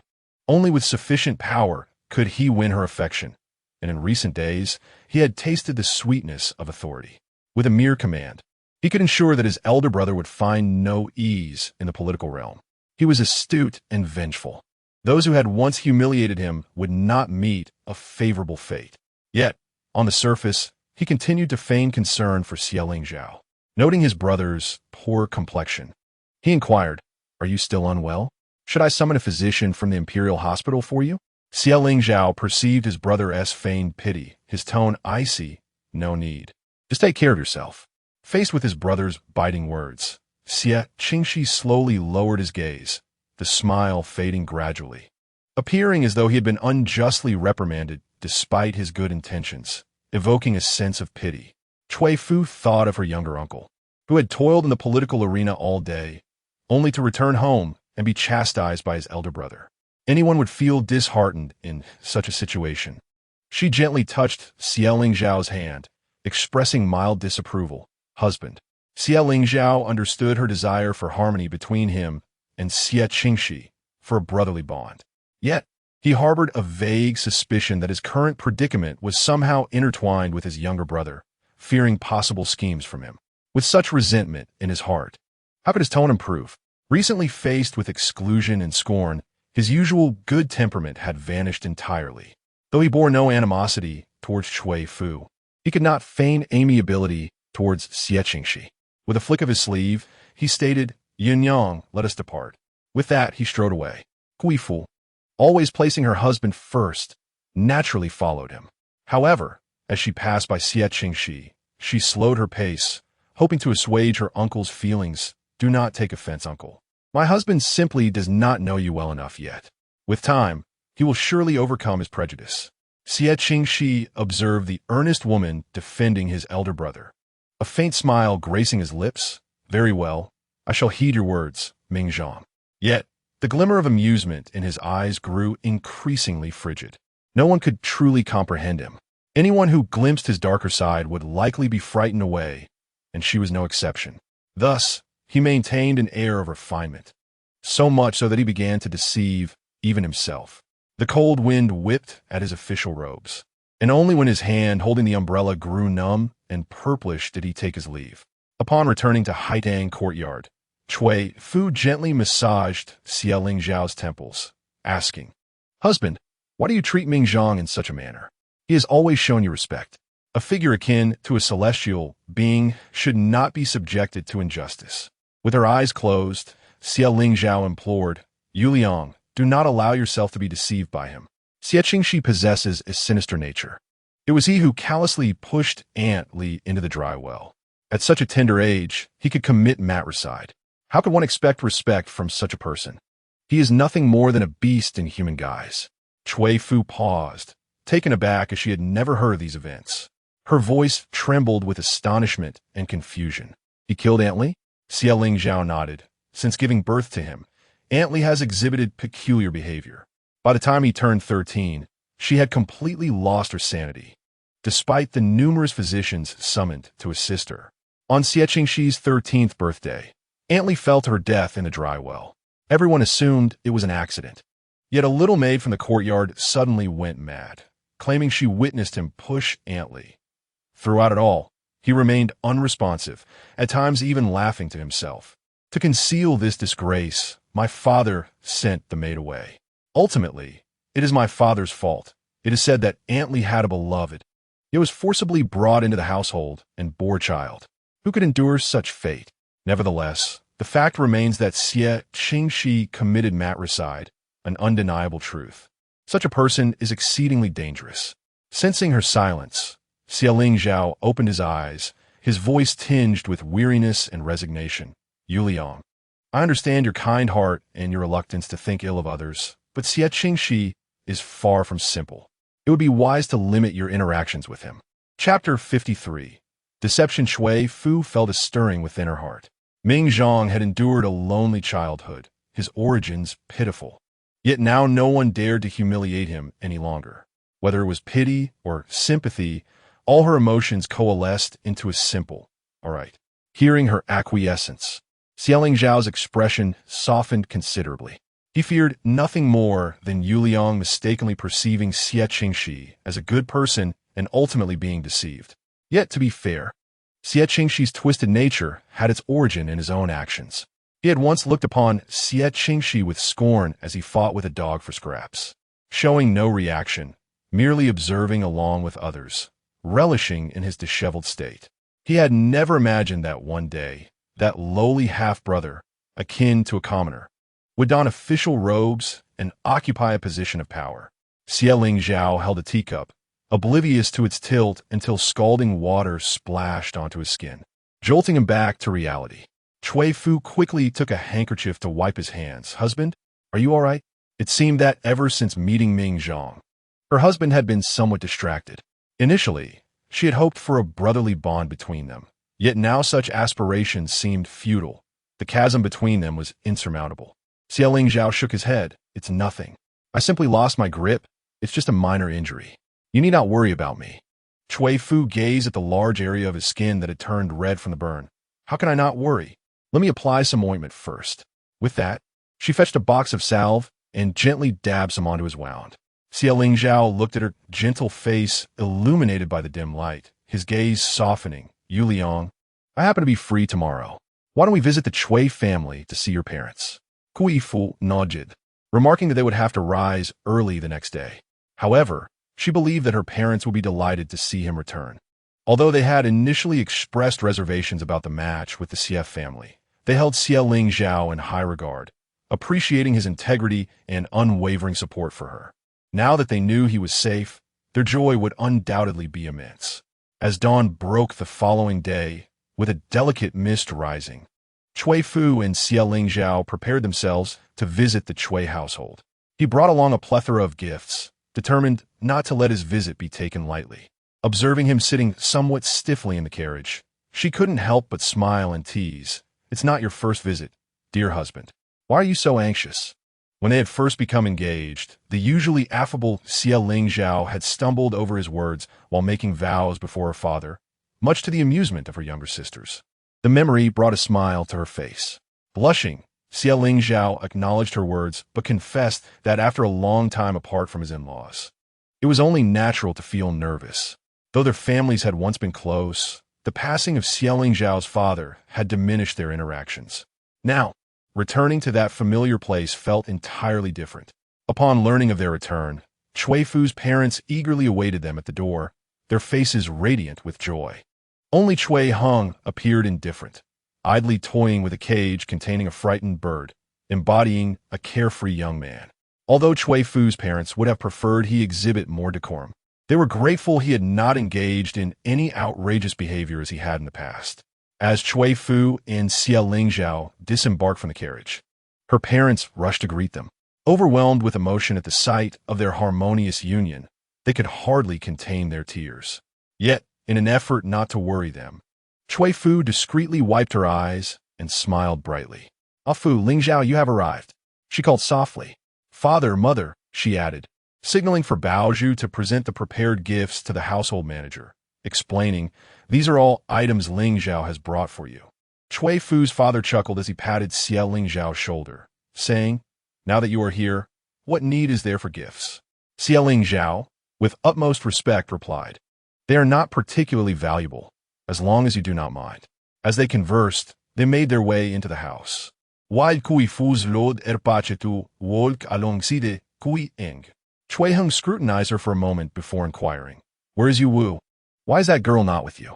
Cui Fu furrowed her brows, her expression one of astonishment. "What do you mean?"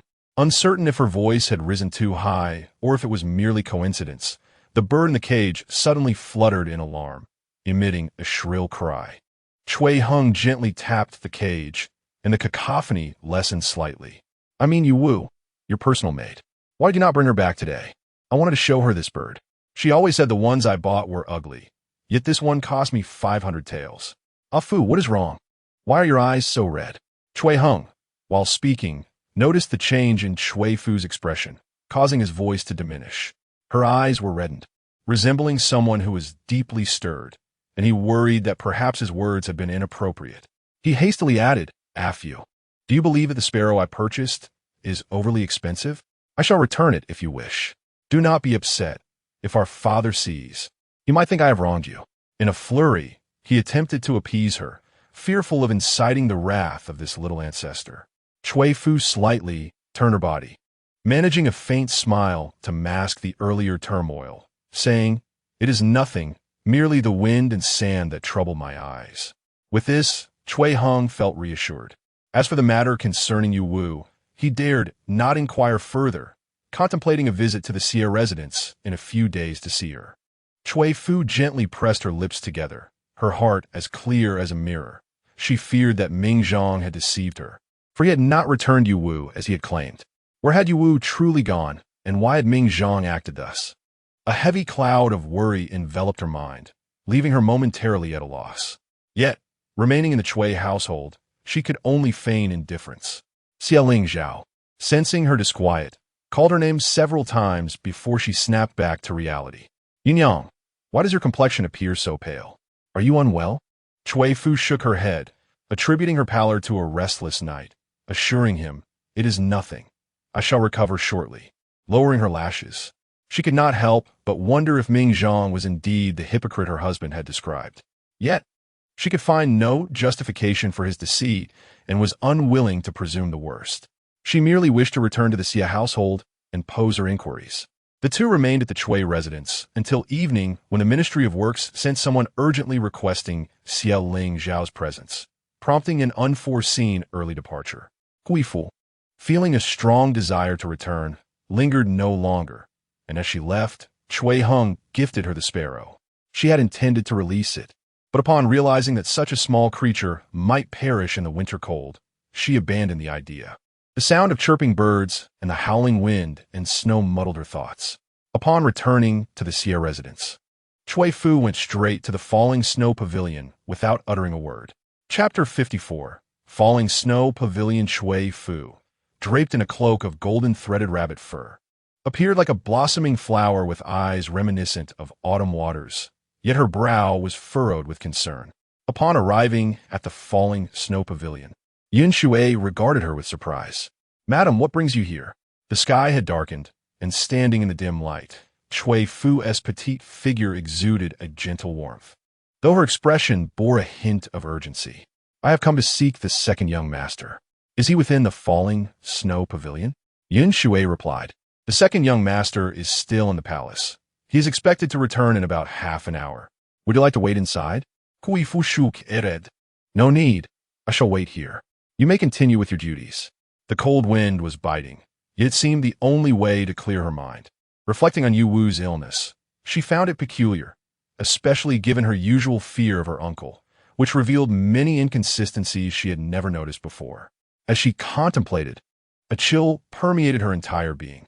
Uncertain of how long she had been standing there, she finally caught sight of that familiar figure approaching leisurely, exuding an ethereal grace akin to a fine orchid or jade tree.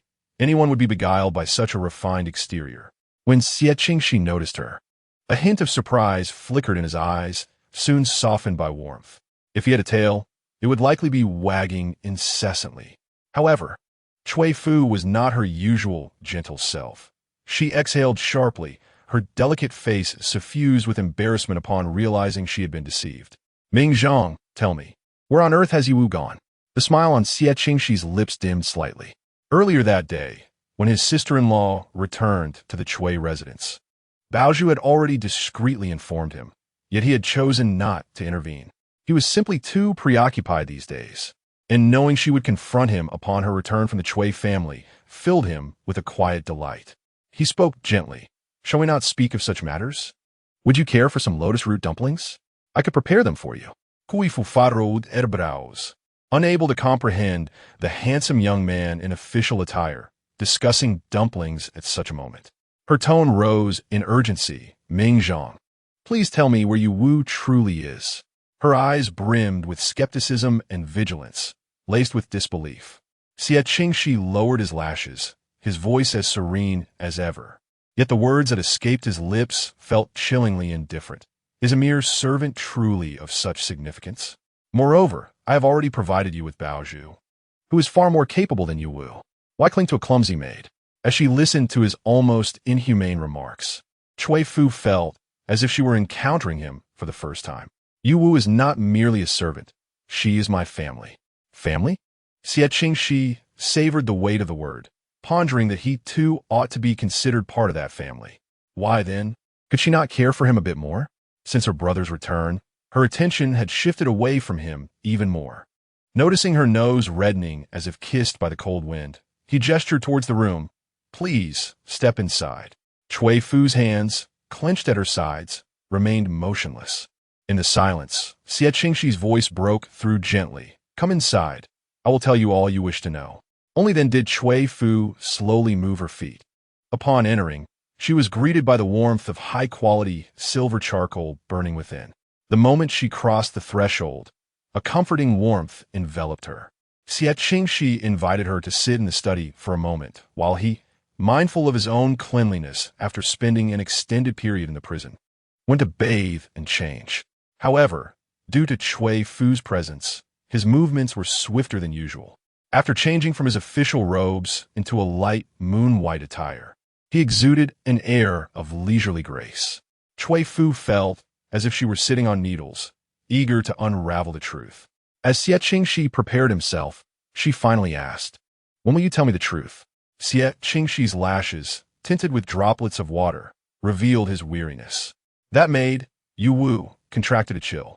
Even if she were to perish, the illness could spread. Thus, I took the liberty of arranging for her cremation. As for her ashes, they are kept at the estate in the outskirts. Would you like to visit? Perhaps I could send someone to retrieve her? Upon hearing this, Cui Fu trembled, her complexion turning as pale as a sheet. What did you say? You actually cremated her? Cremation is typically reserved for those who have committed heinous crimes. For an ordinary person, it is nothing short of sacrilege. Xie Qingxi's expression remained composed, as if discussing something utterly mundane. He nodded slightly. She was merely a servant.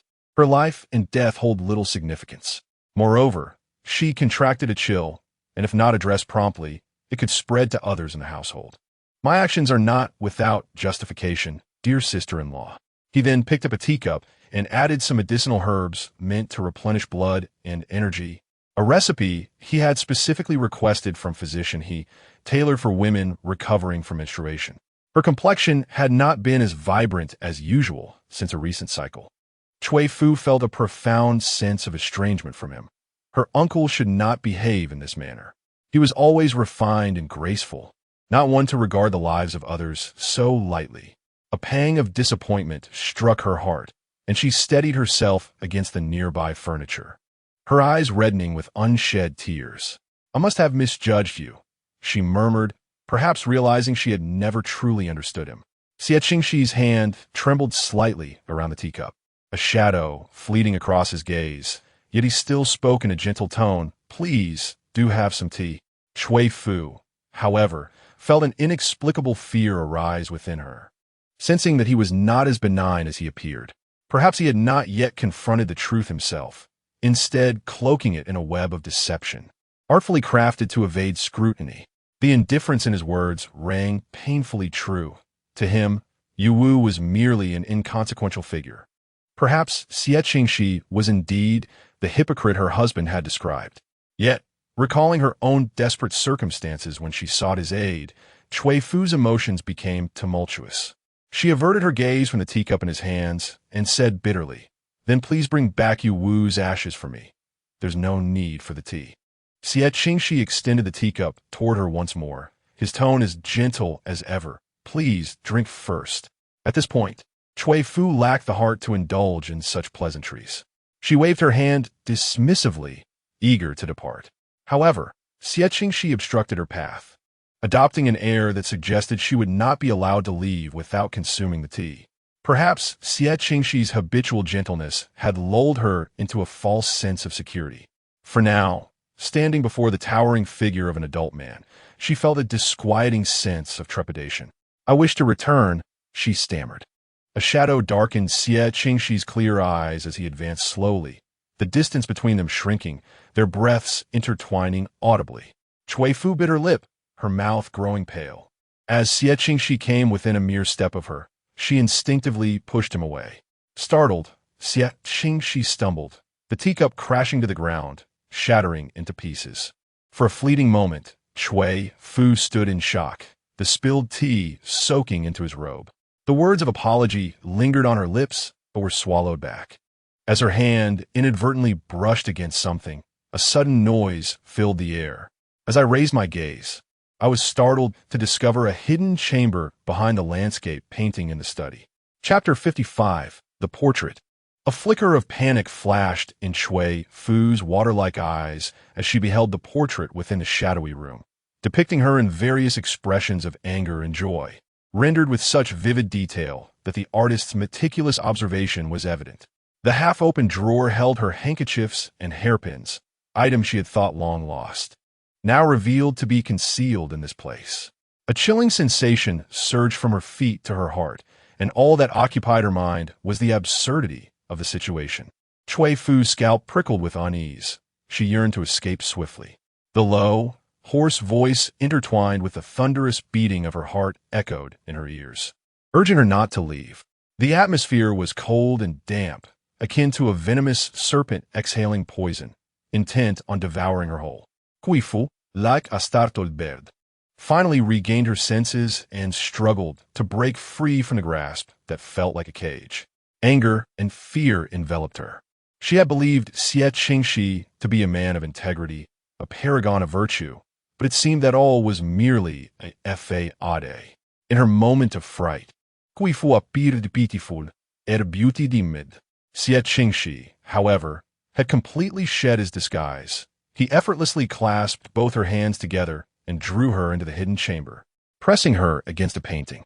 He reveled in the fear that rendered her enchanting, bending down to lift her delicate chin, compelling her to meet his gaze.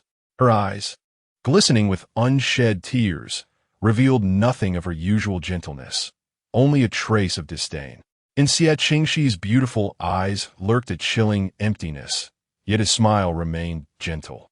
Cui Fu swallowed hard, her chin painfully gripped, her fair neck exposed within an inch of his grasp, all her vulnerabilities laid bare. She dared not provoke him, forcing herself to maintain a facade of calmness. Mingzhong, please don't do this.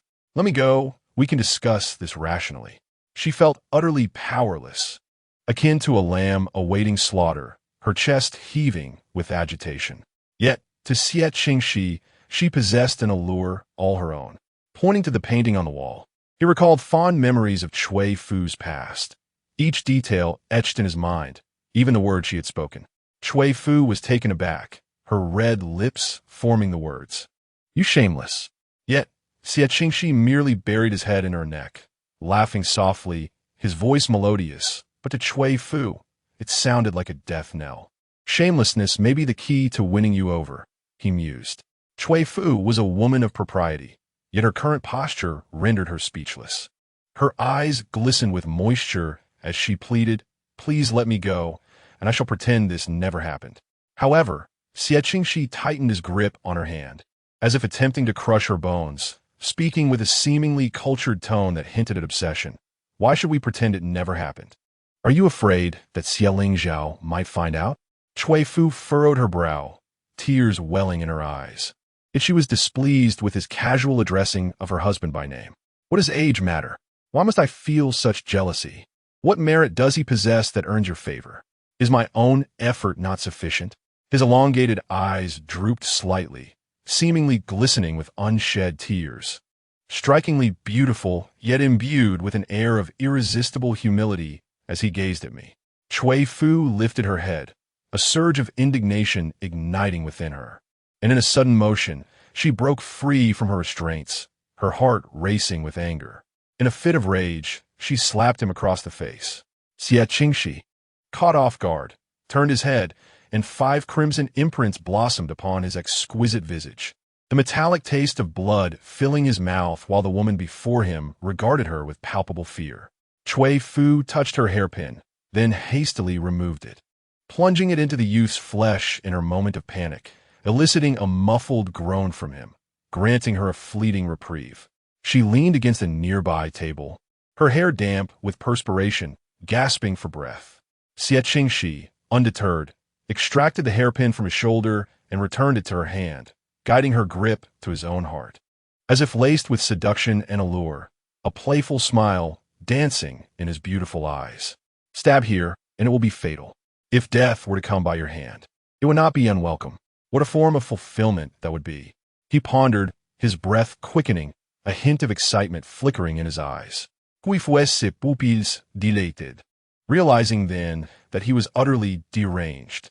Yet how could she bring herself to commit murder?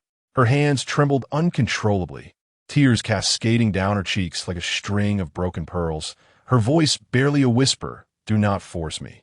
Perhaps her tone was too pitiful, like a helpless creature softly whimpering. Xie Qingxi's frenzied expression gradually softened as he set the hairpin aside. He gently wiped the tears from Cui Fu's eyes, his voice cultured and soothing. Very well, I shall not compel you. I wish for us to live long together. Cui Fu fid utterly drained, recalling how he had closed the door to the hidden chamber upon entering with her. Now, only a few luminous pearls emitted a faint glow, and she was terrified in such a place, fearing that he might confine her here forever. Her voice hoarse, she implored, "How can you let me go?" Xie Qingxi stood in the shadows, his slender form resembling a crane, his smile pure and untainted. Why speak such things? Xie Lingzhao can offer you neither stability nor genuine affection. He cannot even provide you with offspring. What use is he to you now? Cui Fu shot gaze upwards. What did you say? The ailment afflicting her husband was a secret shared only between them. How did Xie Qingxi come to know? Had he meddled in their affairs? Chapter 56. The chill of the wind, the wound on Xie Qingxi's shoulder continued to bleed, the pristine fabric of his attire stained with a large patch of reddish-brown, reminiscent of a strikingly beautiful red spider lily. His complexion bore a sickly pallor as he cast a gentle and composed gaze upon Cui Fu. Your elder brother is merely a minor official in the firewood and charcoal department now. His status, position, and salary are all inferior to mine. Do you not feel aggrieved following him? Upon hearing him slander her husband, Cui Fu instinctively retorted, "You speak nonsense. I have never felt wronged." His actions were exceedingly vile, and Cui Fu's tone grew colder. Even if you hold a higher position, what does it matter? You will never surpass Ling Zhao. The faint red mole at the corner of Xie Qingxi's eye flickered in the dim light. Rather than being angered by Cui Fu's words, he smiled faintly. It must be that I have not done enough. Hence you feel I cannot compare to my brother. He knelt before her, leisurely smoothing the creases of her skirt. I will ensure that you willingly choose to be with me. It shall not be long. Cui Fu dismissed his words, suppressing her rising fury, and asked, "What have you done, Ling Zhao?" Xie Qingxi slowly lifted his gaze, his eyes innocently drooping at the corners. "You are unfairly accusing me. What could I possibly do? It was merely a few minor tactics. Mingzhong simply does not wish for him to touch you. Those substances will not endanger his life. He still needs to keep my brother alive to witness our century-long union. Is that not far more entertaining?" Noticing the slight chapping on Cui Fu's lips, he reached for an ointment nearby, intending to apply it to her. However, Cui Fu turned her head away, evading his gesture. "Do not touch me." In the face of her blatant rejection, Xie Qingxi spoke softly, "Be obedient. Otherwise, I cannot guarantee his safe return." Cui fuese ais widened in disbelief. He dared to use her husband as leverage against her. Truly the epitome of shamelessness. It was only now that she recognized his wolfish ambitions, sparing not even his own brother. Perhaps her gaze was too cold, for Xie Qingxi furrowed his brow slightly. "I do not like the way you look at me. Can we not be as we were before?" He tilted his head, the imprint of a slap still visible on his face, appearing as docile and compliant as a puppy, waiting for Cui Fu to utter a kind word, to see him beam with joy. Yet Cui Fu understood that this display of tail-wagging was merely a ruse to deceive her. Xie Qingxi dabbed more ointment onto his fingertips, spinning it gently. "What will happen if you return with these injuries and Xie Ling Zhao sees? Might he suspect something amiss between us?" His voice trailed off, his gaze fixed intently on her swollen, delicate lips, filled with a playful malice. Cui Fu felt her ears flush red as she quickly snatched the ointment from his hands, applying it to her lips. The cool sensation masked the intense burn. Indeed, as he had said, her current appearance would likely provoke unwarranted thoughts in her husband upon returning to Haitang Courtyard. She attempted to arrange her disheveled hair, but such tasks were meant for the maids. Lacking skill, her efforts only resulted in further chaos, leaving her flustered and in disarray. Seeing her floundering, Xie Qingxi could not help but smile. He then took a wooden comb from nearby, speaking gently, "Allow me to assist you." Cui Fu required slightly. Yet when her gaze met those gentle yet sinister eyes, she dared not move further. She understood that if she offended him, he would indeed act against her husband, devoid of any semblance of humanity. Xie Qingxi, witnessing her compliance, allowed a satisfied smile to grace his lips. "Fear not, for I have previously assisted my aunt in grooming her hair. Her tresses were as luxurious as yours, akin to fine silk. Yet, He had later pushed her into an ancient well with his own hands. Her raven locks mingled with aquatic plants and silt, resembling a pool of putrid vomit, exuding a pungent stench. However, she was unlike his aunt. She treated herself well, and he could not bear the thought of extinguishing her life. Xie Qingxi's movements were gentle, and his skill in hairstyling proved to be as proficient as he claimed. The hairpin that had earlier wounded him was once again nestled within her hair, the dark crimson hue adding a touch of vivid beauty. As he gazed upon the serene woman before him, an inexplicable joy surged within him.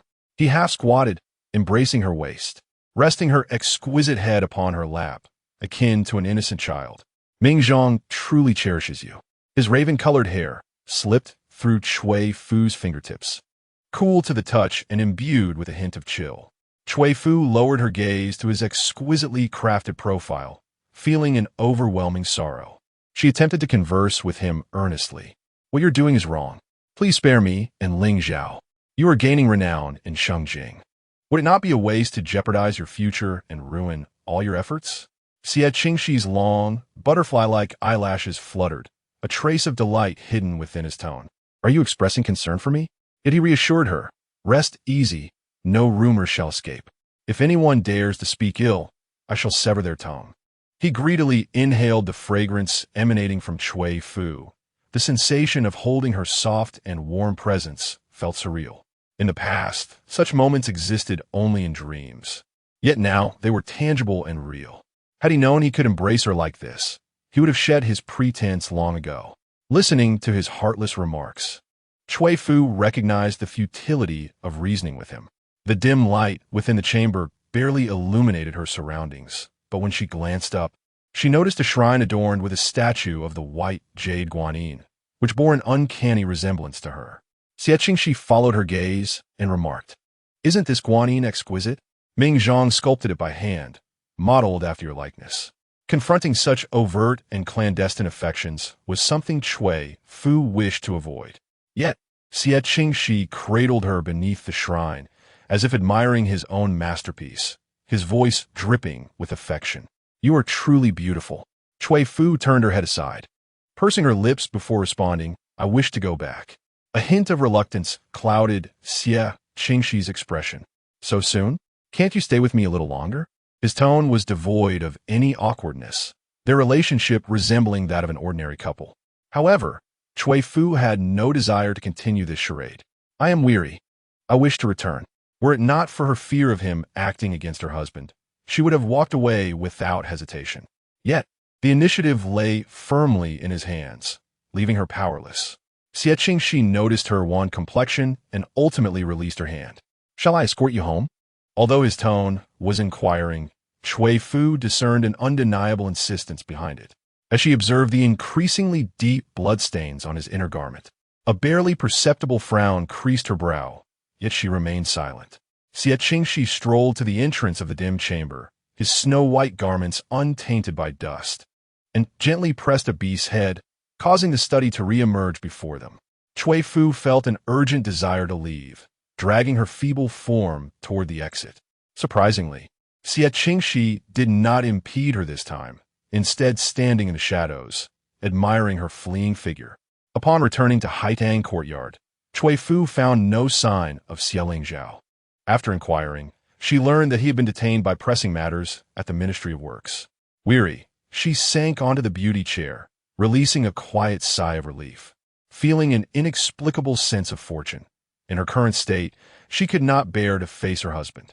The respect Xie Qingxi had shown her previously was merely a superficial facade, and now that the veil had been lifted, the days ahead promised to be even more challenging.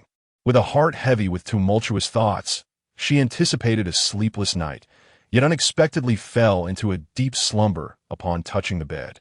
By the next morning, however, she had developed a fever. Lying on the couch, her complexion flushed, she murmured incessantly, appearing exceedingly fragile, akin to a peach blossom battered by a night of wind and rain. The wound on her lips had formed a dark scab, starkly prominent against her disheveled beauty.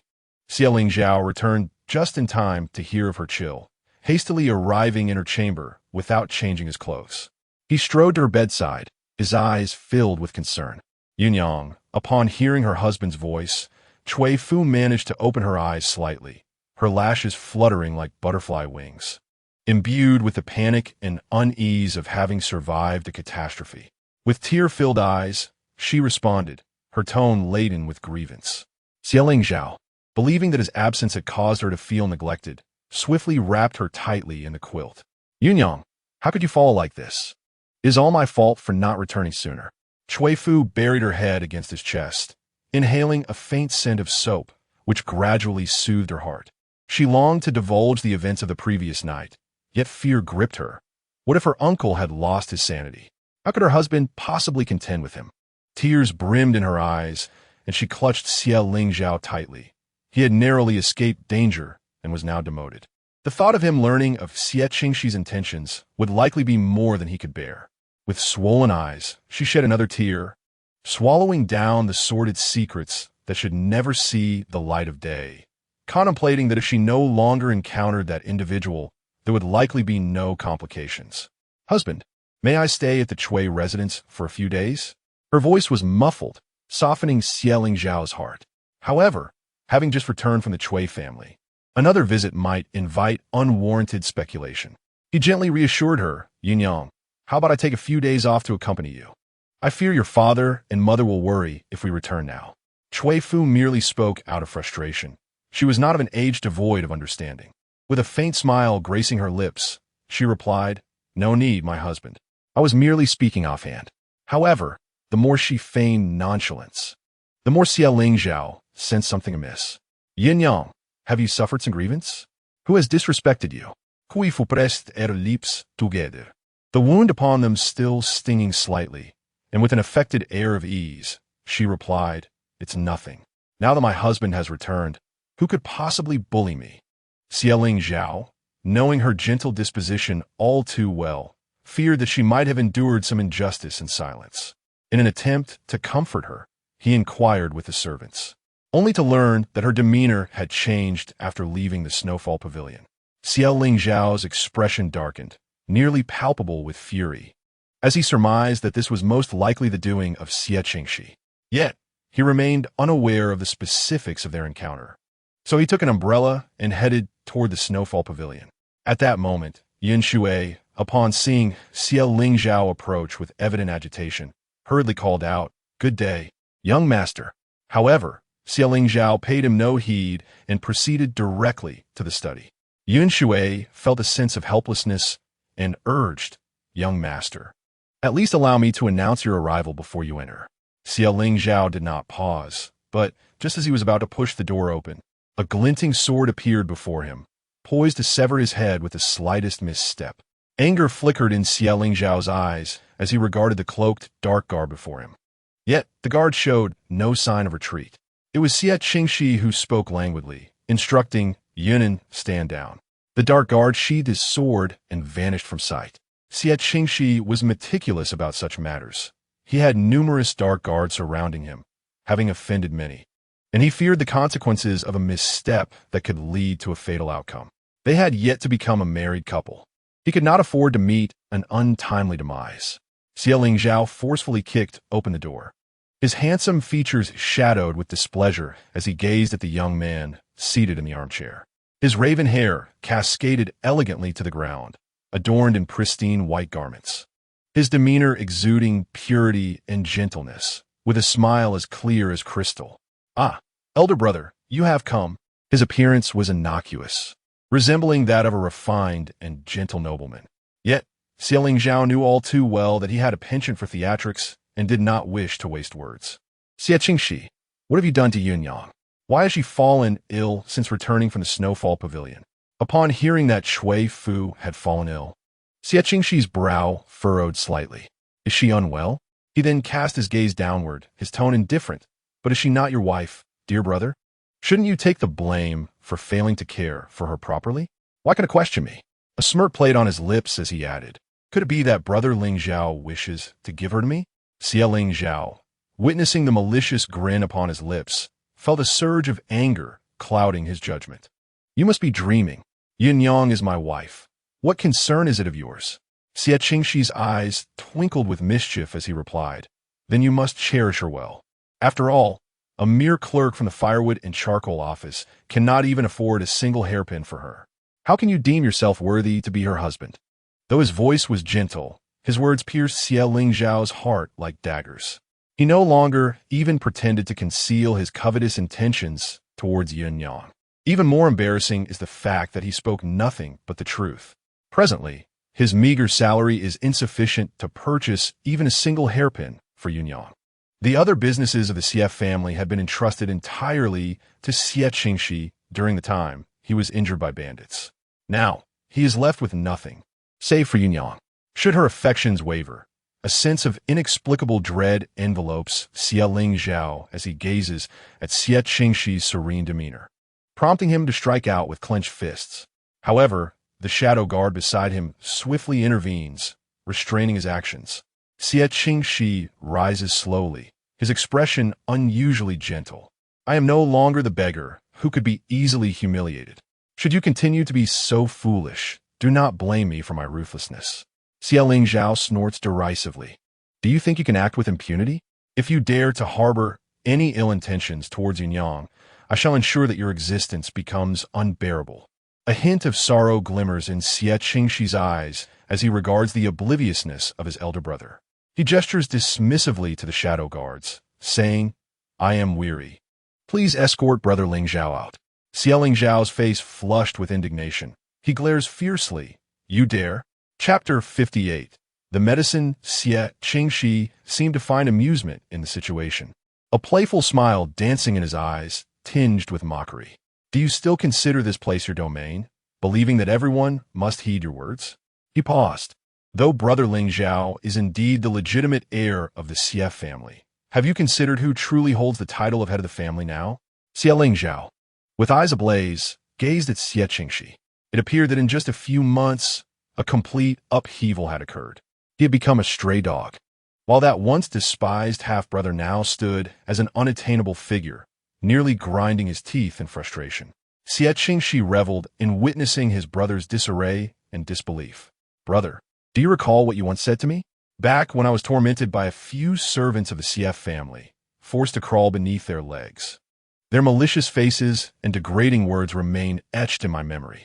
I endured that humiliation to seek your assistance. And what did my esteemed brother do? Merely observed with indifference, uttering, 'The son of a concubine is born base and unworthy of aid.' The disdain in your eyes was enough to make me feel like a wretched soul. But now, the tides have turned. That once exalted legitimate son has fallen into the dust, and I shall not grant him any chance of resurgence. Having enjoyed a life of ease, wealth, and beauty, let him spend the latter half of his life repaying his debts, tasting the bitterness of existence worse than death." A flicker of malice flashed in Xie Qingxi's eyes. "Brother, you are indeed favored by heaven, but will you not feel fear when your minions are all eradicated?" Fear? What does he have to fear? Xie Lingzhao understood that although he had been demoted, his past merits would surely be recognized by the emperor one day. Over the past few days in court, he had indeed heard whispers. The one who should be fearful is his dear brother. Frowning deeply, he concluded at this point, "I have nothing more to say. Those who act unjustly will ultimately meet their doom. I advise you to tread carefully." Without waiting for a reply, she swept her sleeves and departed. Xie Qingxi, seemingly indifferent, withdrew his gaze and seated himself at the writing desk. The Buddhist beads around his slender wrist swayed gently as he penned a letter, yet it bore no signature at the end. Since his elder brother was so proud, it seemed he had not endured enough hardship. Thus, he would reluctantly lend a hand once more. Yin Shui, witnessing the tender smile that graced Xie Qingxi's lips, understood that he was undoubtedly concocting some mischief. Hastily, she lowered her head, daring not to look further. Within the Haidang courtyard, Xie Lingzhao, still brimming with unresolved anger, received a missive from the palace. Though the sender appeared to be a trivial figure, it now seemed he had more dealings than even the Minister of Works. His thoughts lingered on Cui Fu, and just as he was leaving, he pressed a kiss to her forehead before departing. Cui Fu's delicate face was devoid of color, her frail beauty accentuated by her weariness. She watched Xie Lingzhao leave, finding solace only in his safe return. "Young madam, it's time to take your medicine," Bao Zhu announced. Carrying the medicinal concoction, her smile adorned with charming dimples, sweet as ever. Yet, upon seeing her, Cui Fu's eyes reflected a hint of aversion. "Did the second young master say anything when he sent you here? What are your true intentions?" Realizing her mistress had revealed her feelings, Bao Zhu promptly knelt, still holding the bowl of medicine aloft. "Young madam, you misunderstand. The second young master merely sent me to care for you. After all this time together, you must know what sort of person I am." She fervently expressed her loyalty, fearing that her mistress might hastily decide to dismiss her. Cui Fu regarded Bao Zhu's endearing round face. The maid appeared clever and obedient. However, the thought that she had been sent by Xie Qingxi naturally caused her to feel some displeasure. He disregarded propriety, likely sending someone merely to surveil her.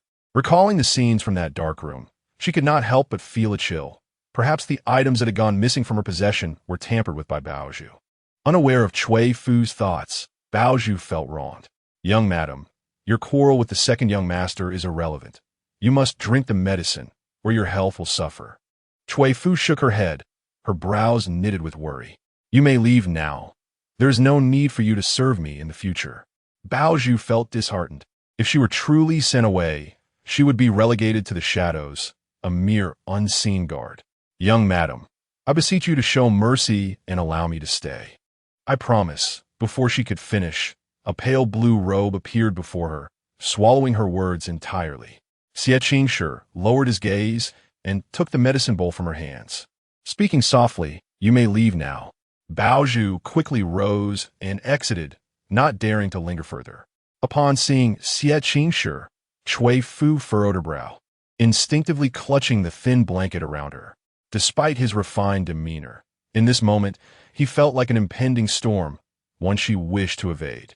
Yet, she feigned calmness, stating, "This is Haidang Courtyard. You should not be here."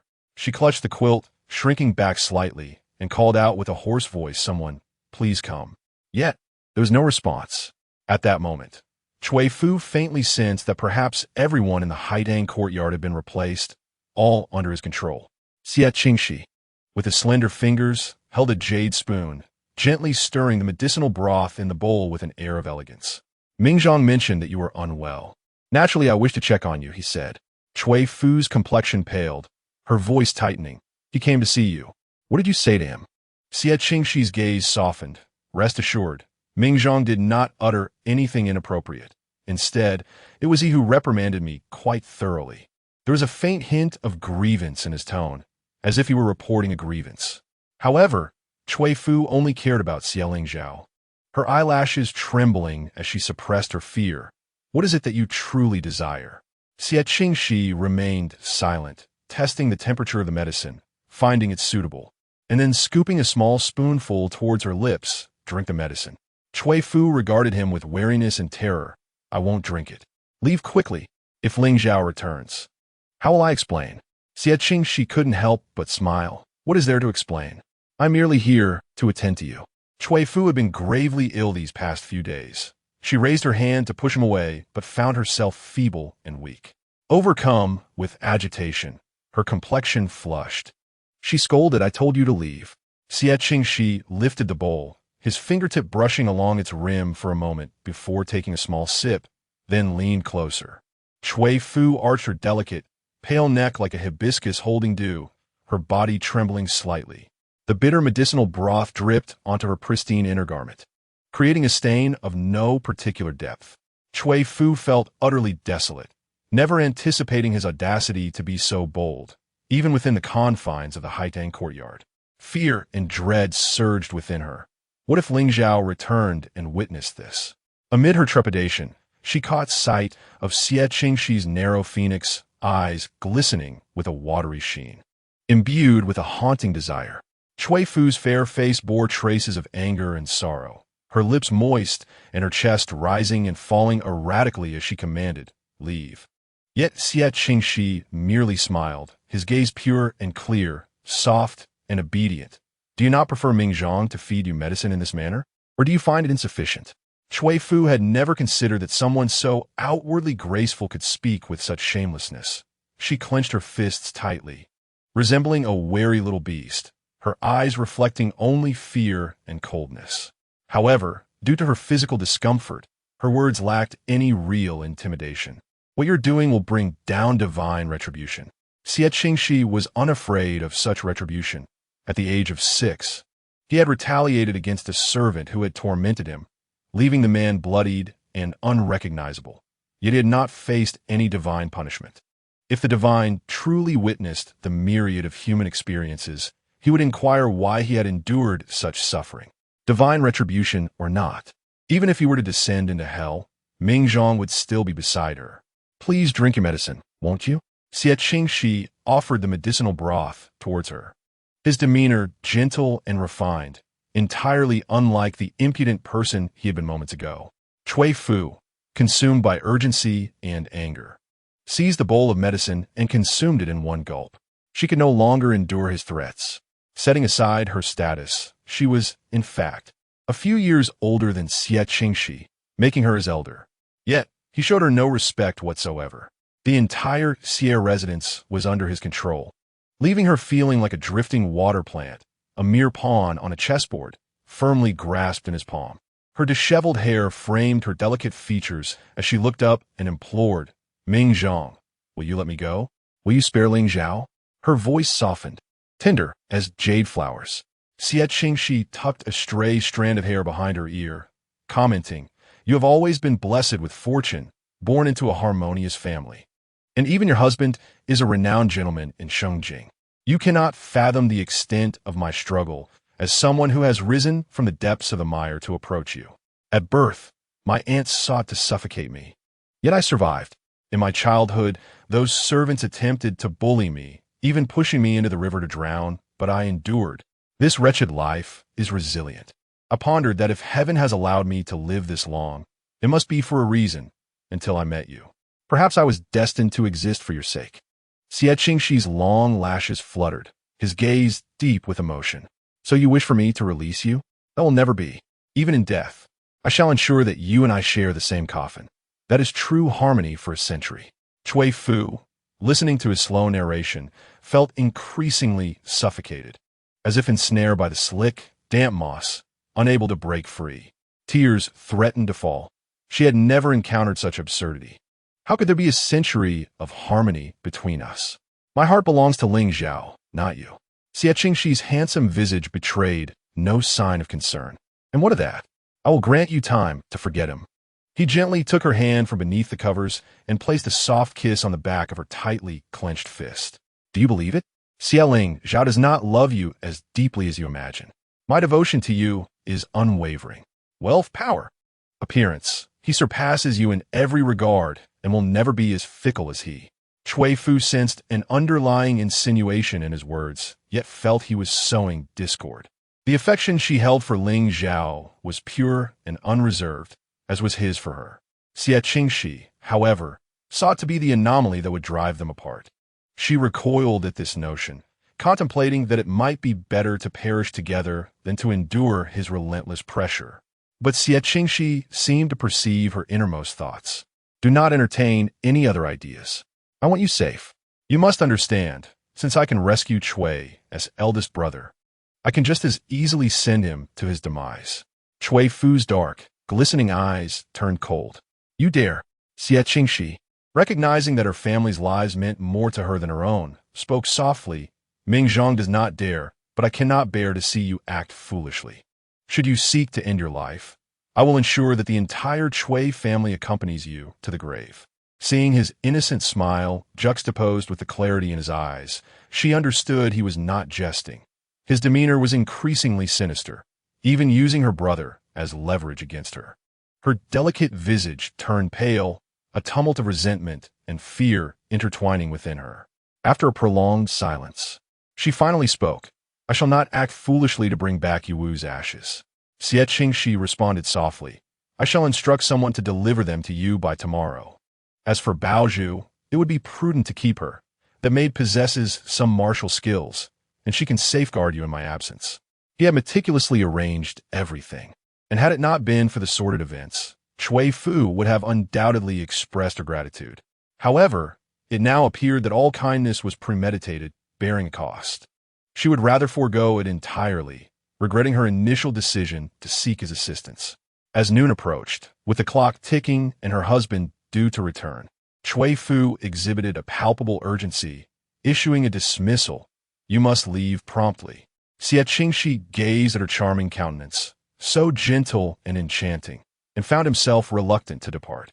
He adjusted his robe with grace, remarking, "Your eagerness to send me away might lead one to misinterpret our relationship as that of lovers." He called out, "Prepare the dishes," clearly intending to share a meal in Haitang courtyard. Once Bao Zhu had arranged the dishes on the table, Xie Qingxi took the base, skillfully removing the bones before feeding the fish to Cui Fu, as though nurturing a child. Cui Fu was both exasperated and indignant. She had never encountered such unabashed behavior. Despite her typically gentle disposition, a hint of temper emerged. With a swift motion, she overturned the bowl, sending fish on Xie Qingxi's robe. Chapter 60. Retribution. Xie Qingxi, known for his fastidious nature, slightly furrowed his well-defined brows. Just as Cui Fu anticipated his ire, he calmly discarded the fish from his robe into the bowl, finishing the meal leisurely before preparing another portion for her. "Little ancestor, should you spill again, I shall certainly feed you before him today." His tone was smooth and gentle, yet laced with a subtle threat. Startled by his words, Cui Fu promptly snatched the bowl, declaring, "I will do it myself." Once she had finished, Xie Qingxi nodded approvingly and then rose to say, "In the future, whenever he is absent, I shall come to dine with you, if that pleases you." Cui Fu turned her head aside, clearly refusing. However, Xie Qingxi merely smiled gently. "Then it is settled. Today, the Ministry of Justice still had unresolved cases, so I must attend to them. If you require anything, simply have Bao Zhu relay your message." His tall figure and slender frame resembled a graceful crane. Yet beneath the facade lay a heart corrupted. Cui Fu gradually withdrew her gaze, covering her mouth as she coughed softly. Bao Zhu quickly approached with warm water, patting her back. "Madam, are you unwell?" Cui Fu shook her head, a flush of crimson gracing her cheeks, her eyes glistening with moisture, creating a striking beauty. Bao Zhu understood that such exquisite allure would inevitably attract envy, and the notion of beauty brings misfortune was not without merit. After a moment's pause, she softly inquired, "Madam, shall we continue to dine?" Having consumed some fish, Cui Fu surveyed the exquisite dishes before her, devoid of appetite, and replied coolly, "Clear it all away." Bao Zhu complied and withdrew. Outside the palace gates, Xie Qingxi stood in the biting wind and snow, burdened by a cartload of charcoal, the weight of accumulated snow upon his shoulders. Despite his earnest pleas, the guards remained resolute in their refusal to grant passage. This charcoal was specifically requested by the imperial concubine. Should he fail to deliver it promptly, he would likely face dire consequences.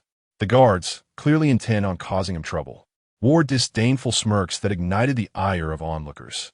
Xie Qingxi, unwilling to engage in fruitless disputes, chose to reason with them, imploring their leniency.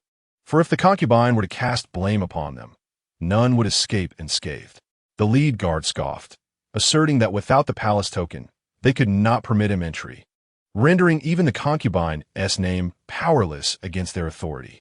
Xie Qingxi's palace token had long been confiscated, yet those in higher echelons had specifically tasked him with this errand, evidently wishing to complicate his situation. The cart of charcoal had transformed into a scalding hot potato, impossible to discard, yet equally impossible to deliver. As he found himself in this stalemate with the guards, another carriage came to a halt. Xie Qingxi lifted the curtain and, upon seeing his brother's disheveled appearance, couldn't help but smile faintly. Brother, clad in a resplendent crimson official robe, he commanded immediate respect from the guards, who greeted him with deference as young Master Xie. Xie Qingxi, feeling an unwelcome embarrassment creep upon him, furrowed his brow and grunted in response, his demeanor betraying no joy, only discomfort. Being stranded outside the palace, even as the eldest son of the Xie family, was hardly a matter of pride. Xie Qingxi tilted his head, a few strands of hair falling across his forehead, and inquired softly, "Brother, have you encountered some trouble that prevents you from entering the palace? Do you require my assistance?"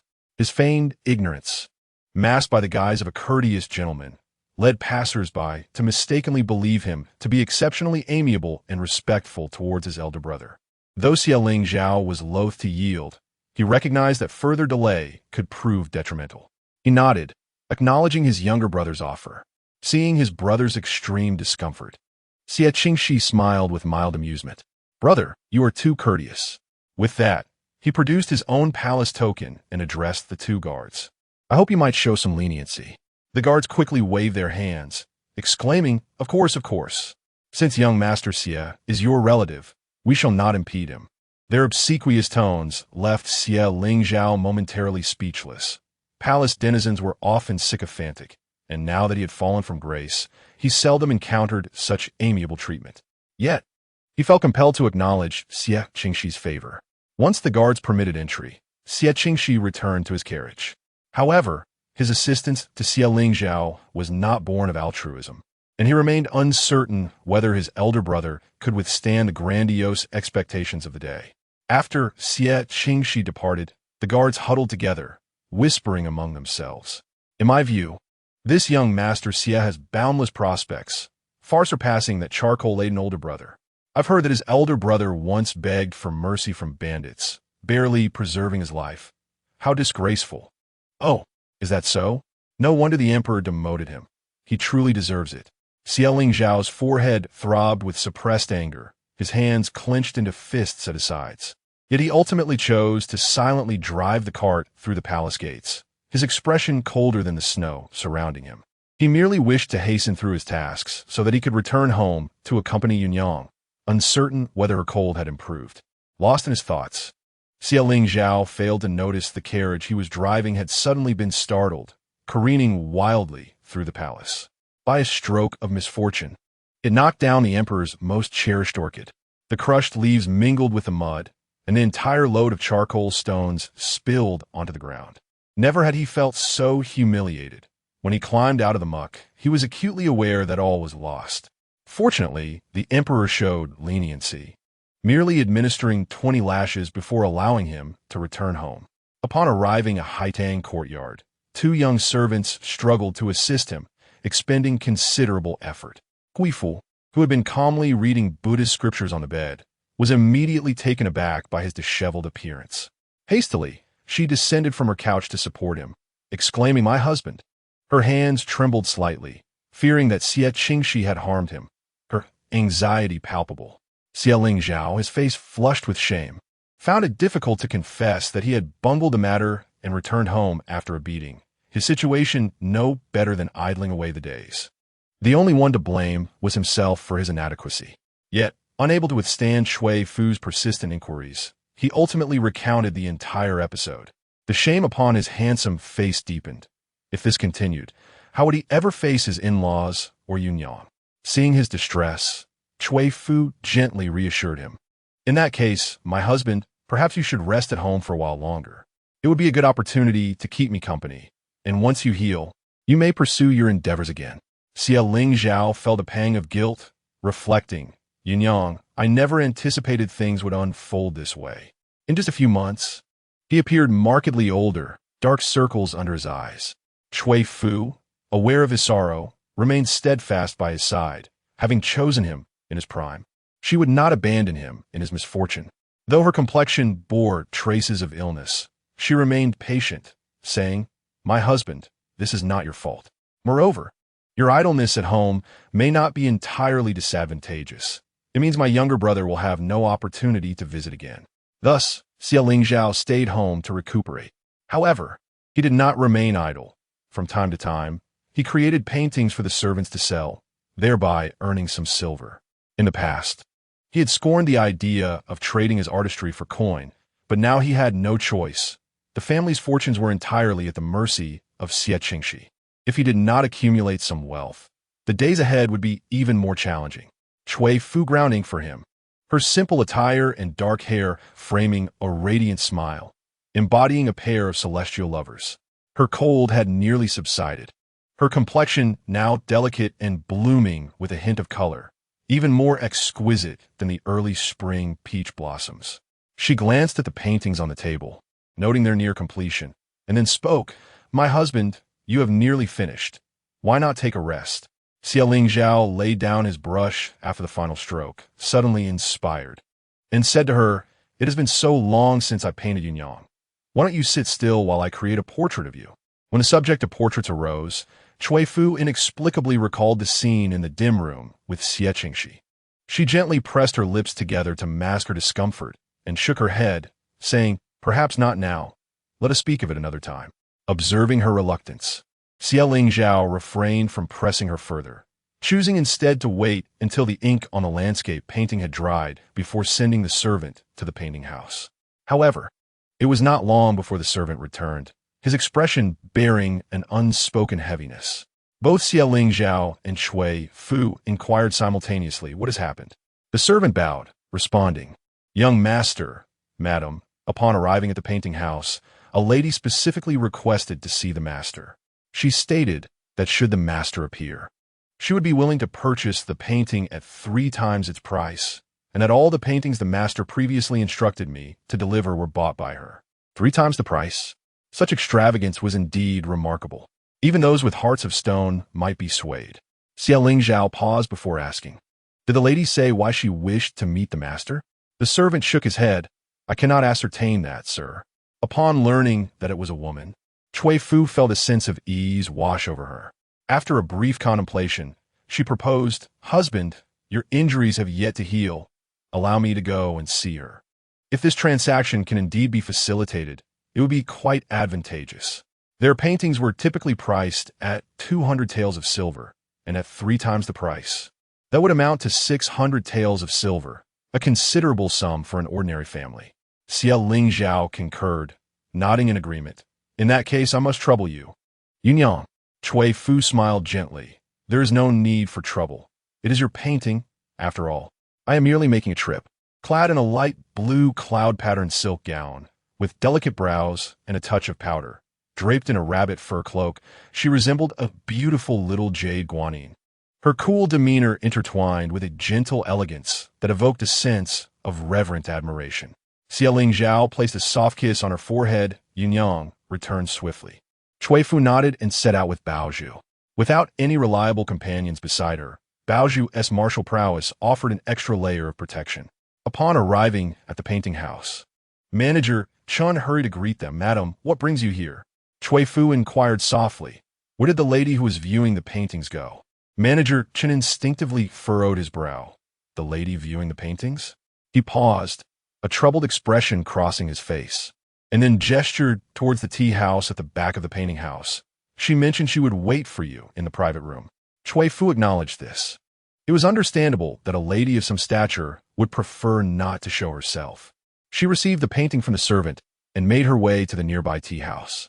As she approached the private room, a familiar fragrance wafted towards her, reminiscent of precious orchids and musk, akin to the scent of Xie Qingxi. Alarm bells rang in her mind, and her hair stood on end as the bamboo screen was slowly drawn aside, revealing a pair of eyes that seemed to dance with mirth. His lips curled slightly, and amidst the fragrant steam of the tea, his features appeared exquisitely beautiful. It was indeed Xie Qingxi. In that instant, Cui Fu realized she had been deceived, not anticipating that even Uncle Chun had been bribed by him. A mix of shock and anger surged within her.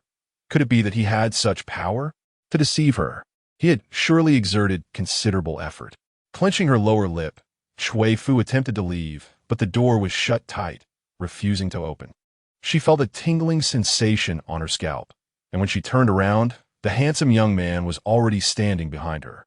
His voice was cool and detached, reminiscent of a predator who had ensnared its prey, laced with an undercurrent of danger. "Why are you running upon seeing me?" Cui Fu, realizing she could not escape, turned to face him, her eyes brimming with indignation. "Why are you attempting to deceive me?" She genuinely believed someone wanted to buy the painting. Otherwise, why would they have come? Xie Qingxi chuckled softly, a hint of disdain mingling with his gentleness. Do you truly think anyone would desire the works painted by my elder brother? He was far too arrogant, even at this moment, refusing to humble himself. And the art he created was indeed unremarkable. However, for the sake of seeing you, I collected all his paintings. They serve well for kindling. Cui Fu felt a flicker of anger at the unwarranted disparagement of Xie Qingxi's talent. She raised her hand, ready to push open the door. I shall not sell this painting, she declared. Better to leave than endure such humiliation. Yet, Xie Qingxi seized the painting from her grasp and tossed it onto the table, wrapping his arms around her waist from behind. You have been avoiding me these days. Allow me to embrace you properly. The familiar fragrance of orchids enveloped her, and Cui Fu, taken aback, instinctively struggled. Yet, in the next moment, she was fed a honeyed pill that melted upon her tongue. Her eyes widened in surprise. What did you give me? Xie Qingxi effortlessly lifted her in his arms, and as she looked up, all she could see was his finely chiseled jaw and the embroidered lapel of his garment. He spoke softly, "Fear not, it is merely a softening powder. I can only resort to this lest you strike me again." His tone held a touch of dampened grievance, tinged with playful malice. Cui Fu fit et resolve weaken, transforming into a mere puppet at his mercy. With a blush adorning her lips, she managed to utter a few words. Beast. Xie Qingxi gazed down at her, evidently in high spirits, a gentle smile gracing his refined features. Mingzhang enjoys being scolded by you. Cui Fu, mortified, retorted, shameless, wicked creature. Release me. Her face, flushed with anger, appeared resplendent. Her fair skin glowed with a delicate rosy hue akin to dawn illuminating the snow, utterly captivating. A few light laughs escaped Xie Qingxi's lips as he nestled his head in the crook of her neck, his long eyelashes brushing against her tender skin, causing both a ticklish sensation and mild discomfort. Cui Fu struggled to escape his embrace, but in her effort, she inadvertently knocked over a nearby teacup, spilling water that spread across the table, threatening to ruin Xie Qingxi's carefully crafted landscape painting. Chapter 62. Understanding, seeing the painting on the verge of destruction. Cui Fu felt a surge of urgency to save it, but Xie Qingxi held her firmly, savoring her flustered expression as he leisurely remarked, "It's merely a ruined painting. Why should it concern you so?" Cui Fu's eyes reflected sorrow and a hint of coldness. How could a heartless, ambitious person like you ever comprehend such sentiments? Xie Qingxi's slender fingers pinched her chin, compelling her to meet his gaze. Is that so? It appears you do not know me well enough. He then addressed the hidden guards outside. Go fetch some ink and brushes. Cui Fu's brows furrowed in suspicion. What do you intend to do? Noticing her wary demeanor, Xie Qingxi's eyes sparkled with a gentle smile, warm as the spring breeze in March, exuding an extraordinary tenderness. As the ink settled in Cui Fu's heart, an unsettling premonition took hold of her. The dark guard procured ink and brush, and Xie Qingxi gracefully dipped his sleeve into the inkwell, his movements gentle and pleasing to the eye. Yet, the next moment he approached Cui Fu. He used her skin as his canvas, the pen gliding across, a refined smile gracing his lips. "Since you admire his artistry so much, I shall paint upon you instead." The cold ink met her skin, a wave of chill and humiliation washing over her. She lay prostrate on the beauty chair, tears welling at the corners of her eyes, exclaiming, "You truly go too far." Even in this moment, she could not utter any vulgar words. Xie Qingxi supported her, saying, "You should berate me as lower than a pig or dog, a beast in human guise, a monster in fine clothes. I have never claimed to be a paragon of virtue." His strokes were light, akin to meticulous carving. Cui Fu gripped the furniture tightly, her fingertips turning pale. After about half an hour, the ink on her back slowly dried. Xie Qingxi appeared quite satisfied. Lifting Cui Fu before a half-height copper mirror, his voice laced with temptation as he softly urged, "Please, turn and take a look." Leaning against him, her back fully visible in the mirror, she bit her lip, unwilling to turn, yet he held her chin gently. The landscape ink painting on her skin exuded an indescribable allure, partially concealed by a few strands of loose hair, creating an ethereal quality. Cui Fu's natural coldness rendered her akin to a white jade guanine fallen into the mortal realm. Xie Qingxi's expression was nearly one of obsession as he gently kissed her shoulder, asking, "Who do you think possesses superior artistic skill? Him or me?" Cui Fu remained silent, merely tightening her grip on her lip. After a prolonged silence, she finally spoke, "Do you really wish to humiliate me so?" Xie Qingxi's gaze held a mix of pity and convoluted emotions as he tenderly wiped away the tears from her snowy cheeks. "Do not think so harshly. Ming Zhang has not humiliated you, merely harbored some jealousy. Why is it that his hasty strokes capture your attention, while no matter my efforts, you refuse to acknowledge me?" He lowered his lashes, resembling a helpless child. Cui Fu replied coldly, "Because you are unworthy. No one could match his cunning, setting trap after trap, waiting for others to stumble into them." She swallowed her tears, pondering, "Is your hand behind my husband's recent misfortune?" Xie Qingxi adjusted her clothing, but did not erase the landscape painting on her back. To others, he appeared as pure as white jade, graceful as a fine orchid. Yet his deeds were shadowed with unspeakable secrets. In response to Cui Fu's inquiry, he softened his tone, declaring, "I am not at fault for his indiscretions. He acted carelessly, and it is not within my control to manage such matters. You have wronged me. I merely provided that horse with some fodder that would agitate it. If his elder brother did not take heed, how could he be blamed? Moreover, considering your fondness for him, if I were to harm him, would it not cause you sorrow? So rest assured, I shall ensure he remains alive." He narrowed his captivating eyes, the crimson teardrop mole at the corner glistening with unusual brilliance. He desired him to witness, firsthand, how he gradually took away everything he held dear. Cui Fu, with sorrow locked between her brows, appeared mournful and desolate. She truly did not wish to be a bird confined within someone's palm. Xie Qingxi delicately produced a butterfly silver hairpin, meticulously arranging her hair with it. "I intended to gift you this at the Lantern Festival. It was specially brought for you from Jiangnan. It is said to be a fashionable style from that region, and it looks truly exquisite on you." Cui Fu, lacking strength in her hands, could only retort, "Who desires your hairpin?" She had always held little interest in material possessions. Yet Xie Qingxi took pleasure in bestowing such items upon her. "You are exceptionally beautiful and ought to adorn yourself more. Since your elder brother is no longer receiving salary, you appear much more plain than before. Should you bear a daughter with me in the future, I would ensure she is dressed beautifully as well." Cui Fu was taken aback by his words, exclaiming, "What nonsense are you spouting? Why would I have a daughter with you? Surely he must be mad." Observing her reaction, Xie Qingxi chuckled softly, like pearls falling onto a jade plate, an enchanting sound. "Why such a strong reaction? Once you are divorced, I shall take you as my wife. Having a daughter would be quite normal, wouldn't it? If it were possible, he would wish to marry her at that very moment, though the time was not yet ripe." Cui Fu was startled by his pronouncement, feeling as though he had lost his senses. Setting aside the fact that she would not divorce her husband, even if she did, marrying him was out of the question. Such a notion had never existed in history.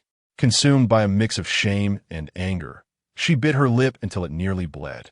Xie Qingxi gently pinched her chin, causing her to wince and slightly part her lips to avoid injury. After ensuring everything was in order, he administered an antidote to her, saying, "I shall escort you home shortly." He cast a glance at the crumpled landscape painting Cui Fu had brought, a glimmer of joy surfacing in his eyes. He then instructed his hidden guard to bring 600 taels in silver notes, stating, "Since I invited you here, take this money back with you, lest you feel undervalued." Cui Fu nearly ground her silver teeth in frustration. Accepting the notes was awkward, yet refusing them was equally so.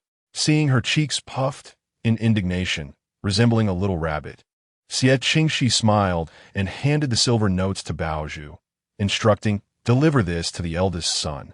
Baozhu, unwilling to refuse, discreetly assessed Cui Fu's expression before accepting the notes. Yinshui soon arrived with the carriage, but Cui Fu was adamant about not wanting to sit with him again. However, still feeling weak from the antidote, she had only taken a few steps when Xie Qingxi swept her into the carriage. Leaning in closer, he spoke softly, "In a few days I must journey to Yuyang. It will be a long time before I see you again. You cannot be so heartless." Upon hearing he was leaving, a flicker of joy crossed Cui Fu's face. which Xie Qingxi noticed, inciting both affection and resentment within him as he deliberately bit her neck. Cui Fu winced in pain, her lashes fluttering like unripe green apricots, imbued with a mixture of unripe bitterness and softness. She was acutely aware that Xie Qingxi was a complete hypocrite, yet in the present moment, escape was impossible, leaving her heart entangled in sorrow and fury. In retaliation, she fiercely bit the hand that cherished the Buddhist beads, her canines piercing through pale skin, mingling the metallic scent of blood with a rich fragrance of orchid and musk filling her mouth. Yet, Xie Qingxi did not flinch. Instead, he extended his wrist closer still. Cui Fu has always been dignified. When she bites, she resembles a cornered rabbit, her eyes slightly reddened, marking this as one of her most outrageous acts. Once she truly punctured the skin, fear overtook her, and she reluctantly released her grip. Several neat bite marks appeared on the back of her slender hand. Xie Qingxi lowered his gaze with a smile, asking, "Is this your seal for me? Had I known, I would have simply branded my mark upon you rather than painting on your back." Seeing the evident injury on his hand, Cui Fu furrowed her brows, unable to suppress her cold retort. "Madman. If he is indeed mad, so be it." Suddenly, Xie Qingxi rested his head on her knee, his dark hair cascading like a waterfall. He closed his eyes, inhaling the faint fragrance emanating from her sleeve, his profile appearing somewhat youthful in the twilight. "To remain by your side, what does it matter if I am bewitched?" Cui Fu gazed at his innocent face, momentarily at a loss for words. Unsure of what to say, how could such a delicate exterior conceal such a meticulous and cruel mind? As the carriage returned to the Xie residence, the evening glow painted the sky in vibrant hues. Without waiting for it to come to a complete stop, Cui Fu hastily jumped down, her embroidered shoes clicking against the bluestone slabs, evoking a sense of hurried escape. Upon passing through the Triple Moon Gate, she could not resist glancing back. Xie Qingxi stood before the Vermilion Gate, methodically wiping the blood from his hand with a handkerchief. Catching her gaze, he suddenly pressed the blood-stained cloth to his lips. Cui Fu's eyes widened in shock, as if scalded, and she quickly averted her gaze, overwhelmed by a mix of anger and fear. Returning to Haidang Courtyard, her heart raced incessantly, a few strands of hair falling across her forehead, half concealing the worry etched between her brows. At that moment, Xie Lingzhao was trimming the orchids in the room. Upon seeing her return, he set down the scissors and gently inquired, "You must be weary, Yin-Yang. Was everything satisfactory?" Holding a white jade cup, the warm tea washed away the metallic taste of blood, alleviating her discomfort slightly. She forced a smile, replying, "It went rather well. That lady truly admires your paintings." Her eyes darted away, unable to disclose that the lady in question was Xie Qingxi, who had belittled his art. Baozhu placed 600 taels of silver notes on the table. "Young master, this is what the lady paid for the paintings." Xie Lingzhao was taken aback by the newfound value of his work. Had he known, he would have painted more. He smiled gently, taking the notes and handing them to Cui Fu. "Since you are the one to go, this wealth should be yours to manage." Perhaps recalling Xie Qingxi's previous taunts, he hesitated, suggesting, "How about buying a hairpin?" However, as his gaze wandered through Cui Fu's hair, he spotted an exquisite butterfly silver hairpin, intricately wrapped in gold thread and adorned with red coral beads. Coming from a prestigious family, he could easily discern its considerable worth. His voice faltered in his throat.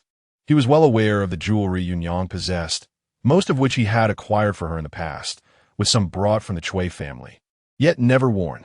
This butterfly pin was somewhat ostentatious, contrasting sharply with her usual taste.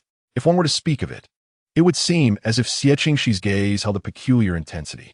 Cui Fu noticed a slight oddity in his expression and recalled that she had yet to remove the hairpin that Xie Qingxi had just gifted her. Momentarily taken aback, she quickly composed herself and casually remarked, "I need not purchase any hairpins. This one upon my head is a gift from my mother." As she gently touched the butterfly pin, she resolved to retain the silver, for it might prove useful in the future. Upon hearing her words, Xie Lingzhao felt the strange sensation dissipate somewhat. Regaining his composure, He chastised himself for his earlier doubts. How could he ever suspect Yunyang? She would never be entangled with anyone else, much less with the scheming Xie Qingxi. He nodded, acknowledging her sentiment, yet reassured her, "Do not worry. I shall ensure you are well taken care of in the days to come." Cui Fu, feeling uneasy, now understood the torment of having told one lie that required countless others to conceal. She pondered for a moment, her tone laced with a hint of trepidation. "Husband, why do we not save some more silver and consider a journey to Qinghe? If we could leave Shengjing, that man would gradually lose interest in me, and I would no longer have to live in constant fear, which is truly unbearable. I dread the thought of what might happen if our secret were to be uncovered." Xie Lingzhao took her hand, softly reassuring her. "Yunyang, is life in Shengjing truly so unbearable? Though I have sustained injuries given time, I shall recover and pursue my ambitions anew, perhaps even surpassing my previous endeavors. Would you not agree that it is wise to wait a little longer?" He felt a flicker of frustration at the thought of retreating to Qinghe like a defeated hound, unwilling to relinquish the Xie family name to Xie Qingxi. Understanding his thoughts, Cui Fu hesitated before nodding in agreement. "Very well. I shall heed your wishes, my husband." At that moment, Xie Lingzhao noticed her eyes were slightly swollen, and concern crept into his voice. "What troubles you? Why would you wish to return to Qinghe?" It was no small feat for her family to relocate from Qinghe to Shengjing, and her desire to return seemed akin to fleeing from something. Yet Cui Fu merely shook her head, fearing that her husband might confront Xie Qingxi about his misdeeds. Her husband was honorable and straightforward, unlike the cunning Xie Qingxi. In their conflict, it was unlikely her husband would emerge unscathed. "It is nothing much. I simply find myself reminiscing about the days spent in Qinghe. However, Shengjing is also quite delightful. Wherever you are, that is where I wish to be." Cui Fu smiled gently, embodying grace and warmth. Xie Lingzhao nodded. "If you wish to see it, we may certainly find a time to visit." As he drew closer, his gaze fell upon Cui Fu with particular tenderness. Yet in the next moment, a frown creased his brow. It appeared that her delicate, fair neck bore traces of some ink, though obscured by her clothing, rendering it unclear. Instinctively, he reached out to discern the truth, but Cui Fu deftly evaded his touch. Her face maintained an air of calm. It was laced with an undeniable hint of anxiety. "Husband?" Xie Lingzhao observed her vigilant gaze, feeling inexplicably pricked by it. Coupled with the recent realization that his health had yet to be restored, he presumed that Cui Fu harbored some resentment. Chapter 64. Intoxication. Xie Lingzhao feigned a light-hearted tone. It was tinged with a hint of bitterness. "It's nothing, merely a trick of the eyes. I shall retreat to the study to create a few more paintings. If Yunyang has any matters to discuss, she may send someone to find me." With that, he hastily exited through the door. Cui Fu, contemplating a response, swallowed her words in silence. As she passed by the bronze mirror, her complexion turned ashen. She had believed that the high collar of her attire would sufficiently conceal the ink stains on the nape of her neck, unaware that even a slight movement could betray her secret. Had her husband sensed something amiss, prompting his hurried departure? She lowered her gaze, removing the butterfly hairpin from her head, her simple features reflecting confusion and suppressed resentment, vexed by her own timidity. "Madam, would you like me to prepare water for your bath?" Snapped back to reality, Cui Fu placed the unseemly butterfly pin deep within her jewelry box, nodding gently.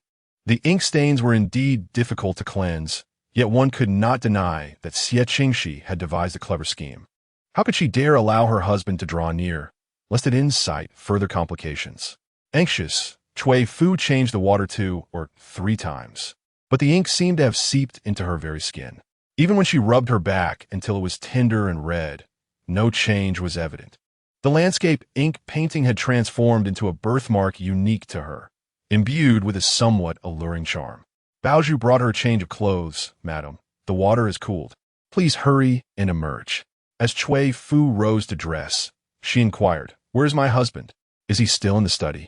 Baozhu shook her head. "The eldest son went to the study to paint for a while, then left the estate. I know not where he has gone." Cui Fu was taken aback. Where could he possibly venture at such a late hour? Baozhu assisted her to the side room, skillfully lighting the incense and presenting her with a Buddhist scripture. Softly reassuring her, "Madam need not worry. The eldest son left with guards. He should be safe." Cui Fu held the scripture, yet unease stirred within her. The faint fragrance wafting through the air was somewhat different from what she was accustomed to. Frowning, she pondered, what incense was this? From where was it procured? Baozhu promptly replied, "Madam, this is a calming incense given by the second son. He mentioned you have been sleeping poorly at night, and specifically asked Doctor he to prepare it for you." Once again, it was Xie Qingxi. Cui Fu felt as though his presence was woven throughout her life, ensnaring her in an inescapable web. Despite the countless Buddhist texts she perused, achieving true tranquility remained elusive. She softly commanded, "Please remove it. Return to the usual fragrance." Baozhu complied without daring to dissent. The second son's attentiveness towards the madam, while well-intentioned, was ultimately inappropriate, likely to provoke disdain. Yet, Cui Fu found herself powerless, akin to drifting weeds.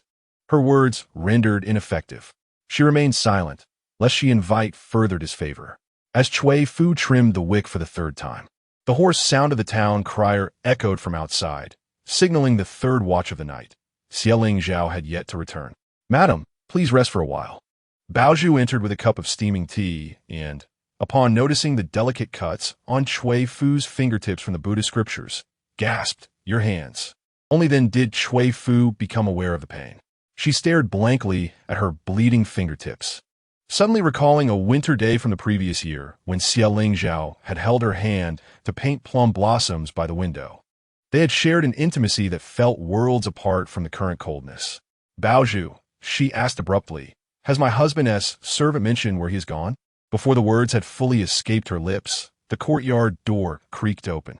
Cui Fu hurried to her feet, her pallid reflection appearing in the bronze mirror. She hastily adjusted her collar to ensure the ink stains were well concealed. The footsteps paused outside the door, yet no one entered. Just as she was about to open it, she heard Xie Qingxi's slurred voice. "Yuliang, are you asleep? My husband?" She lifted the curtain, and the strong scent of alcohol hit her. Xie Qingxi leaned against the doorframe, his eyes bloodshot and clutching a blue cloth bundle tightly to his chest. "I brought you a gift." He staggered into the room, and the bundle spilled open, revealing several boxes of rouge and powder. The topmost box containing the gilded hibiscus powder that she had previously admired at the treasure pavilion. Cui Fu felt a wave of emotion wash over her. Yet Xie Qingxi suddenly grasped her wrist with an astonishing force. "Yuliang, I met Boss Lin today. He said my paintings are worth a great deal." His other hand caressed her cheek. "I have found a way to earn money now. Soon, I will no longer need to rely on the Xie family. Xie Qingxi will not be able to do anything to me. Are you happy?" His fingertips were icy, yet Cui Fu felt scorched by his words. The abnormality in Xie Qingxi frightened her. "My husband, you have had too much to drink." The buyer of his paintings had always been Xie Qingxi. Boss Lin was merely a fa ade, and in the end, they still fell into the hands of others. However, Cui Fu dared not reveal this truth to him. Suddenly, Xie Qingxi embraced her, his voice softening. "Yuliang, I have been dreaming lately." His forehead rested on her shoulder. "I dreamt that you and I had parted ways." Cui Fu froze, feeling warm tears soak through her clothing, the heat almost searing the ink marks on her nape. After a moment, she responded gently, "My husband, do not worry, I will not leave you." Hearing her words, Xie Qingxi succumbed to sleep, reeking of alcohol and fatigue. As Cui Fu helped him out of his long boots and garments, she heard him mumble a name, uncertain whether it was Yunyang or Yuliang. She dismissed it as drunken ramblings, not taking it to heart. It was not until the next morning, as dawn broke, that Xie Qingxi awakened from his intoxication. Noticing Cui Fu's weary countenance, he felt a pang of guilt, wishing he had refrained from drinking so much. As Cui Fu saw him awake, she offered a soft smile. "Husband, do you feel unwell? I will ask Baozhu to prepare a hangover remedy for you." Xie Qingxi rubbed his forehead, feeling slightly better. A smile graced his lips, reminiscent of his youthful spirit. "I am much improved. Thank you for your concern, Yuliang." Seeing him in good spirits lifted Cui Fu's heart as well. "It is my duty, but you must still drink less for the sake of your health." As they conversed, a maid from Yunxia courtyard, Lan Xiang, stood outside the curtain, softly calling, "Eldest master, madam." Cui Fu rose to lift the curtain, speaking gently, "Miss Lan Xiang, is there something you need?" Lan Xiang was charming in appearance, her voice particularly sweet and crisp, reminiscent of the melodious Oriole. In response to the words of the young mistress, she mentioned that the matriarch wished to convene them to discuss arrangements for her 70th birthday celebration. Given Madame Xie's advanced age, it was evident that such an occasion could not be treated lightly. Cui Fu nodded and said, "Very well, Miss Lan Xiang. You may return first. My husband and I shall follow shortly." Chapter 65. The birthday banquet. After consuming a bowl of revitalizing soup, Xie Qingxi appeared significantly more invigorated. Having spent an extended period recuperating at home, her complexion had brightened considerably, and upon closer inspection, she bore a slight resemblance to Xie Qingxi, a visage as refined as if sculpted from jade, albeit with a touch more robustness. Cui Fu picked up a nearby fox fur, and naturally, Xie Qingxi lowered her head, allowing her to fasten it for her. Perhaps due to the mutual declarations of affection they had made the previous night, they felt a newfound closeness. However, as Cui Fu recalled the cosmetics he had brought home, she could not help but mention, in the future, "Please refrain from purchasing such items for me. You know I rarely indulge in adornment." Xie Qingxi smiled gently, replying, "Yin Yang, you are naturally beautiful, even without embellishment. You're lovely. However, I have observed that other ladies possess such things, and you should have them too." Cui Fu discerned an unusual undertone in his words, her autumn-like eyes narrowing slightly, glimmering as if reflecting waves. "My husband spends his days at home. Where would he encounter other ladies? Moreover, during these days of recuperation, I am the only one he interacts with." Xie Qingxi's smile faltered momentarily, and he redirected the conversation, offering some inconsequential explanations. "It was merely what the vendor of the cosmetics suggested, and besides, did you not enjoy them in the past?" His hand, resting at his side, felt slightly clammy, and his lips were pressed tightly together, unclear whether from guilt or something else. Cui Fu lowered her gaze, adjusting the jade pendant at his waist, admiring the cloud patterns on his attire. She then lifted her head, dismissing her previous doubts. "Is it so? My husband still remembers my preferences, which brings me great joy. Whether or not those items are present is of little consequence." She draped a light blue cloak over her shoulders, her tone as gentle and warm as ever. "Let us not delay any longer. We must not keep Mother and our ancestors waiting." Xie Qingxi nodded, feeling a weight lift from his shoulders. Upon arriving at Yunxia courtyard, they found Matriarch Xie and Jiang Shi seated upon a deep blue carpet, stifling laughter, engaged in a conversation that remained a mystery to them. With her keen eyes, Jiang Shi spotted Cui Fu and Xie Qingxi, waving them over and calling out, "A Fu, Qingxi, do come in quickly." Cui Fu felt a slight discomfort at the overt display of affection, but maintained her politeness, bowing gracefully, exuding an air of scholarly demeanor that left no room for reproach.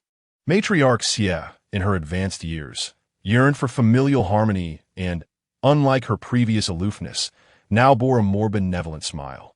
"Since you have arrived, please take a seat promptly." Jiang Shi instructed Lan Xiang to bring forth some pastries and fruits, then remarked, "Next month, as spring approaches, it will be the matriarch's birthday. We must ensure the celebration is meticulously arranged to avoid causing Miss Xian any embarrassment and to uphold her dignity within the palace. More importantly, if this birthday banquet is executed splendidly, it may pave the way for Ling Zhao's resurgence. Ever since his previous transgressions in the palace, he has been idly confined at home, relying on selling paintings for sustenance. Should this information leak, it would tarnish the entire reputation of the Xie family. Yet, the family's lifeline rests solely in the hands of Xie Qingxi, whose monthly financial allocations barely suffice to cover the household expenses. If he refrains from contributing to this banquet, it may very well falter. Zhang's heart is filled with anxiety. She should not have relinquished the family's assets to him so prematurely. Even if she yearns to reclaim them now, it seems an impossible dream. After a moment's contemplation, she turned to Lan Xiang and instructed, "Go to Luoxue residence and see if the second young master has returned." Upon hearing Jiang mention Xie Qingxi, Cui Fu subtly furrowed her brow, feeling an immediate urge to leave the premises. Xie Qingxi noticed her pallor and the worry etched in her eyes, as if she were troubled by something. He promptly took her hand and asked, "What troubles you, Yunyang?" Cui Fu, still unaccustomed to displaying too much affection in front of her elders, withdrew her hand gently and replied, "It's nothing, my husband. Perhaps the almond custard I had this morning has turned a bit cold, causing some discomfort. A few sips of hot tea should remedy it. There is no need for you to fret over me." Seeing that she did not appear gravely ill, Xie Qingxi nodded and said, "Very well. Should you feel unwell, do not hesitate to inform me, so I can fetch a doctor for you." Lanxiang soon returned from Moashu residence, smiling as she announced, "Madam, the second young master has returned and will be here shortly. Were it not for the necessity of his financial support, Jiang would never have summoned him, for his very presence felt ominous. However, the Xie family is currently dependent on him, a predicament akin to a fishbone lodged in the throat, difficult to swallow and impossible to expel." She lightly acknowledged, and, as she requested a change of the tea, Xie Qingxi arrived, albeit fashionably late. His demeanor was gentle, his eyes a pale hue, clad in a light blue robe, exuding an air of elegance akin to unblemished white jade. Cui Fu seized the opportunity of sipping tea to mask her discomfort, despite his impeccable fade. The glances he cast her way were laced with a predatory sharpness, reminiscent of snow that is yet to melt, hardened into obsession. In the presence of so many, it was indeed unnerving. After exchanging pleasantries, Xie Qingxi took a seat directly beside Cui Fu, the intoxicating scent of orchid and musk invading her senses, as if it aimed to consume her. Just days prior, he had painted her likeness, yet now he feigned indifference. Cui Fu discerned his true intentions. He likely harbored disdain for Ling Zhao and sought to usurp everything by his side, including herself, to satiate his despicable desires. She had become nothing more than a tool for his revenge. "Minzhong, the reason I summoned you today is that our ancestor's birthday is approaching, and we will require your financial contributions," Jiang stated, her tone somewhat stiff. It was evident that she was the one in charge. Yet she found herself humbling herself before a concubine's son. Xie Qingxi lowered his eyelashes, appearing delicate and refined, yet unable to disguise the noble aura that enveloped him. At this moment, he resembled the true eldest son of the Xie family more than Xie Qingxi did. He slightly curled his lips, agreeing that the birthday celebration for the ancestor should not be treated with haste. Lady Xie suggested, "Why not leave this matter to a Fu?" Jiang nodded in satisfaction, acknowledging that a Fu was no longer a child and should learn how to manage such banquets. "Let the two of you handle it," she added, pausing to glance at Cui Fu.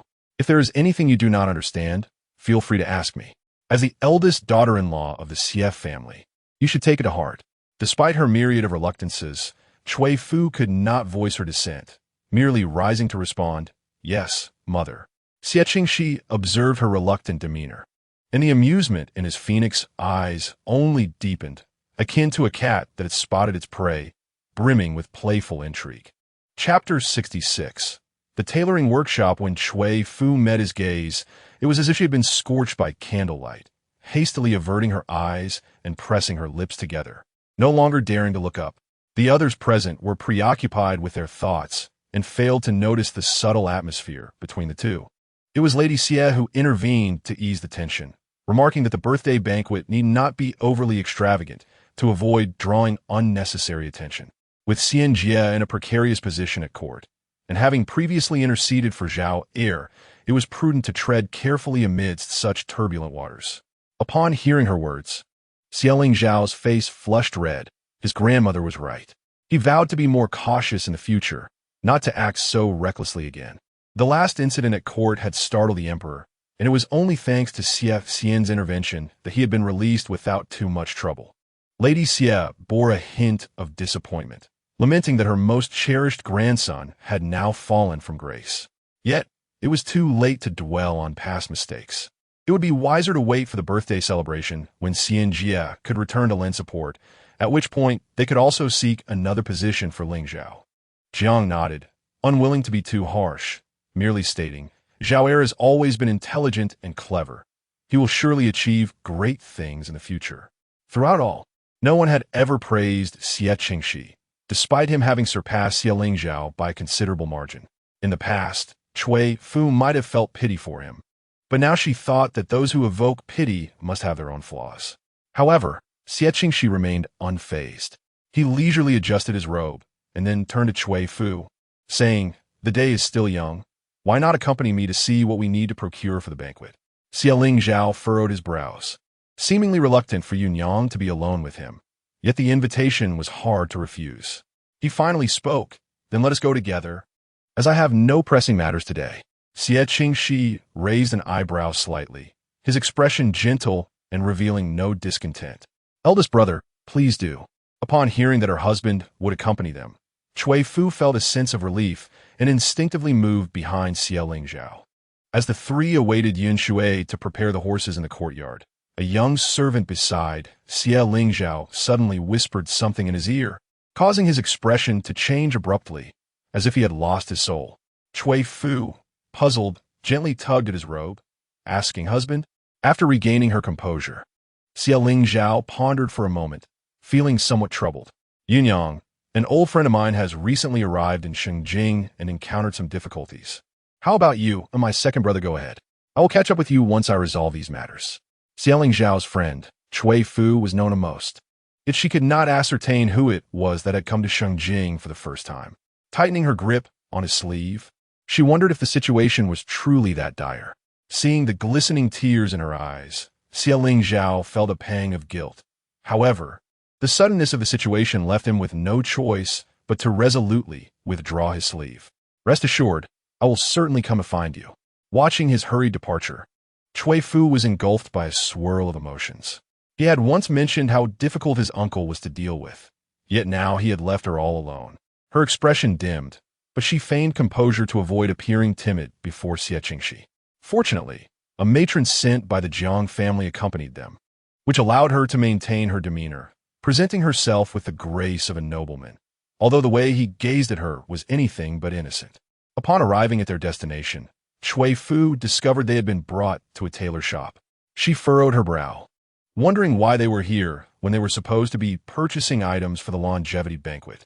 Xie Qingxi spoke gently, "Naturally, it is to procure new garments for my mother and grandmother. After all, I am a man, and you possess more understanding in such matters, so I seek your guidance." While he was indeed correct, Cui Fu felt a twinge of anxiety, her face adorned with an expression of vigilance, careful in every step she took. As they entered the tailor shop, she gravitated toward the bustling areas, fearful of being left alone, observing her cautious demeanor akin to a startled cat. Xie Qingxi's beautiful eyes curved in amusement. "Ahead lies the men's changing area. Shall we proceed further? I fear it may taint your eyes." Absorbed in her own thoughts, Cui Fu did not pay heed to her surroundings. Upon raising her head, she collided with numerous astonished gazes, her face instantly flushed with embarrassment, the delicate skin of her ears burning. Had it not been for Xie Qingxi's reminder, she might have indeed wandered into the wrong space. The young servant at the tailor shop noticed their fine attire and approached them, inquiring if they were there to select garments. "Why not wait in the private room on the second floor for a moment while we fetch the latest styles for you?" Cui Fu intended to decline, but saw that Xie Qingxi had already consented. Such was the customary practice for guests of their stature. She had no choice but to swallow her words. Ascending to the private room, Cui Fu remained closely by the matron, who was equally perplexed by the young lady's apparent desire to avoid the second young master. Yet, she could understand to some extent. Despite his outward charm, the second young master was known for his unpredictable behavior, and few in the household dared to confront him. As she observed, she noticed the second young master looking directly at her, causing her to feel a surge of alarm. Then, in a voice as clear and delicate as if it contained fine snow, he inquired, "Matron He, could you kindly urge them to hurry? Why have they not yet arrived?" She dared not delay and promptly replied, "Yes, I shall go at once." With that, Matron He departed, leaving only the two of them in the room. Cui Fu stood before the mahogany window, most of her figure ensconced in shadow, her delicate face adorned with elegant brows and captivating eyes, embodying both purity and grace. Yet, The vigilance and wariness in her gaze remained unwavering. Xie Qingxi adjusted his fox fur coat and coughed softly, his refined countenance appearing somewhat pale, his brows and eyes radiating beauty. "Why do you fear me so? Am I truly a beast of monstrous proportions? In cui fuese ais." He was far more terrifying than any beast, devoid of reason. He advanced step by step, the confines of the room feeling increasingly constricted, leaving her with no retreat. Resolutely, she lifted her chin and remarked, "Madam, he is still below. Are you not concerned she might see you and inform my mother?" Xie Qingxi could not help but smile. Now that the Xie family lay firmly within his grasp, even a birthday banquet required his presence. What could the Jiang family do if they were informed? Perhaps, in order to preserve the family's dignity, they would compel his elder brother to divorce. Would this not fulfill his long-held desires? Cui Fu felt a surge of frustration, but acknowledged the truth in his words, her sense of powerlessness deepening. Her palms clenched tightly, her expression resolute. "Then how might you release me?" Chapter 67. Changing clothes, her clear, limpid gaze met his, akin to a clematis blooming amidst snow, beautifully ethereal, exuding a divine quality that evoked a sense of reverence. Yet, the more enchanting she appeared, the more he yearned to break her proud spirit, to crush her delicate essence and bind her to him forever. Xie Qingxi inhaled the faint, cold fragrance of plum blossoms, the shadows in his eyes deepening, while the corners of his eyes shimmered with vibrant hues reminiscent of a ghostly allure. At this moment, even his piety bore a tinge of corruption. Perhaps there was nothing he would not relinquish for her. He stood tall and straight, his posture as majestic as a pine crane in the snow. The Buddhist beads on his wrist swayed gently, and he could not resist enveloping her in his embrace, even as her body stiffened in resistance. How could I ever let you go? This was his moon, and even if it did not belong to him, he desired to pluck it from the sky. I have admired you for so many years. My affection for you surpasses all else. Otherwise, why would I have sought scholarly distinction? Do you remember? You once expressed a fondness for those who were gentle yet unassuming, like deep waters flowing silently. Thus, I named myself Ming Zhang, with Zhang signifying fine jade. Now, the capital speaks of my gentlemanly demeanor. Do you not feel even a flicker of affection for me? I have endeavored to embody the very person you admire. His voice was as gentle as whispers exchanged between lovers. However, Cui Fu felt a chill run down her spine upon hearing his words. Those sentiments were mere casual remarks shared with friends, unknowingly overheard by him. She frowned. Though you present yourself as a paragon of virtue, your essence is thoroughly corrupt. To stir emotions in others is nothing but the folly of a dreamer. Such inconsistency, while seeking genuine affection from others, is truly foolish. Yet, despite her countless declarations, he remained oblivious, clinging to his own notions. Xie Qingxi seated her upon the couch, the hem of his garment cascading like flowing clouds. His voice retained its usual elegance. "What the elders? Is it not possible to part ways? Besides, you are merely 3 years my senior. Would it not be preferable for me to call you sister henceforth?" He raised the corners of his mouth, appearing quite fond of this appellation, and his beautiful eyes seemed to shimmer with brilliance. Suddenly, as if struck by a thought, he leaned down to whisper in Cui Fu's ear. Observing her complexion flush with color, he couldn't help but chuckle softly. Cui Fu found it perplexing that such a refined young man could have acquired such lewd banter. She lifted her hand to lightly brush her sleeve, releasing a waft of fragrance, but before her slap could land, he seized her wrist. Xie Qingxi brought her hand to his nose, inhaling its scent, while he noticed the woman in his arms was beginning to show a hint of displeasure. He soothingly remarked, "Do not fret. Ming Zhang has prepared a gift for you." With a deft motion, he used his long fingers to pry open her delicate lips and fed her a soft medicinal pill. The faintly bitter aroma spread across her tongue, leaving Cui Fu no choice but to lean against his embrace like a parasitic flower, her ebony hair cascading over her snowy attire, her cheeks as pale as snow. Yet her eyes burned with indignation as she questioned, "What do you intend to do?" Xie Qingxi gently placed her upon the beauty couch, then clapped his hands. A procession of maidens clad in pink entered, carrying trays adorned with exquisite garments. After setting the trays down, they departed without a glance upwards. A sense of foreboding crept into Cui Fu's heart. The last 2 trays contained garments that seemed rather peculiar. Xie Qingxi delicately pinched the gossamer-like dress. His voice soft as he said, "This is woven from shimmering silk. You would look splendid in it." The dress floated lightly in his hands, and if worn, it would impart an elusive allure, surpassing even the attire of the most enchanting courtesans. Sensing his intentions, Cui Fu's voice tightened. "How outrageous! Indeed, how outrageous it may be, but you should find it to your liking." Knowing his notoriously wicked nature, Cui Fu realized he genuinely wished to have her don the blush-inducing garment. Instantly, she reached out to thwart him, and in the ensuing struggle, her nails grazed his cheek, leaving a trail of crimson that snaked down to his neck, instantly swelling and reddening the area. Xie Qingxi winced in pain, lifting his pale, elegant face, his glistening eyes reflecting a hint of grievance. "It hurts," he lamented. Cui Fu retorted in anger. "Do you seek to humiliate me?" As a lady of a prestigious family, she had never endured such indignities. Though currently at his mercy, she found it impossible to accept such treatment. Seeing her on the brink of tears and feeling genuinely wronged, he halted his actions and gently coaxed her. Then, as if struck by inspiration, he softly proposed, "Then, would you kindly humiliate me in return?" His eyes sparkled, the red mole at the corner of his eye adding an intriguing charm. Before Cui Fu could respond, he retrieved another garment from a different tray, equally disreputable, yet slightly larger. Designed for men, he shed his green attire and donned a sheer garment, replacing his hairpin with a pair of fox fur earrings. His noble visage now infused with an indescribable allure, a blend of restraint and worldly seduction. Xie Qingxi took her hand and placed it atop his head, a subtle smile gracing his lips as he asked, "Is this to your liking? Would you strike me once more?" Cui fuese end stiffened, taken aback by such an outrageous request. The wound on his face continued to weep drops of blood, adding an unsettling allure to his already striking appearance.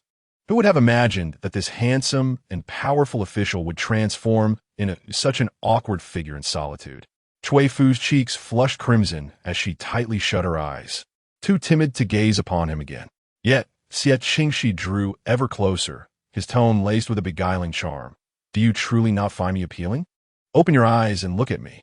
Cui Fu bit her lip, taking a long moment before replying. "Where on earth did you learn such indecorous things?"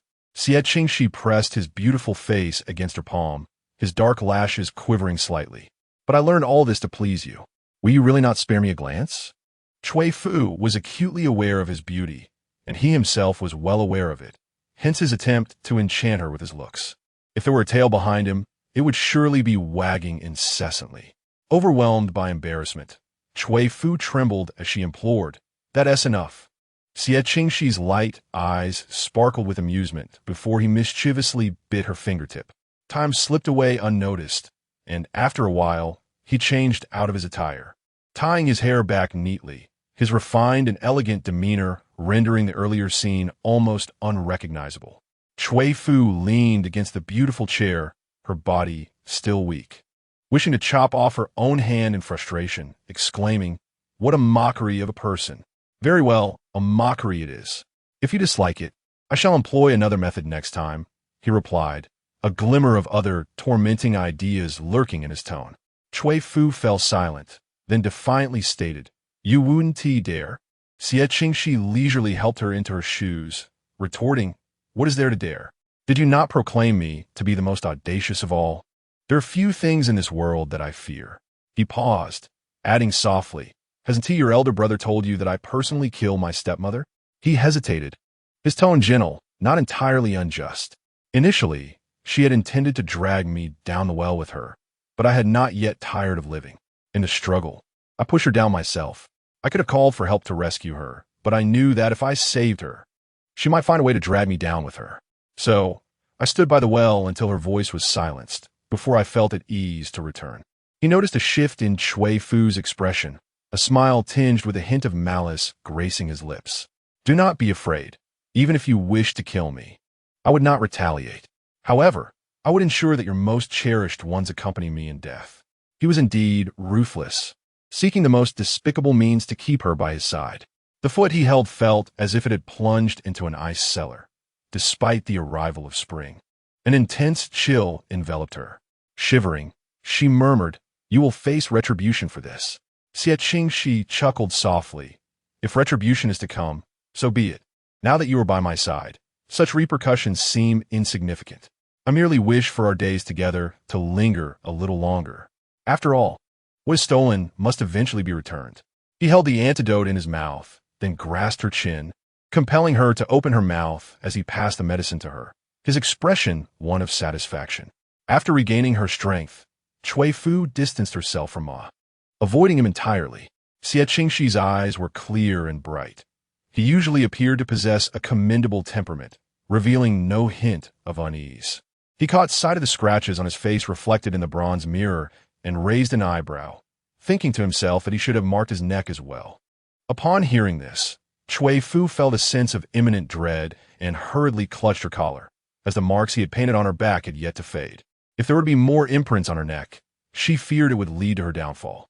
Noticing her genuine fear, her pale complexion devoid of color, Xie Qingxi refrained from pressuring her further.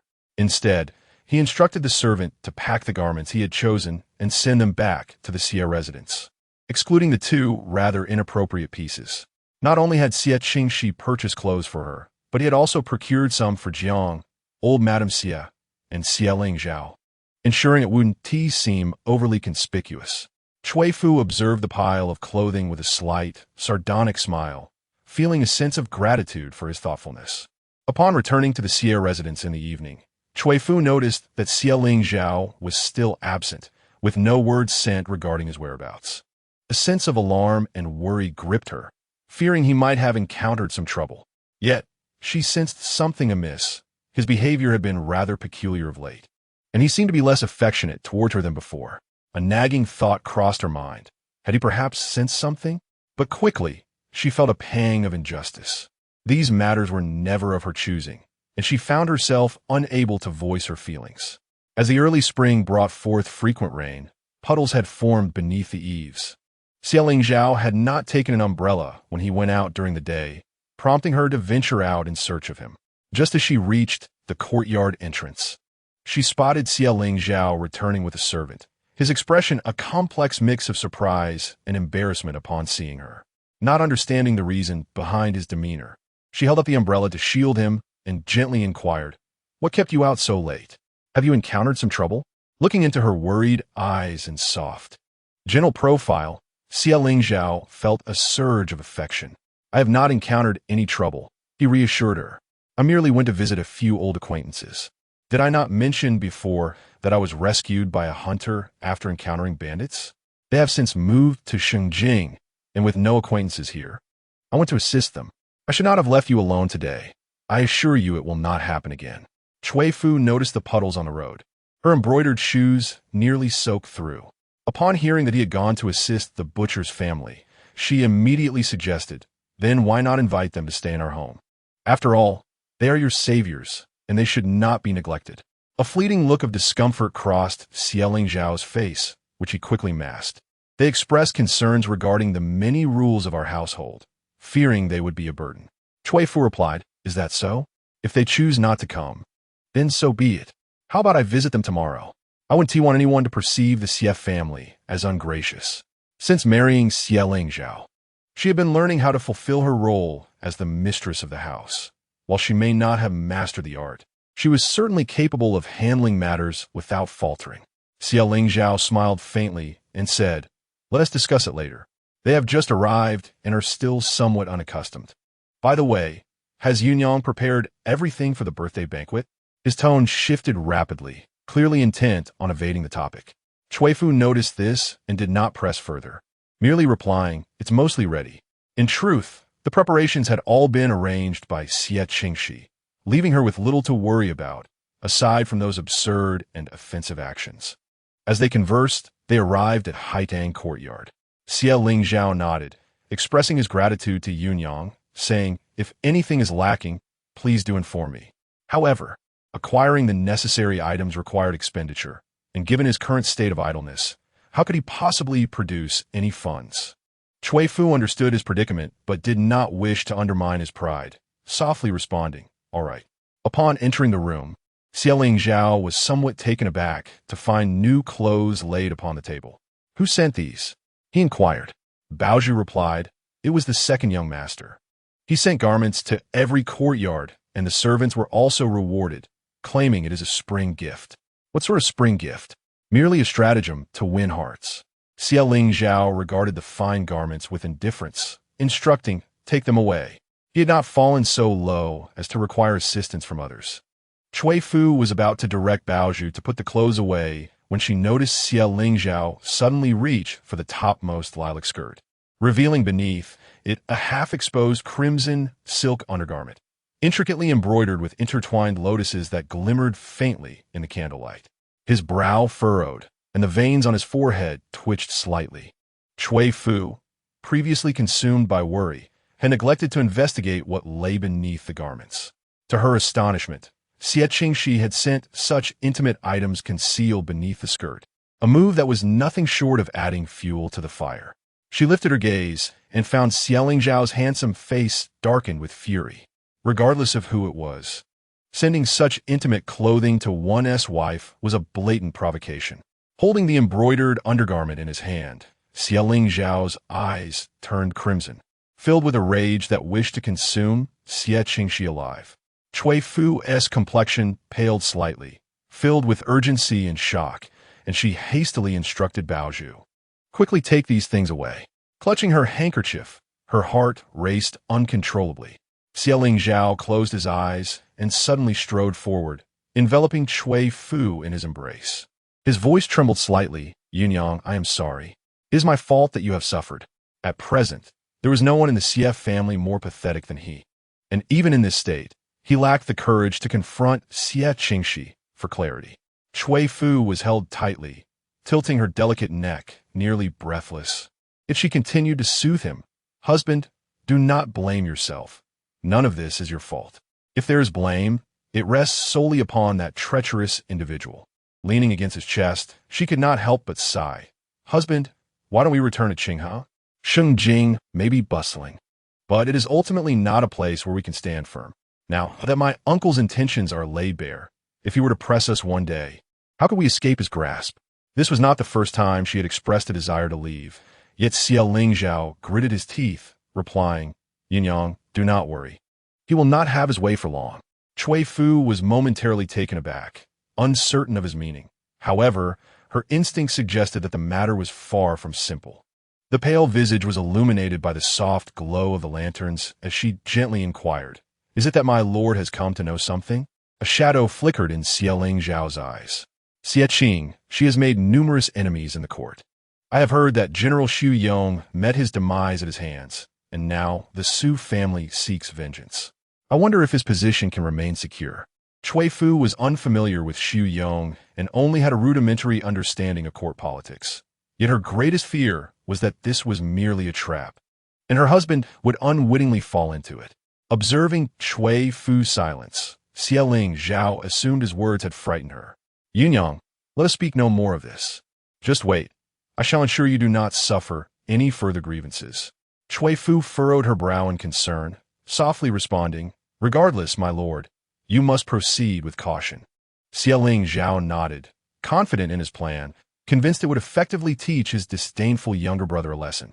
Though Cui Fu rested against him, she felt like a drifting reed, unmoored and vulnerable. Yet, to avoid burdening him with worries, she managed to force a smile, albeit tinged with bitterness. In the Ministry of Justice, Xie Qingxi, clad in a crisp official robe, stood tall and elegant, his features exquisite, reminiscent of a celestial being emerged from a painting. Yet, the conspicuous scabs on his face marred his beauty, akin to blemishes upon fine jade. A colleague, unable to restrain his jest, remarked with a hint of mockery, "My lord Xie, what has happened to your face? Surely, you weren't clawed by some young courtesan?" Another nearby snickered, adding teasingly, "What courtesan? My lord Xie is renowned for his virtue, never frequenting such establishments. I suspect he has offended some respectable lady." Xie Qingxi cradled a scroll in one arm while gently caressing the scabs on his face with the other. Following his injury, his wounds had healed remarkably fast. Yet he would deliberately peel the scabs off each time they formed. Watching the blood slowly seep forth, an inexplicable thrill surged within him. When pressed by his colleagues, Xie Qingxi merely pursed his lips, a playful smile dancing in his elongated eyes as he replied, "It was merely my pet raccoon that scratched me.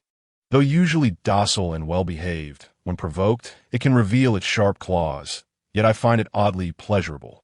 At the mention of a raccoon, laughter erupted more fervently. They had assumed Xie Qingxi to be a delicate and virtuous gentleman, untainted by the allure of women, only to discover his words carried a light-heartedness akin to a roguish charmer, defying appearances. Had they known the true identity of the raccoon he spoke of, they would have been utterly astounded. Amidst the banter, Xie Qingxi maintained a gentle smile, his striking beauty seemingly undiminished. As he grasped his token and gradually departed, his colleagues fell silent. Once they regained their composure, a sense of trepidation washed over them. They had, in jest, mocked the esteemed Xie Qingxi. Despite his outward gentility, wielded a ruthless cunning. Anyone who incurred his displeasure would undoubtedly face dire consequences. They exchanged glances, regretting their flippancy. Xie Qingxi commanded his servants to open the cell door, revealing a gaunt prisoner clad in tattered garments, his body a grotesque tapestry of blood and flesh. Hair matted and knotted, yet his eyes glinted with the ferocity of a starving wolf as they fixed upon him. Xie Qingxi lowered his gaze, the dark lashes casting a shadow upon his porcelain-like visage, his aura of nobility starkly contrasting with the filth of the prison. The prisoner, dragging a lengthy chain, rasped hoarsely, "Beast, you harm the loyal and shall not die a good death. You will surely descend to the 18th level of hell, never to be reborn." Xie Qingxi gently raised his wrist, the small leaf red sandalwood prayer beads flickering into view, his eyes seemingly imbued with compassion. "Is that so? Young Master Su appears to harbor great hatred towards me." Su Jin struggled to rise, intent on throttling him, but the iron chains were too short. His bloodied fingers barely brushing the hem of Xie Qingxi's robe, unable to grasp anything. Xie Qingxi raised an eyebrow at the nearby jailer, who promptly hoisted Su Jin from the ground and resecured him to the torture rack. With his fair, slender hand, Xie Qingxi seized the searing branding iron, ruthlessly pressing it against the already mangled flesh, the piercing pain and the acrid scent of charred skin penetrating the air. He spoke softly, "Young Master Su, your tongue remains as obstinate as ever. Your father, Xu Yong, defied military orders, causing the loss of countless lives in the border conflicts. He is reaping what he has sown.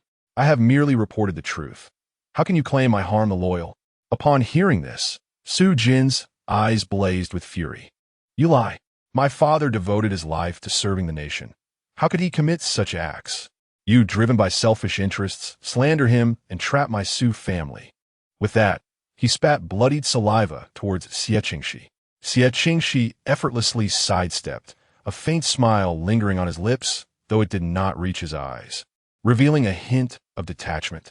He casually discarded the branding iron, retrieving a pristine white handkerchief from his sleeve to meticulously wipe the dust from his fingers, as if he had merely performed a trivial task. "Young Master Su, even now, you remain obstinately blind. Should you fail to disclose your accomplices, your family shall face execution. Rest assured, I shall attend your final journey." His voice, melodious yet chilling, echoed ominously. Su Jin, overwhelmed by rage, was rendered speechless and fainted. Xie Qingxi cast the handkerchief, now stained with the remnants of his actions, to the ground and gracefully exited the prison, his demeanor elegant. Upon his return to Snowfall residence, Baozhu awaited beneath the eaves, bowing respectfully as he approached and greeting him, "Second young master." Chapter 70. Banana Plantain After bathing, Xie Qingxi donned a fresh, crisp robe, his raven hair cascading loosely, still bearing a hint of moisture. He reclined partially in the armchair, fingers deftly twirling the prayer beads, eyes half closed as he listened to Baozhu's report. The young mistress is not feeling well today. She consumed only 3 crystal shrimp and drank a cup of tea, refusing anything else. After her midday rest, she copied some Buddhist scriptures and has been waiting for the eldest young master's return. The eldest young master was furious upon seeing the gift you sent to the young mistress, ordering the maidservants to dispose of it entirely. He later conferred with the young mistress, and it seems they are considering leveraging the Su family's influence against you. Although Bao Zhu was eventually expelled from the room by Xie Qingxi, her keen senses allowed her to grasp every word spoken within, adhering meticulously to the established routine. She reported to Xie Qingxi about Cui Fu's daily arrangements, her head bowed in trepidation, fearful of incurring his displeasure. Upon hearing that the garment she had gifted to Cui Fu had been discarded, Xie Qingxi paused, his elegant fingers delicately clutching a Buddhist bead. He inquired softly, "Did she say anything?" Bao Zhu shook her head, clarifying that the young mistress had said nothing, but urged the eldest young master to exercise caution. A subtle smile graced Xie Qingxi's lips. It appeared that the one she truly cared for was her brother. His striking features, shrouded in shadow, were porcelain-like in their purity, with a solitary red mole adding a touch of vibrancy. Since he wished to scheme against me, then let it be a matter of reciprocal courtesy. He adorned his wrist with the Buddhist bead once more, rose to adjust his robe slightly, and poured himself a cup of tea, the taste eluding him. A bittersweet sensation lingering. Unfamiliar with the concept of reciprocity, Bao Zhu was struck mute by the chilling glint in his phoenix eyes, promptly retreating from the room. The spring ambience was boundless, with peach blossoms clustered on the branches and butterflies flitting about in a flurry. Cui Fu was overwhelmed by the influx of guests at the birthday banquet, struggling to attend to them all, a sheen of perspiration adorning her brow. Today, she had donned a white silk dress paired with a light blue jacket, exuding an air of both solemnity and grace, more delicate than the budding flowers themselves. Seated in a position of honor, old Madame Xie observed the guests, who, smiling widely while holding their teacups, were under the impression that the Xie family remained in its prime, unaware that their visit was primarily for the sake of Xie Qingxi and Xie Xian. Jiangshi assisted in ushering esteemed guests to the main hall, but noticed a lack of fruits and instructed Mama he to fetch some. However, Mama he was preoccupied with arranging tables and chairs, her hands tied. Observing the situation, Cui Fu offered, "I shall go. Please wait a moment, Mother." Jiangshi nodded. "Do hurry back." Cui Fu, accompanied by Bao Zhu, ventured to the rear courtyard, where a group of maids loitered, their conversation veiled in secrecy, clearly neglecting their duties. Frowning, she thought, are they still idling about? After the banquet, there will be consequences. The moment they noticed her, the group scattered like startled birds, hastily retreating with the fruits. Cui Fu intended to check the storeroom for any remaining supplies, and, should they prove insufficient, to send for more. Upon entering, however, she caught sight of a solitary figure, as ethereal as a crane, causing her heart to quiver, convinced the specter of her past had returned. Just as she contemplated slipping away, Xie Qingxi's gaze met hers, his striking eyes narrowing with the predatory delight of a cat spotting its prey. He smiled faintly, his lips barely tinted. "Where are you running off to?" Cui Fu wished to avoid entanglement with him, aware that with so many guests present, their encounter could easily be witnessed. She kept her head down and attempted to leave. But Xie Qingxi had no intention of letting her escape. Having waited patiently, he was determined to indulge in the moment. He stepped forward and grasped her wrist, pulling her inside. Cui Fu winced in pain, unsure of his intentions, and exclaimed, "Let go." Yet, despite Xie Qingxi's seemingly refined demeanor, his grip was as formidable as an eagle clutching its prey, leading her into the innermost room, where a faint fragrance of fruit lingered. Cui Fu managed to free her hand from his hold, frowning in irritation. "On such an important day, what do you truly intend to do? Are you planning to draw the guests over?" Xie Qingxi had merely sought refuge from the bustling crowd, but upon seeing Cui Fu, his leisure turned into amusement. He enveloped her in his arms, gesturing for her to look outside.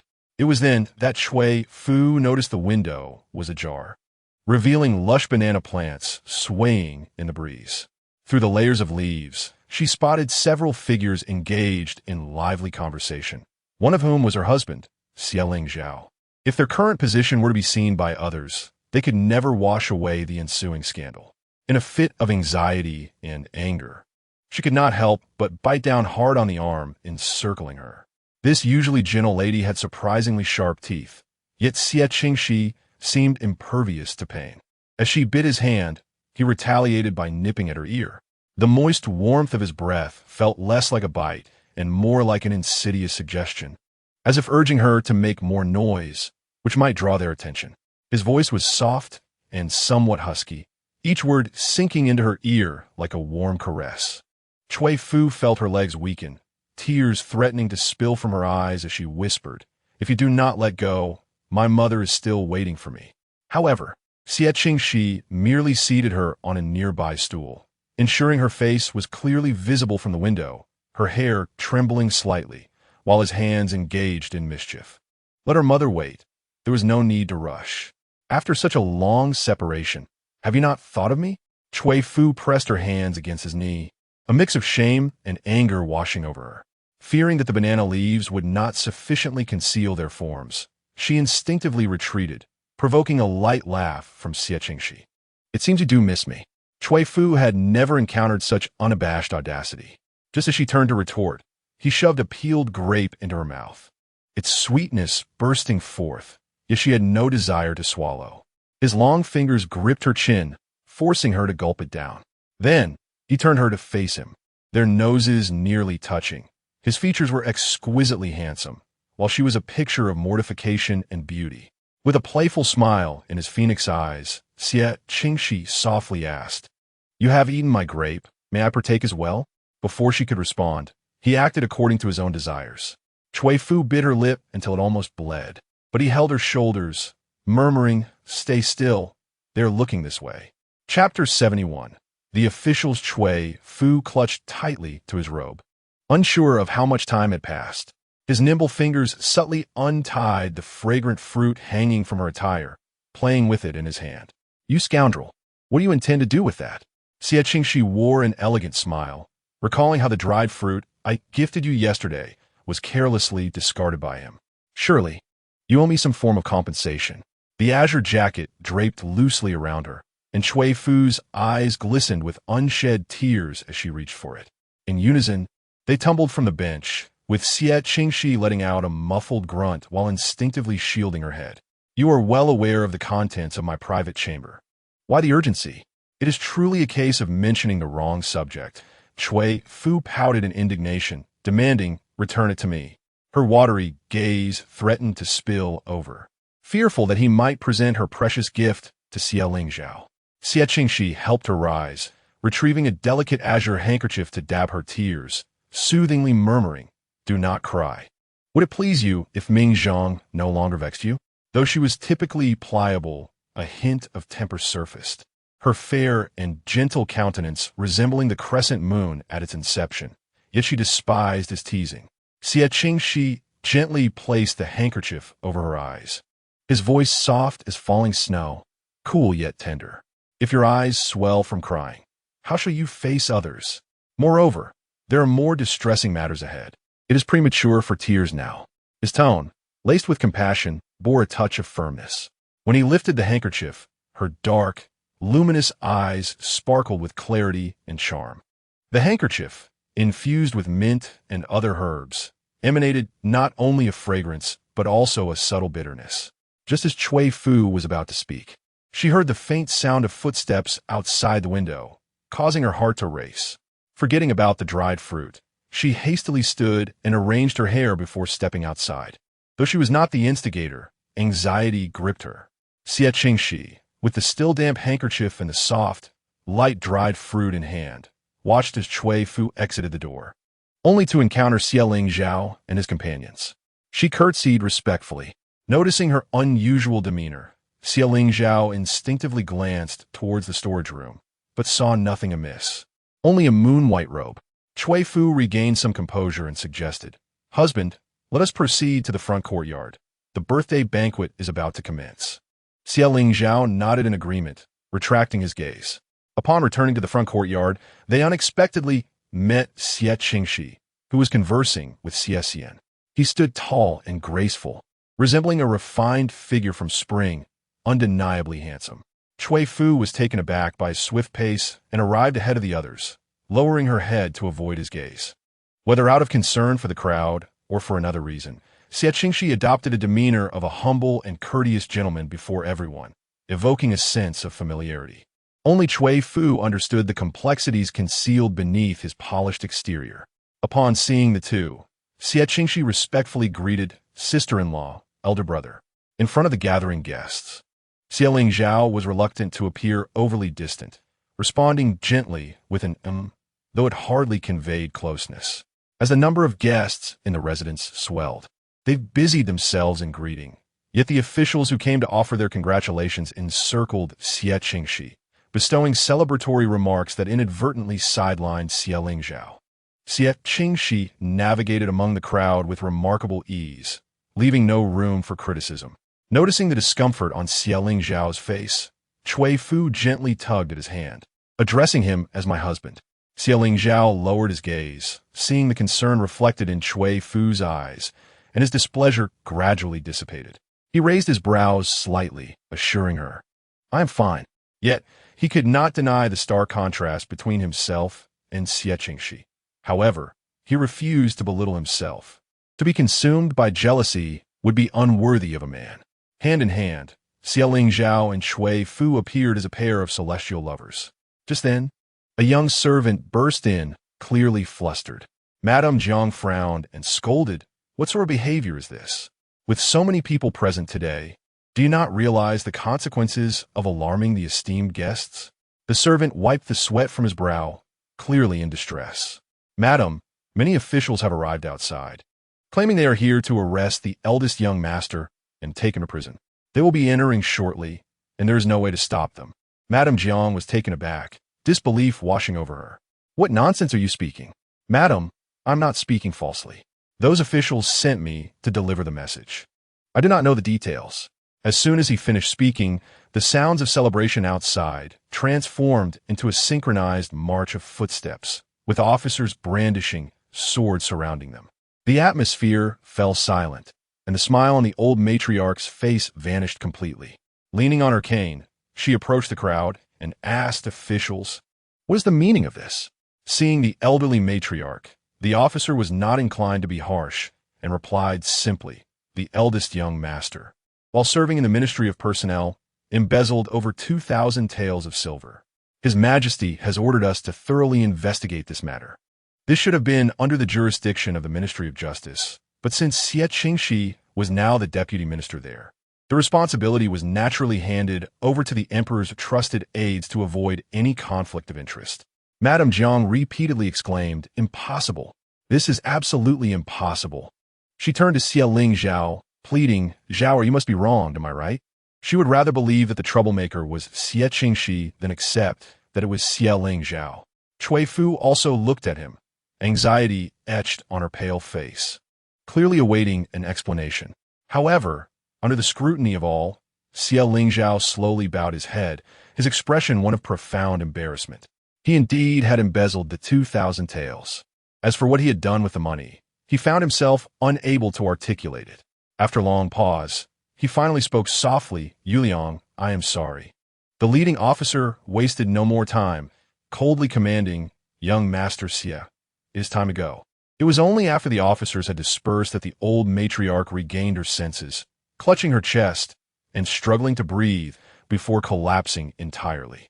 The crowd erupted into chaos, hastily calling for a physician, bewildered as to how the joyous birthday celebration had descended into such turmoil. After escorting the matriarch back to Yunxia courtyard, Cui Fu clutched her handkerchief, filled with unease and trepidation. She felt something was amiss, but, after much contemplation, suspected that Xie Qingxi was behind it all. Anger surged within her, prompting her to turn and head towards the falling snow residence. Xie Qingxi appeared as though he had anticipated her arrival, seated beside a pear blossom wood table, adorned in plain white robes. His long, flowing hair resembled a cascading waterfall, and his exquisite features were accentuated by a subtle smile playing at the corners of his lips as he greeted her softly. "You have arrived." Chapter 72. Settling accounts. Cui Fu, having rushed in, bore a faint blush upon her cheeks, her luminous eyes ablaze with indignation, yet radiating an enchanting charm, akin to a plum blossom blooming in the harshness of winter. She confronted him with a question: "What do you intend to do? Is it not enough that Ling Zhao has lost his official position? Must you also consign him to prison?" Xie Qingxi tilted his head slightly, his amber gaze shallow, his tone cultured as he replied, "You truly have misunderstood Ming Zhang this time. Have you not heard that my elder brother is indeed guilty of embezzlement? What connection does that have with me? Now, I should be concerned that he might drag me down with him." His reasoning held merit. Brothers from the same household are like crickets tethered to the same vine, sharing both honor and misfortune. With Xie Ling Zhao in trouble, it was likely to implicate him as well. Xie Qingxi was always cautious, a wily fox with multiple burrows. How could he leave any incriminating evidence behind? One could only say that this was entirely Xie Ling Zhao's own folly. Yet, the family was not in want of wealth. So where had the 2,000 taels of silver vanished? Despite her keen intellect, Cui Fu could not fathom the answer. As merely a woman of the inner quarters, her expertise lay in managing domestic affairs. After much anticipation for her husband's return, only to see him imprisoned, sorrow welled within her, leaving her at a loss for what to do. She bit her lip, her brow creased with worry, her appearance as delicate and pristine as a statue of guanine carved from white jade. Xie Qingxi caressed the jade ring upon his long fingers, his eyes shadowed with a hint of darkness, speaking in a measured tone. "My elder brother has been apprehended for corruption. It is likely that the emperor will seek to make an example of him and impose severe punishment. Ming Zhang is anxious, but mere anxiety serves little purpose, does it not?" Upon hearing this, Cui Fu was like an ant on a hot pan, fearing for Xie Ling Zhao's safety, and in her desperation, she asked, "Can you not save him? After all, he is your brother." Suddenly, Xie Qingxi rose, the intricate and elegant fabric of his robes cascading down neatly with his movements, the edges embroidered with delicate orchid patterns that accentuated his refined demeanor. Cui Fu instinctively took a step back, a moment of panic causing her to momentarily forget the true nature of the young man before her. He resembled a coiled viper, his jade-like exterior merely a facade. Xie Qingxi adjusted the silver hairpin in her hair, his dark eyelashes brushing against his cheeks as he spoke, his words measured and calculated. "If I were to rescue my brother now, the emperor might perceive me as an accomplice, leading to my own downfall. Would that not mean losing both my lady and my soldiers? Furthermore, even if I could save him, what would I gain in return?" He raised his gaze to meet hers, the warmth in his expression completely drained, replaced by a chilling and somber demeanor. "I have been exceedingly accommodating towards you, willing to comply with your every wish, but should I risk my own safety to save him, you must offer me something sweet to savor in return." His hand brushed through his hair, then fell to her pale neck, his long fingers lifting her chin, compelling her to meet his eyes. "You know what I desire." Perceiving his thoughts, Cui Fu felt a tremor in her heart, and hastily clutched her garment, refusing to accept such treachery despite her tumultuous emotions. She broke free from his grasp, overwhelmed by embarrassment and fear, murmuring, "I shall contemplate other methods." Xie Qingxi did not press her further, reverting to his usual delicate demeanor. Casting a sidelong glance with a smile, "Ming Zhang awaits you." Like a startled bird, Cui Fu dared not linger and swiftly exited the falling snow residence. At that moment, the pear blossoms were in full bloom, some petals drifting onto her shoulder like pristine snow. Yet, she had no mind to admire their beauty, consumed instead by thoughts of how to rescue Xie Ling Zhao. After a brief contemplation, she instructed Baozhu to prepare a carriage back to the Cui residence. Meanwhile, Cui Heng was amusing himself with a newly acquired bird in the courtyard. Upon seeing Cui Fu approach with an anxious expression, he set the cage aside and asked, "Ah Fu, why did you return without a word? Had you informed me earlier, I could have arranged for some food." He glanced behind her. "Where is Xie Ling Zhao? Why isn't he accompanying you today?" Cui Fu pressed her lips together, her face devoid of color. Having eaten nothing on her way, she felt faint and grasped Cui Heng's hand, saying, "Elder brother, Ling Zhao is now imprisoned in Zhao prison. Could you possibly rescue him?" Cui Heng was taken aback, and in his moment of distraction, the bird escaped from its cage. Yet, there was no time for regret as his voice involuntarily rose. "What? How did he end up in prison?" Cui Fu recounted the events, fully aware that appealing to Cui Heng might yield little result. But every additional effort could bring forth more possibilities. After listening, Cui Heng frowned and said, "Ah Fu, why not consult your uncle Xie Qingxi? After all, he is the second son of the Xie family. Surely, he wouldn't remain indifferent." Cui Fu's expression shifted slightly. She suspected her uncle harbored ulterior motives and intended to use this situation to coerce her. However, she could not divulge this to her brother and managed to reply, "I have inquired with my uncle, but he too is powerless to assist. If he were to overtly aid my husband, it might only bring trouble upon himself."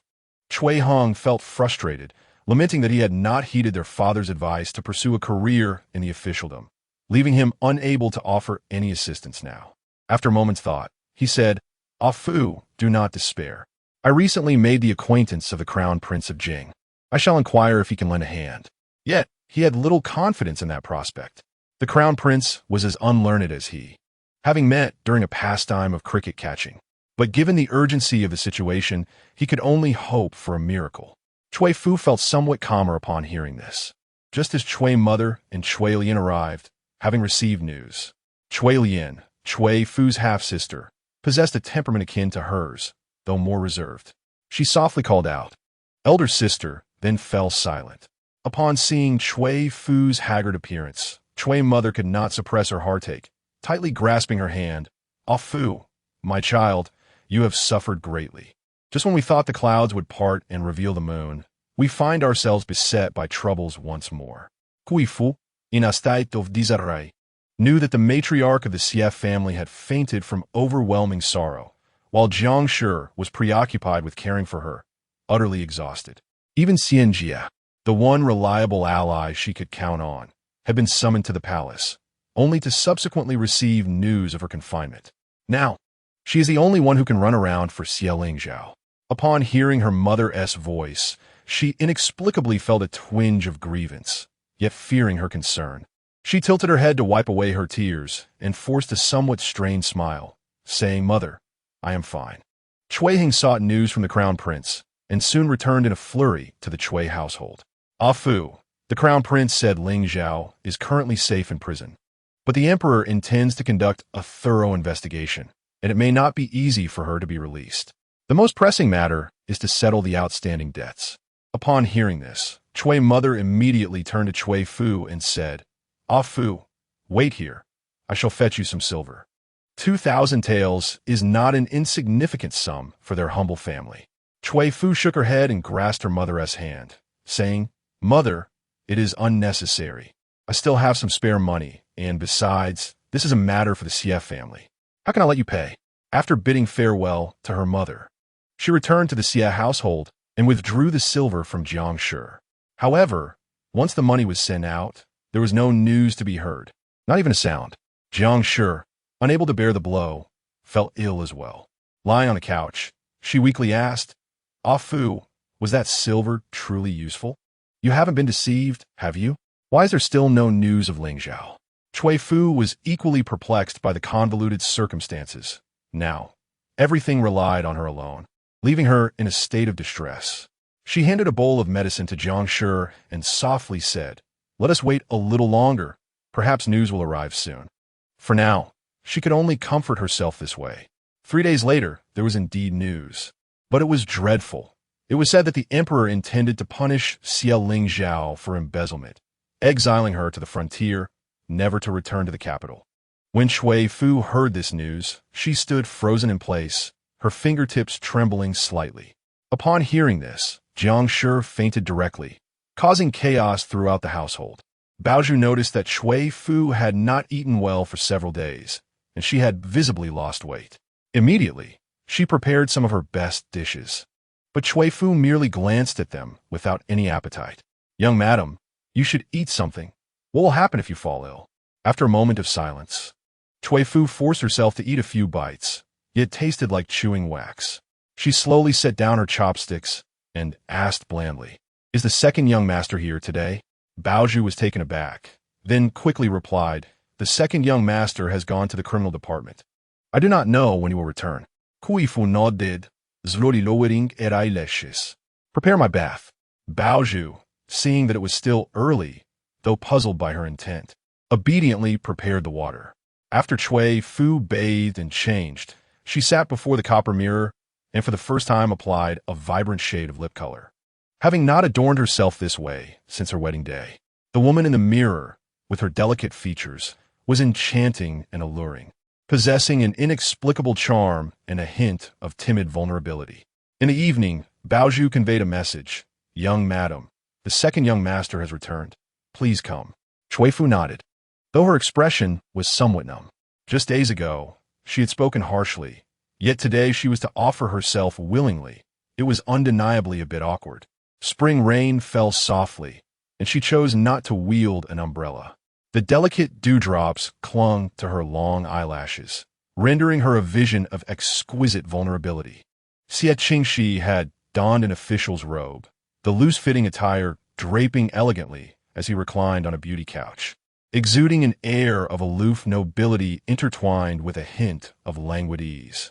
Upon seeing Cui Fu's arrival, he raised an inquisitive brow. Cui Fu pressed her lips together, remaining silent, her gaze dropping even lower. In that moment, it was as if he were the one in power, while she was but a pawn, akin to a fish awaiting slaughter on the table. Lost in her thoughts, she was abruptly roused by his question. "What brings you here today?" Cui Fu bit her lip, nearly tasting the tang of blood, secretly irked by his feigned ignorance, and then resolutely shut her eyes.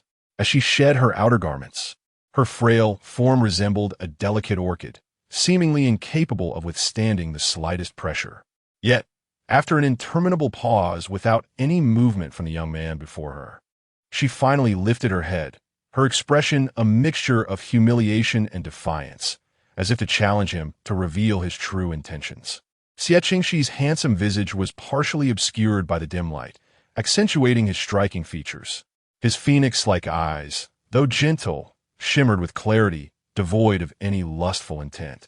It was evident that what he desired lay just within reach, yet he felt a pang of discontent.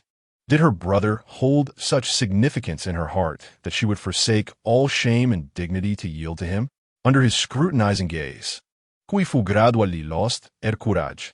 She bent to retrieve her discarded garments, intending to leave, but in the next moment, a shadow loomed before her. Xie Qingxi leaned down, his hand pressing against the nape of her neck before capturing her lips in a fierce kiss, one devoid of finesse that left her in pain. Cui Fu, stung by the force, pushed him away, yet he seized her wrist, his beautiful eyes narrowing with a hint of a sickly intensity. "Is this your sincerity?" he inquired. Cui Fu recoiled slightly, tears welling in her watery gaze, resembling droplets upon a lotus blossom. All her resolve dissipated in that instant, her eyes reddening as she stammered, "I want to go back." Regret washed over her for her impulsive actions. Had she truly lost her senses? Was this her misguided attempt to rescue Xie Qingxi? One misstep could lead to irrevocable consequences. Regaining her composure, Cui Fu trembled as she donned her garments, but as she turned, Xie Qingxi encircled her waist. The familiar scent of cedar enveloped her, and she felt an overwhelming urge to weep. Xie Qingxi lifted her onto the couch, then knelt before her, his robe trailing on the ground, cascading dark locks spilling over. His fingers moved gently, a trace of tenderness in his gaze, as he softly wiped away the tears from her cheeks. "What am I to do with you? It seems as though Ming Zhang is bullying you," he remarked. Yet her current state, delicate and fragrant, was indeed quite easy to dominate. Xie Qingxi's breath grew heavier, yet he spoke with the gentle persuasion of a learned man, his tone remarkably soothing. "If you are distressed, know that Ming Zhang suffers as well. If it is too burdensome for you, then let it be, shall we? The emperor has stated that your elder brother has merely been exiled to the frontier, and his life is not at risk. So why should you be troubled?" The frontier was harsh and frigid. Xie Qingxi's old wounds had yet to heal, and it was akin to a death sentence. merely a matter of time. In recent days, Cui Fu has been engulfed in fear and anxiety, loathing her own helplessness, feeling utterly incapable of effecting any change, though none of this was truly her fault. Xie Qingxi noticed her tears accumulating, dampening his sleeve, and could not help but feel a tinge of confusion. Was his elder brother truly so benevolent? Perhaps it was their childhood bond, or perhaps the special affection he had shown her that rendered her as though she possessed a golden pardon from death. Her voice was slightly hoarse as she murmured, "If he were to die this time, I would not wish to live either." Xie Qingxi lifted his pale, cold visage to gaze upon her, his tone as gentle as ever. "I will not allow you to perish." Cui Fu ceased her sobbing, her long eyelashes glistening with tears, a vision of unparalleled beauty. Trembling, she asked, "Are you willing to intervene?" Xie Qingxi nodded slightly. "Mingzhang could never bear to see you weep." Cui Fu replied with a soft, "Thank you." Yet, Xie Qingxi's gaze deepened, the corners of his eyes tinged with a hint of crimson. "But I never claimed to waive the interest." Chapter 74. Released from prison upon hearing this, a flicker of fear crossed Cui Fu's eyes. It was rare for her to believe he might have a change of heart, but she soon realized it was merely a means to tease her. She clutched the thin silk of her garment tightly, her nails piercing her skin, causing a slight sting. Her voice was dry as she finally resolved herself. "If that is the case, I shall acquiesce to your wishes." At worst, she thought, it would be akin to being bitten by a dog.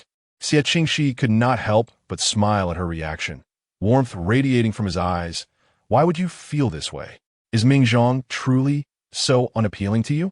Setting aside personal grievances, Xie Qingxi had gained considerable renown in Shengjing, his talents widely recognized, indeed a rare gem among men. Yet, this gem was merely superficial. Upon closer inspection, Cui Fu's complexion was devoid of color, her eyes rimmed with a weary red. According to hierarchy, she should not be so dismissive. Xie Qingxi rose, delicately cradling her face, and placed a gentle kiss upon her forehead, as fleeting as a whisper of wind. "As an elder, Mingzhang respects and honors you. However, how could one who has stirred the heart ever retract their feelings? Your resistance is nothing but torment for me." Cui Fu closed her eyes, tears cascading anew, only to be tenderly wiped away by him. "I shall not pressure you any longer. I do not wish for you to harbor hatred towards me. Shall I let you return today?" Cui Fu was somewhat incredulous, opening her eyes with suspicion. Before her stood a youth, both refined and elegant, yet with a slight upward curve at the corners of his eyes, reminiscent of a cunning fox. She could not discern whether his words were sincere or merely a ruse to deceive her. Seeing her eyes swollen from weeping, Xie Qingxi soaked a handkerchief in icy water and placed it upon her eyes. "Do not weep any longer. I will assist in his matters, though it may require some time.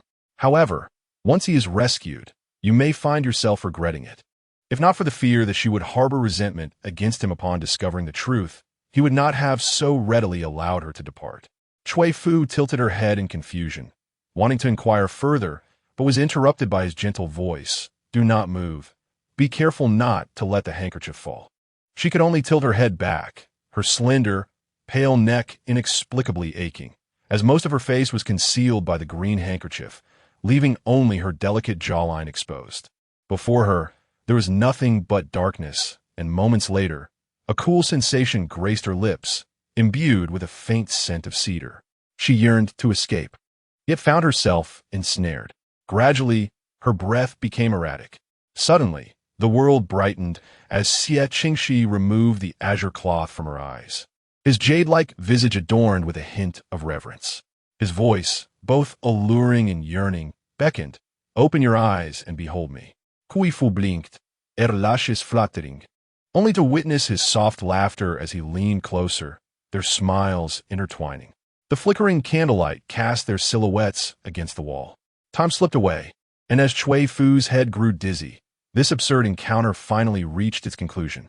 She pressed her hand to her chest, gasping, feeling like a caged bird whose every emotion was dictated by him.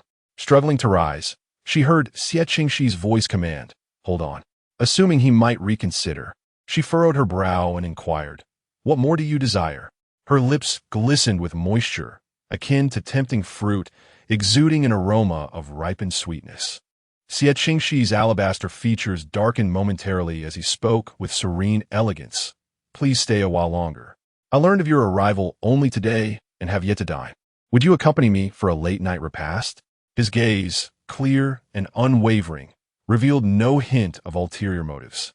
Cui Fu hesitated, skepticism lingering in her mind. Was it truly just a meal? He nodded affirmatively, confirming the simplicity of his request. He cherished the sensation of sharing a table with her, as it evoked the warmth of familial intimacy. Cui Fu pursed her lips and took a seat at a slight distance, her demeanor excessively reserved, perpetually on guard against his movements. Xie Qingxi was suddenly reminded of a timid rabbit he once kept, frightened by its own shadow, yet willing to venture forth for a morsel of food, only to retreat at the slightest sound. It was a compelling urge to tease her. However, observing her heightened vigilance, he refrained from pressing her too hard, merely instructing Yin Shui to serve a light porridge with side dishes.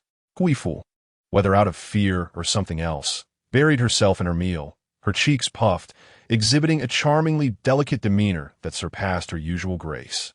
Xie Qingxi, seated nearby, quietly filled her plate with additional dishes, his every gesture exuding elegance, reminiscent of a refined gentleman from a prestigious family.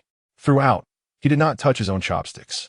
After finishing 2 bowls of soft, simmered porridge, Cui Fu began to feel warmth return to her body. She reached for a cloth to dab her mouth, only to find Xie Qingxi gazing at her with a smile, causing her cheeks to flush. In a flurry, she abandoned all decorum and stood to leave.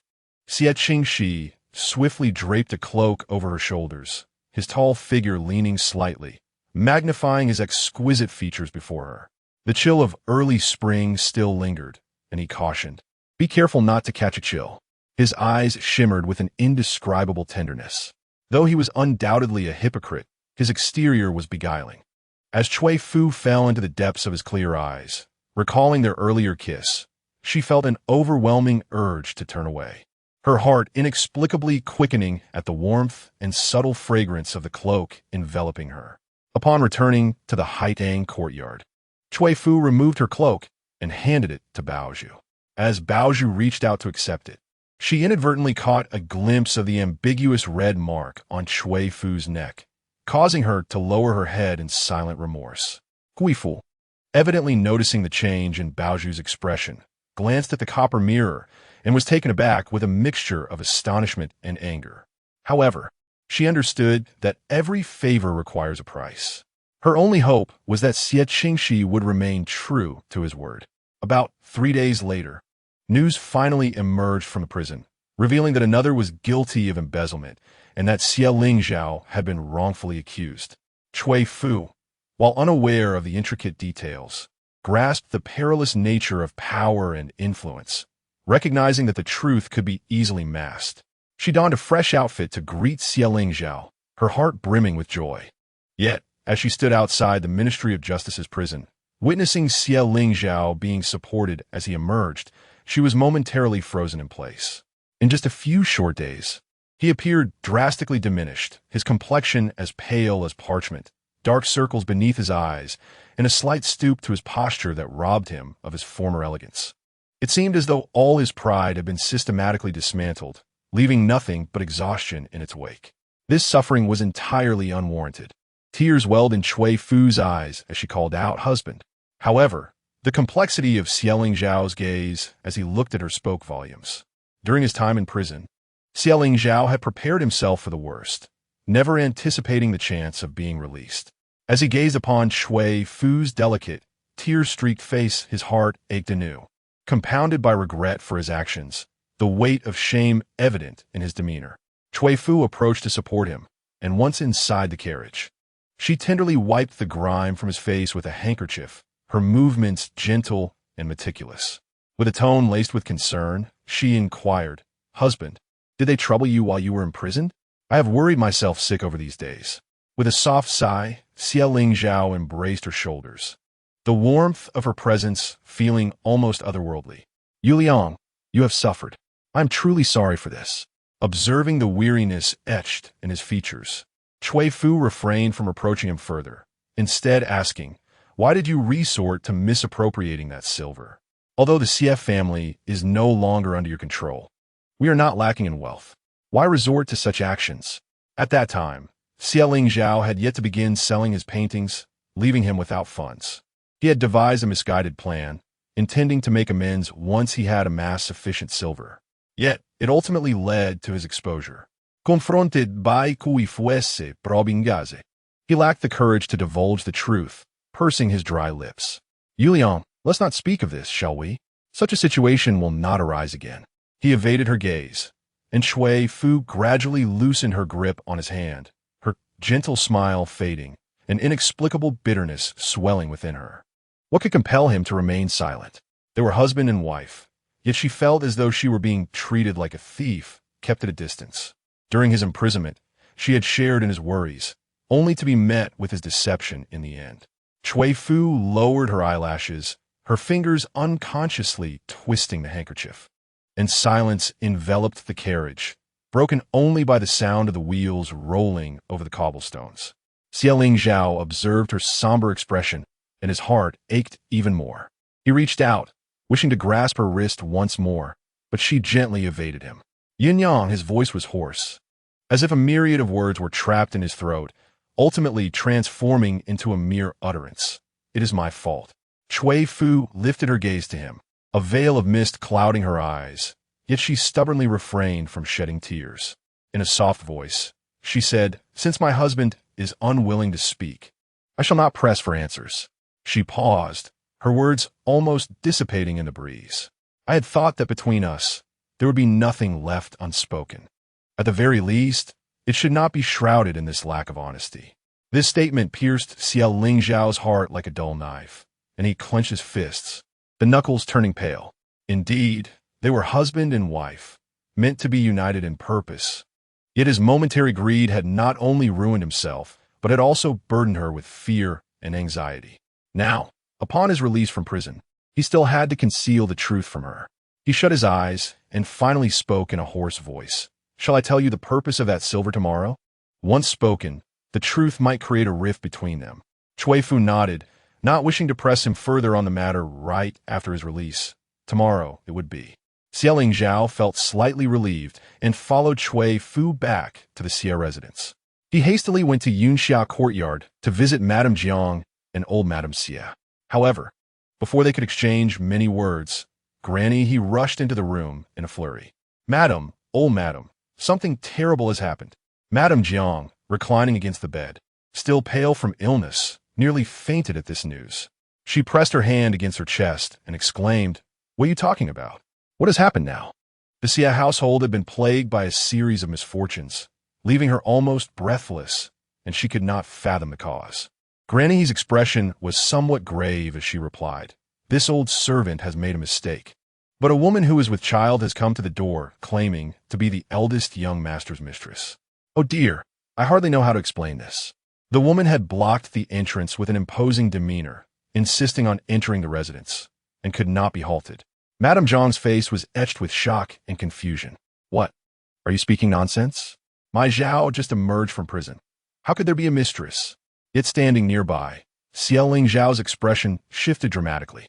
Granny He, in her urgency, began to stomp her feet. "Madam, how could this old servant dare to speak falsely?" The woman spoke with certainty, claiming that the young master was in love with her, and that she is now over 5 months pregnant, even bringing tokens as proof. The others exchanged glances, and Cui Fu's fingers trembled as she instinctively tightened her grip on Xie Qingxi's sleeve.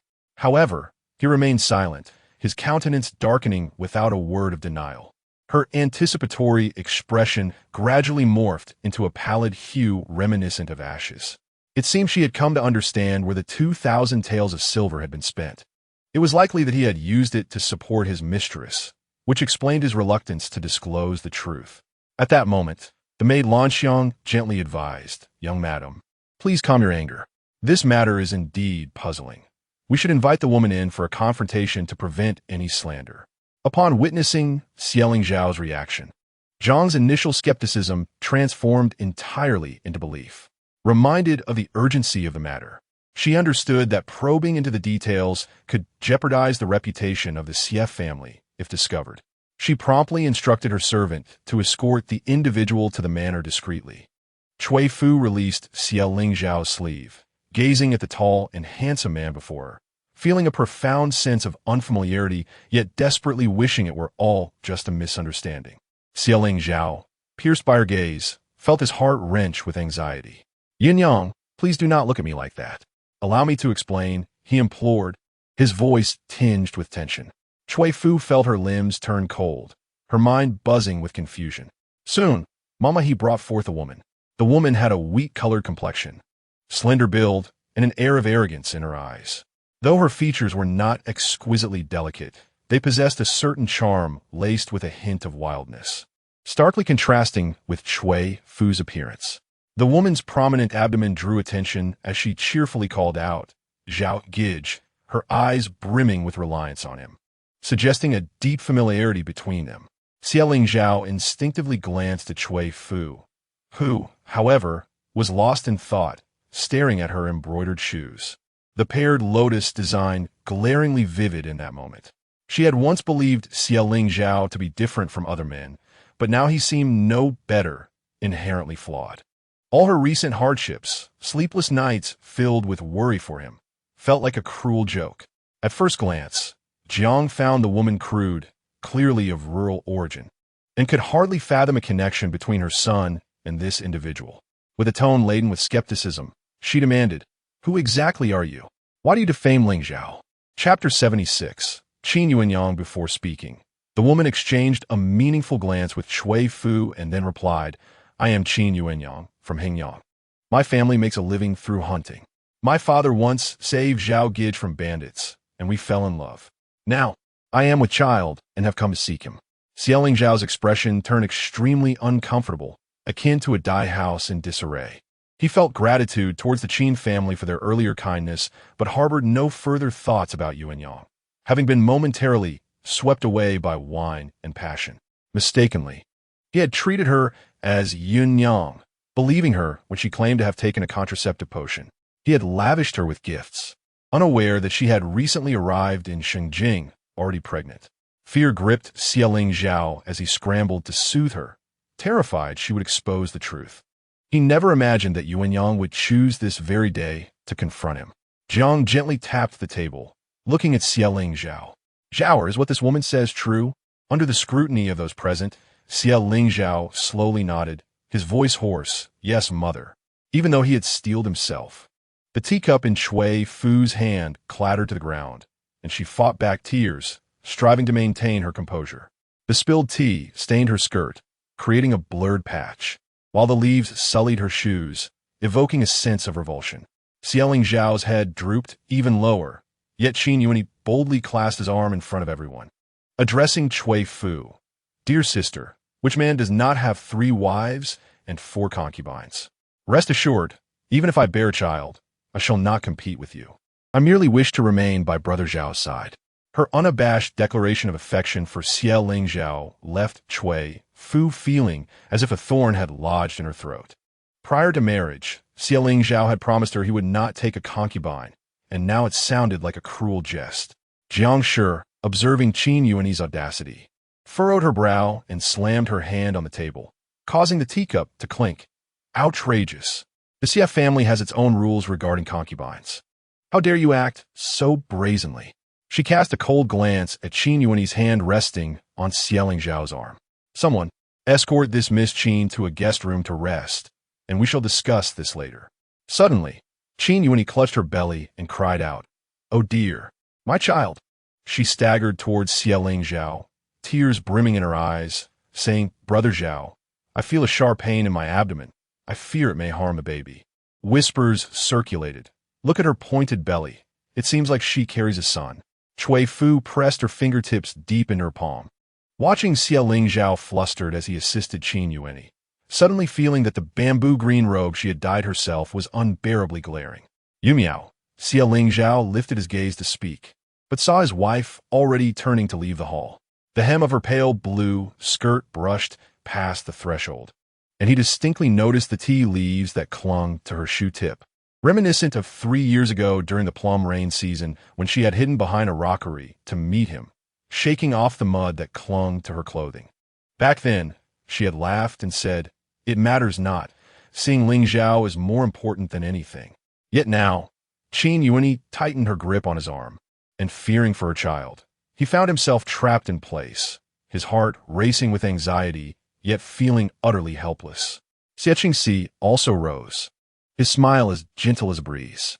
"Brother, do you need Ming Zhang to summon a physician from the Imperial Medical Bureau?" Xie Ling Zhao replied coldly, "No need. The house doctor will suffice."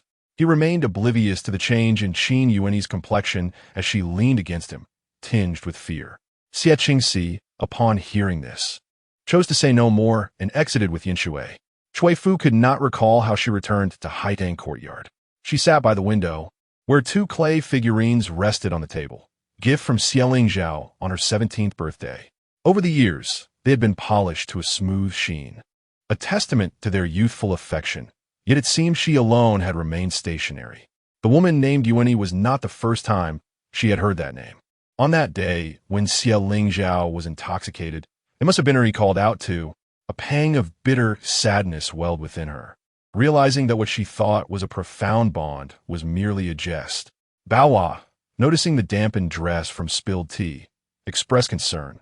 "Young madam, allow me to assist you with a change of clothes." Cui Fu turned with an indifferent expression, then cast the clay figurines out of the window, where they melded into a puddle of mud as the spring rain began to fall.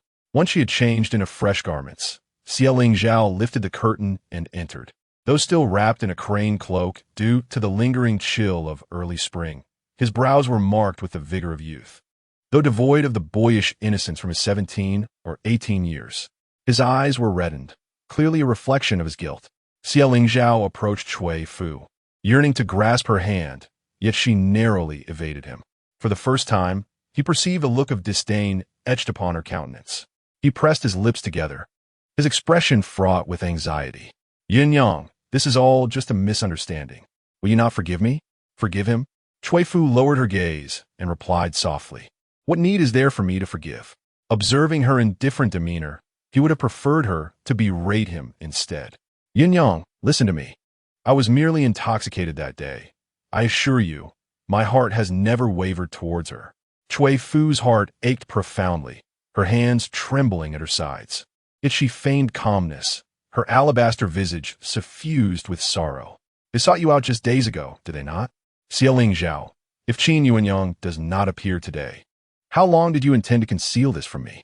It is often difficult to accept when one's sincerity is betrayed. Xie Ling Zhao attempted to embrace her once more, only to be pushed away, her eyes glinting with resolve, devoid of any lingering affection. She could scarcely fathom the thought of her husband entwined with another woman. "Do not touch me." Xie Ling Zhao hung his head, knowing that no matter what he said, Cui Fu would no longer heed him, as if she had transformed into a statue, devoid of sorrow or desire. Cui Fu, witnessing his tears, felt a profound weariness within her soul and calmly stated, "Let us part ways." Such thoughts had never crossed her mind during his tribulations, yet now she longed for an early departure. Upon hearing her words, Xie Ling Zhao forcefully embraced her, pleading, "Yin Yang, please do not say such things." Cui Fu lifted her gaze, tears cascading down her cheeks. "You were the one who betrayed me first. You once said that if I desired to part, I could leave at any time. You have broken your promise once. Do you intend to deceive me again?" Seeing her genuine desire to separate, Xie Ling Zhao stammered, "This is all a misunderstanding. Yin Yang, could you not be more magnanimous? Even my father has concubines. This is a common occurrence. Why must you cling to it? My heart belongs only to you. Yin Yang, please do not leave." Chapter 77. Taking a concubine to the 17-year-old Cui Fu, Xie Ling Zhao was like a radiant moon suspended in the sky. Yet, witnessing his tear-streaked face as he implored for her forgiveness, she suddenly recognized that the moon was merely a figment of her imagination, a reflection distorted in a murky ditch. Cui Fu gradually closed her eyes, maintaining her composure. There was nothing more to discuss. Now that Qinghe Cui was with child, he should treat her well. Xie Qingxi understood that beneath Cui Fu's seemingly gentle exterior lay an unyielding and fearsome resolve. He belatedly realized that he might truly lose her, feeling utterly at a loss. Having exhausted all words to no avail. Yin Yang, rest assured, once Yin Yang bears the child, we shall raise it together. I will send her away afterward, so she will not trouble you. She is but a fragile woman now. I cannot cast her aside, for she carries my child. Xie Qingxi calmed himself, convinced that this plan was infallible. He was wagering that Cui Fu would soften, that she would remain by his side out of lingering affection. Cui Fu gazed at him in disbelief, unable to reconcile the image of the once spirited youth with the loathsome figure before her. All her myriad thoughts coalesced into a single lament. You have changed. Xie Qingxi lifted his head, genuine tears glistening in his eyes, regret palpable. Yin Yang, I have no other choice. What she had yearned for all along was merely his untainted affection, yet even that flicker of sentiment had morphed into shackles binding her. Yin Yang, dear sister Lian is soon to be wed. If you choose to part ways with me now, it may also affect her fate. Do you not cherish her above all? He continued, should you decide against separation, I will provide her with fine adornments, ensuring she is not mistreated in the Liu household. Cui Lian, Cui Fu's half-sister, was betrothed to the Liu family of Jiangning, who were drawn to the prestige of the Xie clan. As Xie Qingxi had articulated, should they part, the Liu family might well withdraw their proposal. Thinking of Cui Lian's timid nature, always addressing her as sister with a shy demeanor, Cui Fu's heart ached. After speaking, Xie Qingxi could not bear to meet her gaze, his tall frame hunched over, appearing both humble and distressed. Employing the most clumsy of tactics to keep her by his side, Cui Fu swallowed her resentment and bitterness, for women of noble families have always been bound by circumstance. She had anticipated a different life upon marrying Xie Qingxi, yet the outcome proved no different.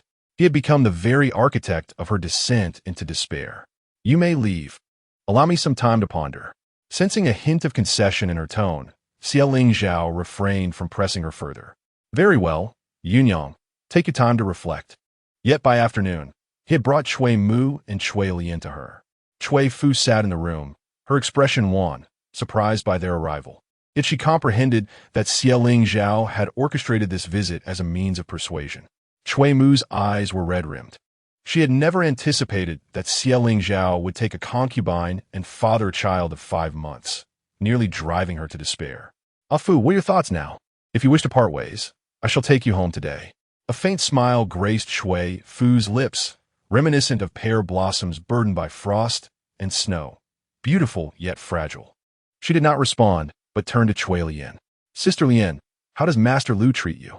At the mention of Master Liu, Cui Lian blushed, her voice barely a whisper. In response to sister's inquiry, Master Liu treats me exceedingly well. Clutching her white magnolia handkerchief, her affection was evident. The girl was in the bloom of youth. If one among the sisters could find happiness, it would not be in vain. Cui Fu sighed softly and then stated, Mother, you may return. I shall not part ways with Xie Qingxi. Since I have wed into the Xie family, I will fulfill my duties as the mistress of the household. As for everything else, let's not speak of it. Cui Lian lowered her head further, aware that without the connection to the Xie family, she would never have any ties to the Liu family. Thus, hearing of her sister's predicament filled her with both astonishment and dread. If elder sister were to separate, her own prospects would be left in uncertainty. Now witnessing her sister's profound sorrow, I felt a pang of compassion and softly suggested, Sister, if your heart is troubled, perhaps it is best to part ways. I cannot bear to see you in pain. Cui Fu shook her head, pondering that even if she were to separate, what would it do? Men are generally the same, merely escaping one pit of fire only to leap into another. At least Xie Qingxi still harbors some guilt towards her. Leveraging the Xie family's influence, she could still secure some benefits for her maternal family, which could be deemed worthwhile. The once solemn vows of love had now transformed into mere calculations, but Cui Fu had become much more lucid. She wiped the corners of her eyes with a handkerchief and said, Mother, Lianer, I shall escort you back. Cui's mother, her hair as white as snow, embraced her and wept for a long while, lamenting, I have wronged you, Ah Fu. She merely smiled faintly. Choosing silence, her heart resigned. After seeing off her mother and Lianer, Cui Fu summoned Baozhu and inquired about the whereabouts of Miss Qin. Baozhu hesitated momentarily before responding, Madam, Miss Qin is currently residing in the guest room, as we have yet to arrange a proper accommodation for her. However, upon her arrival, she brought along her parents, and it seems unreasonable for them to remain cramped in the guest quarters. Yet, since the old lady has not yet given her orders, I am uncertain of her intentions. Cui Fu understood that Jiang had refrained from issuing a directive, not expelling them either, likely wishing to observe how she would manage the situation. Thus, she replied coolly, In that case, prepare Wanxiang courtyard for them to reside in. Tomorrow, I shall go to the government office to obtain the necessary documentation to formalize the matter of taking a concubine. Baozhu agreed, Yes, madam. Yet she felt some surprise, never anticipating that the madam would recover so swiftly, organizing matters with such efficiency. That evening, upon receiving the news, Xie Qingxi assumed that Cui Fu had come to terms with her situation and entered the room with a smile. Cui Fu merely cast a fleeting glance at him, devoid of the warmth from their past. Yunyang, you have truly suffered for me. Arranging all these affairs, Xie Qingxi expressed, feeling a twinge of guilt. Initially, they had agreed not to take a concubine, but now, with 5 months of pregnancy, it was impossible to turn back time. Cui Fu spoke softly. I can forego our separation and assist you in managing the household, but I have a condition. Xie Qingxi looked up, asking, What condition do you have, Yunyang? Please, speak freely. With her gaze lowered, Cui Fu continued, Aside from Miss Qin, my mother wishes for me to help you select another concubine. You need not rush to reject this, for whether it be one or two, it matters not. I discerned from my first encounter with Miss Qin that she possesses a difficult temperament. Without someone to counterbalance her, she may become uncontrollable. Since you intend to take a concubine, it would be prudent to choose one who is clever and astute, thus alleviating some of your burdens. Xie Qingxi clenched his fists at his sides, pausing for long while before finally responding, Very well. Cui Fu believed she was devoid of any magnanimous heart. She had once thought that a lifetime spent with a single partner would be ideal, yet now, having resigned herself to reality, she no longer cared for the flocks of suitors surrounding Xie Qingxi, focusing solely on fulfilling her duties as the head of the household.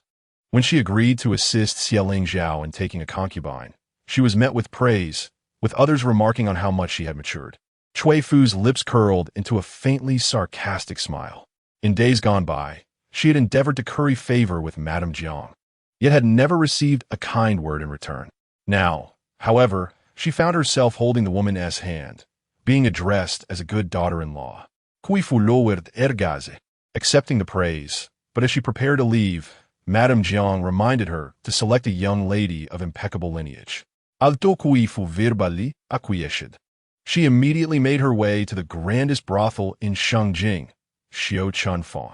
Upon seeing a strikingly beautiful woman enter, the matron was taken aback, yet, recognizing her elegant attire, she dared not show any disrespect and promptly guided her inside, pondering what the lady might desire. Cui Fu furrowed her delicate brows and expressed her intention to select a girl to redeem, intending to take her as a concubine. Having encountered many women seeking to win their husband's affection through the allure of another, the matron dismissed her doubts and smiled, saying, Please wait here, my lady, while I summon a few girls. News that they could be redeemed to serve in affluent households excited many of the flower girls, who preferred such an opportunity over the inevitable decline of age and beauty. Cui Fu surveyed the room and spotted a few candidates that piqued her interest.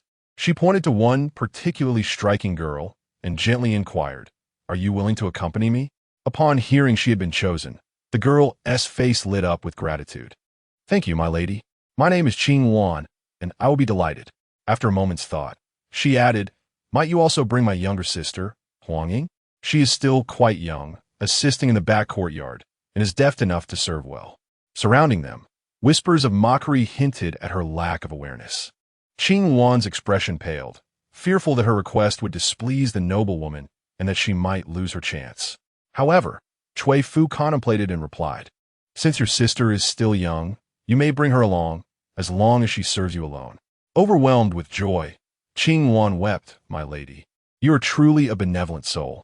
Yet Cui Fu was no savior. Her desire to choose a flower girl was steeped in personal motives, lacking any noble virtue. She shook her head, dismissing further dialogue, and said, "Let us go." Qing Wan returned to the Xie residence with her younger sister and Cui Fu. Upon seeing them, Xie Zhao's eyes reddened. "Yunyang, there is no need for such efforts. I will not be swayed by these women." Cui Fu's expression remained calm and unperturbed, her face a canvas of neutrality. "My husband worries too much. This is also my mother's wish, to have you propagate the Xie family line." She was merely attempting to play the role of a puppet matriarch, seeking only to live in peace.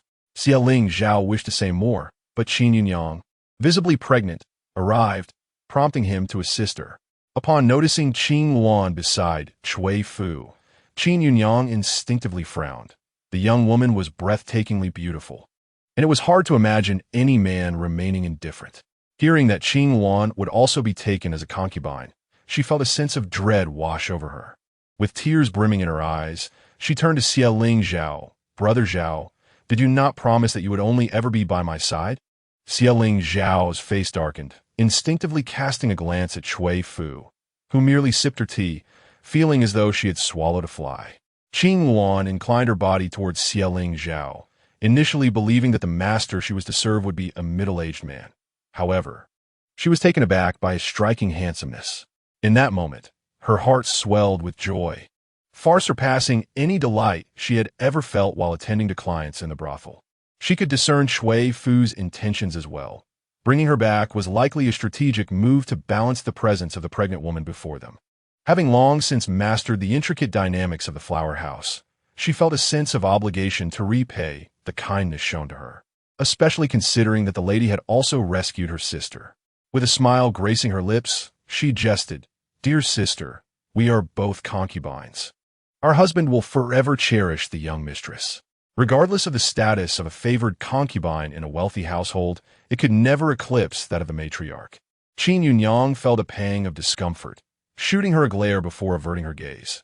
After all, she had her own support now and had nothing to fear. Cui Fu then guided them before the Jiang family and finalized the necessary documentation at the government office. Upon returning to the Haitang courtyard, she was enveloped in exhaustion, which only slightly dissipated after her bath and change of clothes. Dressed in a loose-fitting robe and barefoot on the plush white carpet, she appeared as serene and aloof as a blooming hibiscus, yet bore an air of fading melancholy. Bao Zhu stood behind her, tending to her long hair, and they exchanged idle chatter. However, moments later, Bao Zhu's movements slowed and softened. Cui Fu furrowed her brow and turned to see that Xie Qingxi had already changed places. Her eyelashes fluttered slightly, a mix of weariness and wariness in her gaze. "What brings you here?" This Haidang courtyard seemed to have transformed into his domain, where he came and went with ease. Xie Qingxi allowed her silken black tresses to slip through his fingers, his voice gentle as he spoke. "Having done something so reprehensible, Mingzhang must have left you feeling quite unhappy. I merely wish to see you." Cui Fu's petite figure appeared, even more delicate beneath the ample robe, her slender waist nearly fragile in his grip. Instinctively, she adjusted her garment to shield herself from his slightly predatory gaze, as if both affirming and questioning. "Did you already know all of this?" Xie Qingxi nodded slightly. When Qin Yunyang arrived in Shengjing, Ming Zhang received word. "Did I not tell you that I am the only one in this world who is truly sincere towards you?" His exquisite eyes narrowed, revealing a chilling hue. "If you are distressed, would you like me to eliminate them for you?" Cui Fu recognized the sinister undertones in his demeanor. He was not jesting. As his icy fingers grazed her neck, she involuntarily shivered and swiftly denied, "No, there's no need." Though she harbored resentment, it had not yet reached the point of wishing for someone's life. Xie Qingxi's words instilled a sense of fear within her, prompting her to rise and distance herself. Yet the next moment, he ensnared her in his embrace, the crisp scent of cedar enveloping her. She struggled to break free, a hint of reproach in her voice. "Let go, this is Haidang courtyard." Xie Qingxi buried his delicate chin into the crook of her shoulder. "And what of Haidang courtyard? Are you afraid he might return to sea? When I came here, I inquired with the servants. He has gone to Qingwan's quarters and likely will not return anytime soon. Perhaps he is currently indulging in revelry. Cui Fu was momentarily taken aback, her long, fair fingers resting upon her waistband. His voice was clear and melodious, laced with a hint of seduction. If it is permissible for others, why should it be forbidden for us? In Chapter 79, titled What Matters, Cui Fu's petite figure appeared even more fragile in the embrace of the young man. He resembled a graceful crane, enveloping her within his protective wings. His dark green hair cascaded down, occasionally brushing against her cheek, eliciting an inexplicable sensation of tingling. As she listened to his words, a flush of vexation colored her face, though her heart ached with bitterness. Could the bond of childhood friends ever rival that of a beautiful maiden? Despite her preparations, witnessing the transformation of everything she cherished into something loathsome left her feeling desolate and sorrowful. She closed her eyes, allowing a solitary tear to cascade down, dampening the pale blue fabric at her chest, stubbornly turning her head aside to conceal her distress. Xie Qingxi gazed at her with glimmering eyes and spoke softly. He has deceived you. Is there still a place for him in your heart? Cui Fu pursed her lips and shook her head. Her heart had long since turned to ash. The spirited Xie Lingzhao had perished alongside him when he was merely 17. Xie Qingxi cradled her face, letting her tears flow into his palms. With a gentle tone, he continued, if that is the case, why do you persist in entangling your life with him? It will be better to part ways. Cui Fu had contemplated separation, yet Xie Lingzhao now wielded the marriage of Lian Jie as leverage, not to mention his unwillingness to sign the divorce decree, intending to confine her within the four corners of this estate indefinitely. Lost in her thoughts, she heard Xie Qingxi inquire, do you have any concerns? Please tell me. I will help you if I can. Cui Fu understood that Xie Qingxi was now the head of the Xie family, wielding immense power. His words were far more influential than those of Xie Lingzhao. Thus, she opened her eyes to gaze upon the elegantly dressed young man before her, her voice hoarse. I wish for Lian Jie to marry smoothly. I want to part ways with him, and I must reclaim my dowry, every last item. After Xie Qingxi took over the Xie family, he had also absorbed her dowry, showcasing his meticulous nature, likely to use it as leverage in the present. A flicker of joy appeared in Xie Qingxi's cool, phoenix-like eyes, bright as a top scholar from middle school, and he smiled, you have finally come to your senses. Rest assured, I will take great care of Cui Lian's marriage, and I will have your dowry sent over shortly. He joyfully rested his head on her knees, inhaling her faint, delicate fragrance. Once you part ways with him, I will separate from the Xie family, and we shall have no further ties. Then, I will marry you, if you will have me. If you find the suburban residence too distant, we can purchase another house within the city, decorated to your liking, and plant more peach trees. I remember how fond you are of peaches, but we must not be greedy, lest you develop rashes. If you find it dull, you can even learn to manage a shop, and I will always accompany you. His laughter was radiant, his features both exquisite and charming, devoid of the usual aloofness, imbued with a hint of youthful innocence. The dark green strands of his hair trailed on the ground, slipping through Cui Fu's fingertips, reminiscent of silk's smooth touch, prompting her to unconsciously raise her hand and gently caress it. Xie Qingxi, upon noticing her movements, felt a surge of delight. He lifted his head and gently nuzzled her palm, his eyes glistening with a hint of moisture as he gazed at her with a tender expression. Do you like it? Cui Fu, momentarily taken aback by the exuberance in his gaze, instinctively thought to withdraw her hand, only to have him grasp her wrist and ruffle his fingers through his sleek, dark hair, like a playful pup seeking her approval. You clearly enjoy it. If you like it, you should touch more. I do as well. The traces of tears on Cui Fu's face had dried, yet his playful antics caused her cheeks to flush with warmth. No, that is not necessary. You should return now. Xie Qingxi's alluring. What eyes carried a hint of melancholy and vulnerability. Do you wish to send me away already? He leaned closer, bringing his exquisitely crafted visage near hers, his long lashes fluttering uncertainly. Are you perhaps using me? Am I merely a stepping stone for you to escape the Xie family? Cui Fu's hand trembled slightly as she feigned composure. How could that be? However, Xie Qingxi enveloped her in his embrace, his voice soft and refined. Mingzhang does not mind being utilized by you. Just do not deceive me. As his hold tightened, Cui Fu's heart fluttered, and she replied in a hoarse whisper, I would not deceive you. Xie Qingxi nodded gently, placing a tender kiss on her fair forehead. Such a good girl. This time, she did not shy away.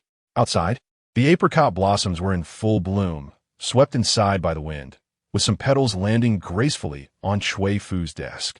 She picked up an apricot blossom and inquired softly, Has there been any news of late? Baozhu, standing by the curtain, replied, Rumors abound in the city that the eldest son favors his concubine over his wife, which has stirred discontent among many noble families. The motives behind this were all too evident. If Xie Lingzhao continued to confine her, it would surely lead to calamity. She had never imagined that the once affectionate pair would find themselves at such an impasse, necessitating coercive means to compel one another to let go. The apricot blossom, unable to withstand her touch, quickly wilted, releasing brown juice. At that moment, a soft call came from outside. Young madam, the madam summons you. Cui Fu rose. Having anticipated the Jiang family's intervention, Baozhu promptly fetched a cloak for her, fastening it around her, and handed her a teapot filled with hot water. Though spring had arrived, the chill still lingered. As they prepared to leave, they encountered Lanxiang waiting at the door. She smiled gently, greeting, Good day, young madam, before leading the way ahead. Upon arriving at Yunxia courtyard, Cui Fu discovered the hall filled with people. Xie Lingzhao, Qin Yuanyang, Qing Wan, and the matriarch of the Xie family, creating an atmosphere reminiscent of an inquisition. When Xie Lingzhao saw Cui Fu approach, he could not help but turn his head. He had been staying in Qing Wan's quarters lately and felt a sense of obligation to give Cui Fu some respect, considering she was the one who had brought him back. However, nothing significant had transpired between them. In his heart, he found Qing Wan's gentle demeanor somewhat akin to Cui Fu's, but a counterfeit could never compare to the genuine article. Qin Yuanyang gazed at Xie Lingzhao, whose attention seemed almost glued to Cui Fu, and her displeasure surged. Born into a butcher's family, she naturally possessed a more resolute disposition than those raised in scholarly households. She tugged at his sleeve, exclaiming, Brother Zhao, with no regard for decorum. Jiang Shi furrowed her brows and retorted, Qin Shi, this is not a time for your interjections. Qin Yuanyang replied with a smile, Why should I not speak? I am currently with child, the first of the Xie family. Is that not significant enough? She could not abide Jiang Shi's condescending demeanor and felt compelled to voice her discontent. Cui Fu observed their exchange, finding it tedious, and leaned forward, inquiring, May I ask? Mother, what is the purpose of your summons? Chapter 80. Entering monastic life, Jiang Shi had been overwhelmed by recent events, her typically poised demeanor now marred by exhaustion. She appeared considerably haggard, having neglected her appearance, with puffy eyes that betrayed a restless night. After a moment's contemplation, she addressed Cui Fu, Ah Fu, I hope you do not heed the unfounded rumors circulating outside. Ling Zhao remains devoted to you. In a marriage, there should be no lingering resentment, correct? Should he err again, I shall assist you in reprimanding him. Previously, Jiang Shi had found Cui Fu's gentle temperament somewhat irksome, but now she felt immense relief. Had a more fiery character been present, the reputational damage to the Xie family could have been catastrophic. Cui Fu discerned Jiang Shi's intention to act as a mediator, and, for her, the significance of Xie Lingzhao and his family surpassed any grievances she might bear, which now seemed trivial. With an air of aloofness, she stood in the hall, akin to a plum blossom enduring the frost, her tone unruffled as she replied, Mother, you jest. Jiang Shi felt as though she had struck cotton with her fist, and just as she prepared to respond, a young servant hurried in, announcing, Madam, the palace has sent word, requesting your presence along with the eldest son and the young mistress to meet His Majesty. The attendees exchanged glances, and Jiang Shi's heart sank, unable to fathom the reason behind such a summons. Surely, it could not pertain to these domestic matters? The emperor, burdened with state affairs, would hardly take an interest in such trivialities. The servant shook his head, indicating he did not know. With no time for further inquiries, Jiang Shi instructed Xie Qingxi and Cui Fu, "Hurry and prepare. We must go to the palace." Xie Qingxi responded, "Yes, mother." Jiang Shi suppressed her anxiety and hastily donned a deep purple gown with gold embroidery, adorning her hair with a phoenix hairpin, striving to maintain the dignity befitting a matriarch. Xie Qingxi appeared pale, betraying his unease, while Cui Fu remained composed, clad in a moon-white gown embroidered with silver bamboo, exuding an ethereal grace. The trio followed the chief steward through the imposing palace gates, the crimson walls towering above, and the glazed tiles reflecting the harsh daylight, pressing down upon them like an invisible weight. Inside the hall, the scent of dragon's saliva incense wafted through the air. The emperor sat behind the imperial desk, his expression concealed by the dangling pearls of his crown.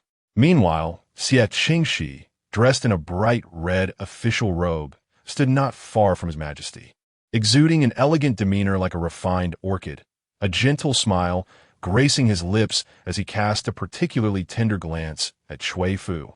"Once today passes, she shall have no further ties with Xie Qingxi." The sovereign set down his brush and, after a moment of contemplation, remarked softly, "Xie Qing, I have recently heard that your household is rather unsettled." Xie Qingxi's heart raced, and he hurriedly bowed, replying, "Your Majesty, it is merely trifling domestic matters. I am deeply troubled by your concern." The emperor did not bid him rise, his fingertips lightly tapping the table, as his gaze drifted past Xie Qingxi to rest upon Cui Fu. Cui Fu raised her eyes and, with neither servility nor arrogance, offered her respects. "Your humble servant is here." The emperor continued, "Your father served in the court with integrity and righteousness, earning my deep regard." After a brief pause, he added, "Since you are of the Cui family, I shall grant you a request.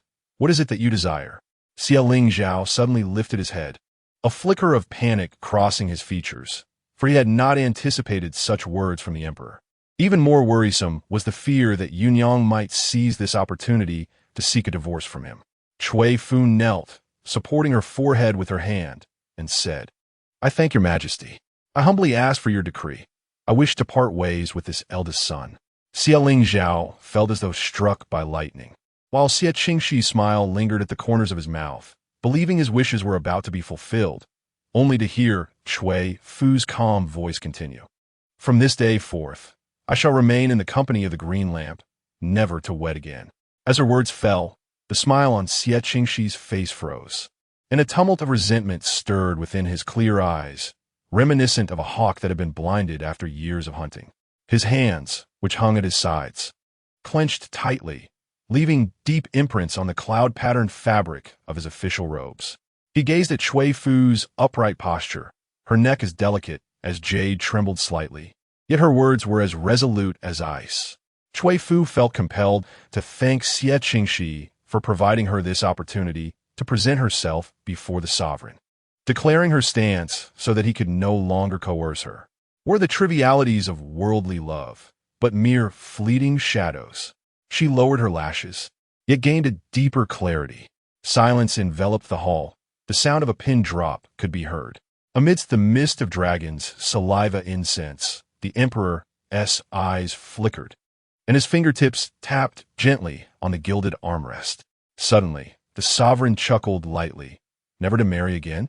Cui King, I fear you do not wish to see your beloved daughter in such a state." Cui Fu raised her head, her exquisite countenance imbued with utmost calmness. "My father has always cherished his humble servant. Were he to know my thoughts, he would surely lend his support." The sovereign regarded her stubborn demeanor, reminiscent of the late empress from his memories, who, though seemingly gentle, possessed an unyielding spirit. She had once insisted on a lifetime of companionship, words he dismissed as folly. Yet, as she gradually succumbed to illness, she never regained her health. In her final moments, she uttered words he could not comprehend, their meaning now lost to him, leaving only tears and boundless regret. A pang of bitterness surged within him, and just as he prepared to speak, he noticed Jiang Shi, overcome by propriety, hastening a few steps and exclaiming, "Your Majesty, please take heed. This young couple merely quibbles. it cannot lead to a divorce. If Cui Fu were to part from Zhao Gur at this critical juncture, it would affirm his inclination to favor concubines over his wife. After a prolonged silence, Jiangshi looked up, meeting the emperor's cold, fathomless gaze, and her body trembled. Her voice diminished as she realized the gravity of her transgression within the sovereign's presence. And she could only stammer, "I beg your majesty's forgiveness for my indiscretion." The sovereign, unlike in his youth when he was easily angered and prone to bloodshed, now half closed his eyes and addressed Cui Fu, saying, "Cui, I have granted your request. If you wish to accompany the flickering light of the blue lamp, it would be better for you to go to Huayin Temple to cultivate your inner self. It is a place of tranquility." By permitting her to embark on a path of asceticism, the sovereign had afforded her a means of retreat. Cui Fu bowed deeply, expressing her gratitude for the sovereign's benevolence. Throughout the encounter, she did not cast a single glance at Xie Qingxi, severing the entanglements with the Xie family for good.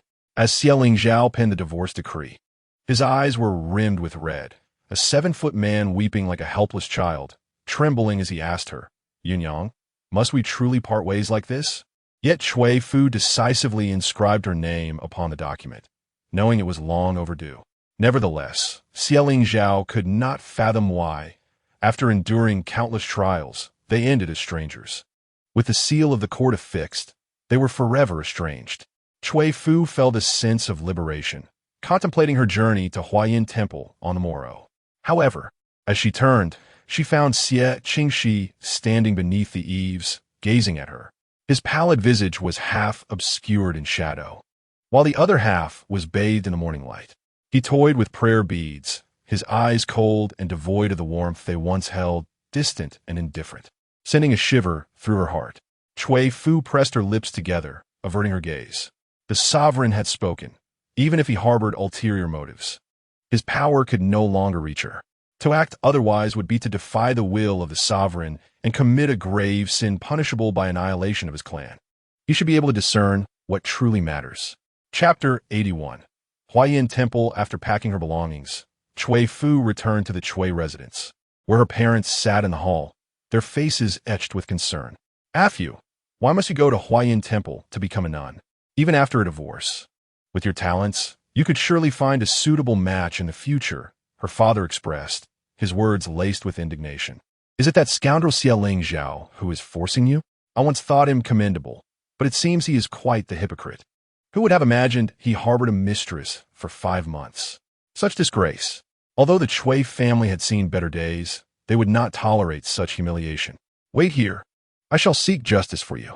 Seeing her father in such distress pained Cui Fu, and she hurried to support him. "Father, there is no need for that. This is entirely my choice, and besides, you are of advancing years. It is best to keep your temper in check." Yet, it was hard for anyone to swallow such indignation. At that moment, Cui Hung returned from the gambling den, having heard of Cui Fu's divorce from Xie Lingzhao. Without a glance at the final round of the game, he rushed home, eager to support his sister.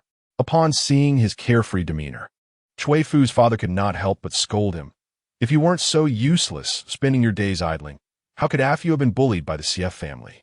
You are supposed to be a brother, yet you lack even a semblance of brotherly responsibility." Cui Hung, receiving a torrent of rebuke, would have retorted in the past. But upon seeing Cui Fu's tear-stained eyes and haggard appearance, he felt a pang of guilt. "You are right, father. If I were more capable, Xie Lingzhao would not dare to associate with others." Cui Fu shook her head. "Father, please do not speak of it. This is not my brother's fault. It is only fair to attribute the blame to her inability to discern character, mistaking the counterfeit for a gem. Now that Sister Lien has married, she harbors no lingering attachments, and becoming a nun at Huayin Temple could indeed offer her a semblance of tranquility." She thus declared, "I shall depart for Huayin Temple tomorrow, and I hope my dear parents will understand that I Fu will no longer be able to remain by your sides." Cui Hung, upon hearing this, responded, "Ah Fu, you are still so young. What purpose do you have in going there? Rest assured, I will no longer frequent such places and will strive diligently to forge a successful path, becoming a pillar of support for you." His heartfelt sincerity stirred something within Cui Fu, She felt immense joy at his words, yet she had already articulated her intentions before the emperor, and to refrain from going would constitute an act of treason. In truth, there was another reason: to evade Xie Qingxi. The lofty mountain paths of Huayin Temple would eventually help her forget him. She simply could not accept any connection between them, having long perceived his desire for her. However, such matters could not be spoken of openly. The family members of the Cui clan surrounded Cui Fu, attempting to persuade her for an extended period. But when they saw no change in her resolve, they ultimately relented. To ensure her comfort at Huayin Temple, Cui's mother packed numerous items, both large and small, as if she were not embarking on a spiritual retreat, but rather an excursion. Cui Fu found it both amusing and exasperating. "Mother, there is no need to bring so much. Everything one could desire is available at the temple." But Cui's mother was undeterred, insisting on sending several servants to accompany her. "What sort of situation would it be for you to be alone in the mountains without care? Maya Fu has always lived in comfort and has never endured hardship." As she spoke, tears streamed down her cheeks. Though she supported Cui Fu's decision, the thought of separation inevitably brought sorrow. Cui Fu gently consoled her, nearly moved to tears herself, yet she turned her head aside. If she remained at home, with Xie Qingxi's disposition, it was certain he would devise some scheme, subsequently bringing shame upon the Cui family, which was utterly unacceptable. It would be preferable to depart early, though the path may be arduous. It would afford her the peace she sought. After spending a night with her mother, Cui Fu rose before dawn the next day, quietly preparing her belongings. Avoiding the household, she took only a single bundle and made her way up the mountain. The nun Jingxiu, aware of her arrival, had long prepared a meditation chamber and plain garments. Once she donned her attire, owing to her vow of asceticism, her flowing hair was elegantly secured with a jade lotus crown, presenting an image of purity and grace, untouched by worldly dust. She was then bestowed with the Dharma name Daoi, bowing her head in acceptance of the discipline, vowing to sever all ties with the affairs of the mundane world. Within the temple resided a young novice named Qingyang, appearing no older than 13 or 14, who gazed at Cui Fu with a shy curiosity. Originally the daughter of a noble family, she had been sent here due to her family's misfortunes. Upon seeing Cui Fu, she felt an inexplicable sense of kinship, as if she had encountered an elder sister. In the serene embrace of the mountain, the morning bells and evening drums resonated, enveloping the surroundings in tranquil solitude. Cui Fu knelt before the Buddha, her hands pressed together in reverence, her eyes closed as she recited scriptures. It had been over half a month since she embraced the austere regulations of the temple, rising at dawn to chant, laboring during the day, and reciting once more at dusk had become a comforting routine. "Dao Yishiji, this is for you." Qingyang entered quietly, holding a bouquet of freshly picked wild chrysanthemums. Cui Fu opened her eyes, gazing at the golden blossoms, a slight smile gracing her lips. Though young, Qingyang was remarkably perceptive, having taken great care of her during these past weeks. "Thank you, Qingyang shimmy." Cui Fu accepted the bouquet and placed it in a porcelain vase. "Shiji, you look much better today," Qingyang remarked, squatting beside her, resting her chin on her hand. "When you first arrived, you were so gaunt, but now your cheeks have finally regained some color." Cui Fu instinctively touched her face, realizing that the days of secluded meditation had allowed her to forget much: the affair with Xie Ling Zhao, the humiliation from the Xie family, all felt like distant memories of a past life. Yet, on rare occasions, in the stillness of the night, the haunting gaze of Xie Qingxi, his gentle yet slightly fierce eyes, would invade her dreams. Since ascending the mountain, she had heard nothing of him, and it seemed she had finally let go. "Shiji?" Qingyang's voice pulled her back to reality. "It's time for lunch. Shall we head to the dining hall together?" Cui Fu nodded, rising to adjust her plain robe, but Qingyang continued, "Dao Yishiji, just now on my way back, I saw a remarkably handsome young man. I have never seen anyone so striking. He had a red birthmark at the corner of his eye, quite unusual. After he arrived, the abbess spoke with him for quite some time, though I couldn't quite catch what they were discussing. Cui fuese artrest, and the prayer beads in her hand nearly slipped. She forced herself to maintain composure. "Do you know who this visitor is?" I didn't hear clearly, but I vaguely caught that he claimed his surname was Xie. Cui Fu's complexion instantly drained of color. Shiji, what is wrong? Qin Yang inquired with concern, tugging gently at Cui Fu's sleeve. Are you feeling unwell? Cui Fu picked up the fallen prayer beads, feigning calmness. It's nothing. She reminded herself that Huayin Temple was a royal monastery.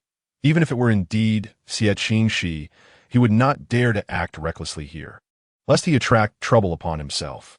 There was no need for her to worry. Qin Yang, still young and now quite hungry, smiled brightly upon hearing that Cui Fu was fine. In that case, let's hurry along. Cui Fu nodded, adorned with a Miaochang cap. Her eyes held a hint of sorrow, glistening with a translucent radiance akin to jade. She evoked the image of autumn waters, clearly existing in the mundane world, yet untouched by its filth. Passers-by could not help but steal glances at her, perceiving her not as a nun of the temple, but rather as a celestial being fallen to the mortal realm, inspiring only reverence. As the gazes multiplied, Cui Fu lowered her eyes, feeling somewhat uneasy and restrained. However, the path to the dining hall lay only this way, prompting her steps to quicken inexplicably. The mountain temple was chill, with budding peach blossoms nestled among the elongated leaves, some having bloomed early, their petals adorned with morning dew. Qingyang pulled her along for a few steps before coming to a halt. When Cui Fu raised her head, she beheld a young man clad in a snow-blue robe standing beneath a peach tree. He tilted his head slightly, seemingly absorbed in the blossoms or perhaps something else. His expression soft and enchanting. His raven-black hair cascaded down to his waist, and his eyes, cast downwards, held a hint of compassion, resembling a delicate bodhisattva. It was indeed Xie Qingxi. Flustered, she hurriedly lowered her gaze, fearing he might catch sight of her. Yet, he had come specifically for her, and, after waiting patiently, how could he easily let her slip away? A subtle smile graced Xie Qingxi's lips, though his tone was somewhat frigid. Funyang, have you been avoiding me all this time? Perhaps it was his prior kindness that had emboldened her to defy him before the emperor, but now, hiding in this monastery, she believed she could remain unscathed. He toyed with the jade ring on his slender fingers, his gaze as cold as a frost-laden spring. Upon hearing his endearing address, Cui Fu's brows knitted imperceptibly, reminiscent of distant green mountains, tinted with a trace of anger. Qingyang, who had just found this handsome elder brother to be exceedingly gentle, was now frightened by his gaze and instinctively retreated behind Cui Fu, tremblingly whispering, Shiji. Cui Fu gently ruffled the loose strands of hair atop Qingyang's head and comforted her softly. It's all right. Don't be afraid. She did not linger and continued forward, yet a chilling light surrounded them, as a group of cloaked figures encircled them. Xie Qingxi stood at the center, exuding a noble and refined demeanor, his white robe as pure as snow, but his smile had grown increasingly frigid. Are you truly intent on discussing matters with me? Blades are merciless, and I fear for your safety. Cui Fu discerned the veiled threat in his words. What is there to discuss? I have no ties left with the Xie family. I am merely an ordinary practitioner in Huayan Temple. What more do you wish to say, Lord Xie? Xie Qingxi narrowed his eyes slightly. She was evidently terrified, her body trembling, yet she persisted in trying to distance herself from him. Did he truly not hold any appeal for her? He raised his hand slightly, and the group of cloaked figures advanced closer, his expression now tinged with a hint of malevolence. I have made it clear, I detest being deceived. You merely regard me as a stepping stone to abandon your brother. Should I not then seek some form of recompense? Qingyang, having grown up in the temple, had never encountered such a scene and was nearly brought to tears in fear, but not wanting to trouble Cui Fu, she quickly covered her mouth with her hand. Cui Fu, too, had not anticipated that Xie Qingxi would dare to cause such a ruckus in the monastery. Clutching Qingyang close, she could not help but question him. Do you not recognize the law? This is the royal temple. If the emperor learns of this, it could cost you your life. Yet, Xie Qingxi's composed and scholarly visage betrayed no sign of disturbance. He replied nonchalantly, Oh, is that so? Do you care if I am executed? You do not care at all, and neither do I, as long as I can take you back with me. Come down a mountain with me. Cui Fu understood he was mad, yet she could not fathom such madness. He disregarded even the emperor's decree. However, she would never return with him, a quintessential hypocrite. How could she possibly entangle herself with him?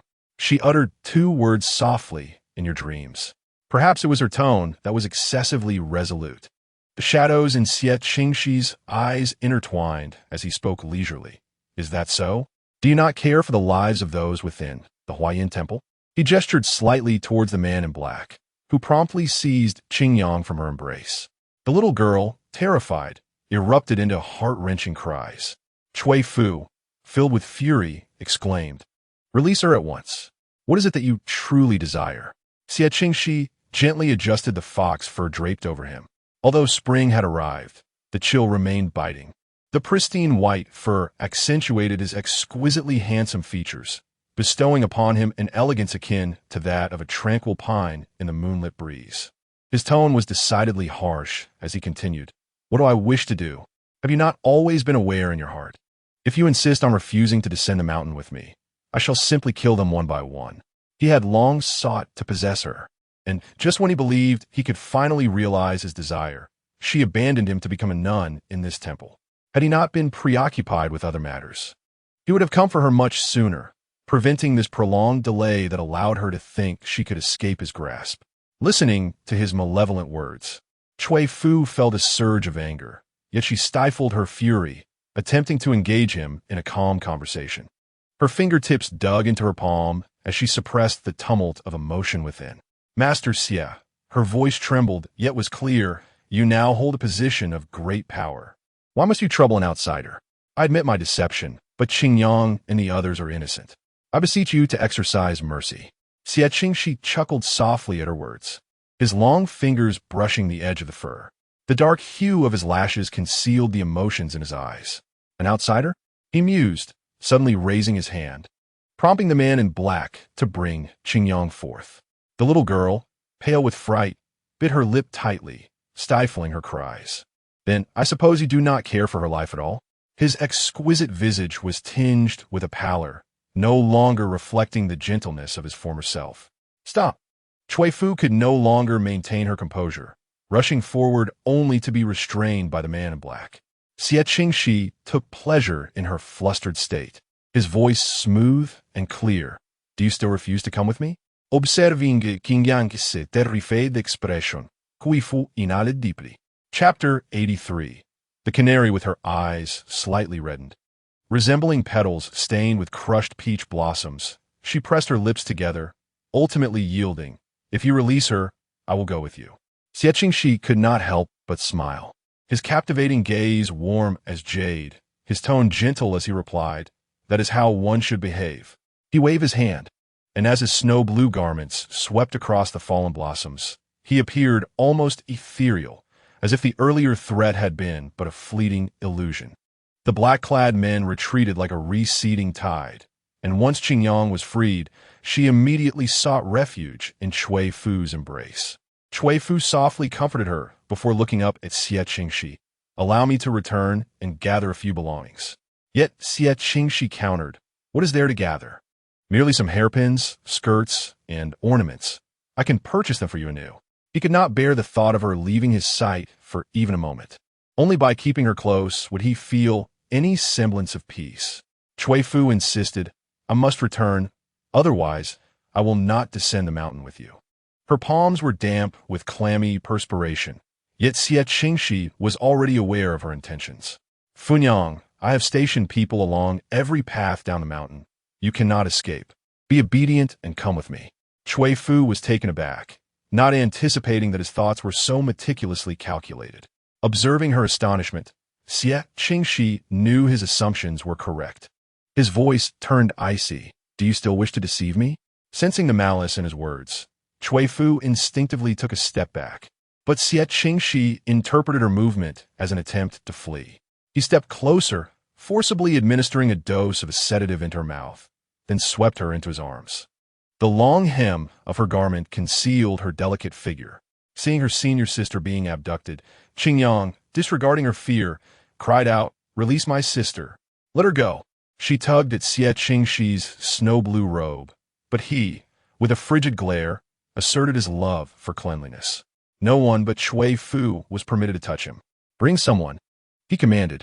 Resting against him, Cui Fu, fearing for Qingyang's safety, lifted her tear-filled eyes and softly pleaded, "Let her go, otherwise I would rather die." Xie Qingxi gazed at her heart-wrenching beauty and gently kissed her forehead, replying, "Very well." Qingyang was forcibly pulled away by a cloaked figure, her heart broken, her vision blurring, until she ultimately lost consciousness. When she awoke, she remembered nothing. She later heard from other senior sisters that a meditation room in the temple had caught fire, and a sister named Daoi perished in the flames, leaving nothing behind. Cui Fu was carried by Xie Qingxi to a carriage adorned with a white fur blanket. She felt weak, and upon raising her head, she noticed a four-cornered glass bell hanging from the center of the carriage's roof, ringing softly in her ears. Her face was a tapestry of anger and hatred, yet the bitter scent emanating from him was palpable. It appeared he had changed his incense to a faint medicinal fragrance. Xie Qingxi held her tightly, his expression a blend of inquiry and confusion. "Funyang, why do you wish to leave me? Am I not good enough for you? Whatever you desire, I can grant, as long as you remain by my side." His beautiful eyes conveyed an innocence and loneliness. However, Cui Fu recognized this as merely a ploy. He feigned vulnerability, adopting a painfully pitiable demeanor, reminiscent of an abandoned dog. Previously, she might have felt a twinge of compassion. But now, having seen through his true nature, her heart remained unperturbed, her gaze coldly fixed upon him. Xie Qingxi waited in silence for her response, his gentle demeanor gradually fading into a chilling coldness. The pallor of her skin appeared sickly, and he adjusted her posture before gripping her slender neck, kissing her fiercely. Cui Fu winced, biting down on his lip, the metallic taste of blood mingling between them. Yet, he deepened the kiss further. His hand traveled from her neck to her hair, and he untied the bothersome scarf, letting it fall aside. Her black hair, like satin, cascaded through his fingers, cool to the touch, mingling with her recently shed tears. He seemed oblivious to restraint, infusing their encounter with a hint of punishment. The taste of bitterness deepened, rendering it almost suffocating. Cui Fu weakly attempted to push him away, yet Xie Qingxi ensnared her hands, wrapping them around his elongated neck. Akin to a white crane gliding delicately across the water's surface, stirring ripples in its wake. After what felt like an eternity, they finally parted. Cui Fu leaned against his chest, her lips shimmering with a rosy hue. Xie Qingxi gently embraced her, his hand gliding from the crown of her head down to her back, as if caressing a young kitten. The Bodhi beads on his wrist swayed softly, producing a faint sound. Cui Fu struggled to escape his embrace, but Xie Qingxi held her firmly, his voice husky. "You cannot escape, nor should you entertain thoughts of resistance. Remain by my side." His warm breath brushed against Cui Fu's neck, causing her to involuntarily shiver. Turning her head away, she refused to meet his gaze, her heart brimming with indignation and humiliation. She could not accept the fate of becoming a gilded canary in his hands, yet found herself utterly powerless. Without the antidote to the softening powder he had administered, she was rendered immobile. How could she possibly break free from his shackles? Tears welled in her eyes, her heart heavy as ash, bewildered at how she had provoked this madman. After an indeterminate period, the carriage finally came to a halt, and Xie Qingxi lifted her down. From within his sleeve, Cui Fu glimpsed a resplendent courtyard before her, ornate eaves, intricate beams, and lavish decorations proclaiming opulence. The crimson gates slowly opened, revealing a throng of maids and servants who bowed in deference. This place was unlike any she had encountered before. Xie Qingxi seemed to sense her apprehension and gently explained, "Funyang, this is my newly acquired residence, a secret known to none. Will you reside here henceforth? I shall visit you whenever I am free." At his words, Cui Fu's face flushed with indignation. "You beast, do you take me for a concubine? How dare he humiliate her so?" A faint smile flickered in Xie Qingxi's clear eyes. "Concubine? You are well aware that I am yet to marry. What need have I for a concubine?" Yet his actions bore a striking resemblance to those of a debauched man keeping a mistress. In a surge of desperation, Cui Fu contemplated biting her tongue to end her life, refusing to endure his humiliation. However, Xie Qingxi gently grasped her chin. Be a good girl, don't harm yourself.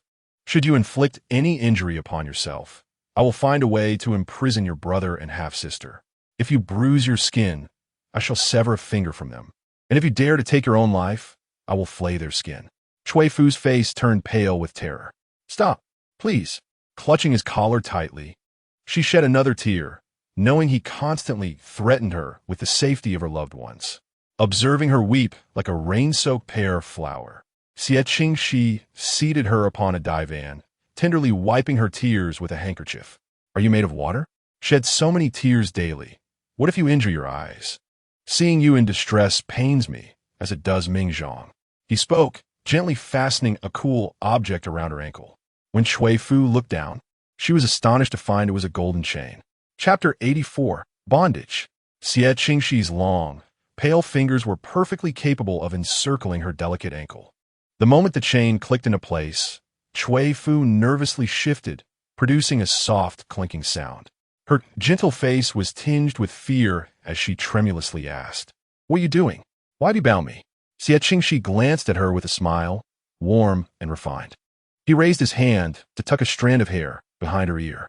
I fear that Fu Yang might leave me, so I specially commissioned this chain, adorned with the most precious gems from Hawaiian. Do you like it? He reassured her, rest assured, I had the artisan add a layer of soft silk, so it won't hurt you. He observed her timid, jade-like foot beneath the chain, its delicate toes curling together, resembling exquisite white jade. The slender ankle, bound by the golden chain, appeared fragile and vulnerable. He playfully fiddled with the chain, his expression gleeful. Only he possessed the specific key to unlock it, ensuring she remained by his side. After a moment's thought, he added, If you find it uncomfortable, do let me know, and I shall adjust it for you. Seeing the earnestness in his eyes, Cui Fu understood that he truly intended to confine her within this estate forever. A tremor coursed through her body, fear enveloping her as her garments became damp. Struggling to maintain her composure, she implored, Please let me go. There are so many ladies in Shengjing who adore you. Why must you confine me here? If discovered, it may hinder your career. I merely wish for a peaceful life. Why must you treat me this way? Her slightly upturned face glistened with tears, reminiscent of a delicate hibiscus swaying in the rain. Xie Qingxi's eyes softened, a pure and clear smile gracing his lips. Fu Yang, are you worried for me? Fear not. No one will discover this place. It is just you and me. He tilted his head, speaking with a cultured tone that sent chills down her spine. Cui Fu raised her tear-filled eyes. You are merely fixated on me. Please release me. Xie Qingxi chuckled softly, his long fingers gently brushing against her tear-streaked cheek, wiping away the droplet.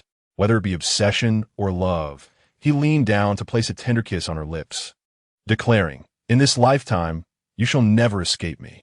Suddenly, the sound of a drum echoed from outside.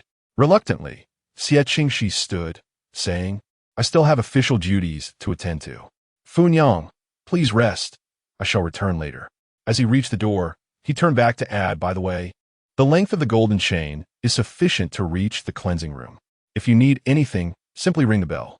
The moment the door closed, Cui Fu finally succumbed to despair, tugging at the golden chain, which only yielded a harsh clanging sound. She collapsed onto the couch, tears silently gliding into her hair as she gazed at the intricately patterned canopy above. Moments later, a commotion arose outside as several maids clad in pink entered, carrying a stack of garments, evidently there to assist her in changing. They lowered their heads, not daring to glance at her. Still weakened by the lingering effects of her earlier distress, Cui Fu summoned her strength to say, Let me do it myself. As the movements of the maidens came to a halt, they retreated to the side. After a moment of clarity, Cui Fu bit her tongue and inquired, What are your names? She hoped that by forming a rapport with them, she might extract some information and perhaps find an opportunity to escape. However, despite her repeated questions, the maidens remained silent. Puzzled, Cui Fu noticed one of them gestured her mouth and then shake her head. It dawned on her then that they were mute, which explained why Xie Qingxi had taken them into his household. Her countenance paled, and a chill ran down her spine. No wonder he claimed no one would speak of her plight. Such heartlessness was beyond comprehension. The maidens attended to her closely, yet she remained in a state of fear and unease, curled up on the soft couch, unable to find rest. Fortunately, Xie Qingxi did not come to her during the night. As dawn approached, a hint of drowsiness finally washed over her. Leaning against the edge of the bed, her petite face was partially obscured by her hair, which flowed like dark silk. Clad in a simple garment adorned with orchid patterns, she appeared ethereal, reminiscent of a delicate white jade guanine, although a trace of sorrow lingered between her brows, only intensifying. As she drifted between wakefulness and sleep, a sudden chill enveloped her. Upon opening her eyes, she found Xie Qingxi standing before her, his expression tender and affectionate, a faint smile gracing his lips. Perhaps he had just returned from outside, for morning dew still clung to his azure robe. In an instant, her drowsiness dissipated entirely. Grasping his sleeve, her voice trembled with emotion. "I wish to return, Mingzhong. Please let me go." In his eyes, she had become nothing more than a captive sparrow, and this estate, a gilded cage he had constructed. Xie Qingxi regarded her flowing white robe, resembling a pristine lotus untouched by dust, her long hair cascading over it, exuding a sanctified beauty. The shadows in his gaze deepened. He gently lifted her chin, relishing the fearful glint in her eyes. "Funyang, I've told you before, I detest being deceived by others. Thus, this is a form of punishment for you. You ought not to entertain any other thoughts." Cui Fu shifted slightly, his grip on her delicate chin causing her discomfort. "But I merely wish to leave the Xie household. Is that so wrong?" Her eyes glistened with unshed tears, a portrait of someone who had been grievously wronged. In the past, she had always conducted herself with grace and decorum. Never would she have gazed upon him in such a manner.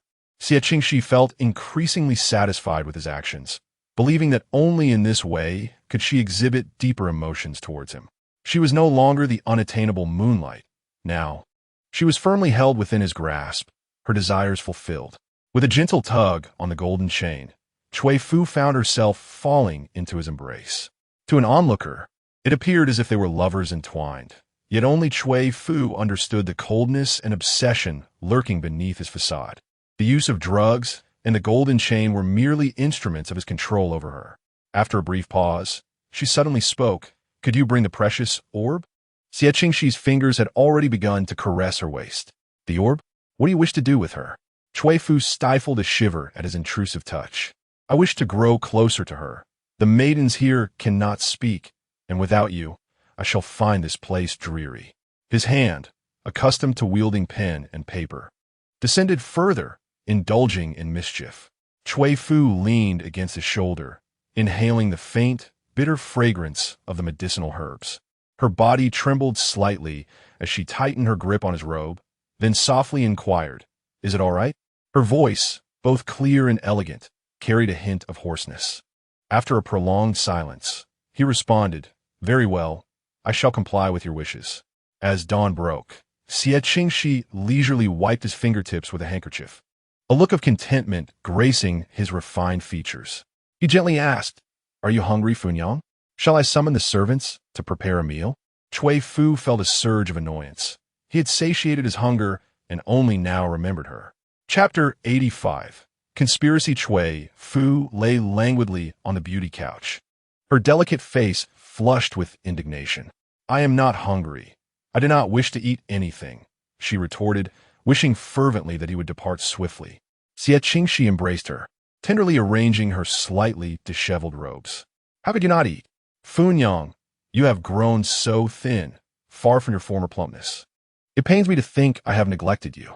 At the mention of her lost roundness, his gaze momentarily dropped, causing Cui Fu's cheeks to flush crimson. "Shameless!" she exclaimed in anger. Xie Qingxi's face, pale as jade, bore a gentle smile reminiscent of the soft spring breeze in March. "If shamelessness it is, then so be it. After all, who could resist your charm? Whether it was her appearance or her disposition, it seemed she was destined to capture his heart, flawless in every aspect." Cui Fu realized that the more she scolded him, the more he seemed to delight in it, so she chose to remain silent. After adjusting her garments, he carried her to the dining table. Cui Fu felt a surge of frustration. In her current state, she felt as though she was paralyzed, an unbearable reality. In a soft voice, she pleaded, "Could you provide me with the antidote? I do not wish to be like this." Xie Qingxi gazed into her glistening eyes, his tone soothing. "Is this not satisfactory? Regardless of what Fu Yang requires, I shall attend to you. Whether it be bathing, changing clothes, or any other need, he was willing to assist." Cui Fu understood that she could not gauge him by ordinary standards. Biting her lip gently, she replied, "If I were to use the medicine frequently, I fear it may harm my body." Noticing the worry in her tone, Xie Qingxi adjusted her position slightly and explained softly, "You need not be concerned, Fu Yang. This herbal remedy was specially crafted for you by a renowned physician. It poses no danger." Cui Fu shook her head, deliberately feigning weakness, her expression reminiscent of a rain-laden pear blossom, pitifully enchanting. "Every medicine has its toxicity. I still prefer to avoid these." In her current predicament, she could only gradually lower his defenses, seeking an opportunity to escape. Seeing her genuine fear, Xie Qingxi responded gently, "Then promise me you will not leave my side, all right?" Cui Fu nodded obediently. "Of course, as my feet are still bound by chains, I cannot go anywhere." Xie Qingxi's beautiful eyes briefly glanced at her pale toes. The golden chains were not easily undone, thus he felt a sense of relief. He then produced a porcelain vial, placing a pill in his mouth. His countenance softened to an ethereal quality. "If you desire the antidote, Fu Yang, you must retrieve it yourself." Cui fuese griptightened. He was indeed offering her the antidote this way, compelling her to take it. Yet, fearing that the remedy would lose its efficacy if held in his mouth for too long, she took the initiative to lean in. Her movements were clumsy, a novice in this act, as the lingering scent of the medicinal herbs enveloped them both. Xie Qingxi seized the opportunity to deepen the kiss. The corners of his eyes glimmered with a hint of desire, and even his fair earlobes were tinged with color, rendering his visage breathtakingly beautiful. Suddenly, he murmured, "Fu Yang, may I?" Cui Fu, whose consciousness had been somewhat hazy, instantly straightened up upon hearing his voice, stammering, No, that's not possible." It was akin to crossing a thunderous chasm, with no turning back once the boundary was breached. Xie Qingxi tilted his head, regarding her with a hint of suspicion. "Are you still deceiving me, wishing to depart? Is that why you shy away from our intimacy? I have heard that when one loves another, they yearn to merge their very essence. I long to be with you, Fu Yang, every moment. But what about you?" Cui Fu was perplexed as to why he appeared so refined and noble, yet each word he uttered left her blushing. Yet, at that moment, she dared not offend him, for the consequences might extend beyond merely a gilded chain. Xie Qingxi's gaze gradually turned icy, the smile fading from his lips. Why the silence? Have I guessed correctly?" Fearing he might continue to spiral into wild thoughts, Cui Fu, in a moment of desperation, cradled his face and kissed him again. Her lashes fluttered, her heart pounding, clearly experiencing this for the first time. Yet, Xie Qingxi seemed quite taken by this approach. Their hair entwined, indistinguishable from one another, and the attentive maidservants outside discreetly withdrew. However, the kiss remained brief, and, as Cui Fu panted slightly, she deftly shifted the topic. "Mingzhang, I'm hungry. Let's dine first." Her unexpectedly obedient demeanor took Xie Qingxi by surprise, yet he found this side of her most endearing. Thus refraining from further insistence, and simply nodded in agreement. Cui Fu breathed a sigh of relief, realizing that by merely acquiescing to him, she could alleviate some of her burdens. Otherwise, his tormenting methods would be quite unbearable. Once her limbs regained strength, she felt slightly uncomfortable nestled in Xie Qingxi's embrace, saying, "Mingzhang, please let me go. I wish to eat by myself." Even her youngest half-sister managed to dine independently, so how could she, at her age, still be cradled? Xie Qingxi, however, was particularly attuned to her feelings and, noticing her slight resistance, regarded her with a somewhat pitiful gaze. "Why, does Fu Yang not like it?" Cui Fu recalled her past days at the Xie residence, when Xie Qingxi was still a child, and Zhang had prepared a coming-of-age gift for Xie Lingzhao. But none for him. His eyes had mirrored that same pitiful glisten back then. In a moment of softness, she gifted him a square inkstone, and he had graciously thanked her, yet he had always regarded her merely as an elder sister. Now this display seemed utterly absurd. Furthermore, he was quite adept at using his striking appearance to deceive others, which she found rather contemptible. Cui Fu's tone grew slightly firmer. "Please, let me dine by myself." Xie Qingxi, somewhat displeased, nonetheless released her. Cui Fu sat quietly, her mind consumed with thoughts of how to escape this place. She wanted to engage in conversation. Yet Xie Qingxi, a young master from a prestigious family, adhered to the age-old etiquette of silence during meals and rest, as if these manners were ingrained in his very being. Several times, Cui Fu attempted to speak, but found no opportunity. The meal was tasteless, akin to chewing wax. Once the meal concluded, Xie Qingxi summoned a servant to bring in a cup of tea. After rinsing his mouth, he spoke softly, "I must return to the office today. Is there anything you wish for, Funyang? I shall bring it back with me." Cui Fu raised her eyes. "Are you returning to the Xie family?" Xie Qingxi shook his head. "I have business at the official office, and then I will return home." Cui Fu inquired, "How long will it take?" Observing the look in her eyes, Xie Qingxi assumed she was reluctant to see him leave and smiled gently. "Do not worry. I shall return in about 2 hours." He promised to send Bao Zhu to keep her company, ensuring she would not be bored. Cui Fu managed a strained smile, her thoughts racing. If he would be gone for over 2 hours, it seemed this residence must be within the city of Shengjing. If she could manage to escape, she could reach the Cui family swiftly. However, Xie Qingxi remained oblivious to her internal plotting. He leaned down to place a light kiss on her forehead, his tone gentle. "I shall take my leave now. Await my return." Clad in a pristine white robe, he exuded an air of grace and elegance. Yet, that kiss left Cui Fu feeling uneasy. She instinctively recoiled, shifting her body away. Currently, she found herself in an unseemly situation, akin to being kept in a household like an external mistress. Should anyone discover her, she would likely become the subject of ridicule throughout Shengjing. Their previous intimate actions were merely acts of desperation. Xie Qingxi noticed her slight rejection, and for a moment, the smile on his lips faltered. However, he quickly regained his composure, understanding that she was still adjusting to her circumstances. In time, she would grow accustomed to him. A month may not suffice, perhaps a year or even 10, but eventually, she would find herself solely by his side, destined to love him. When Cui Fu noticed the icy glint in his eyes, she realized her previous actions had displeased him.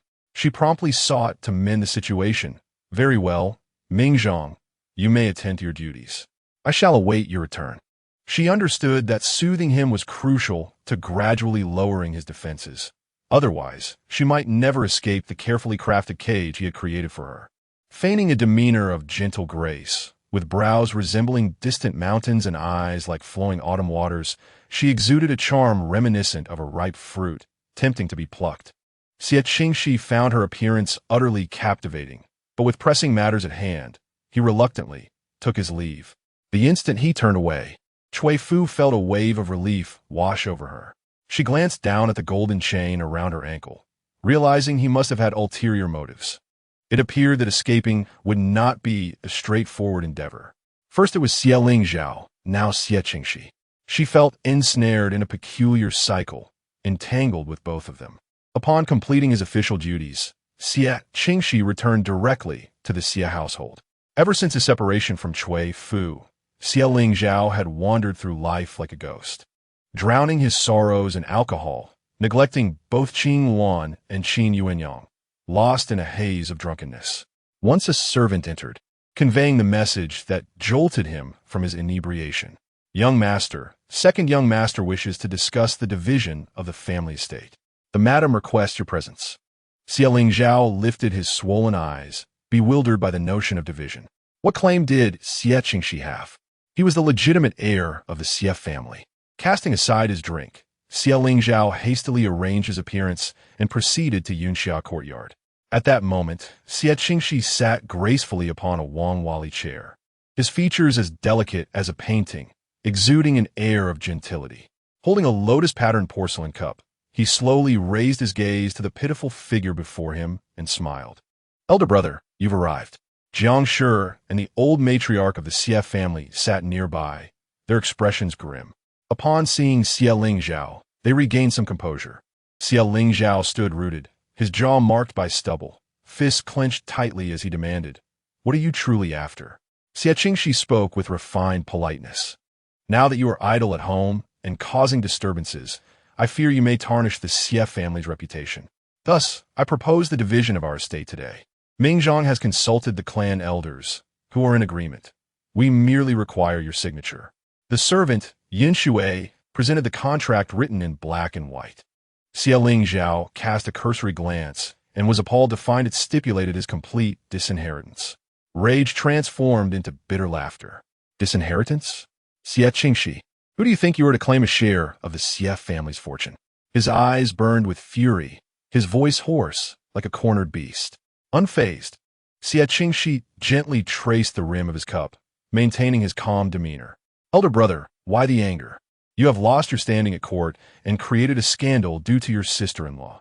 If the Xie family allows you to continue down this path, we risk losing our ancestral legacy." Sister-in-law? Xie Lingzhao's gaze sharpened, locking onto him. "How dare you mention her? Had it not been for your interference, she would not have divorced." Ever since Yunyang departed, Qin Yunyang had confided in him, revealing that her arrival in the capital was orchestrated by Xie Qingxi. Even a mountain bandit incident he endured had his scheming younger brother's shadow over it. His half-brother had laid trap after trap, undermining him, and now demanded his disinheritance. Truly a grievous affront. Xie Qingxi's eyes turned cold, yet his lips retained a semblance of a smile. "Elder brother, you cannot keep your sister-in-law, and yet blame me?" Jiang Shi sensed the precariousness of the situation and quickly rose. Xie Qingxi had prepared meticulously. If Ling Zhao did not acquiesce, his life could be in jeopardy. After a moment's contemplation, she suggested, "Zhao, you now bear the family's banner."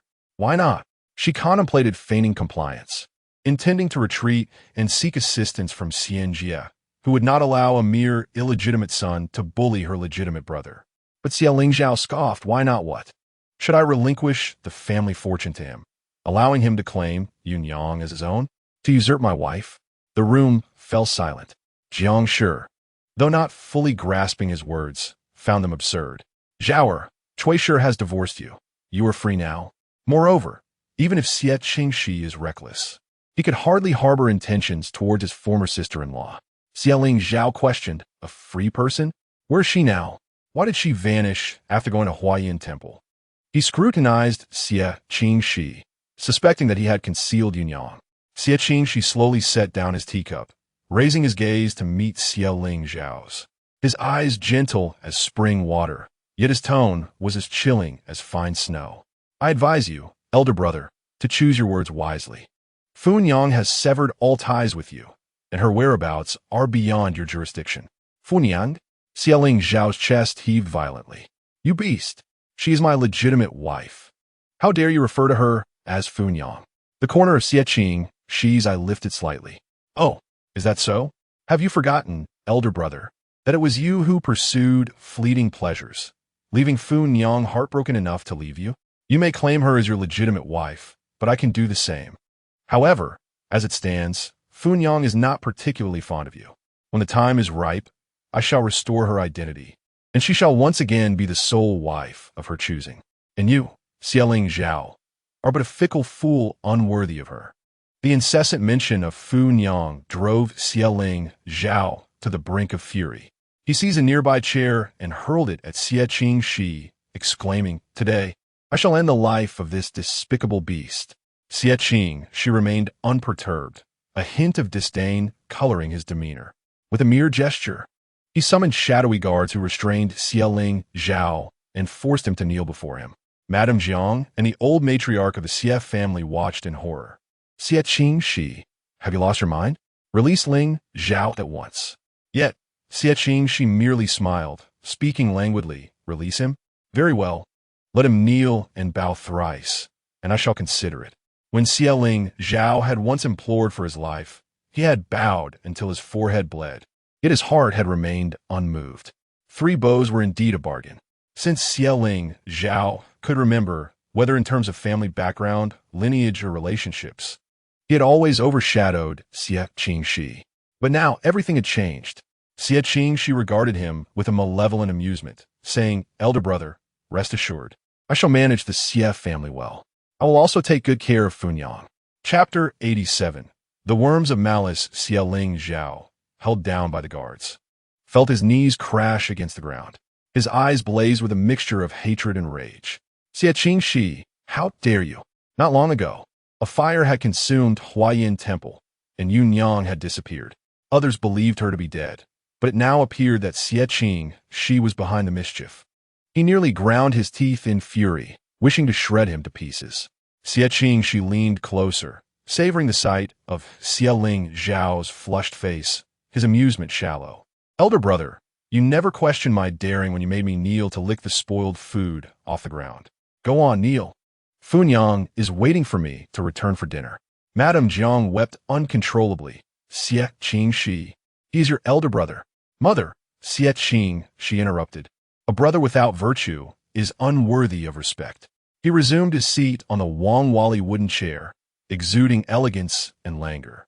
As he watched Xie Ling Zhao being forced to bow 3 times and press his handprint on the division agreement. Apart from this old residence, Xie Ling Zhao received no other possessions. In the end, he appeared to be the one usurping another's nest. Upon realizing the precarious situation, Qingwan took the indenture that Cui Fu had previously given her and departed from the Xie family that very night.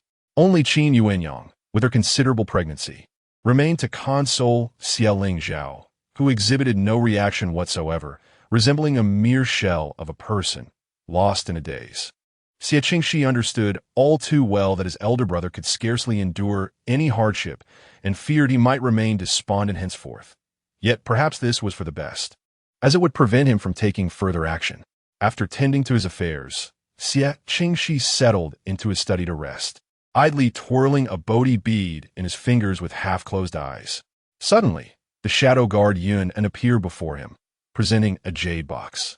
"Master, the item you requested has been found." Xie Qingxi replaced the Bodhi bead on his wrist and then opened the jade box, revealing 2 transparent, yet subtly blood-streaked goo worms inside, one slightly larger than the other. Yun stood with his head bowed outside the gauzy curtain, recounting the words of the man who had said this Huan goo required nurturing and warmth from both parties to prolong their lives. The more diligently it was cared for, the greater the benefit to their vitality. A suspicious shade of dark red crept across his icy visage. The Huan goo was no ordinary thing for those ensnared by it.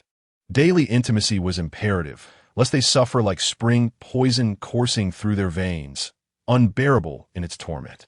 It was said that prolonged use by a woman would enhance her beauty and even grant her the allure of divine nectar. Xie Qingxi's eyes sparkled with fervor. The effort he expended to procure these diminutive creatures was indeed worthwhile. He picked up the larger of the 2 and placed it in his palm, whereupon the goo worm swiftly vanished into the azure veins of his hand, leaving no trace. With a slight smile, he gently closed the jade box, keeping the other worm for Funyang. Upon witnessing this, Yun immediately lowered his head and retreated into the shadows. The sun set like molten gold. Cui Fu had waited in the courtyard for quite some time before Xie Qingxi finally arrived. She loathed this feeling, akin to a bird caged by her brother, only coming to life when someone came to amuse her. Thus, when Xie Qingxi approached, her expression was one of displeasure, and she turned her head away, unwilling to meet his gaze. Xie Qingxi inquired softly, "Funyang, what troubles you?" Cui Fu remained silent, curled up on a white velvet blanket, her dark hair cascading. An exquisite sight. Xie Qingxi bent down, his robe flowing with an air of pristine elegance, and gathered her into his embrace. "Funyang, dear one, please tell Mingzhang if something is amiss." His tone was gentle, yet Cui Fu felt a pang of grievance. During his absence, she had strained to free herself from the chains binding her ankles, but to no avail. They only tightened further, causing her delicate skin to ache. In a soft voice, she pleaded, "Could you help me remove this golden chain?" Xie Qingxi looked down and noticed the stark marks on her fair ankle, some areas even raw from her struggles. Clearly painful. He extended his long, pale hand and gently adjusted the golden chain. "Funyang, do you not find this chain to your liking?" The golden adornment seemed to exude a seductive allure upon her leg. Cui Fu nodded, though she dared not speak too plainly, merely stating, "It hurts." To her astonishment, Xie Qingxi unexpectedly acquiesced, saying that if it hurt, he would remove it for her. She was taken aback, her prepared words left unspoken. Wondering why he was so agreeable today. Could it be that he had devised some other means to control her? She tilted her head to scrutinize him. Yet Xie Qingxi's demeanor remained calm and composed, betraying no unusual signs. His actions were exceptionally gentle and meticulous as he unfastened the golden chain from her foot and instructed a maid to bring a box of ointment, tenderly applying it to her wound. Cui Fu, fearful of the pain, turned her head aside, unaware that Xie Qingxi had placed a red worm at the site of her injury. The worm quickly vanished beneath the surface of her skin. A slight sting coursed through her, prompting a soft gasp, yet there was no apparent anomaly at the site. Instead, the pain was followed by a gentle coolness. Xie Qingxi held her slender ankle and gently inquired, "Funyang?" For reasons unknown, his voice seemed to carry an alluring undertone, almost as if he were enticing her. It was merely a simple question, yet she shook her head, insisting, "I'm fine." Nonetheless, a yearning to draw closer to him stirred within her. Cui Fu found this impulse perplexing, but it grew stronger, a voice within her clamoring to come nearer, to draw even closer. She nearly lost control of herself, biting down hard on her tongue to regain clarity. Xie Qingxi shifted slightly in her direction, his concern evident as he asked, "Funyang, why is your face so flushed? Are you unwell?" Instinctively, she recoiled, yet her hand involuntarily reached to encircle his long, pale neck, catching a whiff of his sweet fragrance that made her crave to devour him whole. Her eyes shimmered with an alluring glint as she gazed at him, on the verge of speaking, utterly enchanting. Xie Qingxi, however, feigned the demeanor of a virtuous gentleman, slowly pulling her hand away. Yet, at the moment their skin touched, Cui Fu felt a jolt, a tingling sensation coursing through her, intensifying her desire to press against his cool, jade-like skin. For the first time, she instinctively wrapped her arms around his waist, her cheeks blooming with color. Xie Qingxi lowered his gaze, sharing the same fervent impulse. Yet he managed to restrain his yearning thoughts, resembling a delicate jade Buddha. He lifted her chin, feigning ignorance. "Funyang, why are you holding on to me?" Cui Fu felt as if the strings of her mind had snapped. Her eyes glistened with tears, a mix of longing and hesitation, as she murmured, "Mingzhong, I miss you so much." In Chapter 88, titled Responsibility, Xie Qingxi's elongated eyes darkened with emotion as he cradled her face, adopting the tone of a patient teacher. "What are you thinking? Please tell me." "Funyang." Cui Fu felt as if 1,000 ants were gnawing at her heart. The sensation was unbearable, yet being inherently reserved. She struggled to articulate the blush-inducing words. Resting her head against his chest, she felt helpless, akin to an infant. Xie Qingxi extended his hand to support her. And Cui Fu lifted her head, her gaze hazy. Xie Qingxi, no longer pretending, stripped away the most hypocritical of masks and embraced her, leading her to the beautiful couch. The silk drapery cascaded like rippling water, faintly resonating with the sound of golden bells, sometimes resembling the soft whimper of a kitten. At other times like the warble of an oriole in a spring brook, mingling with the room's fragrant smoke, infused with a sense of indulgence. After a considerable time, Xie Qingxi placed a kiss upon her forehead, slick with perspiration, an act of utmost reverence. His long eyelashes fluttered like a shadowy specter. It was only through despicable means that he could earn her willing affection. What would happen if their secret were to be unveiled? Xie Qingxi slowly closed his eyes, realizing that he was merely overthinking. The pestilence within her was difficult to extract. With each union, it would claim a piece of her heart, until she was entirely filled with thoughts of him, rendering them inseparable for this lifetime. Their hands were clasped together, their dark tresses entwined in a timeless embrace. As twilight descended, all absurdities came to an end. Cui Fu, exhausted, felt more enervated than after a bout of softening medicine.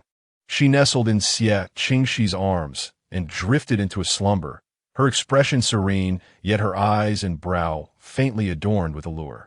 When she awoke, her gaze fell upon his magnified, exquisite visage, radiating satisfaction. He smiled gently. "Fu Nyang, you are awake. Do you feel any discomfort?" Cui Fu, acutely aware of their shared predicament, felt her cheeks flush as the scandalous scenes replayed in her mind. How could she have sought him out?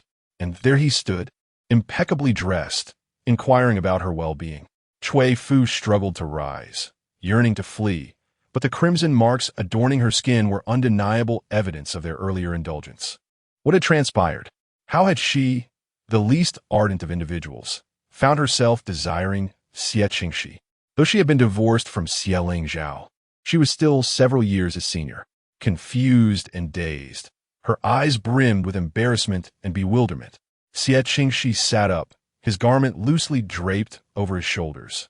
His porcelain-like complexion still bearing traces of sleep, exuding an aura of noble lethargy. His fingers gently traced the red marks on Cui Fu's neck, and he chuckled softly. His voice husky. "Fu Nyang, why do you wish to flee?" "Were you not?" Cui Fu trembled, her fingers clutching the blanket turning pale, her ears flushed crimson. She lowered her voice. "Do not say such things."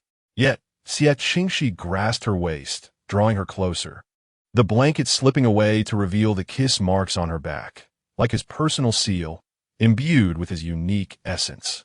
A warm breath cascaded over her, stirring an inexplicable flutter within Cui Fu, who felt strangely unlike herself, yearning for an incessant entanglement with him. Setting aside all else, Xie Qingxi was indeed striking, his physique well-proportioned and fair, a clear indication of a pampered nobleman, yet still a novice in matters of intimacy. She reasoned that she had not suffered any loss, but this was ultimately a compromise of her virtue. In an attempt to dispel her confusion, she pinched her arm sharply, the pain somewhat alleviating her inexplicable allure. Cui Fu hastily gathered her scattered garments, choosing to don them rather than face him directly. It was preferable to simply leave. How could Xie Qingxi possibly let her go? His tone was laced with a hint of grievance as he lamented. "Fu Nyang, do you intend to abandon me after taking everything from me?" Cui Fu's body stiffened at the accusation of abandonment, feeling as though his words painted her as a heartless traitor. Yet, she had indeed initiated their encounter. Overwhelmed by a sense of turmoil, she found herself caught in a predicament, neither able to leave nor stay. Turning back, she beheld Xie Qingxi sitting upright on the couch, his serene countenance framed by dark tresses, his eyes exuding an inexplicable sense of sorrow, resembling a virtuous woman who had been wronged and discarded. In that moment, she felt utterly culpable. Xie Qingxi lifted his gaze, directing it elsewhere, the dark lashes casting a shadow over his eyes, his voice imbued with quiet elegance. "Now that you possess my body, Fu Nyang, if you wish to evade responsibility, what shall become of me in the future?" Cui Fu beat their lip, contemplating for a long while before responding. "This matter is indeed my fault, yet you are ultimately the man involved." The striking young man before her possessed eyes as clear as crystalline waters, imbued with a slight sheen of moisture, as he questioned her. "And what of being a man? Does a man's chastity count for nothing? It was you who took the lead, after all." At the recollection of their earlier intimacy, Cui Fu felt her cheeks flush crimson. Speechless, she found herself grappling with a sense of unease. Yet, upon witnessing Xie Qingxi's demeanor, she began to doubt whether it was indeed the intoxicating atmosphere that had led her to act impulsively. Clutching her garments tightly, she asked, somewhat nervously, "What is it that you desire?" Xie Qingxi shifted slightly, his sleeves slipping down his shoulders, an alluring blend of chilliness and charm emanating from him. "I want nothing more than your company." Yet Cui Fu was unwilling. She had already struggled to accept the absurdity of their previous encounter, let alone entertain the idea of repeating it. She vehemently shook her head. "No, this is unacceptable. We are fundamentally incompatible and cannot indulge in such behavior." She had merely sought a life of quiet contemplation within the temple, yet now found herself in an embarrassing predicament, having broken her vows. Moreover, she had longed to leave this place, but following the events that transpired, she felt as though she had become the perpetrator unwittingly entrapped by his beguiling appearance. Xie Qingxi gently inquired, "You have already parted ways with your elder brother. What makes this unsuitable? Do you believe my despicable nature is unworthy of you? This affection I harbor is genuine." Lowering his innocent gaze, he continued, "Having spent this time together, did you not perceive my intentions? I'm not a villain of the highest order. It is you who should not treat me so harshly." Cui Fu felt her body ache, as if it might fall apart, yet she found herself compelled to comfort him. "That is not my intention." However, Xie Qingxi pressed on, "Then what do you mean? Funyang? Do you wish to evade your responsibilities? Or do you believe my skills to be lacking?" His tone, though cultured, bore an edge of insistence. Cui Fu had never been his equal, whether in this matter or others. It seemed that whenever faced with him, she found herself at a disadvantage. She blushed and tentatively asked, "Can we pretend that nothing happened?" Chapter 89, Hands and Feet. At this moment, Cui Fu was filled with regret. She had suspected that Xie Qingxi had tampered with things, yet the incense in the room had not been changed, and she had not touched the food on the table. He had not given her the opportunity to be drugged. However, she had just succumbed to some kind of enchantment, and now there was no turning back. She lightly bit her lip, wishing to simply let the matter pass. Xie Qingxi reached out to adjust the hairpin that had tilted slightly at her temple, his tone carrying a hint of bittersweetness. "Funyang, have you truly never felt the slightest affection for me? Now that we are in this situation, do you still think of leaving?" His actions were driven by selfishness, a despicable desire to keep her close through physical means. He had also learned many charming ways to endear himself to her, yet he had never considered that her longing to depart had never wavered, perhaps even grew more resolute. Was he truly so unappealing? Even his capricious elder brother had garnered her fleeting favor, while he could not. A shadow flickered in Xie Qingxi's clear eyes, though his expression remained gentle. As Cui Fu gazed at his earnest demeanor, her heart inexplicably skipped a beat, and she felt herself becoming increasingly unrecognizable. After a prolonged silence without her response, Xie Qingxi did not press her further, but smiled and said, "Funyang, if you truly do not like me, I will not force you. I will not stand in your way, regardless of whether you choose to leave or not, as long as you grant me one request." Cui Fu inquired, "What request?" A hint of bitterness tinged the smile at the corners of Xie Qingxi's lips. "Would you stay with me here for half a month? After that, I can take you wherever you wish to go." Cui Fu was somewhat skeptical of his words. Suspicion glimmered in her eyes. "Are you serious?" Xie Qingxi nodded. "Of course." The Huanggu would fully merge with her in half a month's time, at which point it could never be removed. She would be bound to him forever. What could be more joyous than this? Xie Qingxi suppressed the strange emotion in his gaze. He had long proclaimed that they were meant to be together, destined for a harmonious union. Cui Fu glanced at the beast-head incense burner on the table and ultimately accepted the half-month agreement, though she added a condition. During these 30 days, we must not have any physical intimacy. She was genuinely afraid that Xie Qingxi would use this half-month merely as a pretext to keep her, and if he were to make another advance, she feared she could never forgive herself for it. A fleeting glimmer of shadow passed through Xie Qingxi's eyes, and a barely perceptible smile graced his lips as he gently replied, "Then since Fu Nyang has agreed, she cannot go back on her word." The Gu within her was maternal. Even if he did not act, she would inevitably yearn to be close to him. Thus, he had the confidence to agree. In the days that followed, Xie Qingxi treated her with utmost tenderness. Every morning, he personally styled her hair and painted her brows. At noon, he prepared her favorite snacks. And at night, he concocted soothing herbal baths, taking care of everything himself. Yet Cui Fu felt that something was amiss. He was too good to her. On the third night, Cui Fu suddenly awoke, drenched in clammy sweat, her complexion pale. However, upon raising her gaze, she found Xie Qingxi seated by her bedside, his long fingers gently caressing her cheek. In the moonlight, he appeared ethereal, like a celestial being, softly inquiring, "Funyang, are you having a nightmare?" Cui Fu clutched the quilt tightly, her face filled with wariness. "What are you doing here?" Xie Qingxi replied softly, "I merely wish to watch over you." As he spoke, his hand gradually descended, resting at the pulse on her neck, his fingertips icy, causing her body to shiver involuntarily. Cui Fu felt her entire being stiffen. Yet he suddenly withdrew his hand, smiling gently. "Do not worry, Funyang, sleep well. I am here." By the 7th day, Cui Fu discovered an inexplicable dependence on Xie Qingxi. Whenever he was out of her sight for more than a moment, a sense of panic would engulf her. Even more unsettling was her growing inability to recall past events, at times forgetting her own identity. During breakfast, she suddenly asked, "Ming Zhang, did I ask you many of the same questions yesterday?" Xie Qingxi scooped a spoonful of lotus seed soup to her lips, gently saying, "Funyang, you have been unwell lately.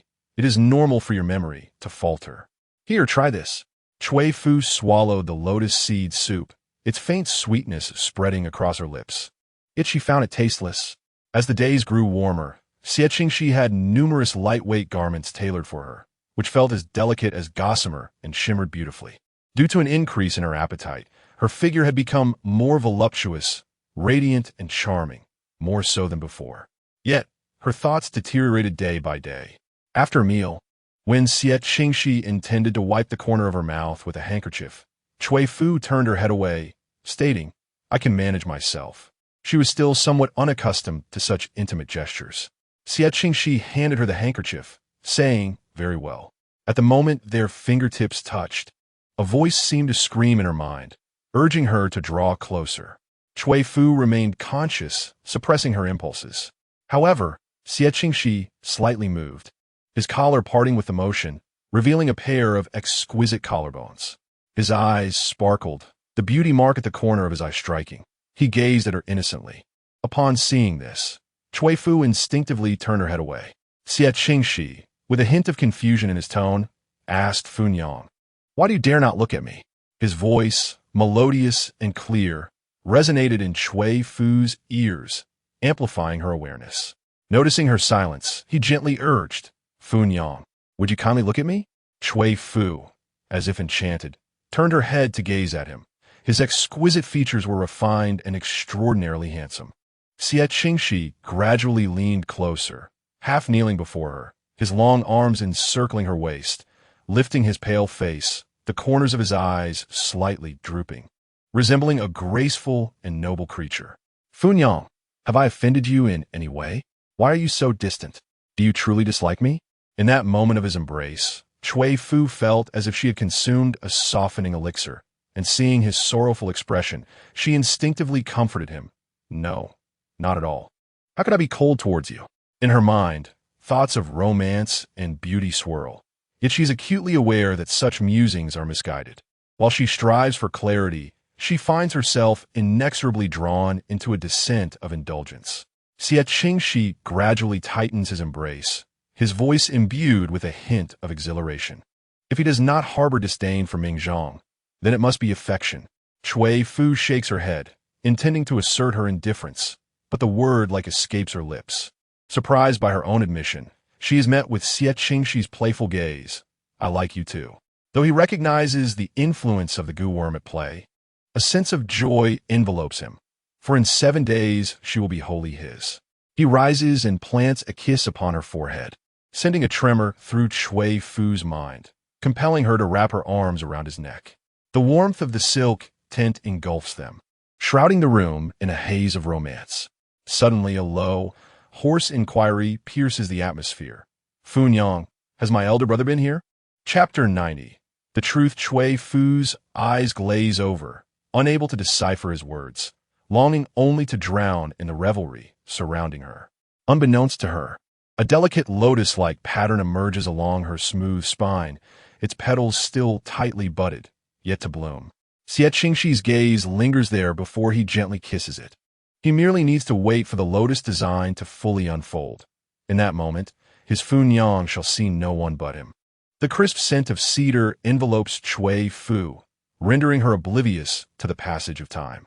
Her eyes shimmer, lips glisten, and soft whimpers escape her, while her delicate arms reach beyond the tent, only to be drawn back once more.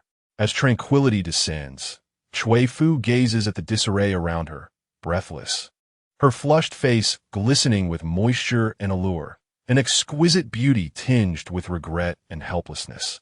She turns to Xie Qingxi, who is dressing, and says, I need a contraceptive potion. They cannot continue this way, for pregnancy is inevitable. Yet she feels utterly unprepared. Xie Qingxi glances back, his long lashes casting shadows upon his porcelain-like visage. Yet his demeanor remains as clear and bright as ever. He nods. Very well. Mingzhang will summon someone to prepare it for you. However, upon exiting the room, he instructs the servants to prepare a tonic for her health instead of the sought-after contraceptive. When Baozhu presents the medicine to Cui Fu, she inadvertently steals a glance and finds herself captivated by the beauty before her. Long, dark hair, snow-white skin, cheeks like blossoms. The former young mistress, once a cool and distant hibiscus, now resembles a resplendent peony in full bloom, exuding an enchanting fragrance. The transformation in just half a month is nothing short of astounding. Baozhu, oblivious to Xie Qingxi's administering of the goo worm, can only surmise that he has forcibly kept Cui Fu in the residence, stirring within her a sense of inexplicable sympathy. Yet, she too is bound by circumstance. Afraid to voice her thoughts, after setting the medicine aside, she softly says, Madam, I shall assist you in dressing. Cui Fu, utterly fatigued, does not refuse and simply replies, All right. Yet, the moment the words leave her lips, she is startled by her own sultry tone, so utterly unlike her.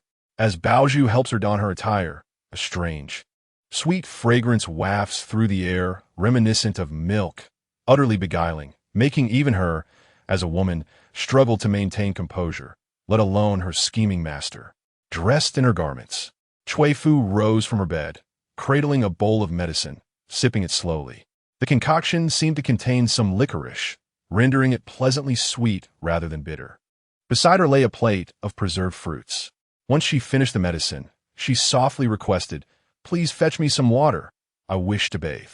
Although Xie Qingxi had assisted her in cleansing after their encounters, the residual sweat clung to her skin, rendering her exceedingly uncomfortable.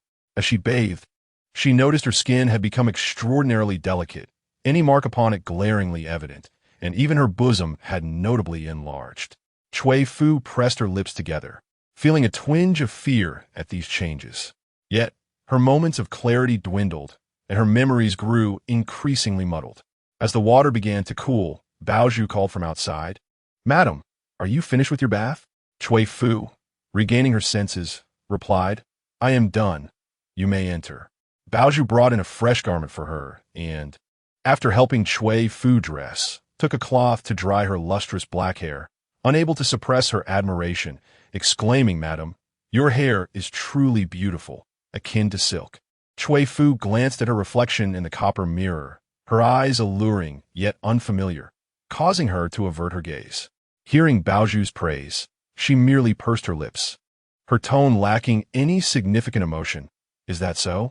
Baozhu nodded, affirming, Indeed, madam, your beauty is unparalleled. I have never seen another lady in Shengjing who could compare. To say you are breathtaking would not be an exaggeration. Accustomed to the flattery of others, Cui Fu dismissed Baozhu's words as mere pleasantries and softly inquired, What of Mingzhang? When will he return? Xie Qingxi had left in haste, failing to mention his destination, and worry began to gnaw at her heart. In response, Baozhu said, Madam, today the young master is on duty. He is likely to return later. She felt a pang of surprise, not expecting the young master to confine the young mistress. Yet rather than harbor resentment, Cui Fu seemed concerned for him. Did they perhaps share an unspoken understanding? This way, it would spare the madam from the inner turmoil she had previously endured. As Baozhu pondered this, Cui Fu glanced at the daylight outside and, seeing the sun shining brightly, suggested, Let's step outside for some fresh air. Now, liberated from the golden chain on her ankle, she could stroll freely in the courtyard. Since Mingzhang required more time, she resolved to occupy herself with other matters.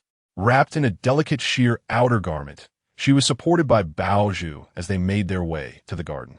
The sunlight bathed her in a soft glow. Each step she took caused her waist to sway gracefully, and a subtle, sweet fragrance wafted from her skirt, enticing a few butterflies to flutter around her. Baoju watched in a daze until Cui Fu suddenly gasped softly, frowning as she leaned against the pillar. "Madam, what is the matter?" Baoju asked in alarm. Cui Fu shook her head, her fingers unconsciously brushing against her painfully sore lower back. Suppressing her discomfort, she forced a smile, saying, "It is nothing, merely a touch of fatigue." Perhaps due to the spring lethargy, she felt weary after only a few steps. Baoju stepped closer, offering support. "Madam, perhaps you should return to rest and come out again once you feel better." She feared for Cui Fu's well-being, knowing that if anything were to happen, the young master would surely lay all blame upon her. Cui Fu cast a glance towards the study of Xie Qingxi, contemplating the idea of finding a few books to pass the time. She then suggested, "Let us first retrieve a few volumes before returning." Baoju, without further thought, accompanied her. The study was meticulously arranged, with an unfinished painting resting on the desk. A mere glance revealed that the figure depicted was her, presumably a work gifted to her by Ming Zhang. A smile involuntarily graced her lips, but as her gaze fell upon the bookshelf, she was drawn to a book devoid of a cover. Upon retrieving it and flipping through a few pages, she could not suppress a frown. The text was filled with bizarre and supernatural methods, detailing how to manipulate hearts and various incantations. She found herself puzzled as to how someone as refined and graceful as Ming Zhang could be interested in such matters. However, upon reaching the final page, a chill ran through her as she beheld the bold inscription, Hahuangu. Chapter 91. The completion of Gu Hahuangu, a union of male and female. The male Gu devours bones, while the female Gu erodes the heart. Yin and yang intertwine, guided by desire, crossing paths each night until bones and blood merge. The afflicted woman emanates a fragrant essence, with lotus patterns adorning her body, releasing ambrosia when moved by passion. The man with heightened senses finds it impossible to stray from the side of the Gu master. Once this Gu is formed, life and death are intertwined, with no means of escape. Cui Fu, astonished, continued to peruse the text, only to discover that the subsequent pages had been torn away, leaving no explanation for breaking the curse. No wonder she had felt something unusual within her body lately. It was evident that Xie Qingxi had placed a Gu upon her, compelling her to seek his affection. His efforts to possess her were truly relentless. Baoju, unable to read, noticed a peculiar look in Cui Fu's eyes and gently inquired, "Madam, what troubles you?" Cui Fu replaced the ancient tome on the shelf, maintaining her composure as she replied, "It is nothing.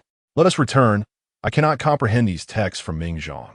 After a moment's thought, she added, "Baoju, could you refrain from mentioning my visit to the study to Ming Zhang? You know he disapproves of my wandering." Her eyes betrayed a hint of melancholy as she spoke. Baoju, being a woman herself, empathized with Cui Fu's predicament, aware of the second young master's possessive nature. She nodded and assured, "Madam, rest assured, I shall remain silent. Besides, we merely entered the study.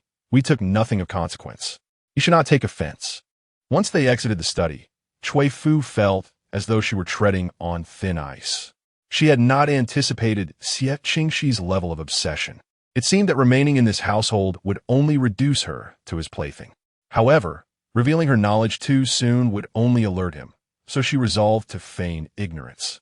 Lost in thought, she looked up to find Xie Qingxi, unbeknownst to her, had already taken his position beneath the corridor, still clad in his official robes, which accentuated the softness of his features, rendering him as exquisite as a figure from a painting.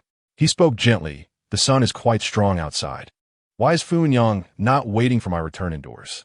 As Cui Fu met his amber-hued gaze, she momentarily perceived a golden shimmer swirling within the depths of his pupils, an unsettling allure. Instinctively, she clenched her hands at her sides and softly responded, "I felt rather stifled indoors, so I thought to take a stroll."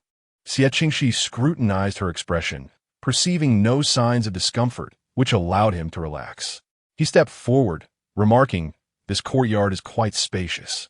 If you find it dull, let Baiju accompany you for a stroll." He observed Cui Fu standing on the steps and extended his long, fair hand to take hers. Cui Fu pressed her lips together and placed her delicate fingers into his grasp, akin to holding a cold jade. though the sunlight was pleasant. It sent shivers through her heart.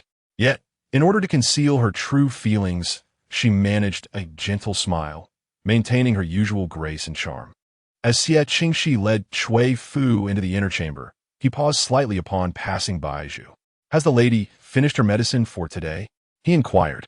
Baizhu lowered her head and replied, "Young master, the lady has already taken it." Xie Qingxi nodded, his tone softening. "Excellent, you may leave now." The coldness of the medicinal concoction was not beneficial for her health. The tonics they exchanged would nourish her, and if all went well, conceiving a child would not be out of the question. Ideally, it would be a daughter, a reflection of her. Baizhu dare not linger and quickly withdrew. Cui Fu held his hands tightly, a mixture of joy stemming from the influence of the cursed insects and a genuine fear reflected in her slightly unusual gaze. Xie Qingxi changed out of his official attire into a robe of moon-white silk. Noticing Cui Fu's rigid posture, he gently asked, "Funyang, do you feel unwell?" Cui Fu poured herself a cup of tea, moistening her lips before responding no. Xie Qingxi embraced her from behind, inhaling the sweet fragrance that slightly alleviated his fatigue. The incessant social maneuvering in the court felt disingenuous. It was only in the presence of someone dear to his heart that he felt a semblance of relief. He buried his head in the crook of her neck and whispered, "Do you find the residence rather dull? Shall I take you out for a stroll?" Cui Fu's heart stirred, though her countenance remained impassive. "Is that permissible?"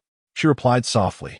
If they could venture outside, did it not signify an opportunity for her to escape this place? Xie Qingxi nodded. "Allow me to change my attire, and I shall take you out. The scenery outside is delightful. Remaining confined within the courtyard would be stifling." He instructed a servant to prepare a sedan chair, but as they were about to depart, he covered Cui Fu's eyes.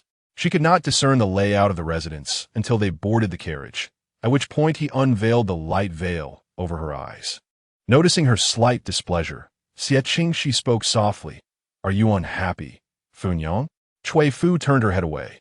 How could she feel joy when treated in such a manner? His thoughts were exceedingly meticulous, making him quite challenging to contend with. Not to mention the cursed insects within her, which instinctively sought closeness to him, causing her to subconsciously regard him as her beloved. Xie Qingxi drew her closer, his voice gentle. "If you feel discontented, I shall impose a punishment on Ming Zhang." Cui Fu sighed. "What good would punishing you do? You can find me within this residence, and even to step outside requires your consent. How does this differ from a prisoner in a cell?" Xie Qingxi adjusted her position slightly. "Is there truly no distinction? Ming Zhang cherishes you, which is why he wishes to keep you close. Funyang, would you wait a few more days? After that, you may go wherever you wish." Cui Fu lowered her eyelashes, concealing the emotions within her eyes. He always made himself wait a few more days. Perhaps the Huanggu was nearing completion, hence his words. It seemed that the time she had allotted herself was dwindling. Xie Qingxi noticed her silence. It was evident she was lost in thought. He then lifted her chin and playfully bit her lip, murmuring, "Funyang, focus." Cui Fu winced in pain. Yet the moment their skin touched, that tingling sensation surged anew. Her eyes reddened, tears brimming, and she instinctively leaned closer. With the beauty in his embrace, Xie Qingxi felt a twinge of conflict. "Funyang, it will be over soon. Can you endure a little longer?" Cui Fu loathed her present self. Her body felt as if ants were crawling all over it. Unconsciously, she raised her head, her face resembling a pear blossom in the spring rain, evoking sympathy. "But I am in distress." Xie Qingxi caught a glimpse of the lotus pattern on her chest gradually unfolding. His gaze deepened, and understanding her unbearable state, he no longer hesitated but removed the jade ring from his hand, placing it aside, and held her even tighter, softly calling, "Good Funyang." Upon reaching their destination, Cui Fu's hair was slightly damp, as if she had just emerged from water, while Xie Qingxi maintained his scholarly and refined demeanor, untouched by any suggestive allure. He adjusted her clothing, only to discover a dark stain blooming on her garment, accompanied by a faint fragrance. Chapter 92. A mishap. Cui Fu followed his gaze, and her face instantly flushed crimson. Shocked and embarrassed, she stammered, "What is happening? Is it because of the goo?" Xie Qingxi's gaze deepened, yet he refrained from any teasing actions. Gently, he reassured her, "Funyang, do not fear. I will find a doctor to examine you." Cui Fu was reluctant to dismount the carriage, for her current condition was indeed difficult to speak of. She feared the possibility of being with child. Yet their time together had been so brief, and she had taken precautions, believing it unlikely. Anxiety overwhelmed her. Xie Qingxi draped a cloak around her neck, concealing the stain on her attire, and she proceeded directly to the medical hall to seek a physician. After taking her pulse, the female doctor remarked, "Madam, you have recently been in a weakened state, and the medicinal effects have not fully manifested, causing a rise in your qi and blood flow, which has stimulated the milk ducts. I will prescribe a few remedies, and after some days of adjustment, you will be fine." Upon hearing this, Cui Fu's anxious heart eased slightly, though her face remained flushed. She lowered her head, wringing her handkerchief, her voice barely audible. The doctor, understanding her concerns, comforted her. "Rest assured, madam, it is not a sign of pregnancy. However, you must be cautious with future nourishment. Proceed gradually and do not rush." This medical hall was one Xie Qingxi had chosen at random, and she trusted the physicians here would not deceive her. Relieved as long as she was not with child, she felt the weight of worry lift. Xie Qingxi had been waiting outside for her, unaware of the potency of the Hahuangu and the increasingly evident changes in Funyang. She had lost some of her previous grace, but gained an alluring charm. As she emerged from the consultation room, Xie Qingxi stepped forward and grasped her hand, asking, "Are you feeling better?" Cui Fu nodded, her expression somewhat unusual.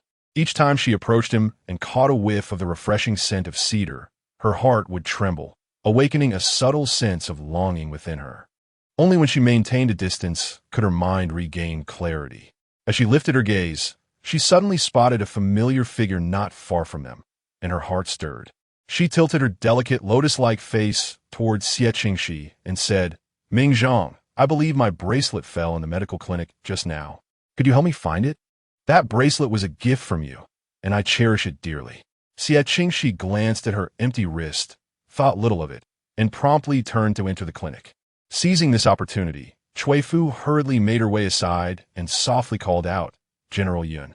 Yin Su turned around and was taken aback to see a beautiful woman gazing at him with tearful eyes.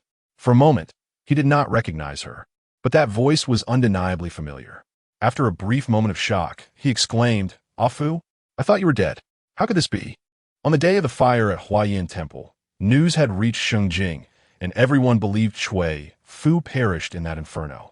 The Cui family had even set up a mourning hall and hung white banners. He never expected to encounter her here, and her appearance had changed significantly from before. Cui Fu had no time to elaborate and simply said, "Brother Yun, 3 days from now at Qingyan Temple, I implore you to save me."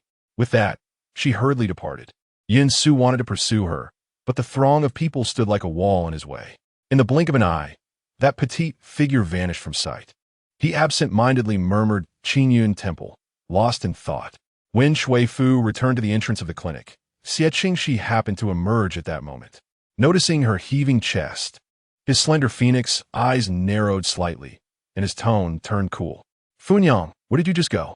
Cui Fu lowered her gaze to conceal her unease. "A child's trinket fell, so I merely helped to retrieve it." She quickly shifted the subject and gently inquired, "Ming Zhang, did you find my bracelet?" Xie Qingxi took her hand and slipped the jade bracelet back on her wrist, his demeanor returning to its usual warmth and gentility. He spoke slowly, "Funyang, you have such a kind heart, but where has that child gone? I just came out and he has already vanished, moving with such surprising speed." Cui Fu knew he was a man of deep thought and suspicion, so she pointed to a nearby child holding a candied hawthorn. "I saw him looking quite adorable, which is why I helped." Upon seeing the child, Xie Qingxi leisurely withdrew his gaze and replied, "All right." Now, with Chuanyang under the influence of a curse, she would only find herself increasingly drawn to him. A faint smile graced Xie Qingxi's lips as he took Cui Fu's hand once more, and the two walked together, resembling a couple of celestial beings. Yet, Cui Fu glanced back in the direction of Yin Su. Although she could no longer see him, she hoped he would come to her aid. Had she not feared Xie Qingxi's potential actions against the Cui family, she would have asked Brother Yun to send word home. However, Xie Qingxi's cold nature often disregarded the lives of others, and she truly feared innocent people might get caught in the crossfire. While she pondered this, Xie Qingxi led her into a tailor's shop. The shopkeeper, upon seeing Xie Qingxi, appeared to be exceedingly familiar with him, promptly approaching to greet the two and respectfully inquiring, "My lord, the items you ordered last time are ready. Shall I bring them to you?"